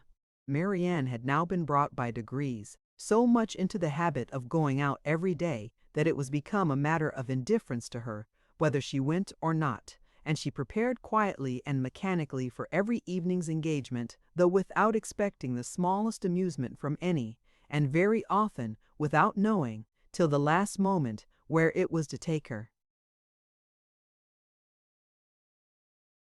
To her dress and appearance she was grown so perfectly indifferent as not to bestow half the consideration on it during the whole of her toilet, which it received from Miss Steele in the first 5 minutes of their being together. When it was finished, nothing escaped her minute observation and general curiosity. She saw everything and asked everything, was never easy till she knew the price of every part of Marianne's dress, could have guessed the number of her gowns altogether with better judgment than Marianne herself, and was not without hopes of finding out before they parted how much her washing cost per week and how much she had every year to spend upon herself. The impertinence of these kind of scrutinies, moreover, was generally concluded with a compliment, which, though meant as its douceur, was considered by Marianne as the greatest impertinence of all, for after undergoing an examination into the value and make of her gown, the color of her shoes, and the arrangement of her hair, she was almost sure of being told that upon her word she looked vastly smart, and she dared to say she would make a great many conquests. With such encouragement as this, was she dismissed on the present occasion to her brother's carriage, which they were ready to enter 5 minutes after it stopped at the door, a punctuality not very agreeable to their sister-in-law, who had preceded them to the house of her acquaintance, and was there hoping for some delay on their part that might inconvenience either herself or her coachman. The events of this evening were not very remarkable. The party, like other musical parties, comprehended a great many people who had real taste for the performance, and a great many more who had none at all, and the performers themselves were, as usual, in their own estimation, and that of their immediate friends, the first private performers in England. As Elinor was neither musical nor affecting to be so, she made no scruple of turning her eyes from the grand pianoforte whenever it suited her, and unrestrained even by the presence of a harp and violoncello, would fix them at pleasure on any other object in the room. In one of these excursive glances she perceived among a group of young men the very he who had given them a lecture on toothpick cases at Gray's. She perceived him soon afterwards looking at herself and speaking familiarly to her brother, and had just determined to find out his name from the latter when they both came towards her, and Mr. Dashwood introduced him to her as Mr. Robert Ferrars. He addressed her with easy civility, and twisted his head into a bow which assured her as plainly as words could have done that he was exactly the coxcomb she had heard him described to be by Lucy. Happy had it been for her, if her regard for Edward had depended less on his own merit than on the merit of his nearest relations, for then his brother's bow must have given the finishing stroke to what the ill humor of his mother and sister would have begun. But while she wondered at the difference of the two young men, she did not find that the emptiness and conceit of the one put her out of all charity with the modesty and worth of the other. Why they were different, Robert explained to her himself in the course of a quarter of an hour's conversation, for, talking of his brother and lamenting the extreme gaucherie which he really believed kept him from mixing in proper society, he candidly and generously attributed it much less to any natural deficiency than to the misfortune of a private education, while he himself, though probably without any material superiority by nature, merely from the advantage of a public school, was as well but effitinum de mex and the. Upon my soul, he added, I believe it is nothing more, and so I often tell my mother, when she is grieving about it. My dear madam, I always say to her, you must make yourself easy. The evil is now irremediable, and it has been entirely your own doing. Why would you be persuaded by my uncle Sir Robert against your own judgment to place Edward under private tuition at the most critical time of his life? If you had only sent him to Westminster as well as myself, instead of sending him to Mr. Pratt's, all this would have been prevented. This is the way in which I always consider the matter, and my mother is perfectly convinced of her error. Elinor would not oppose his opinion, because whatever might be her general estimation of the advantage of a public school, she could not think of Edward's abode in Mr. Pratt's family with any satisfaction. You reside in Devonshire, I think, was his next observation, in a cottage near Dawlish. Elinor set him right as to its situation, and it seemed rather surprising to him that anybody could live in Devonshire without living near Dawlish. He bestowed his hearty approbation, however, on their species of house. For my own part, said he, I am excessively fond of a cottage. There is always so much comfort, so much elegance about them, and I protest, if I had any money to spare, I should buy a little land and build one myself, within a short distance of London, where I might drive myself down at any time and collect a few friends about me and be happy. I advise everybody who is going to build a cottage. My friend Lord Courtland came to me the other day on purpose to ask my advice and laid before me 3 different plans of Bonhomie's. I was to decide on the best of them. My dear Courtland, said I, immediately throwing them all into the fire, do not adopt either of them, but by all means build a cottage, and that, I fancy, will be the end of it. Some people imagine that there can be no accommodations, no space in a cottage, but this is all a mistake. I was last month at my friend Elliot's, near Dartford. Lady Elliot wished to give a dance. But how can it be done, said she. My dear Ferrars, do tell me how it is to be managed. There is not a room in this cottage that will hold 10 couple, and where can the supper be? I immediately saw that there could be no difficulty in it, so I said, my dear Lady Elliot, do not be uneasy. The dining parlor will admit 18 couple with ease. Card tables may be placed in the drawing room, the library may be open for tea and other refreshments, and let the supper be set out in the saloon. Lady Elliot was delighted with the thought. We measured the dining room, and found it would hold exactly 18 couple, and the affair was arranged precisely after my plan, so that in fact, you see, if people do but know how to set about it, every comfort may be as well enjoyed in a cottage as in the most spacious dwelling. Elinor agreed to it all, for she did not think he deserved the compliment of rational opposition. As John Dashwood had no more pleasure in music than his eldest sister, his mind was equally at liberty to fix on anything else, and a thought struck him.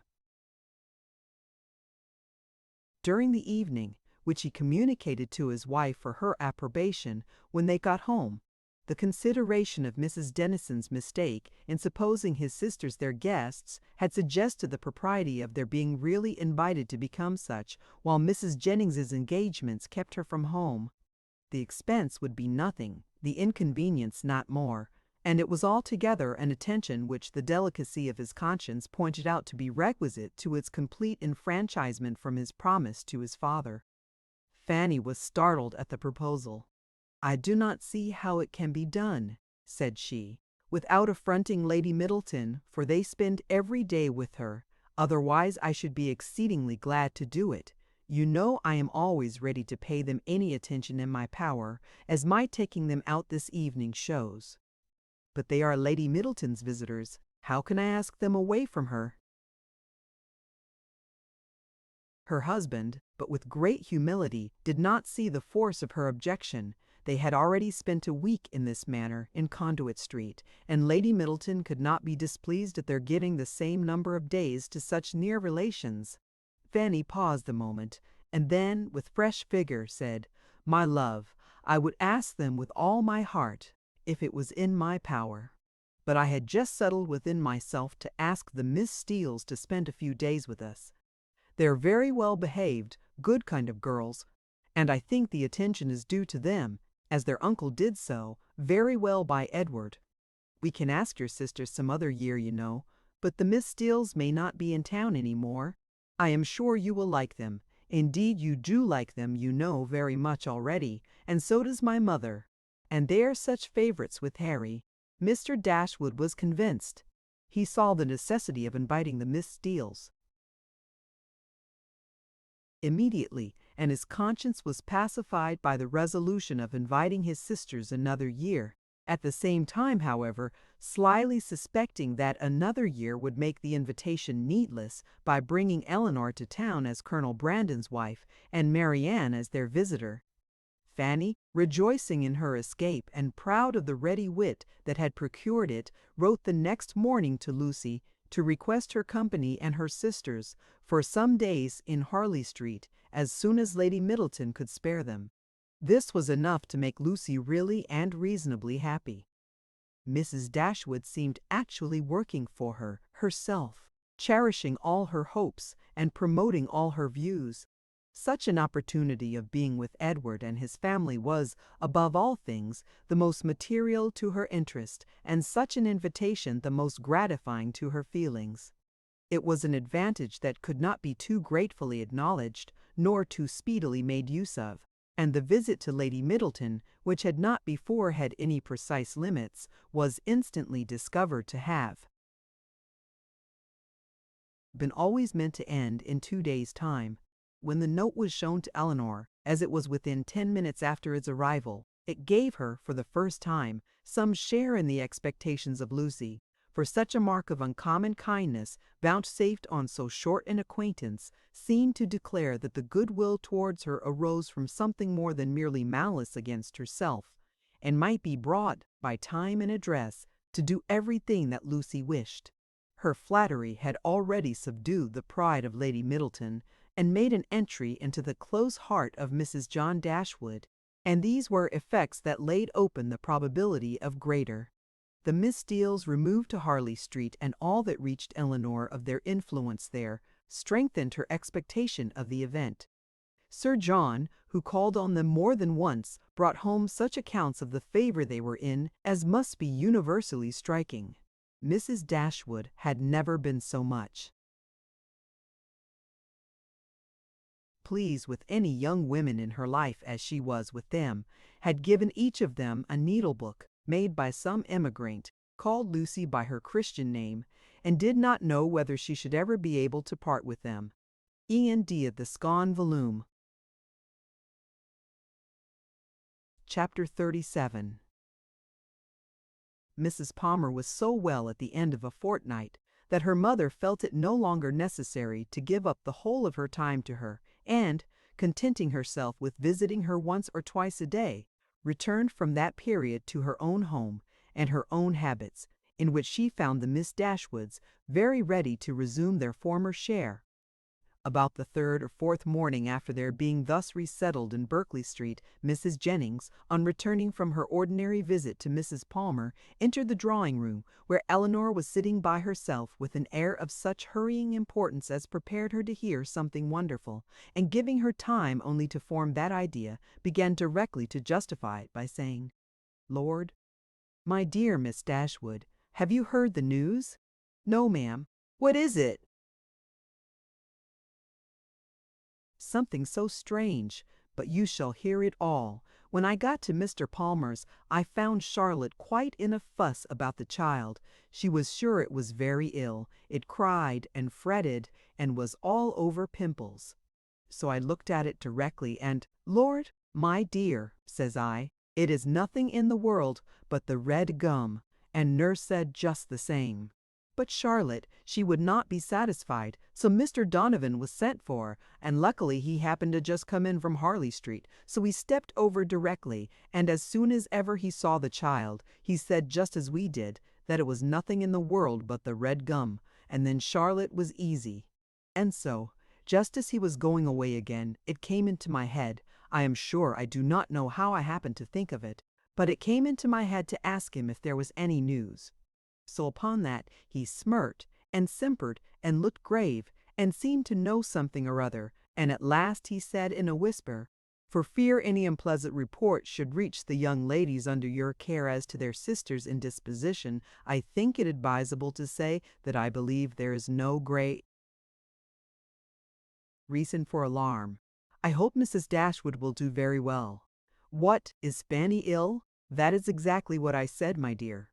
'Lord,' says I, 'is Mrs. Dashwood ill?' So then it all came out, and the long and the short of the matter, by all I can learn, seems to be this.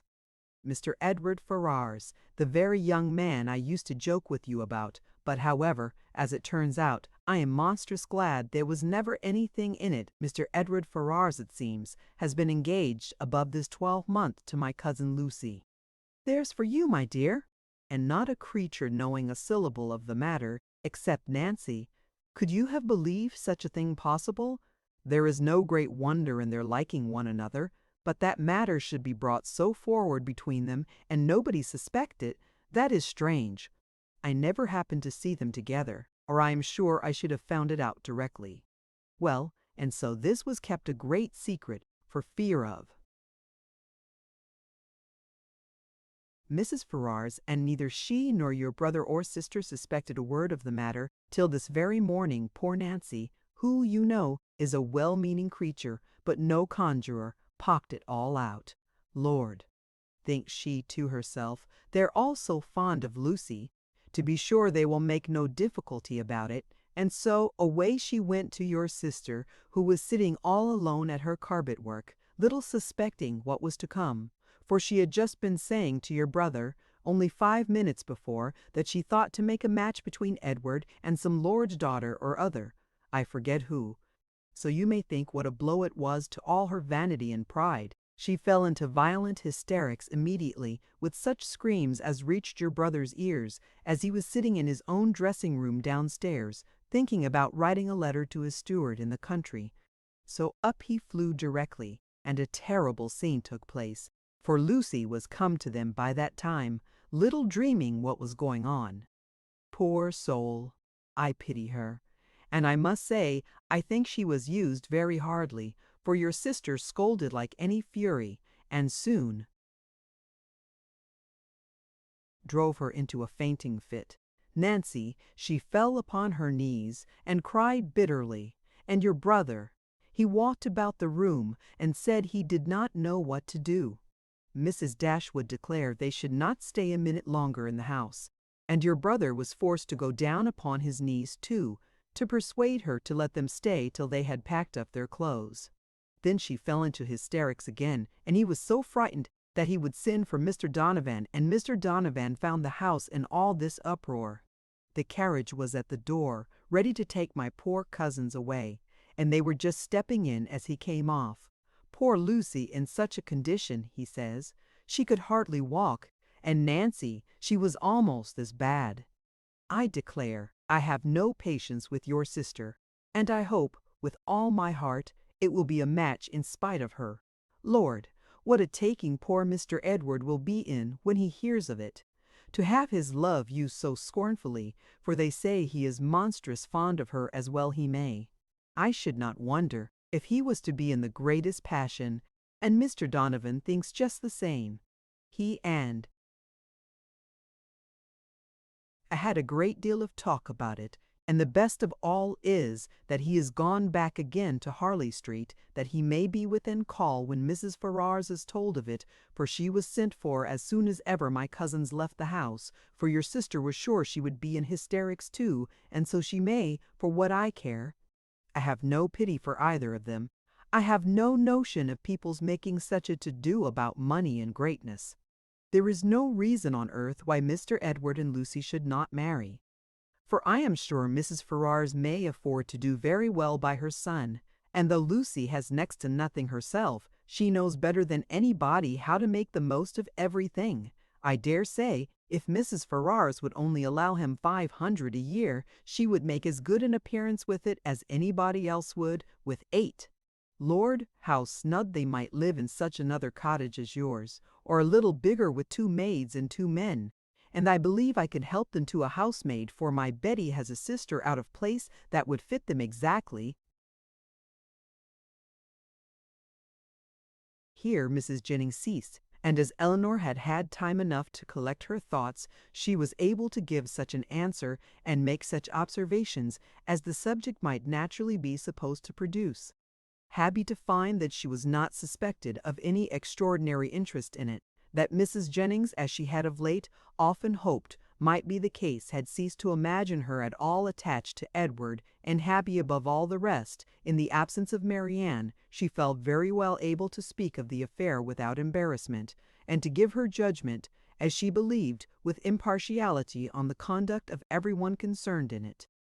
She could hardly determine what her own expectation of its event really was, though she earnestly tried to drive away the notion of its being possible to end otherwise at last than in the marriage of Edward and Lucy. What Mrs. Ferrars would say and do, though there could not be a doubt of its nature, she was anxious to hear, and still more anxious to know how Edward would conduct himself. For him she felt much compassion, for Lucy very little, and it cost her some pains to procure that little. For the rest of the party, none at all. As Mrs. Jennings could talk on no other subject, Elinor soon saw the necessity of preparing Marianne for its discussion. No time was to be lost in undeceiving her, in making her acquainted with the real truth, and in endeavoring to bring her to hear it talked of by others, without betraying that she felt any uneasiness for her sister, or any resentment against Edward. Elinor's office was a painful one. She was going to remove what she really believed to be her sister's chief consolation, to give such particulars of Edward as she feared would ruin him for ever in her good opinion, and to make Marianne, by a resemblance in their situations, which to her fancy would seem strong, feel all her own disappointment over again. But unwelcome as such a task must be, it was necessary to be done, and Elinor therefore hastened to perform it. She was very far from wishing to dwell on her own feelings or to represent herself as suffering much any otherwise than as the self-command she had practiced since her first knowledge of Edward's engagement might suggest a hint of what was practicable to Marianne. Her narration was clear and simple, and though it could not be given without emotion, it was not accompanied by violent agitation nor impetuous grief. That belonged rather to the hearer, for Marianne listened with horror and cried excessively. Elinor was to be the comforter of others in her own distresses, no less than in theirs, and all the comfort that could be given by assurances of her own composure of mind, and a very earnest vindication of Edward from every charge but of imprudence, was readily offered. But Marianne for some time would give credit to neither. Edward seemed to second Willoughby, and acknowledging, as Elinor did, that she had loved him most sincerely, could she feel less than herself. As for Lucy Steele, she considered her so totally unamiable, so absolutely incapable of attaching a sensible man, that She could not be persuaded at first to believe, and afterwards to pardon, any former affection of Edward for her. She would not even admit it to have been natural, and Elinor left her to be convinced that it was so, by that which only could convince her, a better knowledge of mankind. Her first communication had reached no farther than to state the fact of the engagement, and the length of time it had existed. Marianne's feelings had then broken in and put an end to all regularity of detail, and for some time all that could be done was to soothe her distress, lessen her alarms, and combat her resentment. The first question on her side, which led to farther particulars, was, "How long has this been known to you, Elinor? Has he written to you?" "I have known it these 4 months. When Lucy first came to Barton Park last November, she told me in confidence of her engagement." At these words, Marian's eyes expressed the astonishment which her lips could not utter. After a pause of wonder, she exclaimed, "4 months! Have you known of this 4 months? Elinor confirmed it. What, while attending me in all my misery, has this been on your heart? And I have reproached you for being happy. It was not fit that you should then know how much I was the reverse." "4 months!" cried Marianne again. "So calm, so cheerful, how have you been supported?" "By feeling that I was doing my duty. My promise to Lucy obliged me to be secret. I owed it to her, therefore, to avoid giving any hint of the truth. And I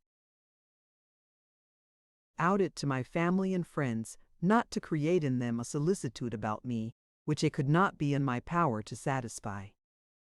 Marianne seemed much struck. "I have very often wished to undeceive yourself and my mother," added Elinor, "and once or twice I have attempted it, but without betraying my trust I never could have convinced you. 4 months, and yet you loved him." "Yes, but I did not love only him, and while the comfort of others was dear to me, I was glad to spare them from knowing how much I felt. Now I can think and speak of it with little emotion. I would not have you suffer on my account, for I assure you I no longer suffer materially myself. I have many things to support me. I am not conscious of having provoked the disappointment by any imprudence of my own. I have borne it as much as possible without spreading it farther. I acquit Edward of essential misconduct. I wish him very happy, and I am so sure of his always doing his duty that though now he may harbor some regret, in the end he must become so. Lucy does not want sense, and that is the foundation on which everything good may be built. And after all, Marianne, after all that is bewitching in the idea of a single and constant attachment, and all that can be said of one's happiness depending entirely on any particular person, it is not meant, it is not fit, it is not possible that it should be so. Edward will marry Lucy. He will marry a woman superior in person and understanding to half her sex, and time and habit will teach him to forget that he ever thought another superior to her." "If such is your way of thinking," said Marianne, "if the loss of what is most valued is so easily to be made up by something else, your resolution, your self-command are, perhaps, a little less to be wondered at. They are brought more within my comprehension. I understand you. You do not suppose that I have ever felt much. For 4 months, Marianne, I have had all this hanging on my mind, without being at liberty to speak of it to a single creature, knowing that it would make you and my mother most unhappy whenever it were explained to you, yet unable to prepare you for it in the least.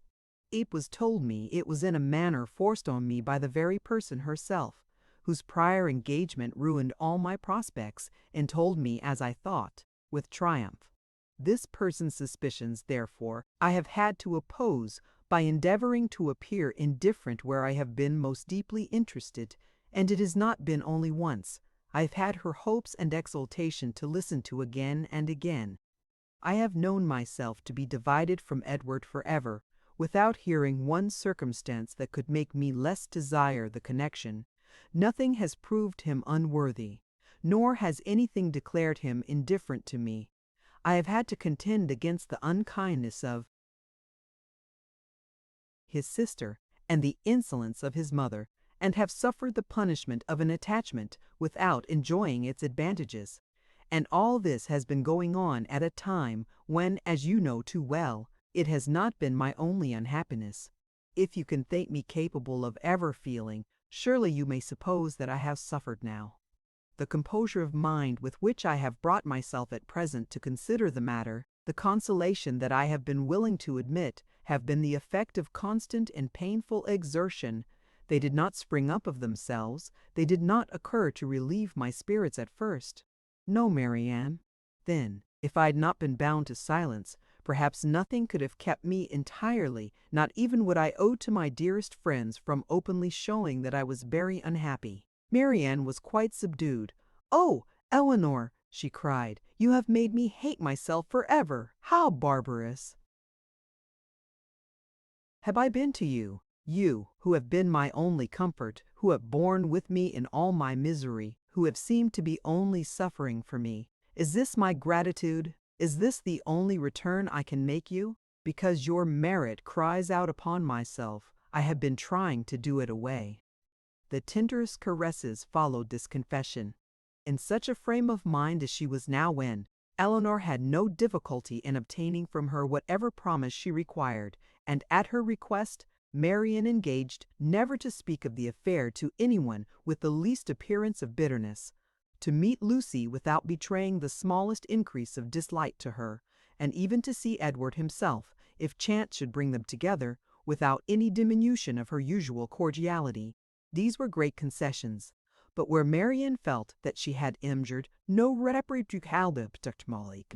she performed her promise of being discreet to admiration. She attended to all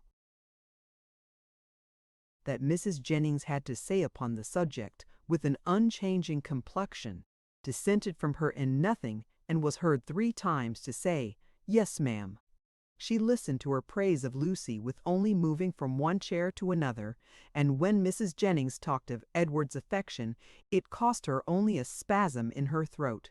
Such advances towards heroism in her sister made Elinor feel equal to anything herself. The next morning brought a farther trial of it, and a visit from their brother, who came with the most serious aspect to talk over the dreadful affair and bring them news of his wife. "You have heard, I suppose," said he with great solemnity, as soon as he was seated, "of the very shocking discovery that took place under our roof yesterday." They all looked their assent. It seemed too awful a moment for speech. "Your sister," he continued, "has suffered dreadfully. Mrs. Ferrars too. In short, it has been a scene of such complicated distress, but I will hope that the storm may be weathered without our being any of us quite overcome. Poor Fanny! She was in hysterics all yesterday. But I would not alarm you too much. Donovan says there is nothing materially to be apprehended. Her constitution is a good one, and her resolution equal to anything. She has borne it all with the fortitude of an angel.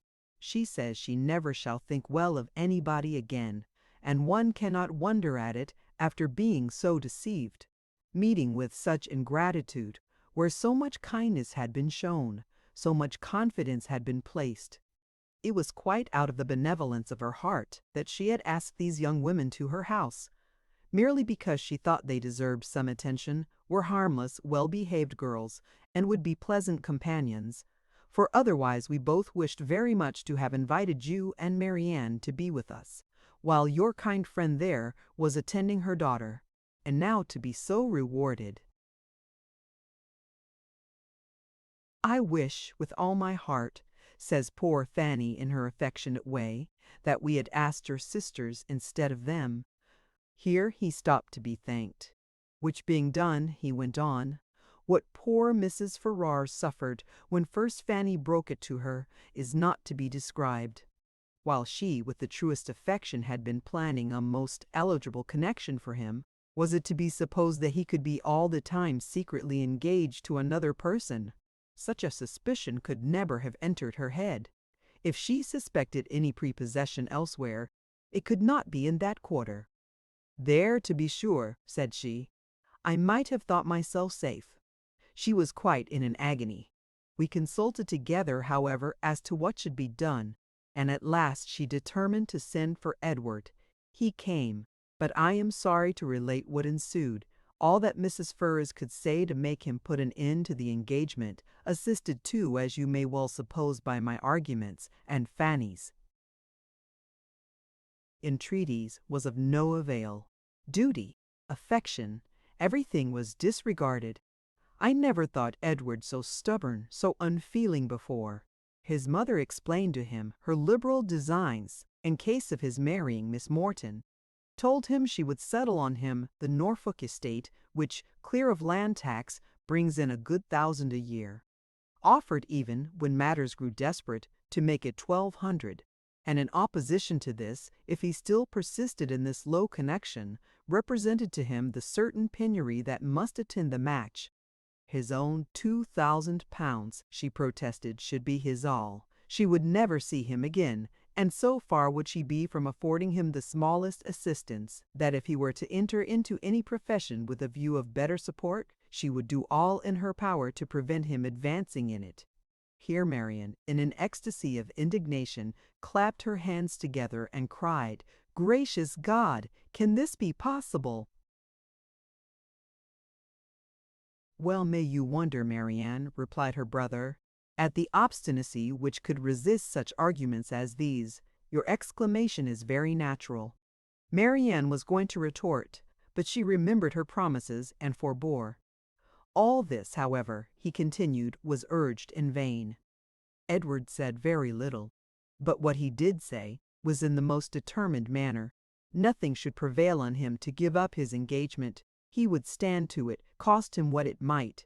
"Then," cried Mrs. Jennings with blunt sincerity, no longer able to be silent, "he has acted like an honest man." "I beg your pardon, Mr. Dashwood, but if he had done otherwise, I should have thought him a rascal. I had some little concern in the business, as well as yourself, for Lucy Steele is my cousin, and I believe there is not a better kind of girl in the world, nor one who more deserves a good husband." John Dashwood was greatly astonished, but his nature was calm, not open to provocation, and he never wished to offend anybody, especially anybody of good fortune. He therefore replied, without any resentment, "I would by no means speak disrespectfully of any relation of yours, madam. Miss Lucy Steele is, I dare say, a very deserving young woman, but in the present case, you know, the connection must be impossible. And to have entered into a secret engagement with a young man under her uncle's care, the son of a woman especially of such very large fortune as Mrs. Ferrars, is perhaps altogether a little extraordinary. In short, I do not mean to reflect upon the behavior of any person whom you have a regard for, Mrs. Jennings. We all wish her extremely happy, and Mrs. Ferrars's conduct throughout the whole has been such as every conscientious good mother, in like circumstances, would adopt. It has been dignified and liberal. Edward has drawn his own lot, and I fear it will be a bad one." Marianne sighed out her similar apprehension, and Elinor's heart wrung for the feelings of Edward, while braving his mother's threats for a woman who could not reward him. "Well, sir," said Mrs. Jennings, "and how did it end?" "I am sorry to say, ma'am, in a most unhappy rupture Edward is dismissed forever from his mother's notice. He left her house yesterday, but where he is gone, or whether he is still in town, I do not know, for we of course can make no inquiry." "Poor young man! And what is to become of him?" "What indeed, ma'am? It is a melancholy consideration. Born to the prospect of such affluence, I cannot conceive a situation more deplorable. The interest of £2,000. How can a man live on it, and when to that is added the recollection that he might, but for his own folly, within 3 months have been in the receipt of £2,500 a year, for Miss Morton has £30,000, I cannot picture to myself a more wretched condition. We must all feel for him, and the more so, because it is totally out of our power to assist him." "Poor young man!" cried Mrs. Jennings. "I am sure he should be very welcome to bed and board at my house, and so I would tell him if I could see him." It is not fit that he should be living about at his own charge now, at lodgings in taverns. Elinor's heart thanked her for such kindness towards Edward, though she could not forbear smiling at the form of it. If he would only have done as well by himself, said John Dashwood, as all his friends were disposed to do by him, he might now have been in his proper situation, and would have wanted for nothing. But as it is, it must be out of anybody's power to assist him. And there is one thing more preparing against him, which must be worse than all his mother has determined, with a very natural kind of spirit, to settle that estate upon Robert immediately, which might have been Edward's, on proper conditions. I left her this morning with her lawyer, talking over the business. Well, said Mrs. Jennings, that is her revenge. Everybody has a way of their own, but I don't think mine would be to make one son independent, because another had plagued me. Marianne got up and walked about the room. Can anything be more galling to the spirit of a man, continued John, than to see his younger brother in possession of an estate which might have been his own? Poor Edward! I feel for him sincerely. A few minutes more spent in the same kind of effusion concluded his visit, and with repeated assurances to his sisters that he really believed there was no material danger in Fanny's indisposition, and that they need not therefore be very uneasy about it, he went away, leaving the three ladies unanimous in their sentiments on the present occasion, as far at least as it regarded Mrs. Ferrars's conduct, the Dashwoods, and Edward's. Marianne's indignation burst forth as soon as he quitted the room, and as her vehemence made reserve impossible in Elinor, and unnecessary in Mrs. Jennings, they all joined in a very spirited critique upon the party. Chapter 38. Mrs. Jennings was very warm in her praise of Edward's conduct, but only Elinor and Marianne understood its true merit. They only knew how little he had had to tempt him to be disobedient, and how small was the consolation, beyond the consciousness of doing right, that could remain to him in the loss of friends and fortune. Elinor gloried in his integrity, and Marianne forgave all his offences in compassion for his punishment. But though confidence between them was, by this public discovery, restored to its proper state, it was not a subject on which either of them were fond of dwelling when alone. Elinor avoided it upon principle, as tending to fix still more upon her thoughts by the too warm, too positive assurances of Marianne, that belief of Edward's continued affection for herself which she rather wished to do away, and Marianne's courage soon failed her, in trying to converse upon a topic which always left her more dissatisfied with herself than ever by the comparison it necessarily produced between Elinor's conduct and her own. She felt all the force of that comparison, but not as her sister had hoped, to urge her to exertion now. She felt it with all the pain of continual self-reproach, regretted most bitterly that she had never exerted herself before, but it brought only the torture of penitence without the hope of amendment.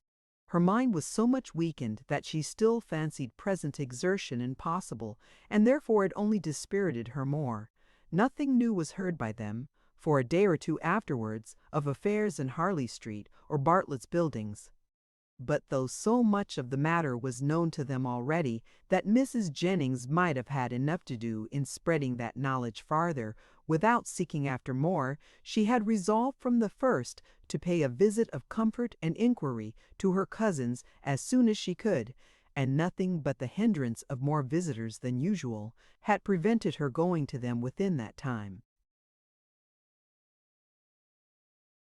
The third day succeeding their knowledge of the particulars was so fine, so beautiful a Sunday as to draw many to Kensington Gardens, though it was only the second week in March. Mrs. Jennings and Elinor were of the number, but Marianne, who knew that the Willoughbys were again in town, and had a constant dread of meeting them, chose rather to stay at home than venture into so public a place.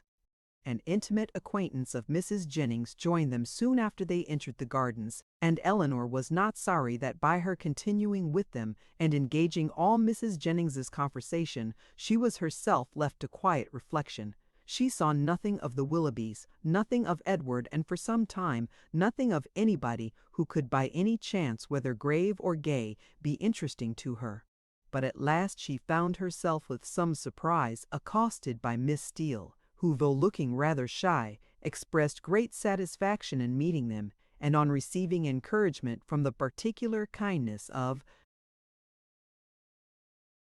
Mrs. Jennings, left her own party for a short time to join theirs.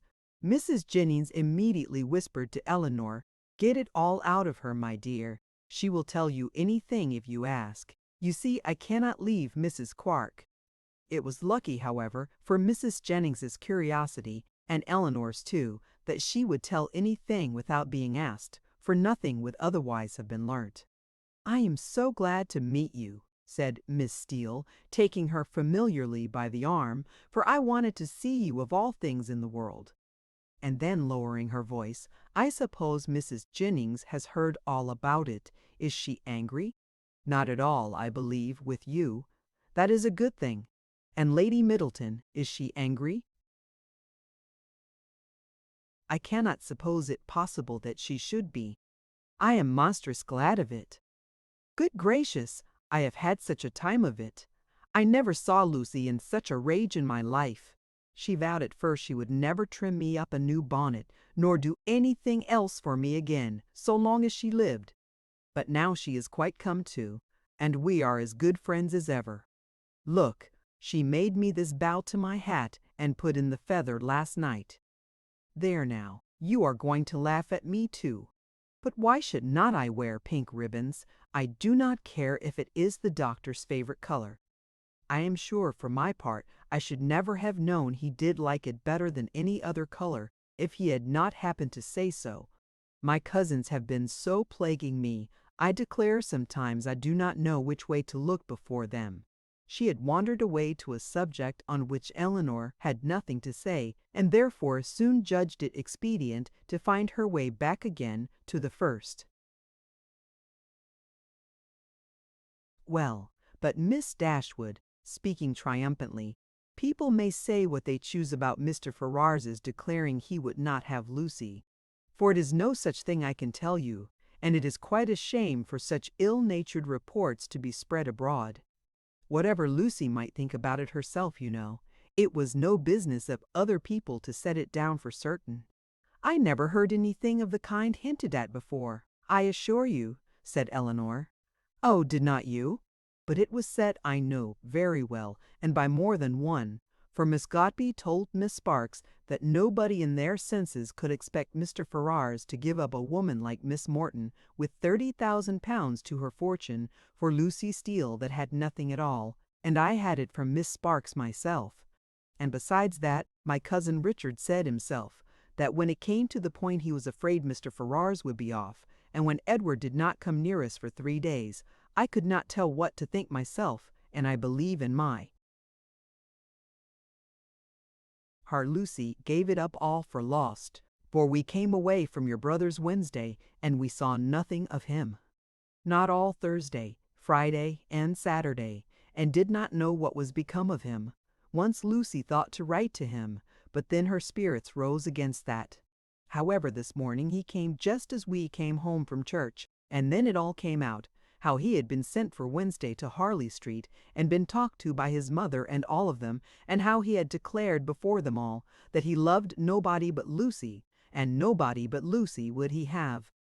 And how he had been so worried by what passed, that as soon as he had went away from his mother's house, he had got upon his horse, and rid into the country somewhere or other, and how he had stayed about at an inn all Thursday and Friday, on purpose to get the better of it. And after thinking it all over and over again, he said, it seemed to him as if, now he had no fortune, and know nothing at all, it would be quite unkind to keep her on to the engagement, because it must be for her loss, for Lied would none to it. £1,000, and no hope of anything else.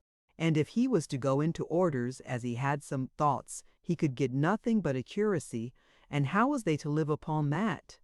He could not bear to think of her doing no better, and so he begged, if she had the least mind for it, to put an end to the matter directly, and leave him shift for himself.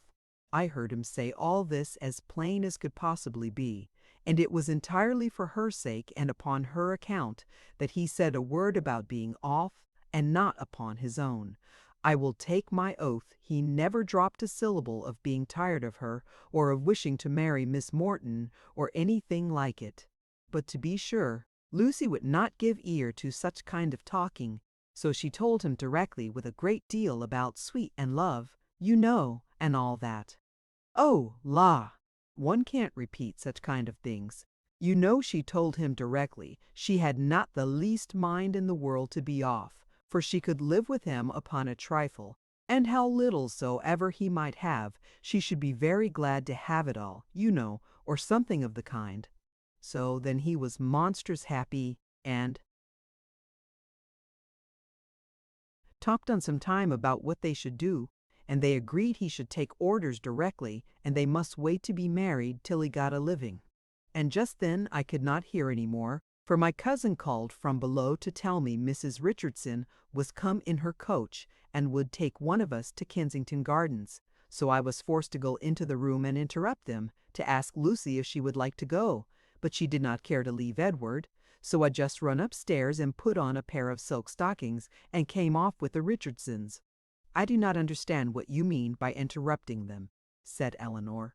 You were all in the same room together, were not you? No, indeed, not us. La, Miss Dashwood, do you think people make love when anybody else is by? Oh, for shame! To be sure you must know better than that, laughing affectedly. No, no, they were shut up in the drawing-room together, and all I heard was only by listening at the door. How? Cried Elinor. Have you been repeating to me what you only learned yourself by listening at the door? I am sorry I did not know it before, for I certainly would not have suffered you to give me particulars of a conversation which you ought not to have known yourself. How could you behave so unfairly by your sister? Oh, la! There is nothing in that. I only stood at the door and heard what I could. And I am sure Lucy would have done just the same by me, for a year or two back, when Martha Sharp and I had so many secrets together, she never made any bones of hiding in a closet, or behind a chimney-board, on purpose to hear what we said. Elinor tried to talk of something else, but Miss Steele could not be kept beyond a couple of minutes from what was uppermost in her mind. Edward talks of going to Oxford soon, said she, but now he is lodging at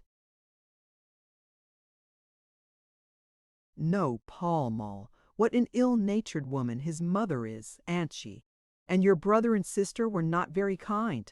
However, I shan't say anything against them to you, and to be sure they did send us home in their own chariot, which was more than I looked for. And, for my part, I was all in a fright for fear your sister should ask us for the huswifes she had gave us a day or two before, but, however, nothing was said about them, and I took care to keep mine out of sight. Edward have got some business at Oxford, he says, so he must go there for a time, and after that, as soon as he can light upon a bishop, he will be ordained. I wonder what curacy he will get. Good gracious, giggling as she spoke, I'd lay my life. I know what my cousins will say when they hear of it. They will tell me I should write to the doctor to get Edward the curacy of his new living. I know they will, but I am sure I would not do such a thing for all the world. La! I shall say directly, I wonder how you could think of such a thing. I write to the doctor, indeed. Well, said Elinor, it is a comfort to be prepared against the worst. You have got your answer ready. Miss Steele was going to reply on the same subject, but the approach of her own party made another more necessary. Oh, la! Here come the Richardsons.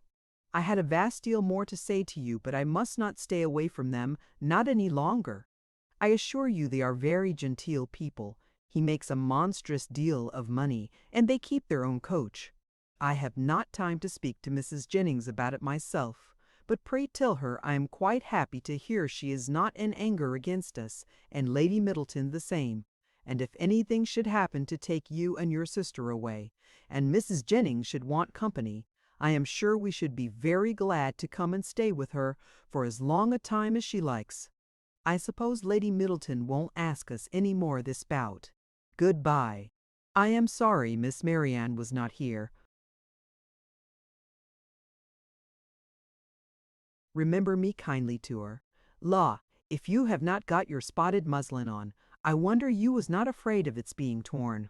Such was her parting concern, for after this she had time only to pay her farewell compliments to Mrs. Jennings before her company was claimed by Mrs. Richardson, and Elinor was left in possession of knowledge which might feed her powers of reflection some time, though she had learnt very little more than what had been already foreseen and foreplanned in her own mind. Edward's marriage with Lucy was as firmly determined on, and the time of its taking place remained as absolutely uncertain as she had concluded it would be. Everything depended, exactly after her expectation, on his getting that preferment, of which, at present, there seemed not the smallest chance. As soon as they returned to the carriage, Mrs. Jennings was eager for information, but as Elinor wished to spread as little as possible intelligence that had in the first place been so unfairly obtained, she confined herself to the brief repetition of such simple particulars as she felt assured that Lucy, for the sake of her own consequence, would choose to have known. The continuance of their engagement and the means that were able to be taken for promoting its end was all her communication, and this produced from Mrs. Jennings the following natural remark: "Wait for his having a living. Aye, we all know how that will end. They will wait a 12-month, and finding no good comes of it, will set down upon a curacy of £50 a year, with the interest of his £2,000, and what little matter Mr. Steele and Mr. Pratt can give her. Then they will have a child every year. And Lord help 'em, how poor they will be. I must see what I can give them towards furnishing their house. 2 maids and 2 men indeed, as I talked of t'other day. No, they must get a stout girl of all works. Betty's sister would never do for them now."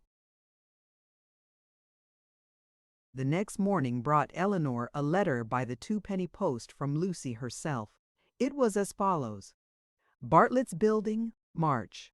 I hope my dear Miss Dashwood will excuse the liberty I take of writing to her, but I know your friendship for me will make you pleased to hear such a good account of myself and my dear Edward after all the troubles we have went through lately.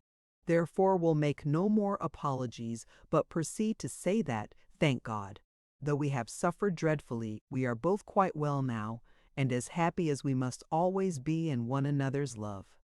We have had great trials and great persecutions, but however, at the same time, gratefully acknowledge many friends, yourself not the least among them, whose great kindness I shall always thankfully remember, as will Edward too, who I have told of it. I am sure you will be glad to hear, as likewise dear Mrs. Jennings, I spent 2 happy hours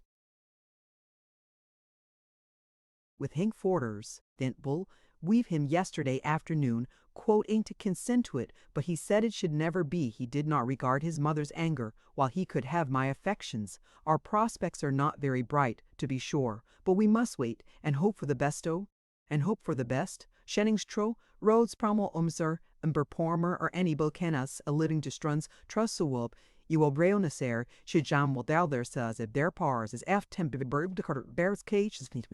Poor Anne was much to blame for what she did, but she did it for the best, so I say nothing. Hope Mrs. Jennings won't think it too much trouble to give us a call, should she come this way any morning. 'Twould be a great kindness, and my cousins would be proud to know her. My paper reminds me to conclude, and begging to be most gratefully and respectfully remembered to her and to Sir John and Lady Middleton and the dear children, when you chance to see them, and love to Miss Marianne. I am, Aunt." As soon as Elinor had finished it, she performed what she concluded to be its writer's real design by placing it in the hands of Mrs. Jennings, who read it aloud with many comments of satisfaction and praise. "Very well indeed, how prettily she writes. Aye, that was quite proper to let him be off if he would. That was just like Lucy. Poor soul, I wish I could get him a living, with all my heart. She calls me dear Mrs. Jennings, you see. She is a good-hearted girl as ever lived. Very well, upon my word. That sentence is very prettily turned. Yes, yes, I will go and see her, sure enough. How attentive she is, to think of everybody. Thank you, my dear, for showing it me. It is as pretty a letter as ever I saw, and does Lucy's head and heart great credit. The end. Thank you for listening to this story. I hope you enjoyed the journey, the characters, and the world they carried with them. If you enjoyed this audiobook, please subscribe to the channel and leave a comment below. Your support helps keep these stories alive and allows more timeless books to be shared with listeners around the world. Until next time, thank you for listening.